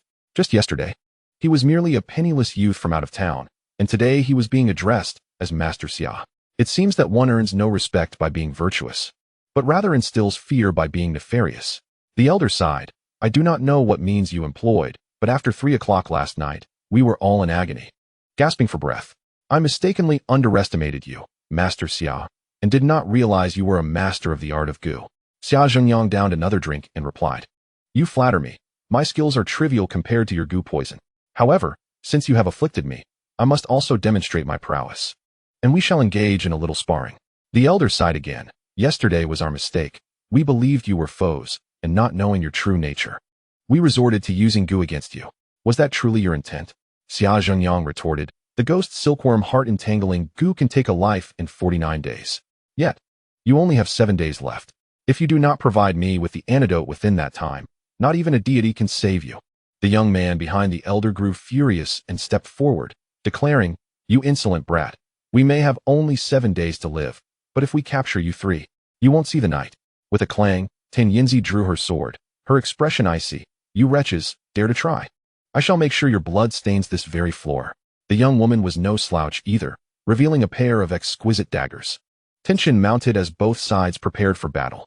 However, neither Xia Jingyang nor the elder spoke, preventing an outright conflict. Xia Jingyang glared at the young duo, stating, "Since I dare to enter your territory, I fear you not. What is with this menacing demeanor? Do you believe I was raised in fear? Very well. If you persist in your foolishness, we shall part ways. I will seek to resolve my friend's affliction myself, and do not expect my assistance for your troubles." The elder dismissed his two companions, bowing once more to Xia Jingyang. "Master Xia, you are magnanimous. Do not lower yourself to their level. We can discuss this." "There is nothing to discuss."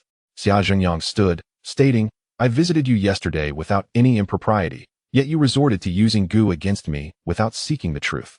Very well. Unless you provide the antidote for my friend's affliction, do not expect my mercy. Should you wish to act against us, feel free to try."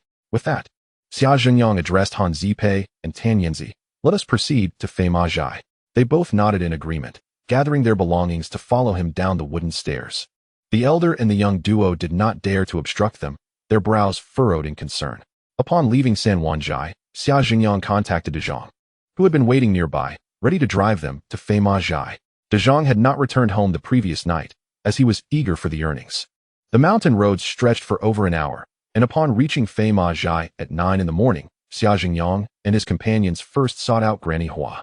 Granny Hua, in her 70s, had an ordinary appearance with a kind demeanor. Xia Jingyang nodded and smiled, saying, "My two friends have been afflicted by the ghost silkworm heart entangling gu. Do you have any connection to Miao Jugu?" Granny Hua interrupted, asking, "Are you related to Miao Jugu?" Xia Jingyang, wishing to be forthright, recounted the entire story. Granny Hua frowned and said, "If you were disciples or relatives of Miao Jugu, I would refuse to treat you. However, since you are not, I can offer assistance. Yet, I alone cannot manage this. I will need Granny Huang's help. She and Miao Jiugu are arch-rivals, and should she discover your connection, she will likely refuse to assist." Tan Yanzi interjected urgently, "Granny Hua, we have become sworn enemies of Miao Jiugu and have no ties left." After some contemplation, Granny Hua nodded, "To dispel this gu poison, I must first make an incision on your body, then introduce Granny Huang's gu insect, which will absorb the poison within you. After a day and a night, I shall remove the insect. I will first make the incision, and then you can seek out Granny Huang, mentioning my recommendation." Han Zipei, feeling apprehensive, asked Granny Hua. Where will the incision be made? How large will it be? Granny Hua gestured. The incision will be made on your arm or leg, 1/2 inch long and 1/2 inch deep. However, I will apply a numbing agent, so it will not be painful and will not bleed. Tan Yinzi bared her arm. I shall go first. To rid myself of this unsightly white hair on my face, a cut is a small price to pay. Others have undergone countless surgeries for beauty enhancements. Granny Hua instructed Tan Yinzi to sit down and went to gather her tools and medicine. Xia Zhengyang whispered, Yinzi, what if all of you are cut and Granny Huang refuses to cooperate? Han Zipei replied, Granny Hua's earlier words suggest that once we are cut, Granny Huang will find it difficult to refuse. Last night, Xiao Qiandao mentioned that we should seek out Granny Hua first. Xia Zhengyang shrugged, very well. I shall keep my opinions to myself. After all, the blade shall not pierce me. Before long, Granny Hua returned with a tray and commenced the procedure in the living room, preparing to make the incision on Tan Yinzi. Grandma Hua first took a small piece of damp yellow paper and placed it over Tan Yinzi's arm. Then, wielding a brush, she began to scribble on the yellow paper while muttering incantations in a barely audible voice. After 3 minutes, Grandma Hua commenced her work with a knife. The knife was no larger than a pencil sharpener and slowly pierced through the yellow paper. Tan Yinzi widened her eyes and frowned, exclaiming, it doesn't hurt at all. What kind of anesthetic is this? Grandma Hua chuckled. In truth, I can perform the same technique as Guan Yu, using my own concocted anesthetic. Even cutting open one of your arms would be inconsequential. After several minutes, Grandma Hua lifted the yellow paper to reveal a 1/2 inch long wound on Tan Yinzi's arm. Yet there was no trace of blood. Only then did Han Zipei cease her fear and prepare to undergo Grandma Hua's treatment as well. Around 10:30, the procedure concluded, and Grandma Hua instructed, all done. Go find Grandma Huang and have her place the insect inside. Return to me at this time tomorrow. When Han Zipei attempted to offer payment, Grandma Hua insisted that they settle the bill the following day. Shui Jingyang expressed his gratitude and led Han Zipei and Tan Yinzi to visit Grandma Huang. Grandma Huang, in her 80s, was adorned in vibrant ethnic attire, complete with a silver crown and a multitude of gemstone hairpins, resembling a peacock in full display. Upon hearing their request, Grandma Huang became enraged, exclaiming, get as far away as possible. I will not treat outsiders. Han Zipei, maintaining her composure, smiled and replied, it was Grandma Hua who sent us. Even if she came herself, it would be the same. Leave. With that, Grandma Huang turned and retreated into her house, slamming the door behind her. Han Zipei and Tan Yinzi exchanged glances, while Shui Jingyang shrugged and remarked, well, that's it. Now that Grandma Huang is uncooperative, your treatment was for naught. Han Zipei frowned, suggesting, let us seek Grandma Hua again and plead with her to intercede on our behalf. Tan Yinzi concurred. The trio retraced their steps to find Grandma Hua. Understanding their plight, she kindly offered, no worries, I will accompany you to see her. Overjoyed, Tan Yinzi and Han Zipei assisted Grandma Hua as they set off. However, upon arriving at Grandma Huang's door, they were informed that she had left and her whereabouts were unknown. Tan Yinzi muttered, that old witch is clearly avoiding us. After a moment of contemplation, Grandma Hua instructed, you wait here. If you see Grandma Huang return, notify me. Han Zipei, having no alternative, nodded in agreement. Grandma Hua then departed. Shui Jingyang chuckled, Han Zipei, I feel we have been fooled again. Who knows if these two old women are merely toying with us? Perhaps you both now bear another curse. Tan Yinzi frowned. That makes no sense. We haven't offended either Grandma Hua or Grandma Huang. Why would they conspire against us?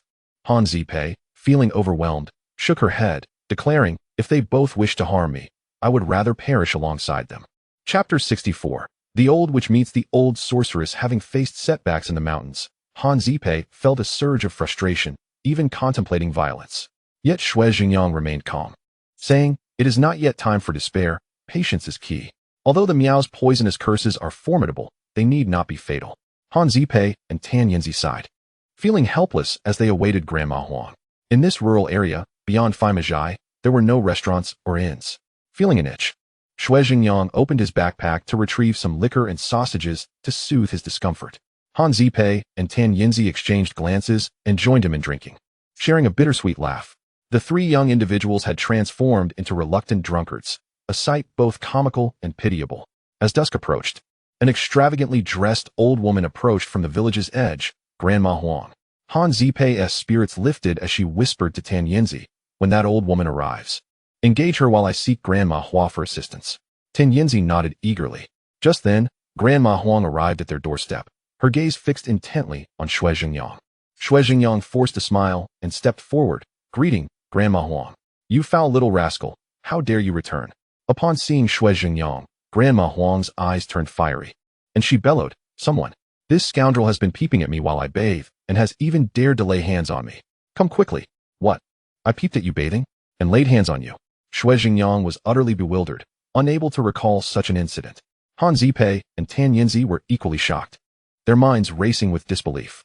How could Shui Jingyang, who had two lovely young women accompanying him, be interested in an elderly woman? Grandma Huang continued to shriek, her cries echoing like a slaughterhouse. Faced with a threat to his reputation, Shui Jingyang felt compelled to defend himself, exclaiming, Hey, old woman, don't speak such nonsense. At your age, what could possibly be worth looking at? Why would I want to spy on you? However, before Shui Jingyang could finish, dozens of villagers stormed out from both ends of the village, brandishing pitchforks and shovels, their intentions clear. Grandma Huang pointed at Shui Jingyang, shouting, This is the scoundrel who peeped at me while bathing and tried to force himself on me. Capture him. Tan Yinzi panicked, yelling, Shui Jingyang, you cannot fight them all. It's better to retreat. Han Zipei, equally alarmed, exclaimed, Quickly, we must escape. With the villagers in hot pursuit, Shui Jingyang and the two women turned to flee. A true hero does not fight in a village. A strong dragon cannot suppress a local snake. The best plan is to run. With no better options, they dashed towards the mountains, feeling like lost souls. The villagers, believing Shui Jingyang to be a villain, relentlessly followed, spurred on by Grandma Huang's promise of a reward for capturing him. As darkness fell, the trio reached the mountains, having distanced themselves from their pursuers. Han Zipei paused, leaning on her knees to catch her breath, and asked, Shui Jingyang, what on earth did you do for Grandma Huang to say such things? Tan Yinzi added with a chuckle, who would have thought our esteemed leader would have such peculiar tastes, not even sparing an elderly lady. Truly commendable. Frustrated, Shui Jingyang retorted, What nonsense are you two talking? I've been with you the entire time. Do you think I possess the ability to be in two places at once? Even if I were to spy on someone, it would be you too, not her. Last night, Xiao Qian insisted on giving me a potion that would make you both obedient to me, but I refused. Han Zipei, both amused and exasperated, furrowed her brow. While I don't believe you would spy on Grandma Huang, why would she make such an accusation? Is she trying to create a scandal to gain attention? In his fury, Shui Jingyang glared. How should I know? I'm not a woman. How can I understand your thoughts? Tan Yinzi laughed. Enough. Let us rest a moment before we consult Grandma Huang again. The trio took a 10-minute respite before continuing on, planning to take a detour back to Femme. Just as darkness enveloped the land, a shadow suddenly appeared ahead. Grandma Huang had blocked their path. Oh no, you old hag dare show up again. The animosity between them was palpable. Xia Jingyang pointed at Granny Huang, rolling up his sleeves and scolding, You old witch. Why do you slander me for peeping at you while bathing? Is it slander, huh? Today, I shall make you aware of the consequences. Tan Yinzi unsheathed her sword, and Han Zipei withdrew a dagger, surrounding Granny Huang with the intent to use force. Yet, Granny Huang showed no fear, sneering, If I hadn't come, you would have been doomed. Xia Jingyang paused, then suddenly let out a bitter laugh, sighing, Old Granny Lan, are you trying to play with my life for your amusement? Old Granny. Both Han Zipei and Tan Yinzi were taken aback. The Granny Huang opposite them chuckled darkly, wiping her face with her hand, revealing herself as Lan Kupa, the loyal attendant of the Xia family. It turned out to be the old granny. Han Zipei was filled with unexpected joy. Young mistress, auspiciousness. Lan Kupa bowed to Han Zipei with utmost respect. Han Zipei was momentarily speechless. Xia Jingyang sighed and inquired, Old Granny Lan, were you the one shouting about misconduct earlier? I truly do not understand why you wish to harm me. Lan Kupa chuckled ominously, saying, That was merely my strategy to draw the tiger away from its mountain lair, intentionally inciting the villagers to pursue you, while I seized this Huang girl. Tan Yinzi blinked, asking, Who is this Huang girl? The one you refer to as Granny Huang, but in my presence, she is merely a little girl. Lan Kupa cackled coldly, turning around to pull a bound figure from the woods, casually tossing it on the ground. It was indeed Granny Huang. Chapter 65, Being a Backup, and Testing Medicine for Others. In truth, Granny Huang had been hiding at home, avoiding encounters with Xia Jingyang and the others. Lan Kupa had arrived, first employing her unparalleled disguise technique to impersonate Granny Huang, then accusing Xia Jingyang of misconduct, thus luring all the able-bodied men in the village away, allowing her to swaggeringly capture Granny Huang and take her into the mountains. While Granny Huang was a witch, Lan Kupa was more akin to an old sorceress. Sorceresses typically wield greater power than witches. At this moment, Granny Huang was gagged with a foul sock, her expression one of terror. Lan Kupa bent down, tearing the sock from her mouth, and hissed, "You wretched girl, tell me, will you treat the poison of the heart-entwining ghost silkworm? If you dare utter a single negative word, I shall devour you piece by piece." Simple, brutal, and exuding an overwhelming dominance. Granny Huang nodded fervently. "I am willing to treat them. I am willing." Han Zipei leaned closer to Xia Zhengyang, whispering, "Ah, your old sorceress is truly formidable, accomplishing tasks swiftly and decisively, without any unnecessary complications." Xia Zhengyang nodded in agreement. The more straightforward and forceful the method, the more effective it is. Lan Kupa cackled, loosening Granny Huang's bindings and pushing her towards Han Zipei, commanding, "Wretched girl, this is my young mistress. Hasten to treat her." Han Zipei, both embarrassed and amused, exclaimed, "Old Granny, actually do not be shy. It is inevitable," Lan Kupa interjected.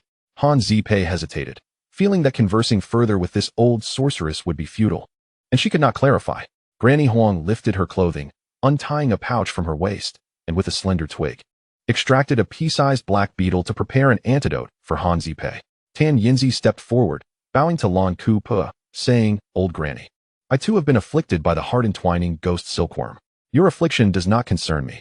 Lan Kupa retorted sharply, pointing at Han Zipei. "I traveled a great distance solely for my young mistress. Curing her ailment suffices. Others do not matter to me." Tan Yinzi felt disgruntled, casting a sidelong glance at Xia Zhengyang.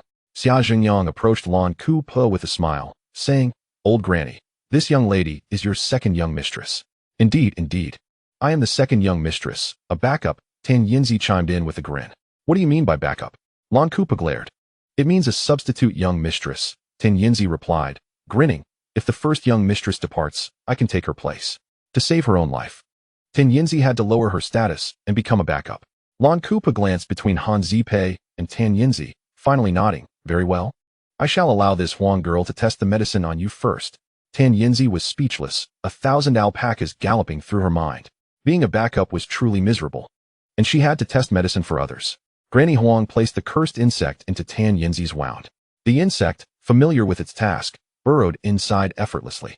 Tan Yinzi felt a bit queasy but could not refuse. After all, survival was paramount.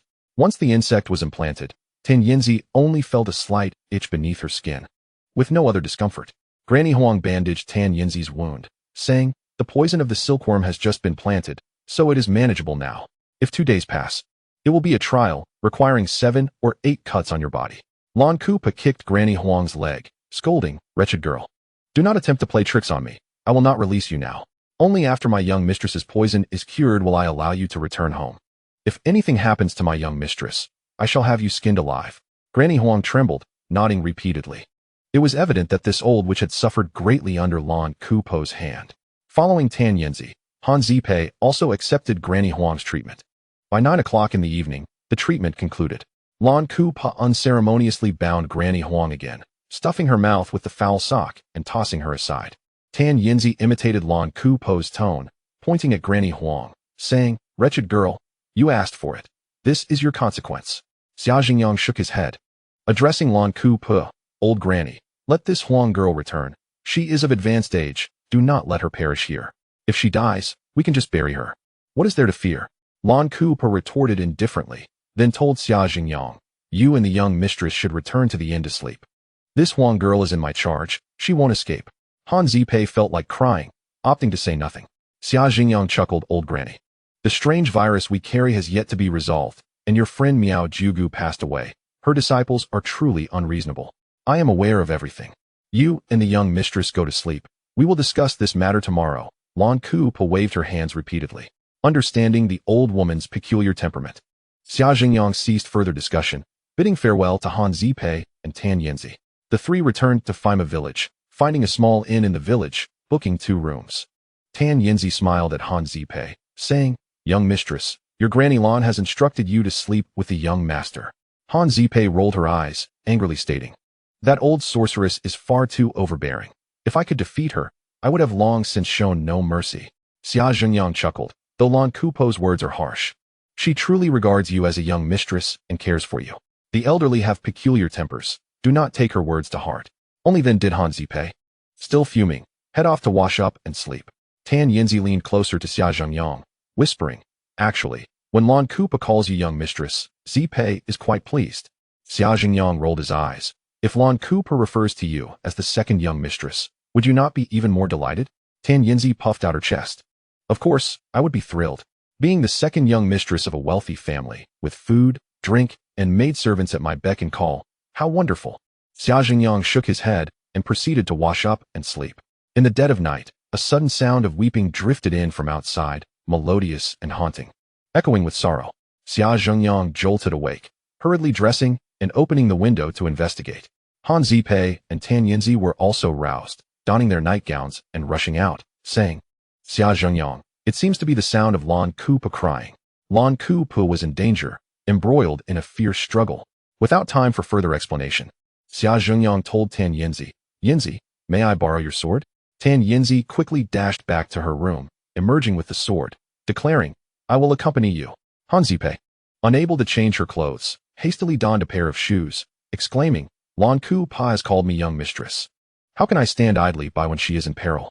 Ah, your reasoning appears so compelling that I cannot refuse. After a moment of astonishment, Xia Zhengyang leaped down, exclaiming, everyone, jump down with me. With a splash, Tan Yinzi and Han Zipei followed suit, landing on the street below. The wailing of the crying granny continued, intermittent and relentless. Xia Zhengyang listened intently, pointing towards the direction of Granny Huang's house. It must be at the foot of the mountain in front of Granny Huang's home, where we parted ways with the crying granny. Let us go. The three of them dashed forward, racing through the empty streets like the wind. Granny Huang resided in the countryside, merely 2 miles from the market at Femme village. Xia Zhengyang led the way, reaching the location where they had separated the night before, only to find the crying granny engaged in a fierce battle with an elderly Taoist priest. The old Taoist, in his 60s or 70s, wielded a sword in his right hand and a whisk in his left, demonstrating agility and a fierce offensive. The crying granny merely spun in place, wielding a soft rope for defense, her voice choked with sobs. My son, you have become a Taoist and learned skills, yet you dare to lay hands on your mother. Has the world changed so drastically that a son would strike his own mother? The soft rope, when swung, echoed her sorrowful cries, amplifying the melancholy atmosphere, evoking deep sympathy. At the crying granny's feet lay Granny Huang, tightly bound. At first glance, Xia Zhengyang assumed the old Taoist was a friend come to rescue Granny Huang. However, upon closer inspection, he saw the old Taoistess sword mercilessly aimed at the bound Granny Huang. Xia Zhengyang did not rush forward, instead observing from the sidelines, remarking, Granny, where did this wild old Taoist crawl out from, and why does he seek conflict with you? The old Taoist, caught up in his struggle with the crying granny, was taken aback by Xia Zhengyang's words, feigning a move before attempting to flee.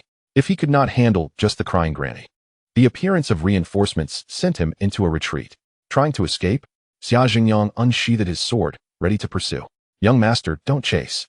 The crying granny dashed forward, blocking Xia Zhengyang's path, exclaiming, that old Taoist's whisk conceals poison needles. Let him go for now. Xia Zhengyang nodded, halting his advance.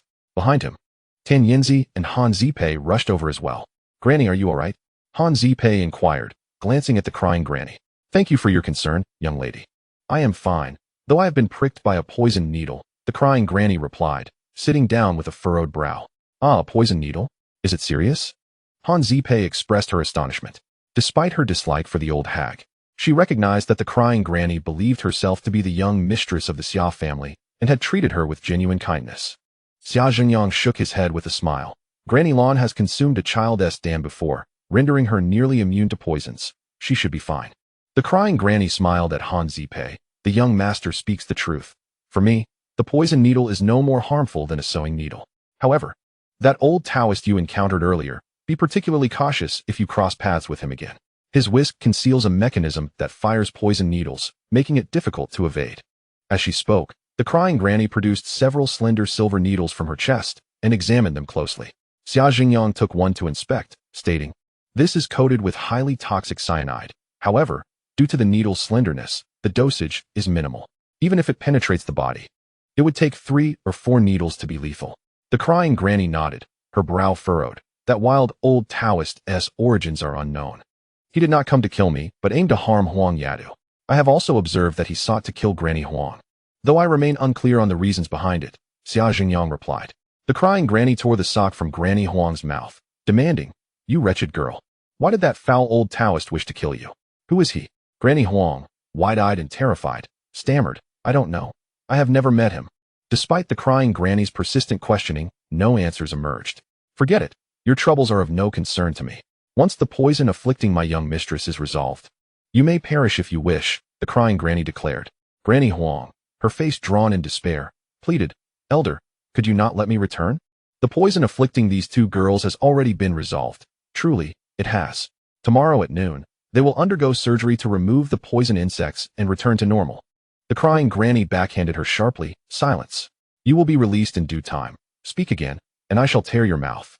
Granny Huang immediately fell silent, not daring to utter another word. Xia Jingyang proposed, "Granny, perhaps it would be prudent to release this poison master and then accompany us to the inn, where we can look out for one another.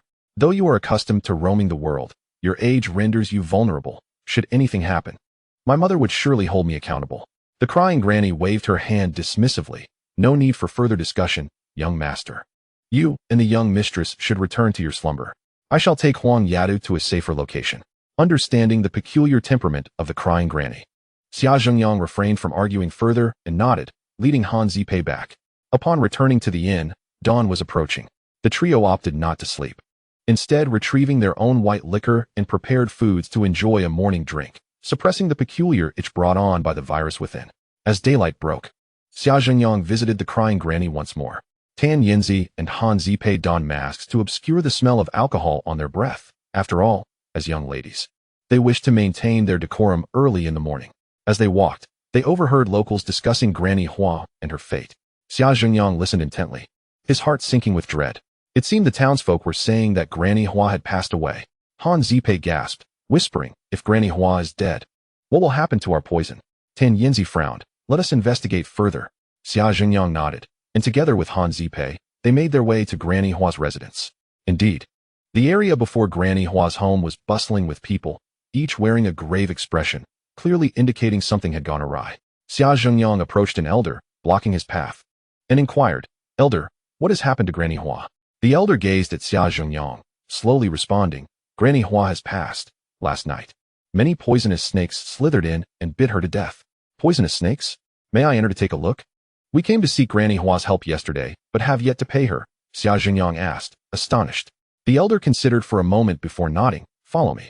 Xia Zhengyang led Han Zipei inside. Granny Hua lay in the main room, covered with a white cloth.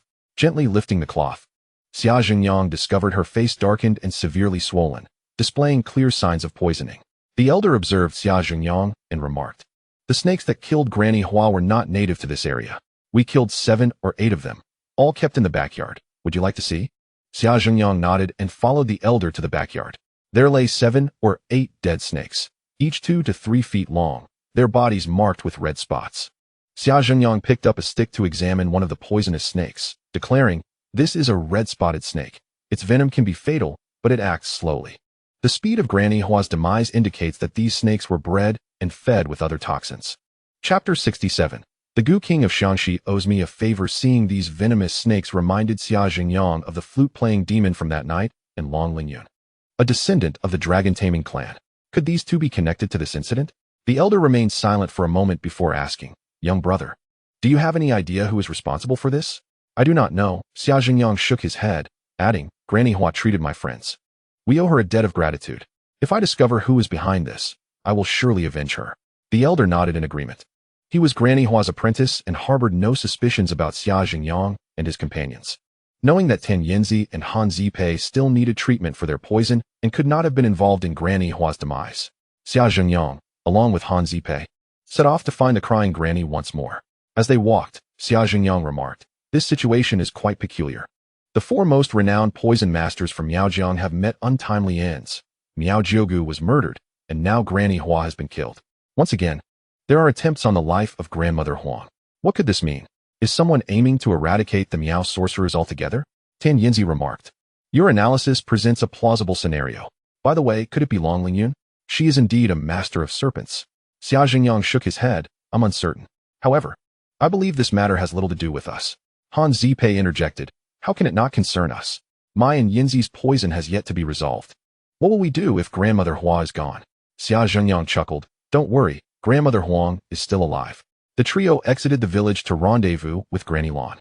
Upon reaching the forest, Xia Zhengyang scanned the surroundings, unable to locate Granny Lan, and then called out loudly. Minutes later, Granny Lan appeared, escorting Grandmother Huang, and cheerfully asked, Young master, did you sleep well with the young mistress last night? We are not married yet, so we did not share a bed. Xia Zhengyang replied with a helpless smile, before conveying the news of Grandmother Hua's demise. Grandmother Huang was taken aback. Grandmother Hua is dead? Who killed her? Xia Zhengyang shook his head and recounted everything he had witnessed. Grandmother Huang's expression changed to one of fear, and after a moment of hesitation, she said, The poison affecting these two young ladies is not severe. Although Grandmother Hua has died, I can still operate and extract the worms I planted yesterday. But first, may I make a phone call? Granny Lan glared. What do you need a phone for? Grandmother Huang replied cautiously. I wish to inquire about the situation with Aunt Ganqi. Tan Yinzi nodded and handed over her phone. Grandmother Huang asked Tan Yinzi to dial, and then she began speaking rapidly into the phone. Moments later, her countenance shifted, revealing her alarm. After ending the call, she murmured, Aunt Ganqi is also dead. She was killed yesterday afternoon by a poison dart, likely the same Taoist who sought to kill me last night. The group exchanged worried glances. Xia Zhengyang remarked, It seems the perpetrator is likely the same individual or a group.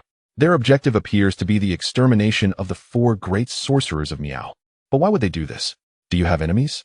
Grandmother Huang remained silent for a while before slowly saying, I do not know why someone would want us dead. Unless it pertains to the corpse kingworm. Corpse kingworm? Xia Zhengyang and the others were puzzled. Grandmother Huang nodded. The corpse kingworm is the most formidable of poisons. It can be placed in a corpse to animate it as a zombie or injected into a living person to turn them into a zombie directly. Currently, only the people of the Xiangxi corpse transport sect possess the knowledge to concoct such poison. Only I, along with Miao Zhigui, Ganqi, and Grandmother Hua, can dispel it. Tan Yinzi still did not comprehend, asking, Do you suspect that the Xiangxi corpse transport sect is behind the murders of Grandmother Hua and the others? Why would they do such a thing? Grandmother Huang sighed. By killing us, they ensure no one can control the corpse transport sect. Aside from them, I cannot fathom who else would wish us harm. Granny Lan interjected sharply. This has nothing to do with us. As long as my young mistress's poison is resolved, I will release you. Whether you live or die is of no concern to me. Grandmother Huang nodded repeatedly. Xia Zhengyang found himself both amused and exasperated. Opting not to argue with Granny Lan, the group settled in the woods, awaiting further treatment. After enduring until afternoon, Grandmother Huang assessed Han Zipei and Tan Yinzi's conditions, stating, We can proceed to extract the worms now. However, I lack the anesthetic from Grandmother Hua, so you must endure the pain. Han Zipei gritted her teeth. I can bear it. Grandmother Huang nodded, removing a silver hairpin from her head, sharpening it on a stone, and prepared to operate on Han Zipei. Without anesthesia, Han Zipei was soon drenched in sweat, her features contorted in agony. Xia Zhengyang took her other hand, providing comfort and encouragement. Fortunately, Grandmother Huang was swift. Within 3 minutes, she successfully removed the worm. The worm, having been embedded beneath Han Zipei's skin for a day and a night, was now encased in a white cocoon, no longer resembling its original form. This worm specifically absorbs the silk within your body. It is now removed, Grandmother Huang stated, quickly bandaging Han Zipei and moving on to Tan Yinzi. By 3 o'clock in the afternoon, the operations for both Han Zipei and Tan Yinzi were completed, successfully dispelling the ghost silkworm heart poison. Xia Zhengyang inquired about the strange virus afflicting him, but Grandmother Huang confessed she had never encountered it and could not provide treatment. Granny Lan then released Grandmother Huang, saying, I initially intended to give you 200 as a reward for your efforts. But since you refused to treat my young mistress at the outset, that fee is no longer yours. Leave. Grandmother Huang dared not ask for the reward. She was merely relieved to have survived and hurriedly departed. Tan Yinzi turned to Xia Zhengyang, asking, If we still cannot resolve the strange virus, what will we do? Xia Zhengyang shrugged, indicating he had no solutions. Granny Lan chuckled. Fear not, young master and young mistress. We are quite close to Xiangxi. We will journey there and seek our fortune. That place is filled with experts in poisons, and I have old friends there. Han Zipei expressed her unease about Granny Lan's friends, asking, Granny, who are your friends in Xiangxi? Are they reliable? Will they treat us well? Unlike the disciples of Miao Zhigui, they will not. Granny Lan waved her hand. The Poison King Lu Qianshan of Xiangxi owed a debt of gratitude to the Xia family. Although the Poison King has passed, his descendants will surely assist you in your treatment. Xia Zhengyang nodded. Then we shall first return to Sanwan village and settle accounts with Miao Zhigui's disciples. Those individuals have had their lung channels severed by me, without treatment. They will perish within days. Xia Zhengyang intended to heal them, for taking lives was against his principles, and he feared retribution. Nevertheless, he resolved not to let them escape unscathed. He would ensure they paid a heavy price to alleviate his resentment. Granny Lan then produced a black jade cicada, saying, "You go ahead, I have other matters to attend to. Once you arrive in Xiangxi, seek out the Lu family in Shuanglonggu and present them this black jade cicada. By that time, I should arrive as well." Xia Zhengyang accepted the black jade cicada, examining it closely. It was an artifact, carved from black jade, with workmanship that was rather ordinary, merely a common jade pendant. Han Zipei nodded. "Granny, please take care of yourself on your journey." "Understood, thank you for your concern." "Young mistress," Granny Lan chuckled, and with a light step, she ventured deeper into the woods. Chapter 68. Young lady, do not misbehave. For men and women should maintain proper boundaries. Han Zipei had grown accustomed to being addressed as young mistress, no longer feeling the need to contest it. She merely sighed softly. Having spent so much time with Xia Zhengyang, she increasingly felt herself falling in love with him. The notion of becoming the young mistress of the Xia family and spending a lifetime with Xia Zhengyang filled her heart with immense joy. Yet, Xia Zhengyang had always treated their relationship playfully, never revealing any deeper feelings, leaving Han Zipei feeling somewhat anxious. During the treatment of the poison, as Han Zipei endured the pain, Xia Zhengyang held her hand, offering her solace and encouragement. This small gesture sent her heart racing, filling her with delight. Perhaps Xia Zhengyang harbored feelings for her too. He just might be waiting for the right moment to confess. Granny Lan had been gone for some time, and Han Zipei found herself lost in thought. "Hey, what are you daydreaming about?" Xia Zhengyang tapped her shoulder. "Let us go, we're heading to Sanwan village." Han Zipei snapped back to reality, offering a vague smile as they left the woods together. Upon returning to Sanwan village, it was dusk. Xia Zhengyang led Han Zipei and the others boldly towards Miao Zhigui's residence. Many individuals were entering and exiting the Miao family home, all appearing woefully dispirited. The old man spotted Xia Zhengyang and hurried to greet him, bowing and scraping. "Young Master Xia has arrived. Forgive us for not welcoming you properly." Xia Zhengyang grunted, taking hold of Tan Yinzi's hand, rolling up her sleeve to reveal the wound from the poison treatment to the old man, and remarked, "My friend's poison has been cured." "Old man, have your ailments been resolved? Did you sleep well last night?" The elderly man sighed and raised his hand, saying, "Master Xia, please come inside. Allow me to explain this matter to you in detail." Unafraid of entering, Xia Zhengyang coldly chuckled and led Han Zipei and another person into the house. The old man guided them along the way, inviting Xia Zhengyang to sit in the esteemed position of the living room, repeatedly instructing others to serve tea. Xia Zhengyang waved his hand, saying, "No tea, I would rather not fall victim to your tricks." The old man smiled bitterly, rendered speechless. The room was filled with disciples of Miao Zhigui, all of whom stood with their heads bowed, watching Xia Zhengyang flaunt his power. Their lives were in Xia Zhengyang's hands, forcing them to adopt a subservient demeanor. The old man stood opposite Xia Zhengyang and began to explain, "Firstly, my master, Miao Zhigui, has passed away." And she never mentioned any connection to the Xia family. "We truly had no idea of her prior relationship with your family. The curses we placed upon you were not intended to kill. We merely sought to use you to find Granny Huang and subsequently remove the worms from your bodies to free ourselves from the curse." The old man rambled on, but his words failed to justify his malicious intentions. After 2 minutes of listening, Xia Zhengyang could endure no longer. He waved his hand decisively, saying, "Enough with the explanations. Let us be straightforward. I can help you lift the poison I placed upon you. But first, you must explain why you cursed us." The old man broke into a cold sweat and replied, "Whatever Master Xia desires, we shall provide, as long as we possess it." Xia Zhengyang sneered, "What do you have? I want only the finest." The old man nodded and took a few companions to the backyard to deliberate. After a while, he emerged with a brocade box, which he opened before Xia Zhengyang, saying, "This is a set of 9 dragon cups left behind by my master, crafted from gold, and used in the Ming Dynasty royal court. It is worth a fortune." As the box opened, a dazzling golden light filled the air. Xia Zhengyang glanced at it and burst into laughter. "Old ghost. Do you know what I do for a living? I, Xia Zhengyang, the master of the bone collection in Feiqing and a renowned appraiser of antiques. This set of 9 dragon cups is a replica made by artisans of the Qing dynasty. The original is still housed in a museum. You dare to deceive me with a counterfeit?" The old man was taken aback. "So this is fake?" Xia Zhengyang scoffed, "Though the gold is real. I doubt you have anything of true value. Let us settle this. Yinzi, please take the items. Tan Yinzi joyfully stepped forward to collect the brocade box. The cups, although replicas from the Qing dynasty, were exquisitely crafted and made of pure gold, thus retaining significant value. Only then did Xia Zhengyang rise, stating, "You all step forward and apologize to my two friends, then come to me for treatment." The old man dared not refuse, prompting those with severed meridians to approach Han Zipei and Tan Yinzi, bowing in apology before seeking Xia Zhengyang's help. Xia Zhengyang gently massaged their backs, reopening their blocked meridians with ease. An hour later, Xia Zhengyang and his companions departed from Miao Jiugu's residence and returned to the hotel to rest. Although Han Zipei and Tan Yinzi had endured some physical hardship during their trip to Qiandongnan, Xia Zhengyang had managed to turn the tide, reclaiming both dignity and face, and acquiring a set of 9 dragon cups, which was far from embarrassing. Upon returning to the hotel, Xia Zhengyang instructed the innkeeper to serve food and drinks, then turned to Han Zipei, saying, "Zipei, I have something to discuss with you." With a flicker of excitement, Han Zipei thought, "Does Xia Zhengyang intend to confess?" She nodded eagerly, "Go ahead." Xia Zhengyang smiled, pulling Han Zipei aside a few steps, and in a low voice said, "Neither of us lack money, but Yinzi does. Let us gift this set of 9 dragon cups to her. I can see how much she admires them." Han Zipei felt a tinge of disappointment, but smiled, saying, "This is something you obtained through your own effort, so you may dispose of it as you wish.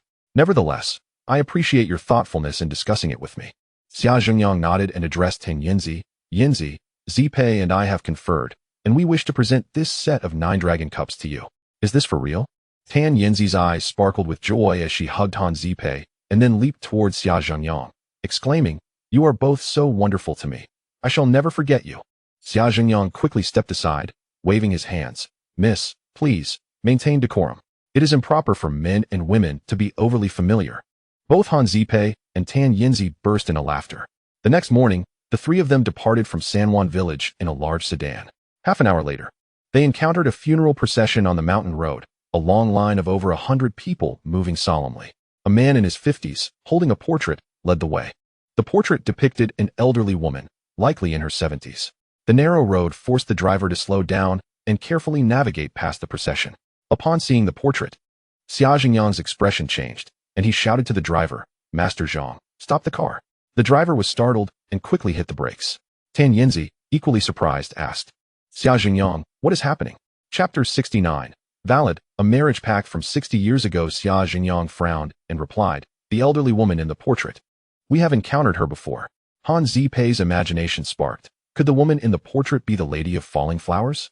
I can't believe there exists such an elderly Lady of Falling Flowers. Does the deity of falling flowers have such peculiar tastes? Xia Zhengyang nearly burst into laughter as he exited the car to observe from the roadside. The funeral procession was lengthy, and at this moment, only a third of it had passed. Xia Zhengyang inquired of an elder, "Excuse me, good sir, is the deceased lady in the portrait surnamed Gan? I believe I sought her help once." The elder nodded. "Indeed, she is Gan Qigu." "Ah, thank you for the information. She was a good person," Xia Zhengyang reflected. As the funeral procession passed by, Xia Zhengyang returned to the car. Han Zipei remarked, "How curious. How did you know the elderly lady's surname was Gan, and where you had seen her? Did you truly seek her help?" Tan Yinzi shared the same confusion, her brows furrowing. Xia Zhengyang sighed. "Earlier, I spoke a falsehood. I have not sought Gan Qigu's assistance. However, that night when the giant python blocked the road, I did see Gan Qigu. She was in the overturned bus, her head injured and bleeding. Now, seeing the portrait, I suddenly recalled that the giant python's target that night was her." Tan Yinzi questioned, "How do you know she is Gan Qigu?" Xia Zhengyang replied, "I am uncertain. Which is why I stepped out to inquire, and the result matched my suspicion perfectly." Han Zipei, intrigued, asked, "That night, you only caught a glimpse of Gan Qigu in the bus, yet you could remember her?" Xia Zhengyang remained silent for a moment before slowly saying, "In our Xia family, we possess an extraordinary memory, an innate ability to remember everything we see. Every person met, every book read, is etched in our minds. And we can even replay every detail with precision. This exceptional memory makes tasks like appraisal remarkably effortless, allowing us to discern subtle differences." Tan Yinzi and Han Zipei were astonished, simultaneously asking, "An extraordinary memory? Is that true?" "Indeed, it is true. If you do not believe me, feel free to find any page filled with text. I only need a glance to memorize it," Xia Zhengyang affirmed. "I find it hard to believe," Han Zipei pondered. then opened her phone to randomly select a news article, taking a screenshot and presenting it to Xia Zhengyang. Read the text in this screenshot aloud for me. Xia Zhengyang merely blinked, waved his hand, and said, "All right, I will read it to you. Just follow along on your phone." Han Zipei nodded, focusing on her device. Xia Zhengyang had no difficulty at all, reading the text from the screenshot in order, and indeed, he recited it perfectly. Han Zipei and Tan Yinzi stared in disbelief, shaking their heads in awe. "This is utterly incredible. No wonder you are called the Ghost Eye Appraiser. With such an extraordinary memory, what in this world could possibly challenge you?" Yet, Xia Zhengyang simply shook his head, remaining silent. What troubled him was death. In the Xia family, men began to experience cognitive decline after the age of 30, gradually becoming no different from ordinary people. By their 30s, the likelihood of encountering the Grim Reaper becomes significant. Not even a superbrain could alter the fate of an untimely demise. Tan Yinzi recalled the incident involving Aunt Ganqi and remarked, "It seems that the individual who manipulated the giant python to overturn the bus and the one who clashed with Granny Lon the night before must be connected. Possibly even the same person. Their aim is to eliminate the 4 great Gu masters here. Poor Aunt Ganqi, she ultimately could not escape calamity. And as for Granny Huang, she might also be in grave danger." Xia Zhengyang nodded. Yinzi's analysis is quite accurate. However, this matter does not concern us greatly. Whether Granny Huang can evade misfortune depends on her own fate. We cannot remain here to protect her. That morning, Xia Zhengyang and his companions procured some daily necessities, allowing Old Zhang to drive the RV straight to Xiangxi. The journey from Qiandongnan to Xiangxi was relatively short. After lunch, they arrived at the Shuanglonggu mentioned by Granny Lon. Shuanglonggu was an ancient village nestled within a grand mountain, its natural beauty remarkably preserved, seemingly untouched by the outside world, resembling a paradise. The village was built against the mountain, with 2 natural gorges stretching from east to west, enclosing the settlement in a shape reminiscent of 2 dragons embracing. Hence the name Shuanglonggu. The 3 disembarked, instructing Old Zhang to find a cool spot to wait, while they sought out the Gu King of the Lu family. Their inquiries were fruitful, and they quickly located the entrance to the Lu family's residence. The Lu house was a 2-story brick building with a magnificent sloping roof, exuding an air of grandeur and antiquity, indicative of its former status as a prominent family. The doors were open, yet no one was in sight. Xia Zhengyang stood at the entrance and called out, "Is anyone home?" Yes. A melodious chime rang out, and a local maiden adorned in silver jewelry emerged. Around 17 or 18 years old, standing gracefully with a cheerful smile, she inquired, "May I ask which guests are here to see whom?" The silver ornaments sparkled brilliantly, yet lacked any garishness, further highlighting the girl's radiant beauty. Tan Yinzi and Han Zipei were momentarily taken aback, their hearts swelling with admiration for such a pure and lovely young woman. Xia Zhengyang was equally stunned, momentarily lost in thought before he replied, "Is this the Lu family? We hail from Jianghuai Feiqing and have come to visit the head of the Lu family." Jianghuai Feiqing? The maiden paused, her face suddenly flushed as she exclaimed, "Ah, so you are from Feiqing. Might you be surnamed Xia, a member of the Xia family?" Xia Zhengyang, puzzled by her sudden change in demeanor, nodded, "Indeed. I am Xia Zhengyang. Did Granny Lon inform you of my surname?" "Granny Lon? I'm not aware," the girl replied, her cheeks still tinged with red as she shyly assessed Xia Zhengyang. "Please wait a moment. I will fetch my grandfather." Xia Zhengyang nodded. The maiden turned and dashed toward the back courtyard. Tan Yinzi tugged at Xia Zhengyang, whispering, "Did you notice how she blushed upon realizing you are from the Xia family? Is it possible that you are betrothed to her since childhood?" Xia Zhengyang rolled his eyes. "Your imagination is quite vivid. Perhaps you should write scripts for movies." In truth, Xia Zhengyang was just as bewildered by Tan Yinzi's question. Footsteps echoed from within, and the beautiful maiden returned with a robust elder. Before Xia Zhengyang could speak, the elder boomed with laughter, exclaiming, "After 60 years, a member of the Xia family has finally arrived. Wonderful, wonderful." Xia Zhengyang, unsure of the elder's enthusiasm, smiled and handed over the black jade cicada given to him by Granny Lon, saying, "Elder, this is a gift from Granny Lon for you." The elder took the black jade cicada, examining it closely, nodding with admiration. "You have finally come. Indeed, this is the ancestral heirloom of the Lu family. The black jade cicada. Once, there was a pair, one remains with your Xia family." "Very well, we Lu family honor our word. The marriage pact made 60 years ago still stands. Young man, you must be the great-grandson of Xia Gaodong, correct? Henceforth, you should address me as grandfather." "A marriage pact? 60 years ago?" Xia Zhengyang felt overwhelmed, utterly confused by the elder's words. The elder laughed heartily, gesturing towards the beautiful maiden beside him. This is my granddaughter Lu Qingqing. I shall betroth her to you, fulfilling the marriage agreement from 60 years ago, thus honoring our family's promise. Xia Zhengyang stood in stunned silence, feeling once again ensnared by Granny Lan's schemes. Chapter 70. The delicate maiden. Shy and innocent. Not only was Xia Zhengyang bewildered, but Han Zipei and Tan Yinzi were equally flabbergasted, especially Han Zipei, whose emotions swirled chaotically, her mind a tangle. She could not comprehend why Granny Lan persistently referred to herself as a young lady, while simultaneously sending Xia Zhengyang with the marriage token to the Lu family. Did Granny Lan intend to arrange multiple wives for him? Upon hearing her grandfather's declaration of betrothal, the Lu family's maiden blushed even more deeply and fled into the house. The elder laughed heartily, grasping Xia Zhengyang's hand. Come inside. We are all family here. Do not stand on ceremony. Xia Zhengyang rubbed his face, awkwardly smiling. Elder Lu, I did not come here for the marriage agreement, and I have never been aware of such matters. No worries, no worries. We can discuss it inside. The elder replied warmly, then turned to Han Zipei and Tan Yinzi. You two young ladies must also be from the Xia family. Please come in. Xia Zhengyang glanced at Han Zipei and Tan Yinzi, whispering, let us talk inside. The three entered in single file. The elder continued to instruct Lu Qingqing to prepare tea. Blushing, Lu Qingqing brought in several cups of tea, stealing glances at Xia Zhengyang, her youthful innocence and shyness unparalleled. Holding his teacup, Xia Zhengyang introduced himself. I am Xia Zhengyang. The Xia Gaodong you mentioned is my great-grandfather.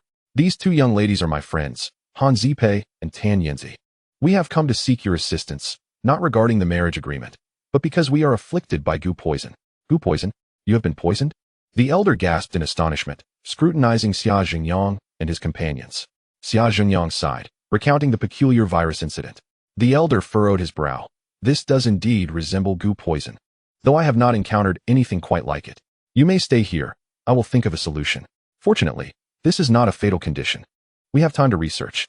Xia Zhengyang could only nod in agreement. The elder continued. My name is Lu Wanhai. Lu Qianshan is my father. 60 years ago, when I was just 15, I accompanied my father to Kunlun Mountain to excavate a tomb, but we became trapped in the tomb chamber. Your great-grandfather and his wife saved my father and me, but unfortunately, your great-grandmother perished. Xia Zhengyang furrowed his brow slightly. I am aware of my great-grandmother's death, but I did not know it was related to your family. Lu Wanhai sighed. Indeed, your great-grandmother died because of us. Later, my father wished to betroth one of my aunts to your great-grandfather. Your great-grandfather declined, saying that if, in the future, his descendants could not find wives, they could choose the most beautiful girl from the Lu family. My father, grateful for the life-saving grace, left behind one of our ancestral black jade cicadas as a token, agreeing that whenever a descendant of the Xia family presented this token, the Lu family would honor the marriage pact. My father wrote this into our family teachings before his death to ensure future generations would not forget the agreement with the Xia family. Upon hearing this, Xia Zhengyang was deeply moved, rising to express, Elder, your word is indeed worth 1,000 gold coins, and your integrity is commendable. I am profoundly grateful. However, as the ancients say, a great promise should not be broken. Since our families are old friends, akin to kin, there is no need for a marital alliance. Therefore, I kindly request that we refrain from discussing the marriage agreement, especially since I am already engaged. Lu Wanhai appeared disappointed, standing in shock. You are already betrothed? Tan Yinzi interjected, pointing at Han Zipei with a smile. Yes, dear elder, this young lady is Xia Zhengyang's fiancée. Han Zipei's face flushed, surprisingly offering no defense. Lu Qingqing, who was eavesdropping, also lowered her gaze, seemingly a bit disheartened. Let us discuss this matter later. Old Lu scratched his scalp and chuckled. Since you are here, make yourselves comfortable while I find the source of the poison afflicting you and treat you. As for drinking, fret not. I have enough wine at home to fill a vat each day. Tan Yinzi laughed. In that case, we shall shamelessly stay. If we cause any inconvenience, we ask for your understanding. Old Lu laughed heartily and instructed Lu Qingqing to entertain the guests while he stepped out to order dinner. Xia Zhengyang looked at Lu Qingqing and said, Miss Lu, do not be afraid. I am not here to propose marriage. The promise made by our elders 60 years ago is not something we need to uphold. If you do not mind, you may call me older brother. I consider you as a younger sister, thus honoring the bond between our families. Lu Qingqing smiled brightly and nodded. Then I shall call you Zhengyang Gu from now on. Xia Zhengyang nodded, and they chatted casually about everyday matters. Tan Yinzi and Han Zipei both took a liking to Lu Qingqing, and their conversation flowed effortlessly. Through this exchange, Xia Zhengyang learned that Lu Qingqing's parents had perished in a car accident. Qingqing had an older brother who was married and ran a health center in another city, seldom returning home throughout the year. The Lu family in Shuanglanggu now consisted solely of Lu Qingqing and her grandfather. Having just graduated from high school and completed the college entrance examination, Lu Qingqing was set to attend university in Jinling come September. Tan Yinzi inquired, "With your brother starting a career and you going to university, will the Lu family's Gu technique be lost?"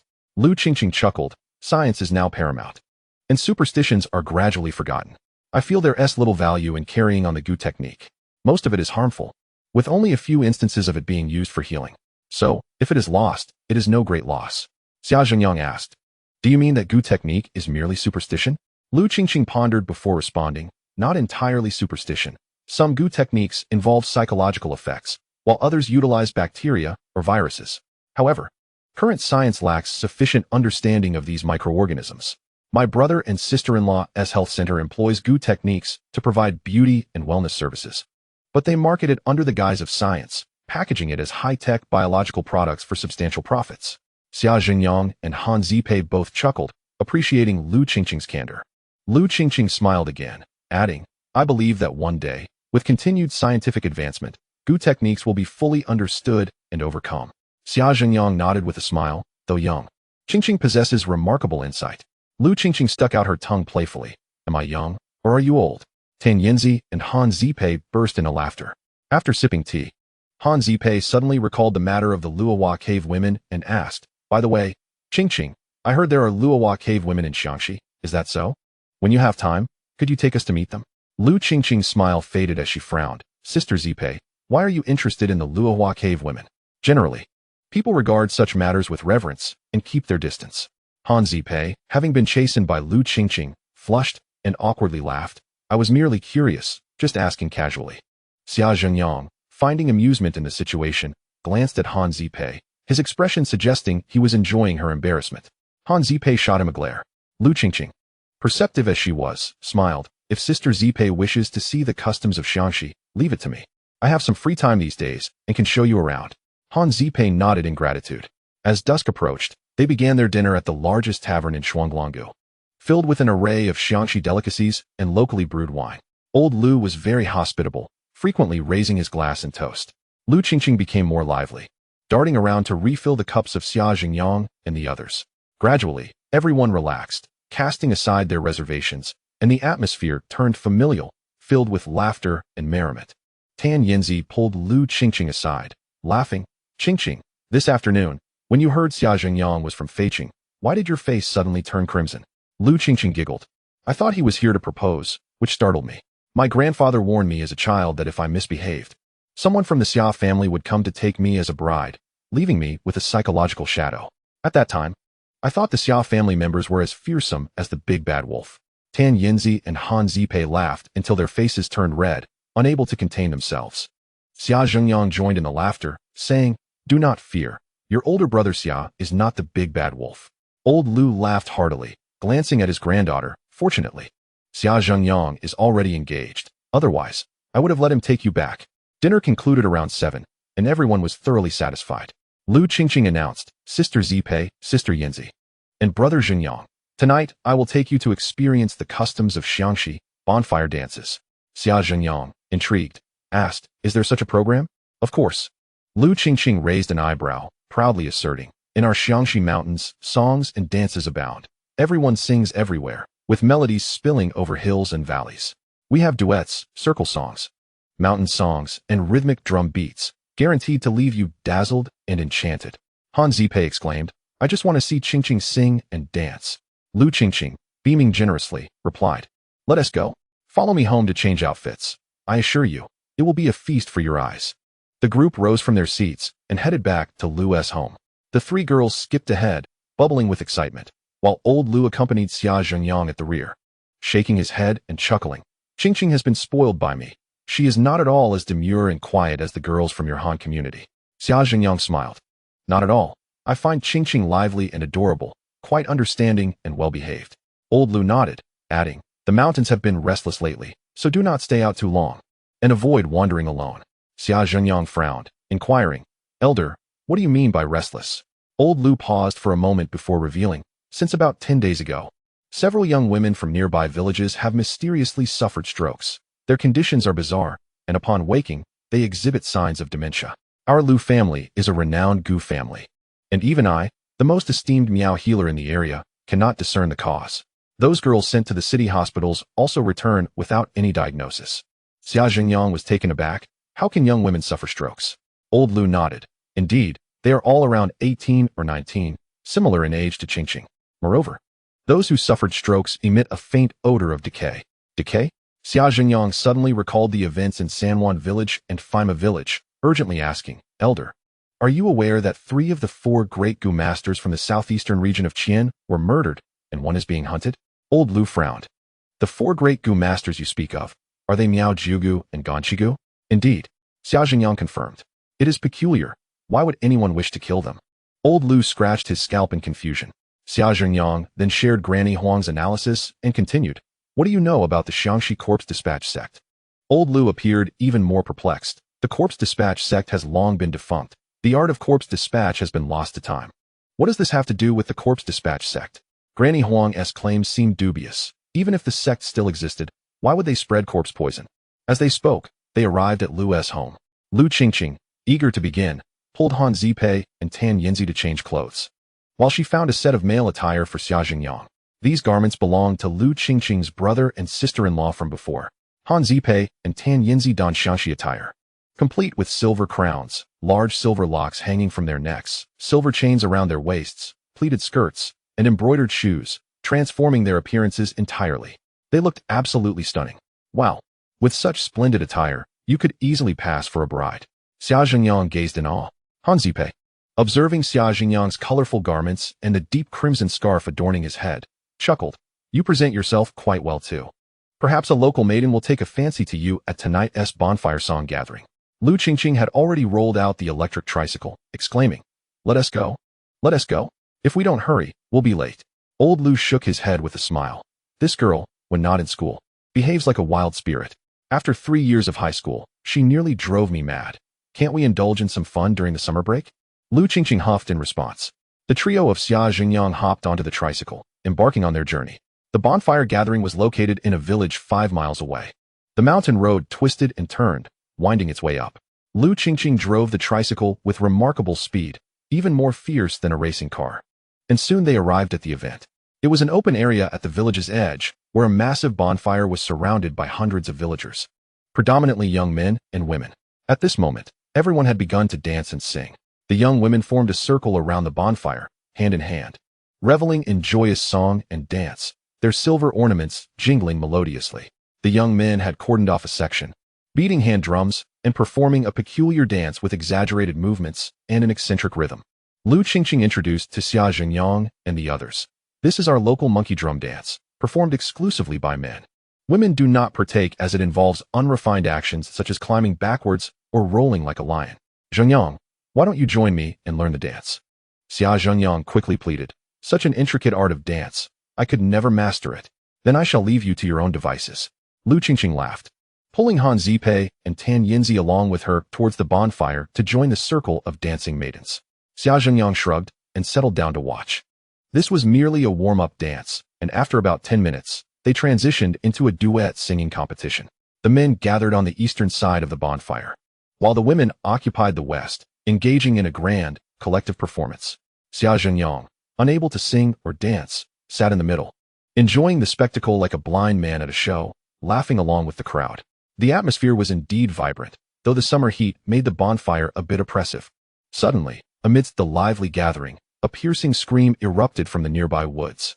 The music and dance halted abruptly, and all eyes turned towards the source of the sound. A local youth dashed over to investigate. Xia Zhenyang also stood up, straining to see. It was alarming. A girl had fainted in the woods. Quickly, we need some elder women. The woods echoed with urgent shouts. The women rushed over, and soon they emerged from the trees carrying a young woman, exclaiming, This girl has fainted. We need a doctor. Xia Zhenyang glanced at the scene, frowning slightly. Just moments ago, the girl had been singing. Perhaps she had an urgent need and went to the woods, only to inexplicably collapse. I am Lu Qingqing, granddaughter of old Lu from Shuanglongu. Let me take a look. Lu Qingqing squeezed through the crowd to examine her. Lu Wanhai was quite well known in the area, and many villagers recognized Lu Qingqing, urging everyone, please be quiet and let Lu girl take a look. Xia Jingyang furrowed his brow and approached, bending down to assess the girl's condition. The young woman appeared to be around 18 or 19, her complexion pale with an ominous dark hue, her jaws clenched tightly, and her body trembling uncontrollably. Lu Qingqing called her name, but she remained unresponsive. When she opened her eyelids, her gaze was vacant and dazed. After observing for a moment, Lu Qingqing could discern no apparent ailment, and panic began to set in. Xia Zhengyang crouched opposite her, observing intently, then spoke. Qingqing, this girl is afflicted by malevolent energy and has also contracted corpse poison. Malevolent energy? Corpse poison? How do you know this, Zhengyang? Lu Qingqing asked, bewildered. Let us not get into details right now. I'll try something. Xia Zhengyang turned to the onlookers and requested, could someone please fetch me a bowl of clean water? Instantly, someone sprinted back to the village, returning with a bowl of water. Xia Zhengyang held the bowl in his left hand, forming a hand gesture with his right. Tracing symbols in the water while reciting an incantation, direct the heavenly essence downwards, as the stars bear witness. The four elemental forces gather in harmony, encompassing the vastness of creation. I invoke the great Lord Laozi, urgently as commanded. He then took a mouthful of water and sprayed it onto the girl's face. To everyone's astonishment, she jolted awake. The crowd erupted in joy, their admiration for Xia Zhengyang growing. Lu Qingqing, unable to contain her praise, quickly asked the girl, are you all right? What caused you to faint suddenly? Supported by the crowd, the girl sat up and, after a moment of contemplation, exclaimed in terror, I suddenly encountered a malevolent spirit in the woods. It waved at me, and a swarm of moths struck my face. Then I lost consciousness. Moths? A malevolent spirit? The crowd exchanged bewildered glances. A bold youth, armed with a flashlight, ventured into the woods to search, but found nothing.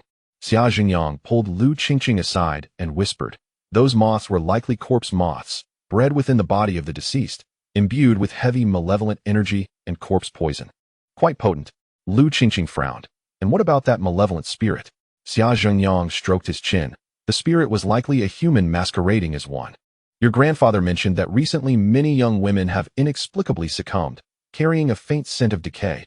I believe tonight's incident mirrors what your grandfather described. Lu Qingqing pondered for a moment, then inquired, Zhengyang, since you revived this girl, is she free of danger now? Xia Zhengyang shook his head. I merely dispelled the malevolent energy, but the corpse poison still lingers. Can you remove the corpse poison? It shouldn't pose a significant problem. But not tonight. Time is of the essence. Xia Zhengyang contemplated, then said, tell the girl to visit your home tomorrow. I will assist your grandfather in detoxifying her. Lu Qingqing nodded and went to relay the message to the girl. Tan Yinzi tugged at Xia Zhengyang, whispering, Master, what was the incantation you recited earlier? The break malignancy spell, Xia Zhengyang replied nonchalantly. Which sect does it belong to? Tan Yinzi pressed on. Xia Zhengyang shook his head. My master forbids me from disclosing my sect, so I cannot tell you. Tan Yinzi's enthusiasm waned, and she pouted. Tisich. I was hoping to learn some spells from you. It seems that it's not going to happen. However, I will stick with you, and one day, I shall uncover the origins of your sect. Han Zipei chimed in, smiling. Yinzi, if he is not telling, there must be an unspeakable reason. You should refrain from pressing him. Xia Zhengyang merely smiled in silence. Lu Qingqing returned, disheartened. With this commotion, the gathering cannot continue. Let us head back. Xia Zhengyang nodded. Taking the driver's seat of the tricycle, I'll drive. Qingqing, guide me. By this time, the gathering had already come to a halt as people began to disperse. The night was deep, with a new moon overhead. Xia Zhengyang drove slowly, the tricycle's battery running low, forcing him to navigate the mountain road cautiously. As they traveled partway, they encountered a perilous stretch of road, with a cliff on the left. Under the moonlight, a figure appeared ahead, tall and slender, moving at a slow pace. Xia Zhengyang reduced his speed and whispered to Lu Qingqing and the others behind him. The person ahead seems suspicious. Everyone be cautious. Just then, the figure raised a hand and called out loudly, Fellow traveler, would you be so kind as to give me a ride? Xia Zhengyang slammed on the brakes, jumped out of the vehicle, and approached a few steps to confront him, asking, Who is it that stops vehicles at such an hour?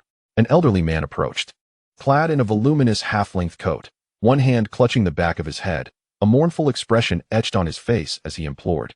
I am merely visiting relatives and have lost my way. I have injured the back of my head, and I beseech you, Take me to Shuanglongu for treatment. If I do not receive care soon, I fear I shall perish. Intrigued, Lu Qingqing and her companions drew closer, scrutinizing the old man.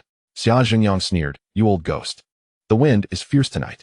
You are walking along the cliffside, steady on your feet, clearly a skilled practitioner. In this encounter, let us speak plainly. What is your intent?" Han Zipping and the others marveled at Xia Zhengyang's keen observation, realizing that his reputation as a perceptive individual was well-deserved. "What do you mean by intent? I am but a patient. What could I possibly intend?"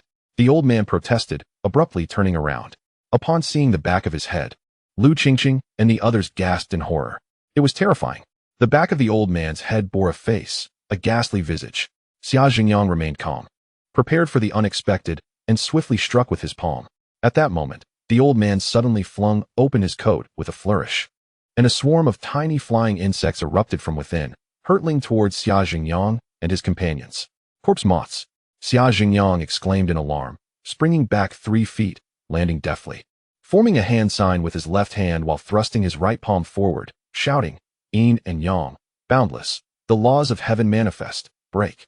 With a thunderous boom, it seemed as if a bolt of lightning burst forth from Xia Zhengyang's palm, obliterating the swarm of moths in an explosive display. The moths were scattered, swirling chaotically through the air. "You demon, it appears these toxic creatures were unleashed by you." Han Zipping brandished her dagger, ready to engage in battle. "Ha ha." The old man laughed heartily, leaping off the cliff. Xia Zhengyang had no time to chase after him. He turned back and unleashed several more strikes to disperse the remaining moths near the 3 young women, commanding, "Everyone, cover your mouths and noses. Do not allow the corpse moths to enter." Hearing this, Tin Yinzi and the others hurriedly covered their faces with their sleeves.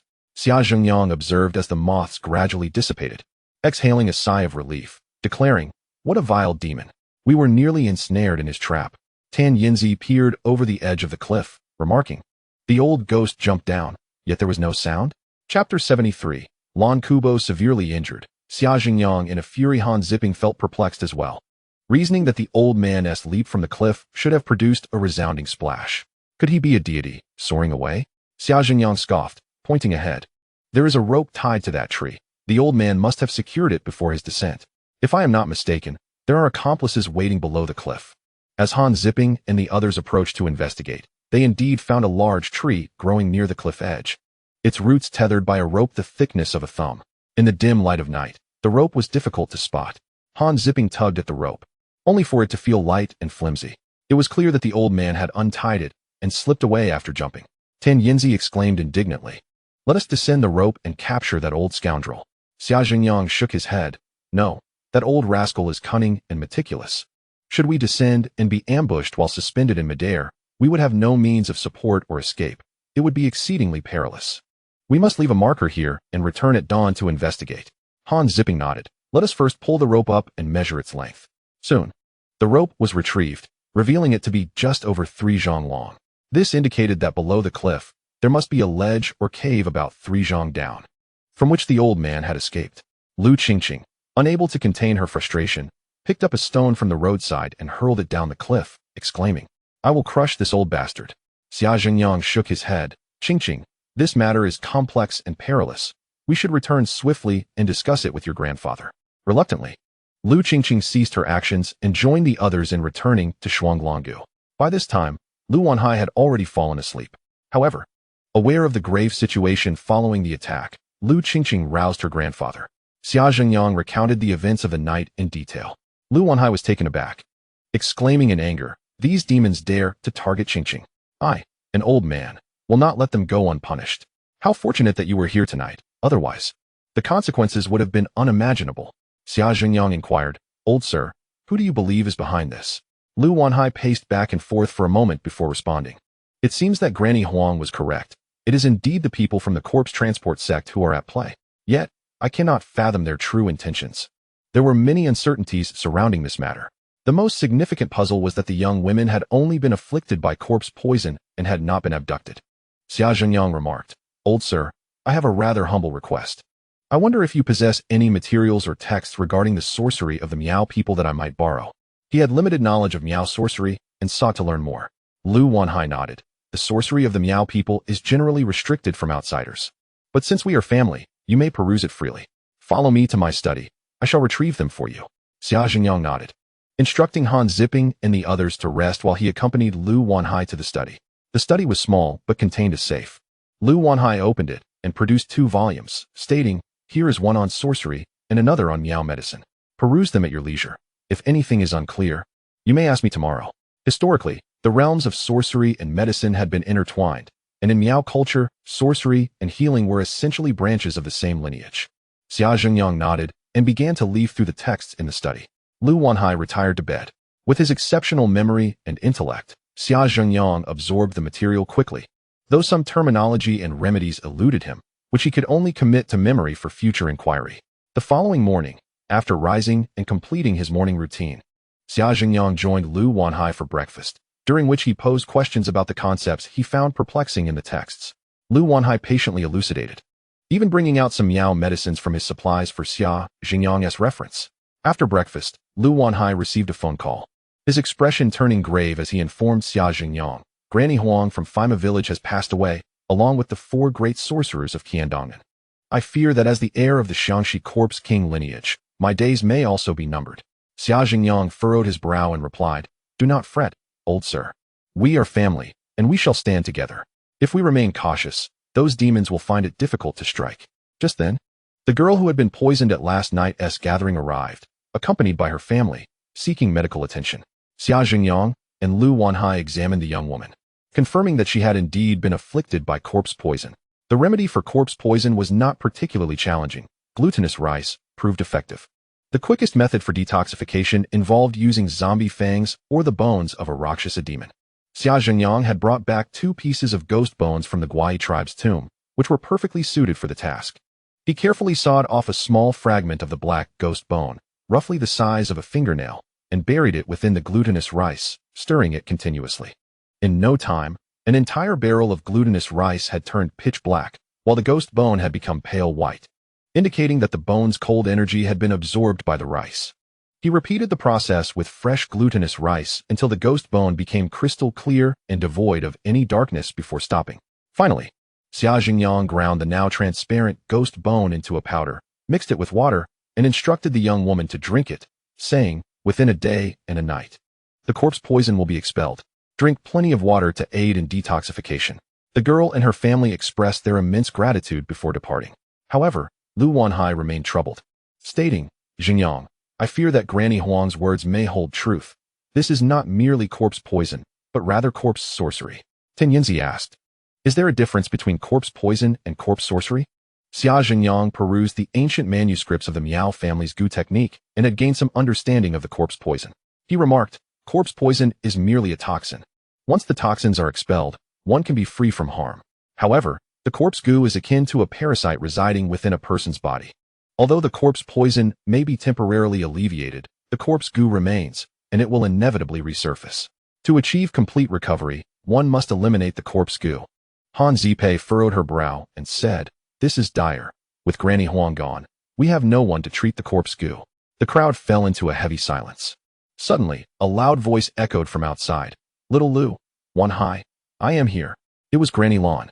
Upon hearing this, Han Zipei's face lit up with joy as she rushed outside. Xia Jingyang and Lu Wanhai exchanged smiles and followed suit. Lu Wanhai, despite being of considerable age, showed no signs of irritation at being addressed as Little Lu by Granny Lan. However, upon seeing her, Xia Jingyang was momentarily taken aback before stepping forward to support her, inquiring, "Granny, how are you injured? Who did this?" Han Zipei, equally concerned, repeatedly asked, "Granny, are you all right? How did you sustain such injuries?" At that moment, Granny Lan leaned on her crutches, one leg suspended in the air, her trousers stained with blood, clearly having endured a fierce battle and suffering severe wounds. Granny Lan managed a grim smile. "After we parted ways that day, I pursued that wild Taoist for revenge and caught up with him. I managed to blind one of his eyes, but his accomplices ambushed me, breaking one of my legs. Moreover, these scoundrels have discovered our origins and declared they will not spare the Xia family." Furious, Xia Jingyang retrieved his mobile phone and dialed his mother-mom. "Granny Lan has suffered a broken leg, and the other party has threatened not to spare our Xia family. I must avenge this wrong. Please prepare my talismans, and have old Wang from the market send them to Shuanglonggu in Xiangxi." Chapter 74. Upon seeing the coffin, retreat immediately initially. These matters had little bearing on Xia Jingyang, as those malevolent beings were not specifically targeting him. However, the situation had changed. Not only had Granny Lan been injured, but the adversaries had also threatened the Xia family. Given this, there was no time to hesitate. One must strike first to gain the upper hand. Thus, Xia Jingyang resolved to eliminate these malevolent beings, ridding the world of their menace. His mother sighed on the other end of the line. Sigh, perhaps it would have been better not to let you go. I will arrange for your talismans to be sent before nightfall. By the way, I just recalled that your grandfather once mentioned a marriage pact between our Xia family and the Lu family in Xiangxi. Did you encounter any Lu girls during your visit? Are they beautiful? Mom, the Lu family has only sons, no daughters. Would you like me to bring one back as a daughter-in-law? Xia Jingyang replied. Ridiculous. If the Lu family has no daughters, what good are their sons? Can they carry on the family line? His mother hung up the phone. Xia Jingyang shook his head and went to check on Granny Lan's injuries. She had already been assisted into a room by Han Zipei and others, resting on the bed. Lu Wanhai remarked, I've examined Granny's injuries. It's just a fracture, nothing serious. Bone fractures in the elderly are difficult to heal. But I have a remedy that works wonders. Xia Jingyang also assessed Granny Lan's leg injury and inquired about Lu Wanhai's remedy. Lu Wanhai explained, take a piece of dog bone, dry it on a tile, grind it into powder, mix it with young boy's urine to form pills, and take one each morning, noon, and night. After 7 days, she will be able to walk. Xia Jingyang pondered this and nodded. This remedy aligns with medical principles. Dog bones have the highest calcium content, and young boy's urine is rich in vitality. Their combination can indeed expedite bone regeneration. In folklore, there is a saying about chicken skin and dog bones. Chicken skin heals quickly, and dog bones mend fractures swiftly. Hence, many consume chicken skin for its beautifying effects, surpassing even that of donkey hide gelatin. The two of them set Granny Lan's broken bone and bandaged it, allowing her to rest. Lu Qingqing pulled Xia Jingyang aside. Brother Jingyang, didn't you say you were going to investigate the roadside where we encountered the demons last night? Let me be your guide. Xia Jingyang nodded, instructing Tan Yinzi and Han Zipei to prepare supplies before saying his farewells to Lu Wanhai. Lu Wanhai frowned. That cliff is a rift behind Shuanglonggu. There are many caves in the steep walls, including the Falling Flower Cave. Is that the Falling Flower Cave of the Falling Flower God? Xia Jingyang queried. Lu Wanhai confirmed, I am too old to accompany you down. However, you must remember, do not enter the Falling Flower Cave. If you see a coffin inside, retreat immediately. Xia Jingyang nodded repeatedly. Lu Wanhai remained concerned and reiterated his warnings to Lu Qingqing for an extended period. After lunch, Xia Jingyang borrowed Tan Yinzi's talismans, drawing several spells and instructing everyone to carry them on their persons. With Lu Qingqing leading the way, they set off, still riding the electric tricycle. As they traveled, Tan Yinzi asked, Xia Jingyang, the Lu family elder advised us not to enter the Falling Flower Cave. What if the demons from last night are hiding in there? While on the road, one is not bound by the command of the sovereign, Xia Jingyang replied with a smile. When night falls and my talismans arrive, I shall vanquish any who stand in my way, be they from the Falling Flower Cave or elsewhere. If they dare oppose me, they shall meet their demise. Tan Yinzi rejoiced. Excellent. I shall accompany you in ridding the world of these demons. However, Lu Qingqing's expression darkened as she whispered, Brother Jingyang, do not utter the words Falling Flower God, lest calamity comes from your lips and attracts its attention. Xia Jingyang reassured her, fear not, Qingqing. After all, I am a practitioner of the Tao, my fate entrusted to heaven. Even if the Falling Flower God exists, it is merely a local deity. Who can say who is greater or lesser? Tan Yinzi, filled with envy, quietly asked, Xia Zhaizhu, are you a disciple of the Tao? Not merely a disciple. I am a disciple of the young boy talisman. I entered the Tao at the tender age of 7, Xia Jingyang proclaimed. Being a disciple means one is a bona fide practitioner of the Tao, recognized after performing rituals to honor heaven and earth. It is said that the names of those who are true disciples of the Tao are recorded in the heavenly court, and their fates are no longer governed by the underworld but determined by heavenly will. Even in death, a true disciple does not descend to the underworld but instead works alongside deities in the heavenly court, enjoying the spectacle of Chang'e dancing, and if fortunate, partaking in the peach banquet. The young boy talisman is even more prestigious, requiring a sect leader to personally accept a disciple. At such a young age, one is already an authentic Taoist disciple. Tan Yinzi sighed enviously, my greatest wish in life has always been to become a true practitioner of the Tao. Yet I have never had the opportunity. My master is but a charlatan. After failing the college entrance exam, he became disheartened and followed an old Taoist to a temple in the mountains. When the old Taoist passed away, he inherited the dilapidated temple and inexplicably became a Taoist himself. The old man only knew how to chant scriptures, nothing else. My master has made some progress. Aside from reciting a few scriptures, he also knows how to deceive. Han Zipei stifled a laugh, but quickly composed herself, for Yinzi's master, Ma Kuan, had perished due to matters concerning her brother. To mock him felt somewhat unkind. Xia Jingyang sighed. It is no wonder your spells are ineffective. You must understand that the Tao emphasizes lineage. Without recognition from your master, you cannot gain the protection of the ancestral master, and your spells will lack efficacy. Tan Yinzi frowned. It seems I must find another master. As they conversed, they soon arrived at the location where they encountered the demons the previous night. The group disembarked and peered over the edge of the cliff, where clouds swirled below, obscuring the depths. Xia Jingyang declared, I will descend first. You all follow one by one, and be cautious. Han Zipei and the others nodded. Xia Jingyang secured a climbing rope to a large tree by the roadside and began his descent. After descending over 10 feet, he discovered a recessed platform passage embedded in the cliff wall, resembling a small path carved from the steep rock face. Xia Jingyang swung the rope, leaped onto the platform, and surveyed his surroundings. Not detecting any anomalies, he shook the rope and called out, Everyone can come down. Lu Qingqing was the first to descend, jumping onto the platform with Xia Jingyang's assistance. Following her were Han Zipei and Tan Yinzi. Lu Qingqing gazed at the narrow path before her, exclaiming, I've lived here my whole life, yet I had no idea there was a path down here. Xia Jingyang smiled, leading the group as they ventured eastward along the path. Chapter 75. A confrontation on a narrow path. The daughter of Luohua cave. After walking for over 20 meters, the path turned, revealing a cave over a meter high. Xia Jingyang halted, glanced back, and whispered, The demon from last night escaped from this cave. Perhaps it is their temporary hideout. Stay close to me and be cautious. Prepare yourselves.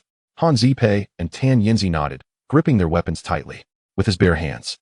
Xia Jingyang forged ahead, crouching as he entered the cave. As they advanced 3 to 5 meters into the cave, the light diminished.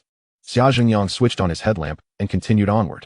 Not long after, he encountered multiple forks in the path. Which way should we take with so many forks? Does Qingqing know the route? Han Zipei inquired. This is my first time here. How would I know? Lu Qingqing shook her head. Xia Jingyang lit a cigarette, observing the direction of the smoke, and chose the right tunnel, stating, This passage is well ventilated. We'll proceed this way. The others followed closely behind. As they journeyed deeper, the path widened, and they occasionally spotted discarded cigarette butts and food wrappers, indicating that someone had indeed frequented this place. Xia Jingyang paused to examine the litter on the ground, remarking, It appears those demons have been here for quite some time. This debris has not accumulated in just a day or two. Tan Yinzi nodded. It must have been premeditated. There is certainly a grand conspiracy at play. As they pressed on, they unexpectedly emerged from the mountainside. Tan Yinzi exclaimed, Damn it! Chasing these demons has turned us into pangolins. Looking ahead, they saw that they were still on the southern cliff of the Great Rift Valley, with a particularly steep and narrow path winding down toward the valley floor. Lu Qingqing observed the path and said, This road should lead to the bottom of the Great Rift Valley. Jingyang, should we descend?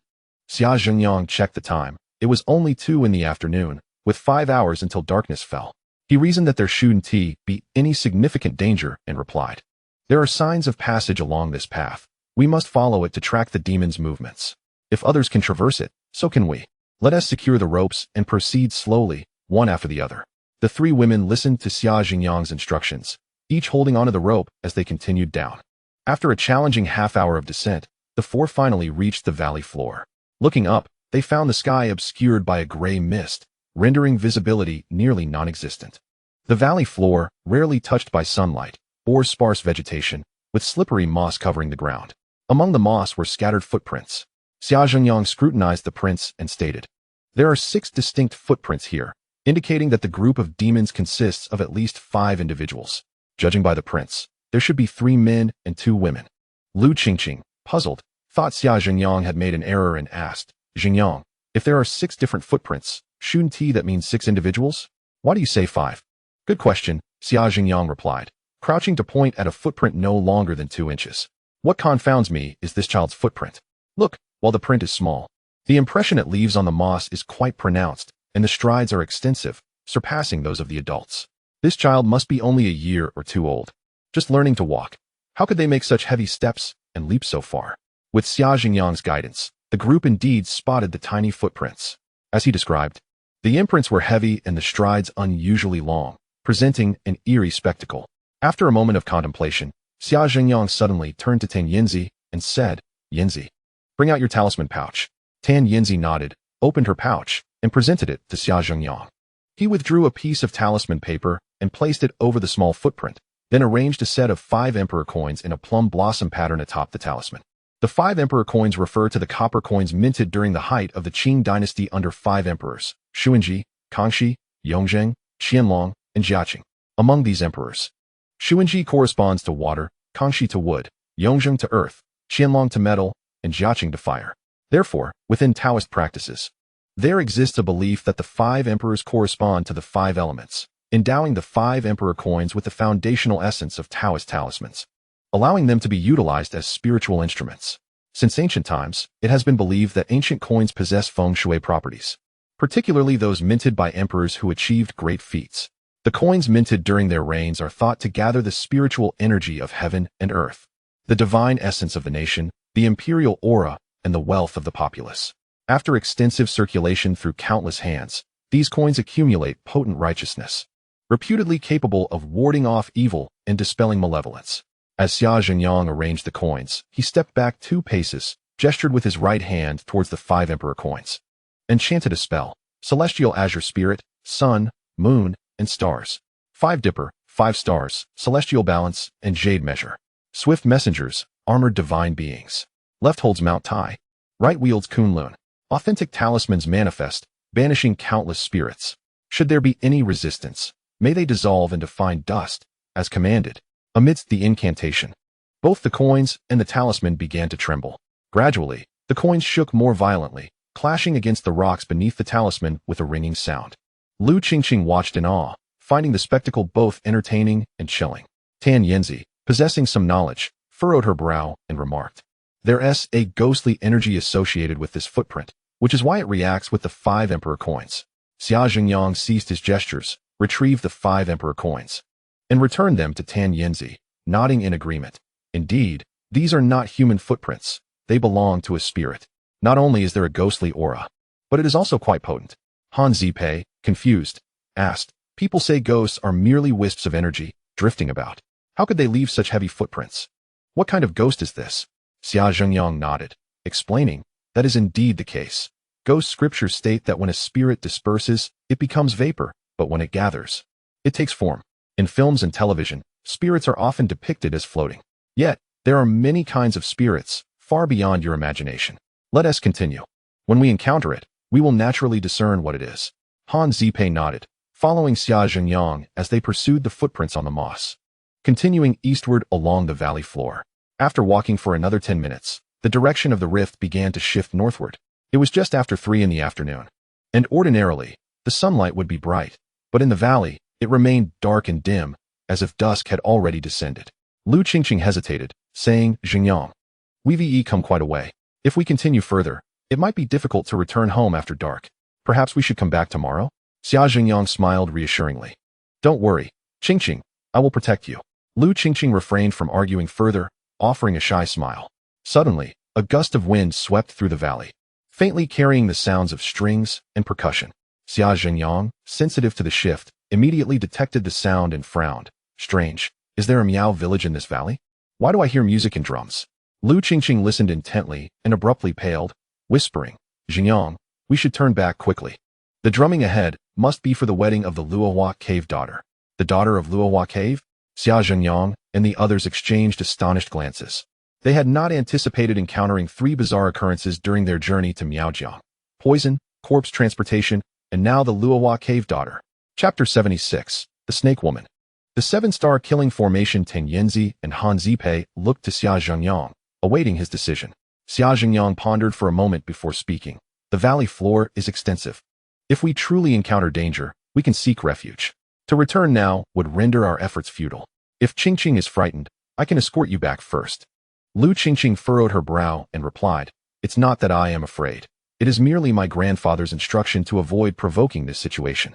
Follow me, and you shall remain safe," Xia Zhengyang assured her. "Very well, I shall accompany you, brother Zhengyang." Lu Qingqing finally resolved herself and added, "In truth, I am quite curious about the Flower Cave Maiden. It would be delightful to witness it together." Xia Zhengyang smiled and led the group onward. Unexpectedly, as they advanced, the melodious sounds of silk and bamboo instruments began to recede, and they encountered no one. It seemed the bridal procession had taken a different path, diverting to another direction. After walking for another half-mile, they indeed discovered a north-south ravine at the bottom of the great chasm. Scattered footprints and vibrant red petals trailed northward. Clearly, the wedding party had veered this way. However, the sounds of celebration had faded into the distance, becoming barely audible. Tan Yinzi bent down to pick up 2 petals and inquired, "What does it signify to scatter such an abundance of petals?" Lu Qingqing explained, "This is a ritual for the Maiden of the Flower Cave's wedding, akin to the practice of scattering paper money at funerals in other regions. Here, instead of paper, we scatter these petals." Xia Zhengyang stood at the fork in the path, frowning as he remarked, "The wedding party has muddled the tracks of the demons, and we have lost our target." Tan Yinzi suggested, "Let us follow the bridal procession. Perhaps fortune will favor us." At that moment, a shadow in gray darted through the low shrubs to the east. "Halt!" Xia Zhengyang bellowed, taking off in pursuit. Tan Yinzi and the others, momentarily taken aback, quickly followed suit. This stretch of the valley, perhaps due to its elevation, was lush with thriving trees. The figure in gray moved swiftly, weaving through the forest like a fish in water. After chasing for over 100 meters, Xia Zhengyang suddenly came to a halt, ceasing his pursuit. Tan Yinzi and the others rushed over, asking, "What is it?" Xia Zhengyang chuckled, "The figure I just spotted is the same demon who ambushed us last night. I recognize his silhouette. He has intentionally revealed himself, evidently prepared to lure us deeper into a trap. In that case, we shall retreat for now and seek revenge tomorrow." As twilight approached, the valley grew dark, and it was indeed unwise to linger. Moreover, Xia Zhengyang's talisman had yet to arrive, and should they encounter a formidable foe, the outcome would be uncertain. Han Zipei and the others concurred with Xia Zhengyang's decision, nodding in agreement. "Does Mr. Xia intend to leave just like that?" A chilling female voice suddenly echoed from behind them. The group turned in astonishment to see a middle-aged woman clad in black, standing about 5 zhang away, gripping a blood-colored flute. Xia Zhengyang's gaze fell upon the flute, and he immediately understood, smiling as he asked, "What guidance do you offer, madam?"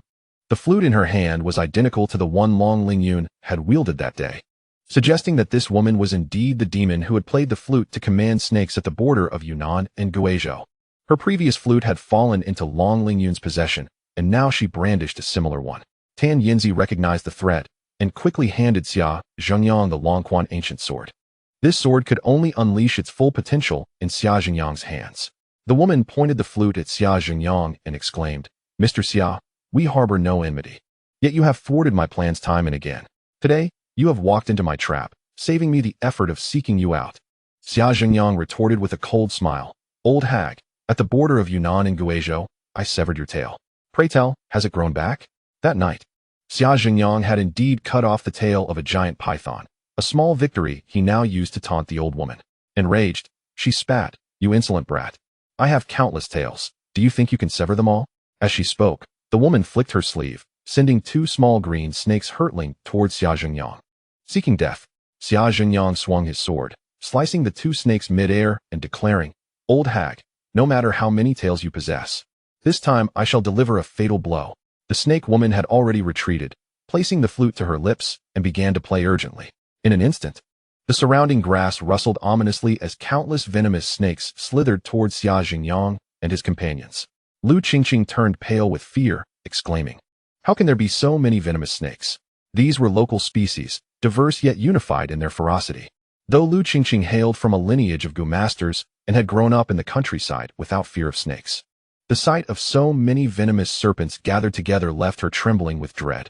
Yinzi formed the North Dipper Xuanshu formation, centering on the large tree beside you. Xia Zhengyang commanded. "Understood." Tan Yinzi quickly opened her backpack, retrieving paper talismans and copper coins to begin the formation. Prior to their departure, Xia Zhengyang had made meticulous arrangements, drawing yellow talismans and teaching Tan Yinzi several fundamental formations that could be both offensive and defensive. The North Dipper Xuanshu formation was a relatively elementary array in Taoist practice, and Tan Yinzi was quick-witted enough to remember the necessary positions. In no time, Tan Yinzi laid out 7 yellow talismans on the ground, each weighed down by copper coins. The base of the large tree represented the position of the North Star, and atop it, a set of 5 emperor coins was placed. Although the snake horde advanced rapidly, Tan Yinzi's formation was swifter. Before the snakes could close in, the formation was complete. Xia Zhengyang twirled his sword in a flourish, stepping back into the formation. The sword tip pointing skyward as he chanted, North Dipper 7 true ones, commanding all spirits. East, west, south, and north, safeguard our passage. Unite the mountains and the heavens. Blending the 4 seas into one. Strengthen the roots and cultivate the spirit, commanding the dragon and tiger to pursue the demons. Arise. Silently. The copper coins emitted a faint red light from their square holes, an eerie glow. Come forth, old hag. Today, let your thousands of troops find no return.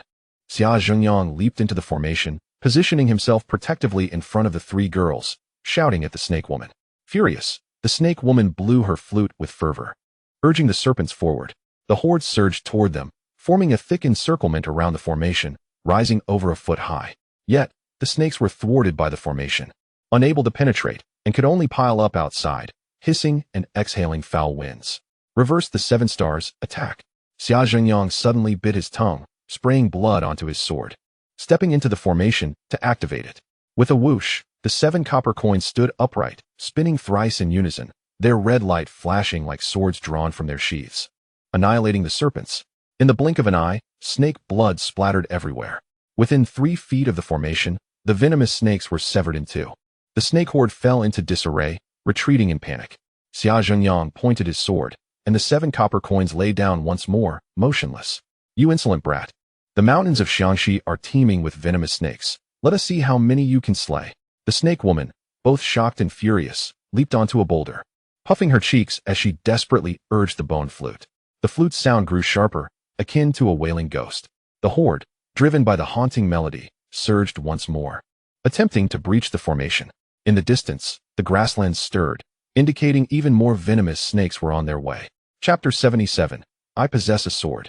The 7 stars shine brightly. Xia Zhengyang remained composed, sword in hand, guarding the formation while continuously chanting incantations. The red light emanating from the copper coins intensified, sustaining the formation and repelling the snake onslaught. Once the venomous snakes amassed outside the formation, Xia Zhengyang prepared to reverse the formation once more and initiate an offensive. Though simple, this formation was versatile, capable of both attack and defense. The power of the formation depended entirely on the practitioner's cultivation level. A novice might not even be able to fend off a worm, yet with time and experience, even the fiercest demons would hesitate to approach. Regrettably, at this moment, I find myself at the nadir, shrouded in mist, unable to ascend to the celestial stars, hampered by the ethereal powers of the Big Dipper, rendering the full potential of the formation difficult to manifest. The serpent manipulator scoffs, You insolent brat, these venomous serpents are of local origin. Your slaying of them brings me no sorrow. Yet you, who knows how much blood you must spill? Each time Xia Zhengyang reverses the formation to exterminate the serpents, he must pierce his tongue, letting forth a drop of blood, utilizing his pure yang essence to vanquish foes, which exacts a considerable toll on his cultivation. Indeed, as the serpent manipulator has spoken, should the serpents not retreat and this stalemate persist, Xia Zhengyang will inevitably bleed out and perish. Even if he possesses an abundance of tongue blood, the incessant biting will eventually result in his tongue being severed, rendering it grotesquely elongated. Xia Zhengyang retorts with a cold laugh. Old hag, cease your boasting. I refuse to believe there are numerous venomous serpents here. Once I slay these wretched creatures, I shall come for you. Han Zipei, observing anxiously, implores Xia Zhengyang. Is there anything we can do to assist you? Do nothing at all. A single misstep could disrupt my formation, and we would all be doomed, Xia Zhengyang replies. At this moment, ensnared within the serpentine encirclement, he relies solely on the formation for defense. Should the formation falter, how many serpents could the 4 of them vanquish individually? In less than 10 minutes, they would be devoured to the last bone. Han Zipei, in a frenzy, paces and sighs, feeling utterly helpless. Tan Yinzi can still chant the Taoist incantation to bolster the formation's strength, though its effect may be minimal. A little aid is better than none. As the sky darkens, the situation grows increasingly dire. Xia Zhengyang devises a plan, addressing Tan Yinzi. Yinzi, after I dispatch a few more serpents, we shall seize the opportunity to charge forth and pursue that serpent manipulator. To capture the thief, one must first seize the king. Once this old hag is slain, the serpents will retreat. Tan Yinzi anxiously responds. What if I cannot withstand the onslaught, and the serpents breach our defenses, endangering Zipei and Qingqing? Just then, a figure emerges behind the serpent manipulator, a gaunt old man in gray, the same one who had ambushed Xia Jingyang and his companions the previous night. However, today, the old man bears an unsettling sight upon his left shoulder, a grotesquely hideous creature, a hairless, blood-soaked monkey, standing barely a foot tall. It possesses fangs protruding from its lips and claws 3 inches long, sharp as knives, with a fierce gaze and a menacing screech. Witnessing the blood monkey, Han Zipei and the others feel a wave of revulsion, their hair standing on end. Xia Jingyang, upon seeing this creature, feels a shiver run down his spine and whispers. The thing on the old man's shoulder is a blood-feeding ghost infant, bloodthirsty and vicious. Everyone be cautious. Tan Yinzi and the others, unaware of what a blood-feeding ghost infant is, cannot inquire further, yet they each remain on high alert. The old man laughs heartily, addressing the serpent manipulator, Fenggu. It seems you cannot subdue this insolent brat. Step aside and witness my prowess. The serpent manipulator halts her flute playing, glaring as she commands, enough talk. Let us attack together, capture the young Miao girl, and eliminate the other 3 on the spot. Come, let us see who prevails. Xia Jingyang brandishes his treasured sword, producing a resonant sound as the blade sparkles with electrical light, coiling like a serpent, and proclaims, with my treasured sword, the 7 stars shine bright. Upward I charge. Striking the bull, downward I intimidate the demon king. I pierce through the 3 realms, illuminating the 8 desolations. All demons shall yield, and all evils shall perish. The old man, taken aback, turns to the serpent manipulator. This lad is young, yet his Taoist skills are commendable. He seems to hail from a prestigious sect. Yet I do not know whose disciple he is. What? Are you afraid of his master and brethren seeking vengeance upon you? The serpent manipulator snickers. Not at all. If he dies here, no matter how formidable his master is, how could he trace it back to me? The old man chuckles, suddenly commanding the blood monkey, go forth. Confront this young man. With a screech, the blood monkey reveals its fangs and leaps at Xia Jingyang with a piercing cry. Before it reaches him, a foul wind precedes its approach. With my treasured sword, the 7 stars shine bright, slash. Xia Jingyang swings his sword to meet the blood monkey. The creature somersaults midair, evading the blade and aiming for Xia Jingyang's back. Be careful. Brother Jingyang, watch out. Han Zipei and the others exclaim in alarm. Lu Qingqing swiftly raises her hands, unleashing 2 beams of light from her sleeves, targeting the blood monkey.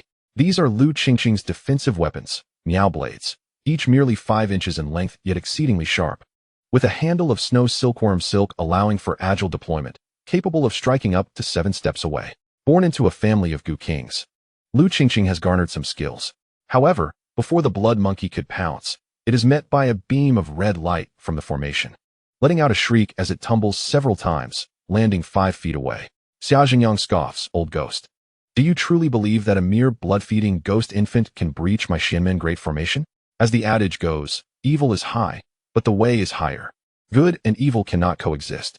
The malevolent energy of the blood-feeding ghost infant clashes violently with the formation. Yet, such a collision is not without its toll on Xia Jingyang. The formation is his creation, intricately linked to him. When the blood monkey collides with the formation, he feels the backlash. Charge again. The old man bellows, directing the blood monkey. The serpent manipulator resumes her haunting melody, commanding the serpents to launch a full-scale assault. The blood monkey rebounds, repeatedly assaulting the formation in tandem with the serpents, unleashing a multifaceted offense. Xia Jingyang withstands 7 or 8 waves of attacks, feeling his spirit waver and his blood surge to his head, as if he might falter. While Tan Yinzi chants incantations and monitors the formation, she suddenly exclaims, "This is not good. The paper talisman at the Kaiyang position has shifted. The formation is at risk of collapse." Xia Jingyang points his sword at the Kaiyang position, instructing, "There is a companion star at Kaiyang, known as the auxiliary star. Do you recall its location? Place a copper coin at the auxiliary star position." "I recall." Tan Yinzi hastily complies, placing a copper coin at the specified location. However, as Xia Jingyang concentrates, the blood monkey has already leapt into the formation, claws extended towards his eyes. "Beast, how dare you!" Xia Jingyang tilts his head back, bringing his sword down in a horizontal slice from above his nose. With a sharp sound, the blood monkey is struck by the blade, rolling downward as its left claw grazes Xia Jingyang's leg. Chapter 78. How can I possibly feel at ease, young lady? With a rip, Xia Jingyang's pant leg is torn by the blood monkey's claws, injuring his flesh, and blood streams from his right leg. As Xia Jingyang readies to retaliate with his sword, the blood monkey has already darted back to the old man's shoulder, making a face at Xia Jingyang. Despite having been struck, it appears unscathed. Han Zipei, alarmed, shouts, "Xingyang, are you alright?" "I am fine." Xia Xingyang responds furiously. Turning to Han Zipei and the others, "Listen well. When I unleash my mystical arts to vanquish these two old fiends and that blood monkey, follow me forward. If I should encounter misfortune, do not concern yourselves with me. Return safely." Han Zipei, distressed, insists, "No, we must stay together." Xia Xingyang glares. "I am a disciple of the Tao, my fate intertwined with the heavens. These two old ghosts think they can easily take my life." With that, he plunges his treasured sword into the ground, stepping into a T stance, his hands forming intricate seals at his chest, the gestures shifting continuously. It appears he intends to unleash a formidable strike. Unexpectedly, at that moment, the serpent manipulator's expression abruptly shifts, halting her flute playing to turn and look behind her. Han Zipei exclaims, "Xingyang, there's movement in the west." As Xia Xingyang is in the midst of his incantation, he steals a glance to the west and is momentarily taken aback. There, the underbrush is crashing and snapping, as if a horde of wild beasts is rushing forth. The serpents outside the Big Dipper formation seem to sense the impending danger, instantly panicking and scattering into the underbrush to flee. "Look, there are lights, several red lanterns." Tan Yinzi cries. Xia Xingyang halts his incantation, gripping his sword once more, and gazes coldly ahead. At the valley's bottom, the twilight deepens and visibility wanes. As the few red lights swiftly approached, a clear and resonant voice declared, "Old hag, are you here again to play with snakes and harm others? Last time you escaped. But this time it shall not be so easy." Xia Xingyang's heart leaped with joy upon hearing this, and he whispered to Han Zipei and the others, "It's Long Lingyun, the descendant of the dragon clan." Long Lingyun. Both Han Zipei and Tan Yinzi rejoiced. They had all heard Long Lingyun's words. It was evident he had come to confront the snake witch. With a powerful ally on their side, matters would surely become more manageable. The snake witch, taken aback, turned to flee and said to the master of the blood monkey, "This wretched girl is my nemesis. She surpasses me in snake manipulation. Your blood monkey might be able to deal with her. Help me hold her off." The master of the blood monkey seemed not to comprehend fully. Yet the snake witch had already darted more than 10 feet away. At that moment, Long Lingyun charged forward, shouting, "Witch, do not run. I shall teach you how to play with snakes." Xia Xingyang widened his eyes in astonishment and realized that the red lights were not lights at all, but the eyes of a gigantic python. Long Lingyun stood atop the massive serpent, rushing forth with incredible speed, flanked by two other great pythons, heads held high, tongues flicking in the air, guarding him. Upon seeing Xia Xingyang and the others, Long Lingyun was equally surprised, exclaiming, "Brother Xia, Sister Yinzi, what brings you here?" "I was pursuing the old witch, but she summoned a swarm of snakes to besiege me. Had it not been for your arrival, I would have been in dire straits. Fear not, I shall avenge you." Long Lingyun laughed heartily, pointing at the master of the blood monkey, and shouted, "Old ghost, what are you?" "I am your father." The old ghost replied with a shrug, releasing the blood monkey. "Be cautious, Long girl, this blood monkey is ferocious," Xia Xingyang hastily warned. Long Lingyun reached up to remove the collar from around his neck and hurled it at the blood monkey, commanding, "Kill."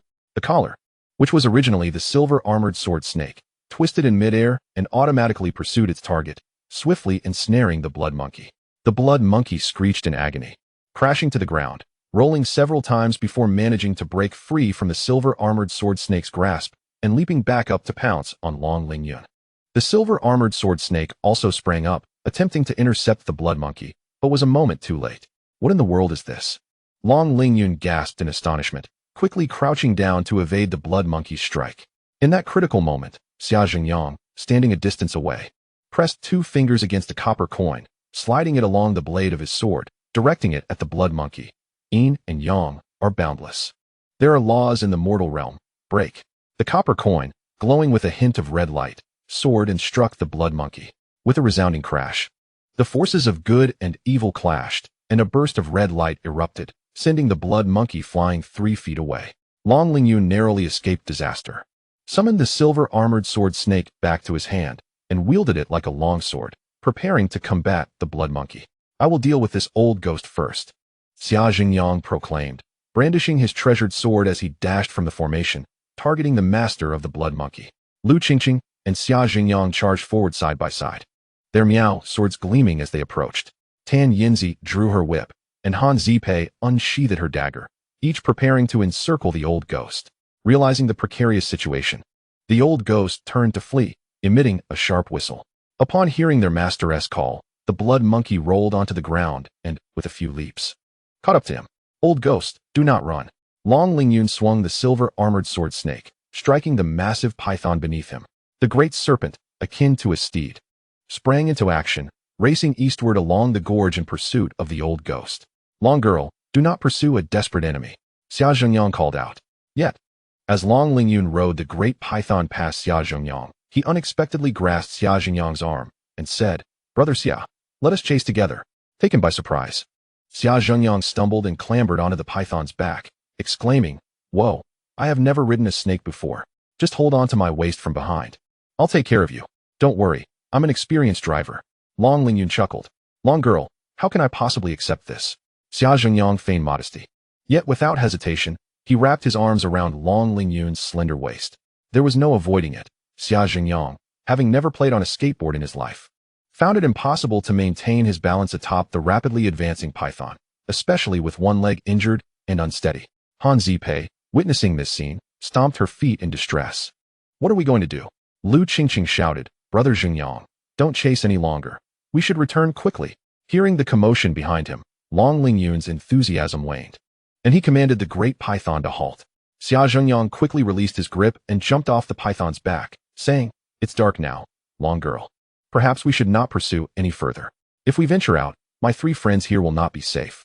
Long Lingyun also dismounted and sighed, Very well. I am rather hungry as well. Let us find a place to eat. It is unfortunate that the witch escaped. Who knows when we will find her again? Do not worry, long girl. After we eat, we will seek these demon beings again. They cannot have gone far. Xia Zhengyang reassured her. Long Lingyun nodded and then turned to the group. By the way, where do you reside? How shall we return? Is it far from here? Chapter 79. A distorted mindset. Lu Qingqing, the local host, promptly stepped forward to invite, Sister, my home is not far, in Shuanglonggu. Come with us, and I shall treat you to a meal. Unfettered by the constraints of the world, Long Lingyun readily accepted, nodding. All right, lead the way. Lu Qingqing retraced her steps, gesturing and explaining, We will return this way, through a cave, then climb up to the road. We can reach home quickly on an electric tricycle. Must we climb to the top of the cliff? There is no need for such trouble. I can command these 3 great pythons to take everyone up. You can tie a rope to the pythons, hold on to the rope, and lie down on their backs, Long Lingyun suggested. No, I cannot. Xia Zhengyang quickly shook his head. What if halfway up, the great python becomes displeased and turns to bite me? I would meet my end. Han Zipei and the others chimed in. Indeed, long girl, these great pythons are too intimidating. We prefer to walk. Even if it takes longer, it feels safer. Long Lingyun shrugged and waved off the 3 great pythons, saying, These pythons were summoned by me today. Since you all do not wish to ride them, I shall send them away. As they watched the 3 great pythons slither away, the group felt a significant alleviation of their anxiety before setting off to retrace their steps. However, just as they entered the previous cave, Xia Zhengyang stumbled and nearly fell. Han Zipei rushed forward to support him, asking, What is wrong, Zhengyang? Xia Zhengyang sat down, saying, I was struck by the blood monkey's attack. The wound has been invaded by ghostly energy, and now one leg is completely numb. I must tend to it immediately. Han Zipei gasped and hurried to examine Xia Zhengyang's injury. The wound was on the inner thigh, previously bleeding but now had ceased, appearing dark and swollen, covering an area the size of a palm, hard to the touch. That blood monkey is formidable, Long Lingyun remarked, having glanced at Xia Zhengyang's injury. Fortunately, Brother Xia intervened. Had he not, I might have been afflicted too. Lu Qingqing also took a look, frowning. Brother Zhengyang, I cannot cure this poison. Han Zipei, anxious, inquired.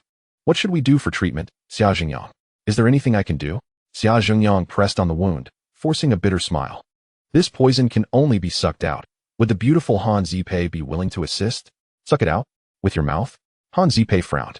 This was indeed a delicate situation, as the wound was on Xia Zhengyang's inner thigh, and given its position, it was quite awkward. After all, Han Zipei was still a girl.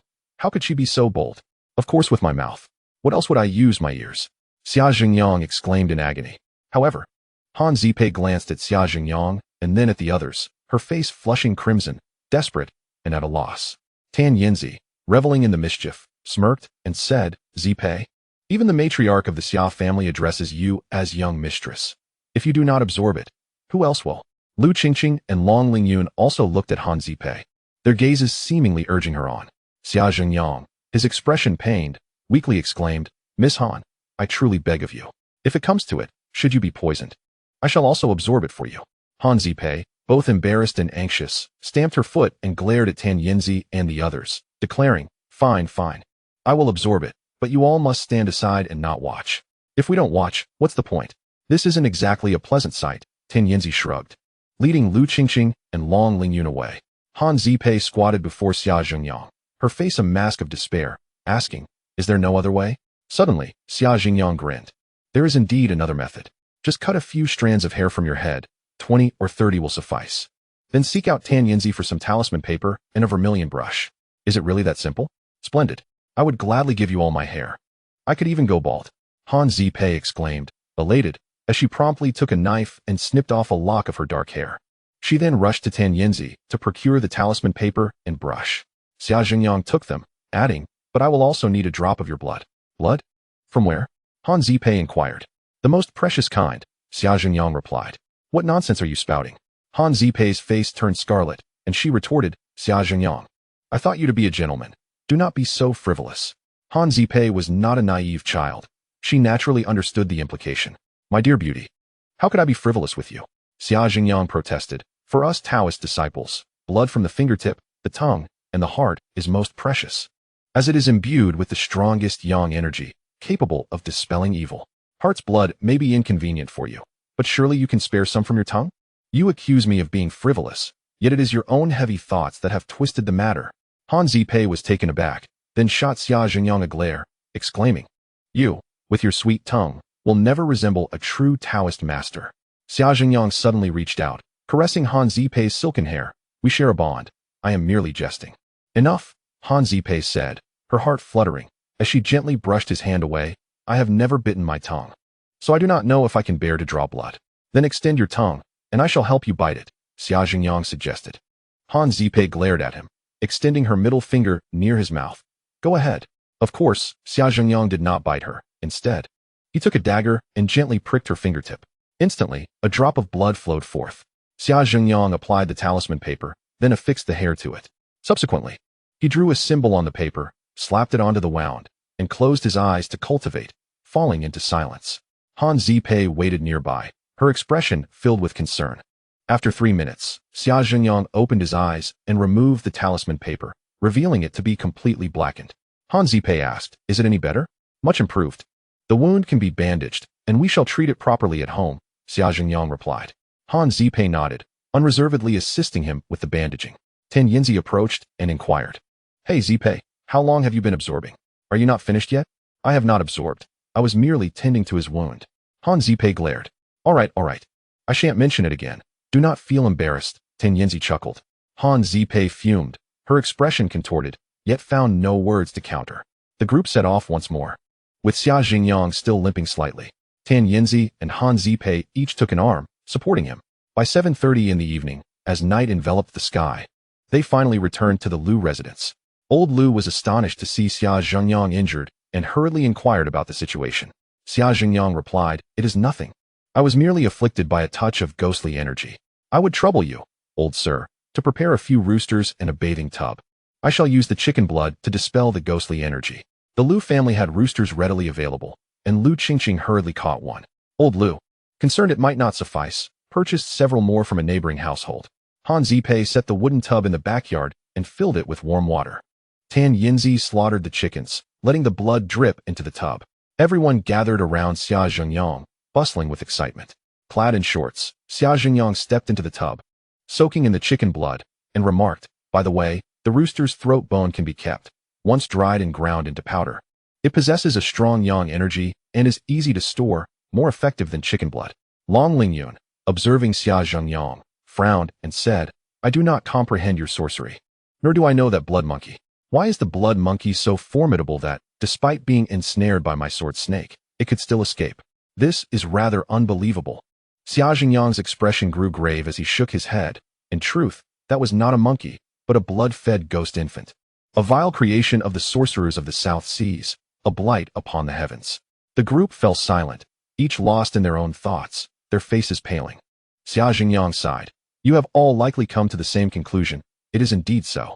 That creature is not a monkey, but a malignant entity cultivated from a deceased infant in the womb by the South Sea sorcerers, steeped in evil and heavy with ghostly energy. It cannot be killed. Only through sorcery can it be subdued. Han Zipei wiped her brow and asked, "Then what was your intent in requesting my hair and fingertip blood to draw the talisman?" "That was to utilize your hair and blood to establish another energy field, which would help disperse the ghostly energy within me. The chicken blood now serves to neutralize the ghostly energy through the principle of yin and yang," Xia Zhenyang elucidated. Han Zipei finally understood, nodding repeatedly, deep in thought.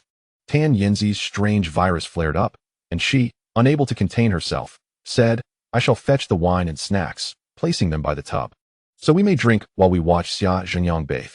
Xia Zhenyang was both amused and exasperated, saying, "Next time you are poisoned, I shall come to observe you." Old Lu had long since prepared dinner, and with Lu Qingqing and Tan Yinzi, they brought over a square table and assisted the recovering Lan Kubo to join them for the meal.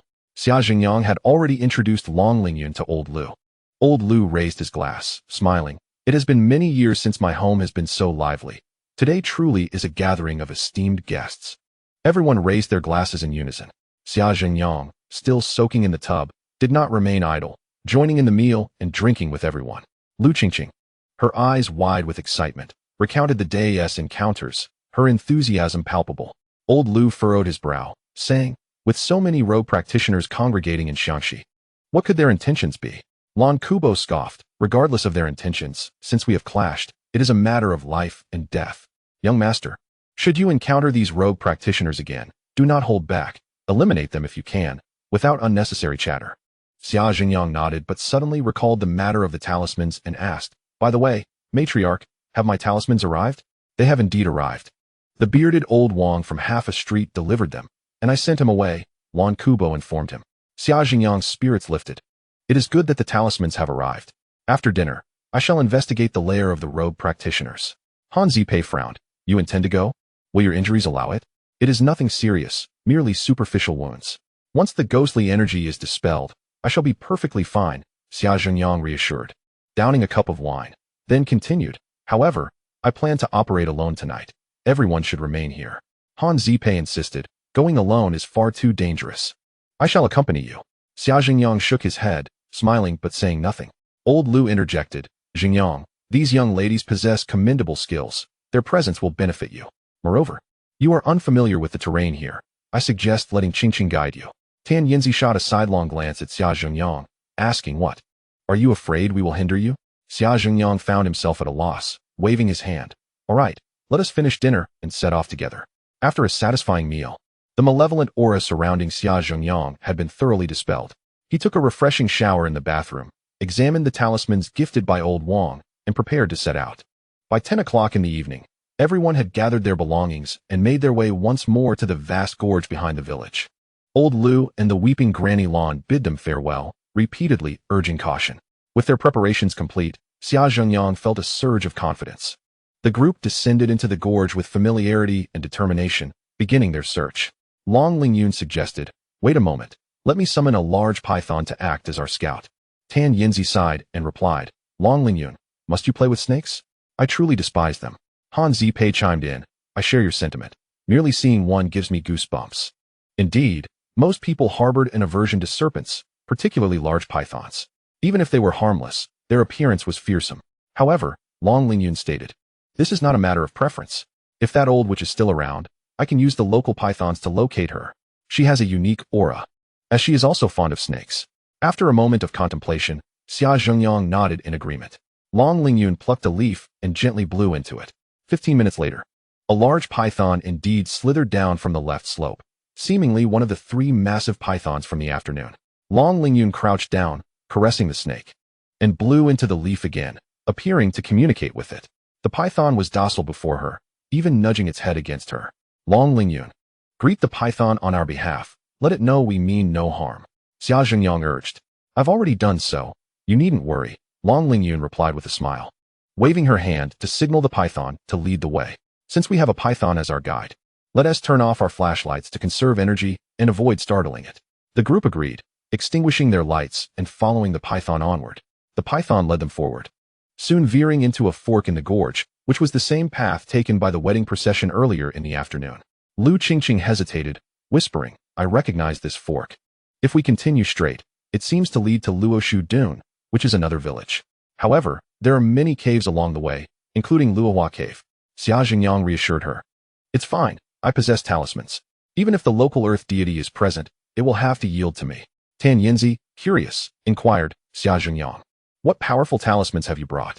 May I have a glimpse?" "No," Xia Jingyang retorted, continuing onward without hesitation. "How unfair. You let me use your talismans freely. Yet I can't even glimpse yours? Such a miser." Tan Yinzi muttered.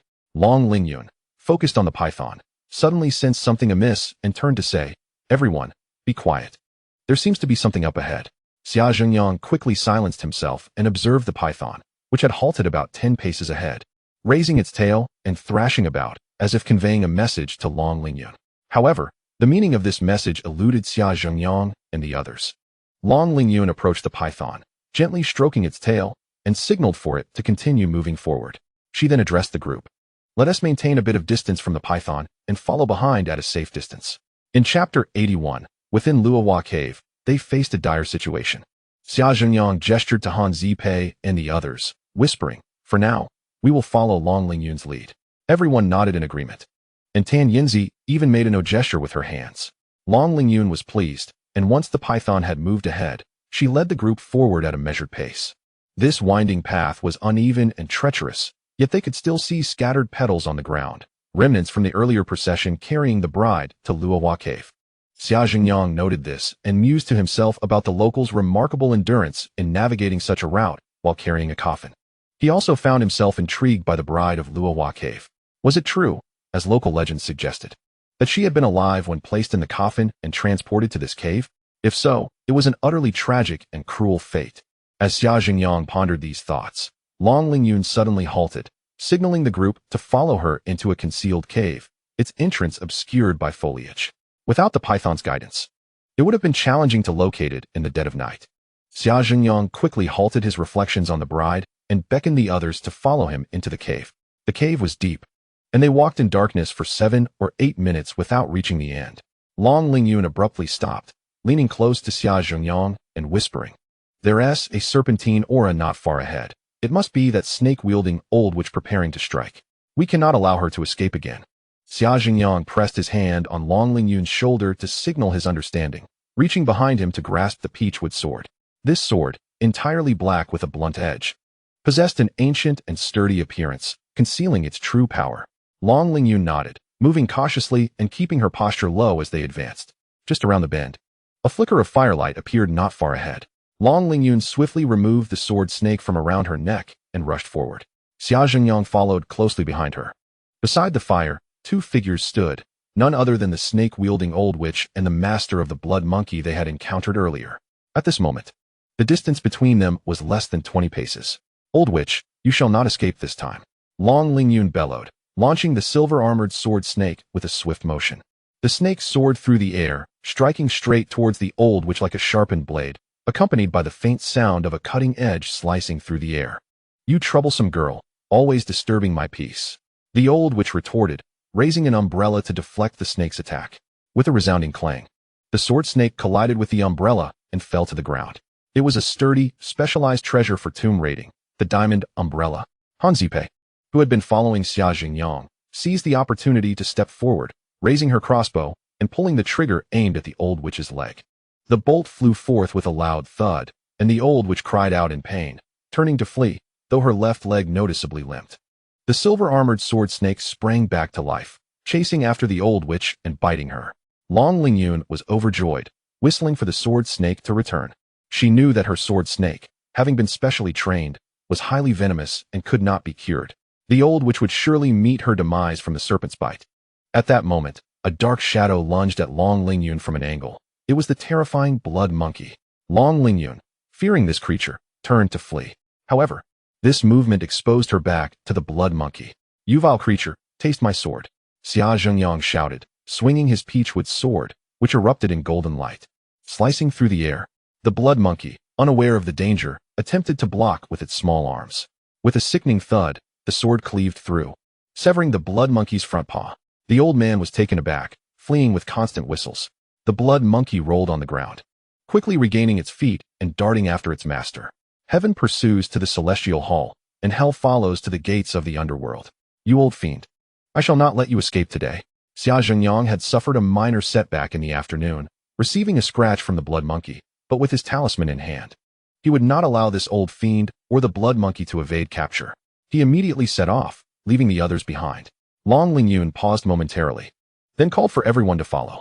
However, it was unnecessary, as Han Zipei and the others had already surged ahead. Ahead, the cave branched into two, with the snake witch entering the left tunnel and the old man fleeing to the right. Long Lingyun shouted, Xia Zhengyang, I'll handle the old witch. You pursue the blood monkey. Confronting the ancient witch, Long Lingyun possessed ample confidence, yet he lacked the courage to face the blood monkey. It settled. Xia Zhengyang had already dashed into the cave on the right. Han Zipei and Tan Yinzi hesitated not for a moment, following closely behind him.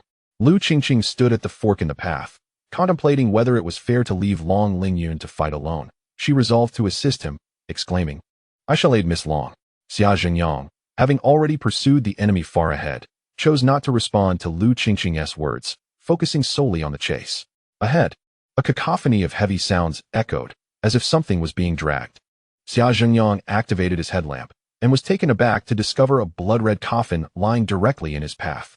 The blood monkey squatted atop the coffin lid, baring its fangs at him, exuding a menacing aura. Simultaneously, countless moths swirled around the blood monkey, poised to attack at any moment. Among them were corpse moths, wearing masks and earplugs. Xia Zhengyang hurriedly shouted to the two behind him, Han Zipei and Tan Yinzi. After their encounter with the corpse moths the night before, Xia Zhengyang had instructed everyone to prepare masks and earplugs. Though formidable, the corpse moths could not enter the mouths or noses of humans, rendering their efforts futile. Han Zipei and Tan Yinzi hastily donned their masks and inserted earplugs. Xia Zhengyang also put on his mask for protection, raising his peachwood sword, and proclaimed, You decrepit ghost, do you think a mere blood monkey and a swarm of corpse moths can deter me? The voice of the old ghost emanated from behind the coffin, cackling ominously, You insolent brat, this is the Fallen Flower Cave. Anyone who dares to enter will face death. The coffin before you belongs to the lady of the Fallen Flower Cave. If you press on, we shall perish together. Xia Zhengyang laughed heartily, old ghost. I am the true disciple of the Taoist sect, not only the lady of the Fallen Flower Cave. Even the deity of the cave would have to bow to me and make way. If you have the guts, try me. After all, I've lived long enough. Dying with you little fiends would be no loss. The old ghost screamed in rage. Xia Zhengyang snorted, brandishing his peachwood sword as he advanced. The blood monkey revealed its fangs and screeched at Xia Zhengyang while clawing at the coffin lid, producing a jarring noise. Thud. Han Zipei, positioned closely behind Xia Zhengyang, loosed an arrow from her crossbow, striking the blood monkey squarely in the chest. However, the blood monkey merely shuddered slightly, plucking the arrow from its body and tossing it aside, unfazed. By heavens, does this creature possess a golden bell shield? Han Zipei exclaimed defiantly, loosing several more arrows. Yet, the blood monkey remained indifferent. Zipei, cease your futile efforts. You and Yinzi fall back. Xia Zhengyang instructed. Seething, Han Zipei glared at the blood monkey, retreating alongside Tan Yinzi. Xia Zhengyang switched his sword to his left hand, retrieving a handful of copper coins from his bag, carelessly scattering them before the coffin, and then pressed forward once more. The blood monkey, losing patience, leaped up to pounce on Xia Zhengyang. Xia Zhengyang swung his sword back, and with his left hand making a gesture towards the copper coins on the ground, he intoned, Open the heavenly gate, close the earthly door, leave a passage for the living, and seal the path for the dead. Cross the golden beam, erect the jade pillar. By the decree of the upper clear, let all spirits hide and be collected. In an instant, the 8 copper coins on the ground trembled, swiftly arranging themselves into a bagua formation, each coin emanating a red glow that encircled the blood monkey. The blood monkey, realizing the gravity of its predicament, shrieked in terror, desperately attempting to break free. You wretched creature, this time you cannot escape. Xia Zhengyang sneered, sheathing his peachwood sword and forming a hand seal, declaring, Fallen Star Fan, the 6 paths are sealed. The mountains are as flat as a stone, the heavenly pillar is broken, the 4 poles are solemn, and the black mist rises. The sun and moon eclipse. The demons extinguish, the ghosts perish, the monsters vanish, and the calamities harm themselves, as the winds stir and the fire swirls. Just as the blood monkey landed in the koan position, it was bound by the formation, its feet immobilized, struggling futilely. Xia Jingyang continued to alter his hand seals, tightening the formation's range until it encompassed only a space of 2 feet, securely trapping the blood monkey. Yinzi, take my sword and pierce the blood monkey's heart. Xia Jingyang commanded. Understood, Tan Yinzi replied, seizing Xia Jingyang's peachwood sword and thrusting it into the blood monkey's chest. The sword, unsharpened and without an edge, penetrated effortlessly. The blood monkey, ensnared by the formation, could not evade, and upon being struck, trembled violently, emitting a wretched cry. Aya? Before the cry could fade, the blood monkey's body slumped, gradually withering and shrinking. You insolent brats, you push me too far. I will fight you to the end, roared the master of the blood monkey, emerging from behind the coffin, frantically waving his sleeves and summoning the swarm of corpse moths. Thud. Han Zipei had anticipated this, and upon seeing the old ghost reveal himself, she immediately loosed an arrow. Though she possessed no mastery of the Tao, her archery was remarkably precise, and the arrow struck the old ghost squarely in the cheek. Damn it! The old ghost howled, clutching his face as he retreated deeper into the fallen flower cave, shouting, Brat, if you dare, come after me. We shall perish together. Just wait. I will kill your blood monkey, and then come for you. Xia Jingyang chuckled coldly. Within the formation, the blood monkey had knelt, motionless, its eyes betraying only fear. The peachwood sword remained embedded in the blood monkey, unwithdrawn. Xia Jingyang dispelled the formation and approached to inspect. It seems to be dead, almost finished, Tan Yinzi remarked. Not yet. Allow me to send it on its way. Xia Jingyang instructed Tan Yinzi to step back, then bit his fingertip, drawing a blood symbol upon his palm, and struck down towards the blood monkey. Yin and yang are boundless. The human realm is governed by laws. A burst of red light erupted from Xia Jingyang's palm, landing upon the blood monkey and exploding. With a horrified shriek, the blood monkey was reduced to mere fragments. Xia Jingyang retrieved his peachwood sword, shaking his head in disappointment. Tan Yinzi approached, praising, Master of the altar, you are indeed a Taoist adept. Your spells are astonishing and have truly opened my eyes. By the way, was that the heart lightning technique you just used? How powerful! Xia Jingyang regarded Tan Yinzi with a nod. Tan Yinzi continued with curiosity. And that peachwood sword of yours, what makes it so formidable? Xia Jingyang gazed at the sword in his hand and spoke slowly. This sword was originally a divine peach tree from a May mountain, having absorbed the essence of the sun and moon for a century atop the golden summit. Later, it was acquired by a former master of my sect, transplanted to the summit of Mount Tai, and struck by lightning and fire 1,000 times, ultimately leaving a 3-foot-long stump.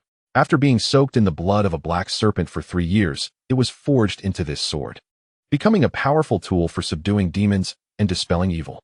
Tan Yinzi nodded repeatedly, then asked, I noticed when you wielded the sword, it shimmered with golden light. What was that? Xia Jingyang smiled.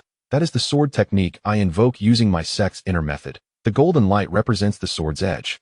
But how did I pierce the blood monkey with the peachwood sword without wielding it directly? Yinzi, it seems you have learned little from your master. Xia Jingyang shook his head, explaining, peachwood belongs to the metal and thunder element, primarily associated with slaying, and it has been soaked in the water essence of dragon blood. The combination of water and thunder, harmonizing softness and strength, makes it a formidable nemesis to all malevolent spirits. The blood monkey was already restrained by my formation, so when you pierced it with my peachwood sword, it naturally struck true. Tan Yinzi appeared crestfallen, lamenting, if only I had learned true skills, I wouldn't need to ask you. Han Zipei, glancing into the depths of the cave, whispered, Hey, can we stop discussing Taoist knowledge? I don't understand. That old ghost has already fled. Should we still pursue? Fear not. The path ahead should lead to a dead end. Otherwise, the old ghost wouldn't be so anxious, choosing to make a last stand here, Xia Jingyang replied, furrowing his brow. Long Lingyun and Qingqing have been in the other direction for quite some time. I wonder what their situation is. To Xia Jingyang, Lu Qingqing was akin to a younger sister, as their families shared a long-standing friendship. If anything were to happen to Lu Qingqing, it would be difficult for Xia Jingyang to face her father, old Master Lu. As the conversation unfolded, the sound of footsteps approached, and Lu Qingqing called out, Jingyang go. Where are you? Are you all right? Han Zipping chuckled softly and whispered to Xia Jingyang, You care for Qingqing, and she cares for you. Truly, there is a telepathic connection between you. The young lady interjected, Please do not harbor wild thoughts. Qingqing is my sister, and I share a connection with you as well. Xia Jingyang patted Han Zipping on the shoulder and walked towards Lu Qingqing, saying, We are all here, Qingqing. Did you catch the witch? Long Lingyun approached with Lu Qingqing and replied, "The old witch fled through a cave and fell off a cliff. Regardless, she has been poisoned by my snake venom and is doomed, so I returned without concern." Xia Jingyang frowned. "Miss Long, you should have captured her alive to interrogate her about the motives of these demons." Long Lingyun waved her hand dismissively. "No time to question her. It's better to eliminate her." Xia Jingyang shook his head, bemused. Suddenly, a piercing sound erupted from the nearby crimson coffin, resembling nails scratching against the coffin lid. The group exchanged uneasy glances, straining to listen. The noise intensified, undeniably emanating from the coffin before them. This ancient coffin, its red lacquer peeling, appeared to have been resting there for several years. Lu Qingqing, frightened, hid behind Xia Jingyang and whispered, "Jingyang Ge. That is the coffin of the woman from the falling flower cave. It must have been brought here years ago." "Fear not," Xia Jingyang reassured her, brandishing his peachwood sword as he cautiously approached. The others, wary of the woman from the falling flower cave, stood behind him. Even the wild beauty Long Lingyun dared not breathe too loudly. Xia Jingyang stepped forward and gave the coffin lid a gentle kick, proclaiming, "When one dies, their light extinguishes. As they enter the earth, they should remain at peace. Since you are in the coffin, behave yourself." The entity inside seemed startled and fell silent. Xia Jingyang placed his peachwood sword horizontally on the coffin lid and took a step back to observe closely. The sword trembled slightly, vibrating with a low hum.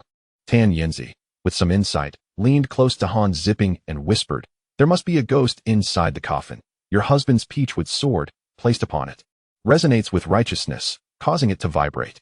Han Zipping felt a surge of joy but feigned annoyance, leaning in to retort, "That's your man, not mine." "Humph. I wish he were mine, but he shows no interest." Tan Yanzi pouted. "Then be proactive. Turn the raw rice into cooked rice, and then you can marry him."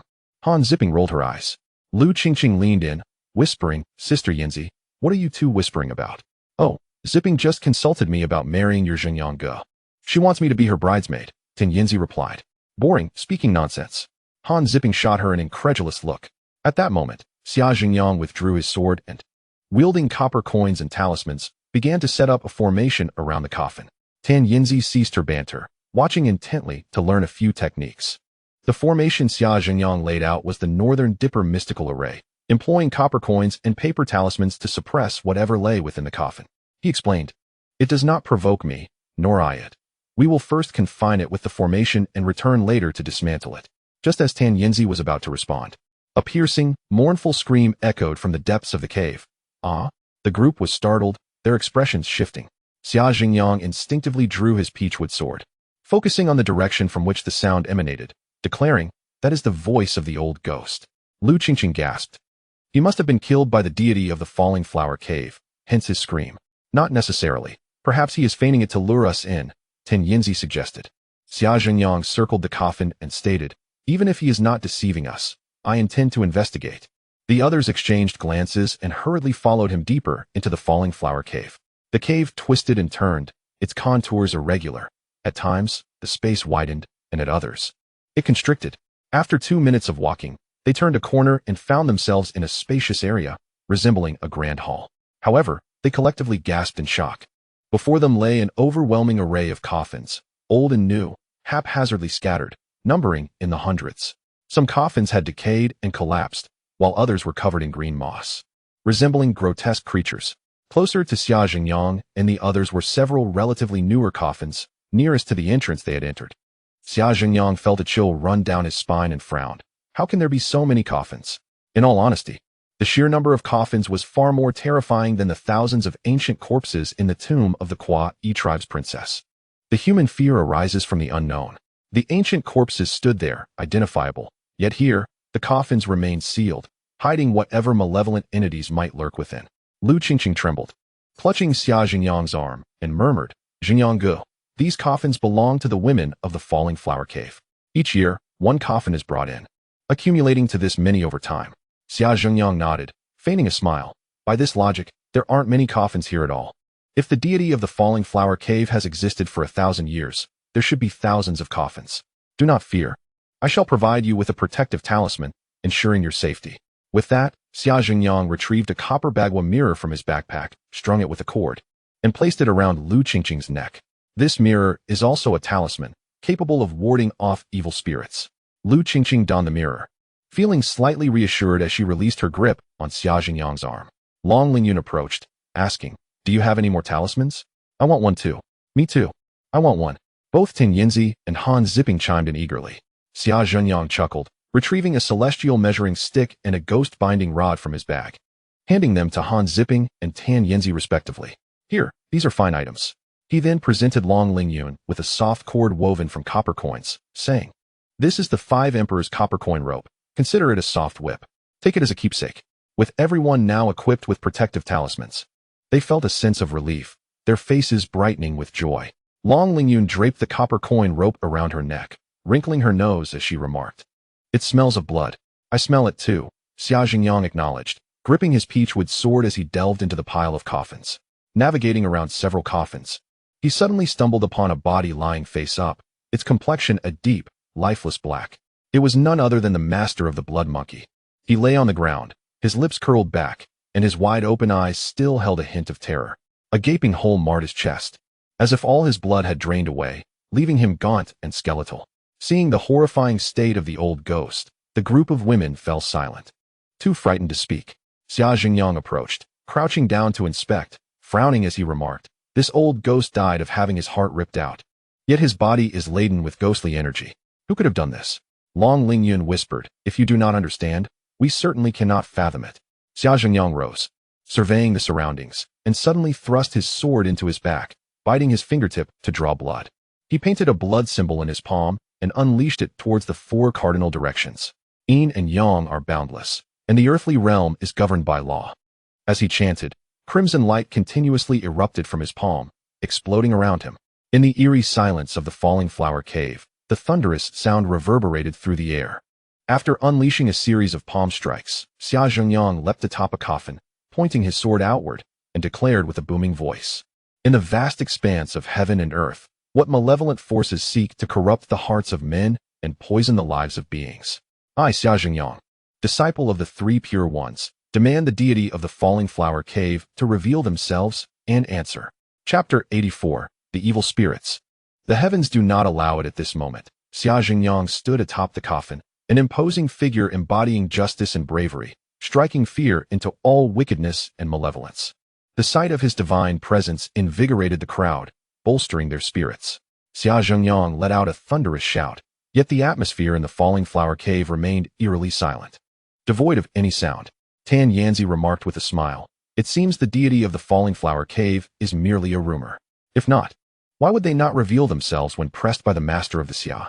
Before her words could settle, a faint whisper echoed from within a coffin, causing the crowd to turn in unison, their expressions shifting. Before them lay a brand new coffin draped in red cloth, clearly the one delivered by the villagers the previous afternoon. Inside, a soft exhalation was unmistakably heard. Xia Jingyang leaped down, brandishing his sword as he approached the coffin, delivering a decisive kick while commanding, "Speak, whether you be human or ghost." The coffin clattered under his forceful kick, and shortly thereafter, a faint groan emanated from within. Barely audible, yet discernible. Tan Yinzi's complexion paled as she whispered, "Could it be that the falling flower cave girl is alive?" Bending down, Xia Jingyang pressed his ear against the coffin to listen, then quickly withdrew and performed a hand gesture on his forehead, reciting an incantation, "Divine beings drive away demons. 6th generals and 6th spirits, gaze upon the azure skies and the dark realms below, with yin and yang's dual sight. Hasten the communion with the spirits." Tan Yinzi, upon hearing the incantation, excitedly turned to Han Zipi, exclaiming, "This is the Daoist incantation for opening the heavenly eyes, said to grant the power of clairvoyance." Who would have thought Xia Jinjiang's cultivation to be so profound, nearly divine? Han Zipe, startled, crossed her arms defensively. "Clairvoyance? Does that mean he can see through our clothes and into our bodies?"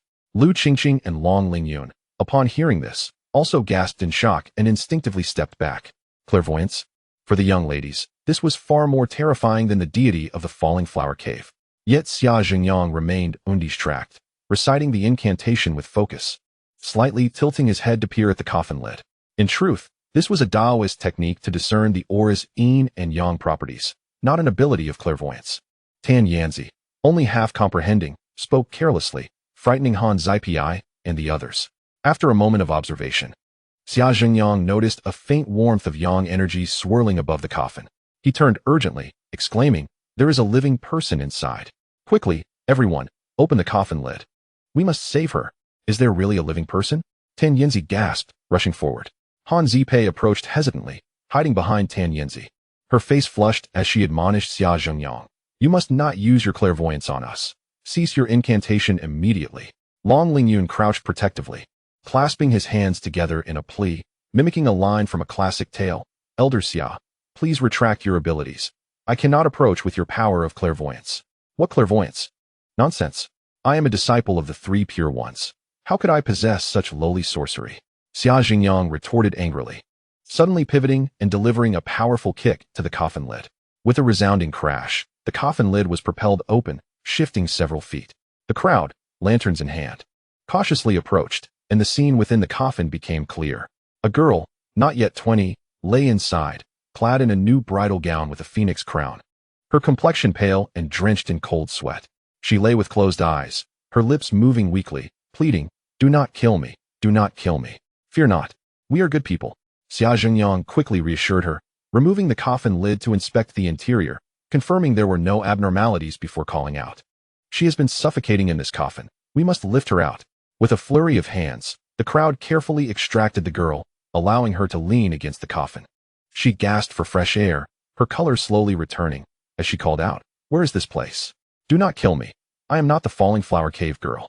Lu Qingqing, fixated on the girl, suddenly asked tremulously, "Bai Riyun, are you the Bai Riyun from Huaishuao?" The girl paused, then opened her eyes to stare at Lu Qingqing, bewildered. "Who are you?" "I am your elementary school classmate, Lu Qingqing, from Shuanglonggu. Do you remember me?" Lu Qingqing knelt, embracing Bai Riyun with a heart full of pain, repeatedly asking, "Riyun, how did you become the Falling Flower Cave girl? Who brought you here?"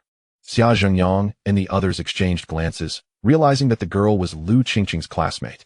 "You are really Qingqing?" Bai Riyun cried on Lu Qingqing's shoulder. "Qingqing, please take me away. I do not want to die. I do not want to be the Falling Flower Cave girl. I am not the Falling Flower Cave girl. Do not fear, I will take you away." Lu Qingqing comforted her, adding, "These are all good people, my friends and brothers and sisters. They are all good people with great abilities, and they will surely save you." Tan Yinzi glanced around, sword in hand, declaring, "This Falling Flower Cave is indeed malevolent. Master, shall we take this opportunity to cleanse this vile lair with fire, to prevent future harm?" Han Zipei, witnessing Bai Riyun's plight, echoed her sentiment with fervor. Yinzi is right. Such evil spirits are nothing but demons, unworthy of existence. Yet Xia Zhengyang waved his hand, signaling for silence from Han Zipei and the others. He grasped his peachwood sword, making a circuit around the area, and urged, "This place is not safe. Quickly, take Bai Riyun and retreat. I will cover you." As he spoke, a chilling wind howled from the depths of the cave, echoing with the sounds of wails like those of anguished spirits. Those who are prepared for battle, form ranks and advance. Always keep your eyes open. Nothing can penetrate this realm, and righteousness will prevail against all evils. Xia Zhengyang directed his peachwood sword towards the wind, urging, "Everyone hurry. This place is exceedingly vile. We may not withstand it." The group, alarmed, quickly organized themselves to escort Bai Riyun away. Tan Yinzi led the way with her Longquan sword and ghost-catching staff in hand. Han Zipei guarded their flank with the celestial measuring rod. Lu Qingqing supported Bai Riyun, with Long Lingyun closely following. Xia Zhengyang faced away from the group, reciting incantations as he retreated. "You cannot escape." A sinister voice reverberated through the cave, ethereal and disembodied, making it difficult to discern its source. Xia Zhengyang's eyes blazed with fury as he swung his sword wildly, shouting, "Do not stop for anything you see. Follow the path back and charge forward." However, Tan Yanzi, who was forging ahead, suddenly screamed, "Xia Zhengyang, the path ahead is blocked. A coffin has been erected, obstructing our way." Xia Zhengyang turned to glance, and indeed a large coffin had been propped up, sealing their retreat. He bellowed, "Break through the coffin." Chapter 85, The Coffin Blocks the Way. No retreat left before Tan Yinzi could respond. Shadows dressed in red began to materialize from all directions, encircling them in layers, completely obstructing their escape route. These figures, adorned in splendid attire, wore phoenix crowns and bridal garments, yet their faces were pale and devoid of expression, creating an unsettling sight. By their appearance, they seemed to be the Falling Flower Cave girls of years past. "Goodness, how are we to pass with so many spirits?" Long Lingyun exclaimed in despair. Though she was adept at handling snakes and had no qualms about taking lives, confronting these ethereal figures left her utterly powerless. as if she were just an ordinary person. Use the talismans I provided. They are meant to combat spirits, not tokens of affection. Should we not fight these apparitions? Will you keep them as sisters? Xia Zhengyang cried out in frustration. His words jolted the group into action, and they finally grasped the situation. Brandishing the talismans Xia Zhengyang had given them and striking at the red-clad spirits. The apparitions, when struck by the talismans, displayed expressions of pain, yet they did not retreat. Furthermore, their numbers were overwhelming, surging forth like a relentless tide, rendering any attempts to fend them off futile. Yin and Yang are boundless. There are laws for the mortal realm. Xia Zhengyang unleashed several palm strikes of lightning, dispersing the surrounding spirits, and charged towards the obstructing coffin, raising his sword. With a flash of golden light, the coffin lid was cleaved in two. Inside lay a skeletal figure clad in red, which promptly toppled out, lunging at Xia Zhengyang. "Forgive me, elder sister." Xia Zhengyang kicked away the withered bones and swung his sword fiercely at the coffin. Amidst the resounding clang, wood shavings flew as the coffin was swiftly dismantled. However, upon shattering this coffin, Xia Zhengyang discovered that behind it stood a dense array of upright coffins, resembling a forest of tombstones, leaving no visible escape. "Stay here, you cannot leave," echoed an ethereal voice, devoid of warmth and emotion.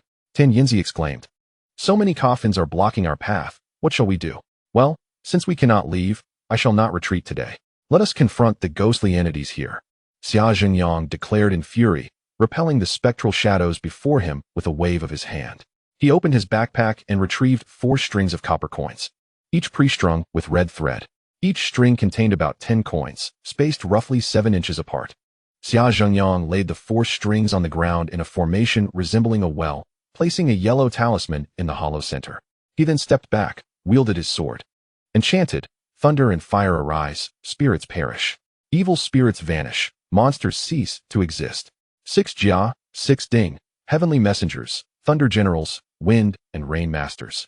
Thunder god and lightning mother, may the winds not penetrate above, nor waters below.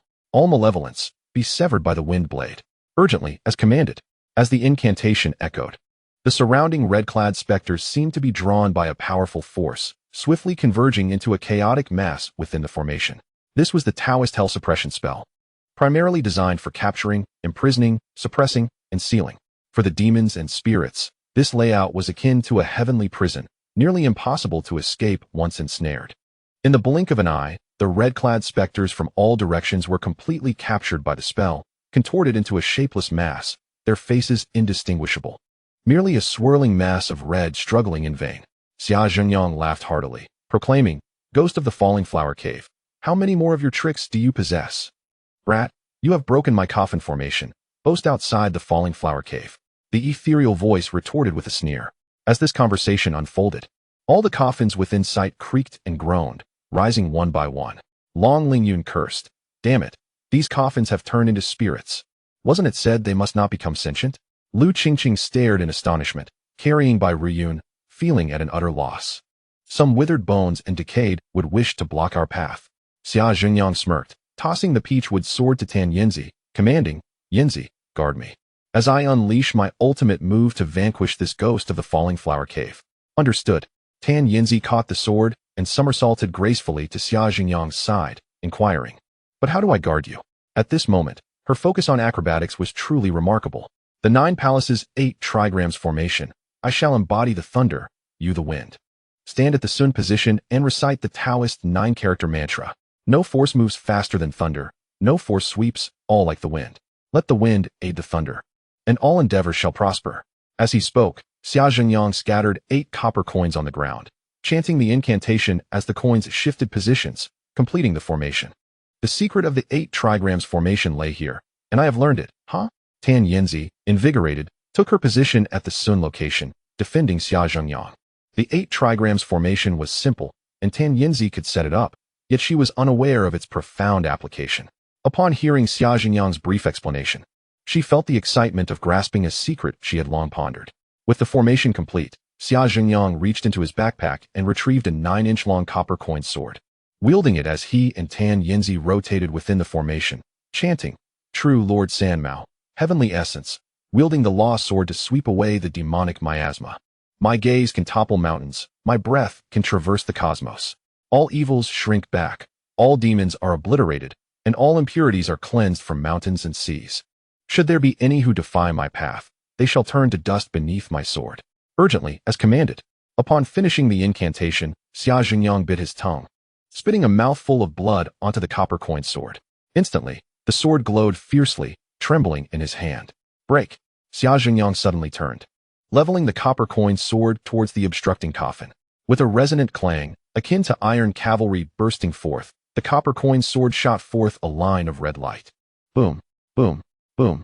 The obstructing coffins exploded, wood shavings scattering everywhere. Everyone, quickly follow my copper-coined sword. Do not hesitate. Xia Jingyang urged Han Zipei and the others. Realizing the urgency, Han Zipei hurriedly led by Riyun to flee. However, at that moment, Tan Yinzi suddenly coughed up a mouthful of warm blood. As she and Xia Jingyang were connected within the same formation, the clash of righteousness and evil unleashed a backlash that she could not withstand. It was akin to a 3-year-old wielding a powerful sniper rifle. The recoil would inevitably knock the child to the ground. Yinzi, can you still hold on? Xia Jingyang quickly asked as he retrieved his peachwood sword. I'm fine. Tan Yinzi wiped the blood from her lips, stubbornly asserting. That is good. Let us retreat with everyone. Xia Jingyang replied. Tan Yinzi nodded and began to lead the way. Xia Jingyang held his peachwood sword to provide cover for the others. Kid, your skills are commendable, but do not think you can escape my falling flower cave. The ethereal voice resounded again as an ominous wind swirled around, lifting debris and morphing into a ghostly claw aimed at Xia Jingyang. Chapter 86. The peculiar, unconscious Tan Yinzi. Before the ghostly claw could reach, an ominous wind surged forth. Xia Jingyang and his companions were assailed by the chilling breeze, feeling as though they had fallen into an icy abyss, making movement laborious and clumsy. Han Zipei had already run far, but worried for Xia Jingyang's safety, calling back, Yinzi, Jingyang, are you all right? We're fine, you go ahead. Xia Jingyang fought while retreating, spitting another mouthful of blood onto the peachwood sword, drawing symbols in the air, and shouting. The two each reverse, the essence of the mysterious. 7 spirits protect life. Ascending to the 3 pure ones. 2 yellow mysteries descend, attending to the talismans. Black souls and rakshasas, 30,000 soldiers. Mysterious winds 100 feet high, exhaling essence. Swing the sword to chase away evil, dispelling the fallen magical spirits. Divine talismans circulate, within and without the 5 elements. King Yu has decreed, obliterating all demons. Urgently. As commanded. As Xia Jingyang recited the incantation, blood-red symbols floated from the sword's tip, warding off the advancing ghostly claw. Though the claw was fierce, it was significantly slowed by the talismans. Xia Jingyang, gathering his strength to protect everyone, finally burst forth from the falling flower cave. Outside, the air was fresh and clear, with a sky full of stars. Xia Jingyang, upon seeing the starlight, collapsed onto the ground, laughing heartily towards the cave. Die, monster! The Taoist has emerged. Dare you follow? I shall cast you into the 18 layers of hell, never to rise again. Ha ha ha. Han Zipei had already moved a few steps away but turned back, rushing to Xia Jingyang's side, exclaiming, Jingyang, hurry and go. What are you still laughing about? Fear not. Xia Jingyang continued to laugh heartily, pointing at the sky. The stars shine brightly. I can harness the energy of heaven and earth. If the ghost of the falling flower cave dares to emerge, I shall seal it in a chamber pot, tossing it into the latrine for its enjoyment. Previously, within the cave, Xia Jingyang was no match for the spirit of the falling flower cave. However, outside the cave, the situation had changed entirely. Long Lingyun approached, offering Xia Jingyang's copper-coined sword. This is your sword. I found it at the cave entrance. Xia Jingyang nodded, accepted the copper-coined sword, wiped it on his clothing, and stowed it in his backpack. Thanks to the copper-coined sword clearing the path, Xia Jingyang and the others had narrowly escaped death in the falling flower cave. Tan Yinzi, pale and exhausted, sat on the ground, gasping for breath. Although she had not engaged much in combat, the backlash from operating the formation with Xia Jingyang had left her the most injured. In contrast, Bai Riyun appeared to have improved, her complexion brightening considerably. After catching his breath, Xia Jingyang said, Let us go. We'll return later to deal with this ghost of the falling flower cave. It resides here and cannot escape the monk or the temple. Everyone nodded in agreement, supporting one another as they retraced their steps. Xia Jingyang, however, urged everyone to leave first. Turning away, he urinated towards the falling flower cave, sneering, Oh, spirit of the falling flower cave. Allow me to offer you a taste of this refined virgin urine, aged over 20 years. As they climbed from the gorge back to the road, the group took a moment to rest, reflecting on the haunting events within the Falling Flower Cave, which felt akin to a nightmare. Lu Qingqing then inquired about Bai Ruyun's condition, asking why she had become the maiden of the Falling Flower Cave. Bai Ruyu, covering her face in tears, spoke softly. In spring, I fell ill and became somewhat dazed, losing my appetite. Every night, I dreamed of a man who claimed to be the spirit of the Falling Flower Cave and wanted to marry me. I mentioned this to my family, but they forbade me from speaking of it. Yet, the villagers soon learned and branded me as the maiden of the Falling Flower Cave. As my illness worsened, I stopped eating and drinking, and suddenly I fainted. When I awoke, I found myself confined in a coffin. And it was only when you rescued me that I regained my senses. Lu Qingqing frowned in silence, while the others were equally astonished. Xia Zhengyang lit a cigarette and asked, Miss Ryun, what did the man you dreamt of look like? What kind of clothing did he wear? Bai Ryu glanced at Xia Zhengyang, her voice barely above a whisper. He was very handsome, in his 30s, dressed in ancient attire, a long robe of sorts. Xia Zhengyang nodded and pressed further. What kind of robe? Was it a long gown from the Qing dynasty, or something from the Ming or Song dynasties? I can't quite say. It was definitely not Qing attire, nor did he have that long braid. Bai Ryu pondered, then suddenly added, ah yes. His clothing resembled that of Confucius's era, with particularly wide sleeves. Han Zipei expressed her surprise. From Confucius's time? Could it be that this is an ancient ghost from 2,000 or 3,000 years ago? Perhaps even older than Confucius, Xia Zhengyang replied, flicking ash from his cigarette. However, I can assure you, this entity is not a ghost. Long Lingyun, intrigued, asked, if it is not a ghost, then what is it? A deity, perhaps? Xia Zhengyang laughed. Certainly not a deity, either. Deities would not engage in such shameless acts. I assert he is not a ghost based on Taoist definitions. Generally speaking, a ghost older than 1,000 years is considered a celestial being, capable of roaming freely without being confined to the Falling Flower Cave. Lu Qingqing glanced at the time, noting it was nearly 4 in the morning, and suggested, Brother Zhengyang, let us return and discuss this further. Xia Zhengyang nodded, and they all boarded the vehicle, returning to Shuanglonggu, with Bai Ruyun accompanying them. Upon arriving at the Lu residence, the group washed their faces. Dawn was breaking. Lu Leizizi awoke, and upon learning they had rescued a maiden from the Falling Flower Cave and battled its spirit, he was taken aback. This matter must not be disclosed to anyone. Bai Ruyun shall stay hidden in my home, and do not inform her family. I need to contemplate this further. Xia Zhengyang apologized to old Lu, saying, I sincerely regret the trouble I've caused you. However, as a disciple of Taoism, I could not stand by and watch while this young lady was in peril. Old Lu sighed and waved his hand. We are family. There is no trouble here. Yet, you have offended the spirit of the Falling Flower Cave tonight, and I fear the consequences are dire. Zhengyang, if you heed my advice, you should leave promptly, taking Qingqing with you, and the farther you go, the better. Never return. Xia Zhengyang understood old Lu's intentions and reassured him, Old sir, I believe the spirit of the Falling Flower Cave is not as formidable as it seems. There is no need for concern. I will eradicate this malevolent being and eliminate any future threats. Old Lu hesitated, clearly lacking confidence in Xia Zhengyang's assurance. Though we faced a tumultuous night, we did not suffer defeat. I successfully brought Bai Ruyun away from the Falling Flower Cave, and the spirit did not obstruct us, indicating its limited power. Given time to prepare adequately, I will be able to confront it. Old Lu sighed once more. You have all toiled through the night. Rest now. We shall address the significant matters once you have regained your strength. Xia Zhengyang nodded and went to rest. He slept until 10:30 in the morning, waking to discover a painful sensation on his tongue from having bitten it several times the previous night. The wounds had yet to heal. Approaching lunchtime, he noted that Tan Yanzi had not yet risen. Han Zipei returned to the bedroom to rouse Tan Yanzi, but despite her efforts, she could not wake her. Chapter 87. Evil, becoming a bride in a dream, realizing something was amiss. Han Zipei hurriedly informed Xia Zhengyang. Skeptical, he ascended to check on Tan Yanzi, accompanied by Long Lingyun and Lu Qingqing. Tan Yanzi lay on the bed, her eyes closed, her cheeks flushed, her expression shifting occasionally into smiles, radiating happiness and contentment, almost sinister, as if she were engaged in some unspeakable act.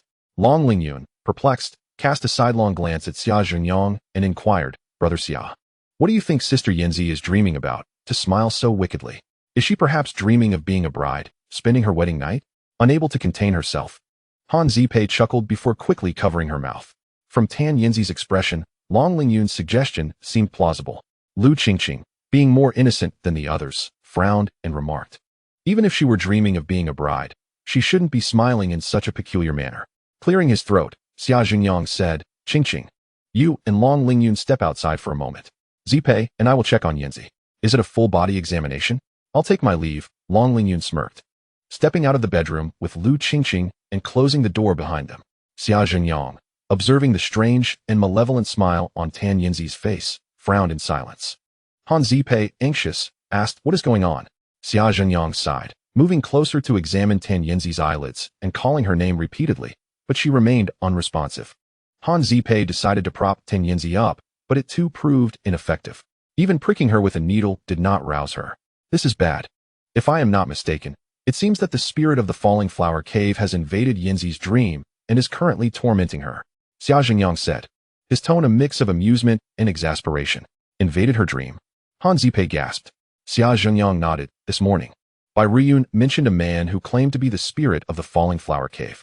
Han Zipei's forehead beaded with cold sweat. Does that mean it's over for Yinzi?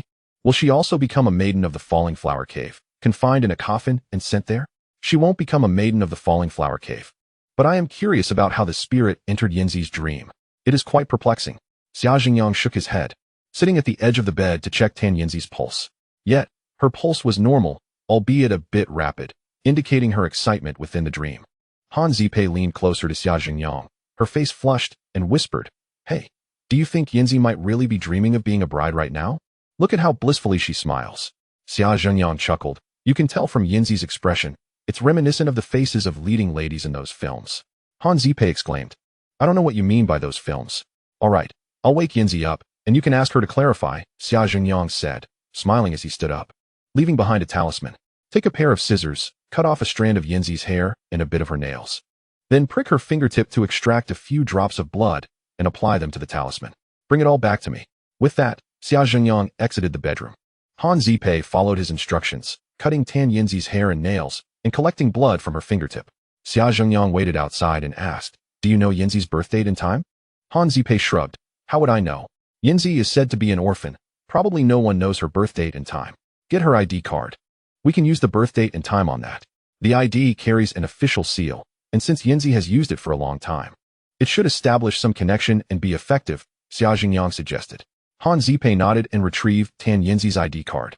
Xia Jingyang examined Tan Yinzi's date of birth, deducing her fortune through the ancient practice of 8 characters. He crafted a talisman, encasing her hair and nails within it, which he subsequently incinerated. He then fashioned a paper effigy, applying the ash mixed with water upon it. Observing this, Han Zipei inquired curiously, "Is the next step to pierce this effigy with a needle?" "No, a needle will not suffice. It must be a sword, and it must pierce through the heart," Xia Jingyang replied, retrieving his peachwood sword and pointing it at the paper figure, declaring, "With my treasured sword, the 7 stars shine brightly." As he chanted the incantation, the peachwood sword struck the effigy squarely in the center of its chest. In the bedroom, Tan Yinzi emitted a blood-curdling scream. Han Zipei rushed over, only to find Tan Yinzi sitting up, drenched in sweat and pale-faced. "Yinzi, what happened to you?" Han Zipei asked, enveloping her in a comforting embrace. Tan Yinzi wiped the sweat from her brow, her voice trembling. "I just had a dream where Xia Jingyang pierced my heart with a sword. How could he want to kill me?" Han Zipei hastily fabricated a lie, reassuring her, No, Xia Jingyang is our friend. Why would he harm you? You must be overtired, leading to a nightmare." Just then, Xia Jingyang entered, chuckling. "Yinzi, are you blaming me for interrupting your sweet dreams, hence calling me despicable?" "What sweet dreams? Nonsense," Tan Yinzi retorted, her cheeks flushing as a realization dawned upon her. She stared at Xia Jingyang, astonished. "Xia Jingyang, do you know something?" "I can only guess. The specifics, let Zipei disclose to you." "I shall descend for a drink first," he replied with a grin, turning to leave. Tan Yinzi furrowed her brow, her expression shifting between embarrassment and amusement. Han Zipei interjected, "Yinzi, when we were unable to wake you, it was Xia Jingyang's spell that roused you. What exactly did you dream of?" "Long Lingyun claimed you were laughing rather lewdly, surely in the bridal chamber." "Goodness, she knows even that," Tan Yinzi exclaimed, pausing in thought before she finally sighed. "You guessed correctly. I dreamt of a handsome man who married me." Han Zipei's eyes widened. Was that handsome man the god of falling flowers? The god of falling flowers? "He did not mention it, nor did I ask," Tan Yinzi murmured, reflecting on her dream. "He was charming and attentive, showering me with affection. I was too engrossed in my bliss to inquire about his identity." Han Zipei slapped her forehead in exasperation, lamenting, "My beautiful Yinzi, the god of falling flowers entered your dreams. This cannot bode well. How could you still revel in this romantic fantasy? If it weren't for Xia Jingyang's magic, you might never have awakened." Tan Yinzi pondered, rising to dress. "It should be fine. In dreams, he cannot harm me. Come, let us drink first, then consult Xia Jingyang." Han Zipei nodded, tidying the bed before descending with Yinzi. Chapter 88. Dreams of Spring. Daydreams while tidying. Han Zipei caught a whiff of an indescribable scent emanating from the bedding. Was it ambiguous? Was the bedding unclean? Or was it her own impure thoughts? She could not discern. Xia Jingyang was already drinking, accompanied by Lu Qingqing and Long Lingyun. Bai Ruyun sat beside Lu Qingqing. Her head bowed, hesitant to speak. Old Master Lu dined with the weeping Lan, separated from the youth, aware that young people preferred not to dine with their elders, thus avoiding unnecessary mingling. Lan was more than pleased to witness her young master surrounded by beautiful maidens, laughing and chatting merrily. This sight bolstered her hopes of soon witnessing another generation from the Xia family. Upon seeing Tan Yinzi descend the stairs, Long Lingyun smirked, teasing, "Sister Yinzi, why are you dreaming of spring in the midst of summer, remaining in slumber? Is it amusing?" Tan Yinzi rolled her eyes, sitting beside Long Lingyun and pouring herself a drink. Dreaming is not a crime. In dreams, one can commit murder, set fires, or even engage with 100 men without facing moral condemnation, correct? Long Lingyun nodded. "Indeed, in your dreams, you reign supreme. 3,000 suitors and 72 lords. As long as you find joy." Suitors, a term from history denoting male consorts. It is said that during the southern and northern dynasties, Princess Shanin had 30 suitors. "Let us drink and discuss matters at hand." Xia Jingyang raised his cup. Tan Yinzi paused her banter, lifting her glass to drink. Han Zipei sipped her drink, her brow furrowed with sadness. "I feel the situation growing increasingly complex. Initially, we sought a remedy for the bizarre virus. Yet now we have made enemies among a group of demons, rescued by Ruyun, and confronted the god of falling flowers. Although we are currently unharmed, Yinzi has caught the attention of the god of falling flowers, and the consequences are unpredictable." Tan Yinzi sighed in agreement. Xia Jingyang, however, remained optimistic, saying cheerfully, "Zipei, you should reconsider. We came from the southwestern frontier, entered the Kuai tribe's underground chamber, collected the fetal blood Ganoderma, and cured your brother's ailment.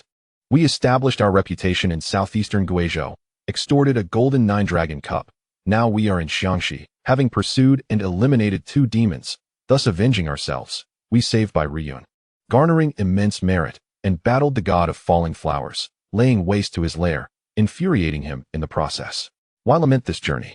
Though we face minor troubles, the bizarre virus cannot claim our lives. It merely compels us to drink and enjoy life. The god of falling flowers invading your dreams is also futile. He cannot harm a single hair on your head. Therefore, we have no reason to despair." Tan Yinzi regarded Xia Jingyang with a sidelong glance. "Futile dreams?" Xia Jingyang paused, then waved his hand dismissively. "Do not misinterpret. I mean that the god of falling flowers entering your dreams is in vain." Han Zipei understood the exchange between the two and quickly raised her cup. Drink up, drink up. Let's not let a disagreement take us off course." The group then ceased their banter, indulging in food and drink. After the meal, Old Master Lu and Lan inquired in detail about the events of the previous night. Xia Jingyang recounted the occurrences, analyzing, "The blood monkey's master perished in the god of falling flowers domain, likely at his hands. This indicates that these demons are not allied with the god of falling flowers." Old Master Lu nodded. "Fortunately, they are not working together, otherwise, it would be even more challenging to confront them." Xia Jingyang continued, "The bizarre virus afflicting us is not a grave issue and can be resolved gradually. For now, we have 2 adversaries to face. First, the group of demons, having lost 2 members. Their remaining allies are uncertain. Second, the god of falling flowers." Everyone nodded in agreement, acknowledging Xia Jingyang's reasoning. He added, "I believe the god of falling flowers is more manageable, as he is out in the open. The falling flower cave is fixed in place and cannot flee. Conversely, the demons lurk in the shadows, and we know not their intentions, making them more challenging to deal with." As they spoke, a visitor arrived. Lu Qingqing quickly concealed by Ruyun, instructing her to remain hidden. Old Master Lu welcomed the guest, discovering it to be the girl who had succumbed to corpse poison the previous night, the one who had fainted at the singing event. Upon seeing Old Master Lu and Xia Jingyang, the girl's parents bowed repeatedly, stating, "Our child has relapsed. We have brought her to seek your aid." "Relapsed?" Xia Jingyang frowned. "I had clearly removed the corpse poison from her. How could she fall ill again?" Gazing intently at the girl, He noted her dazed and confused expression. Old Master Lu frowned. Let the child sit. We shall examine her. The girl reclined in a chair, and Xia Zhenyang and Old Master Lu resumed their diagnosis. Old Master Lu pressed the girl's arm, frowning. Her skin appears somewhat swollen yet rigid. This is likely not corpse poison, but rather the corpse king goo.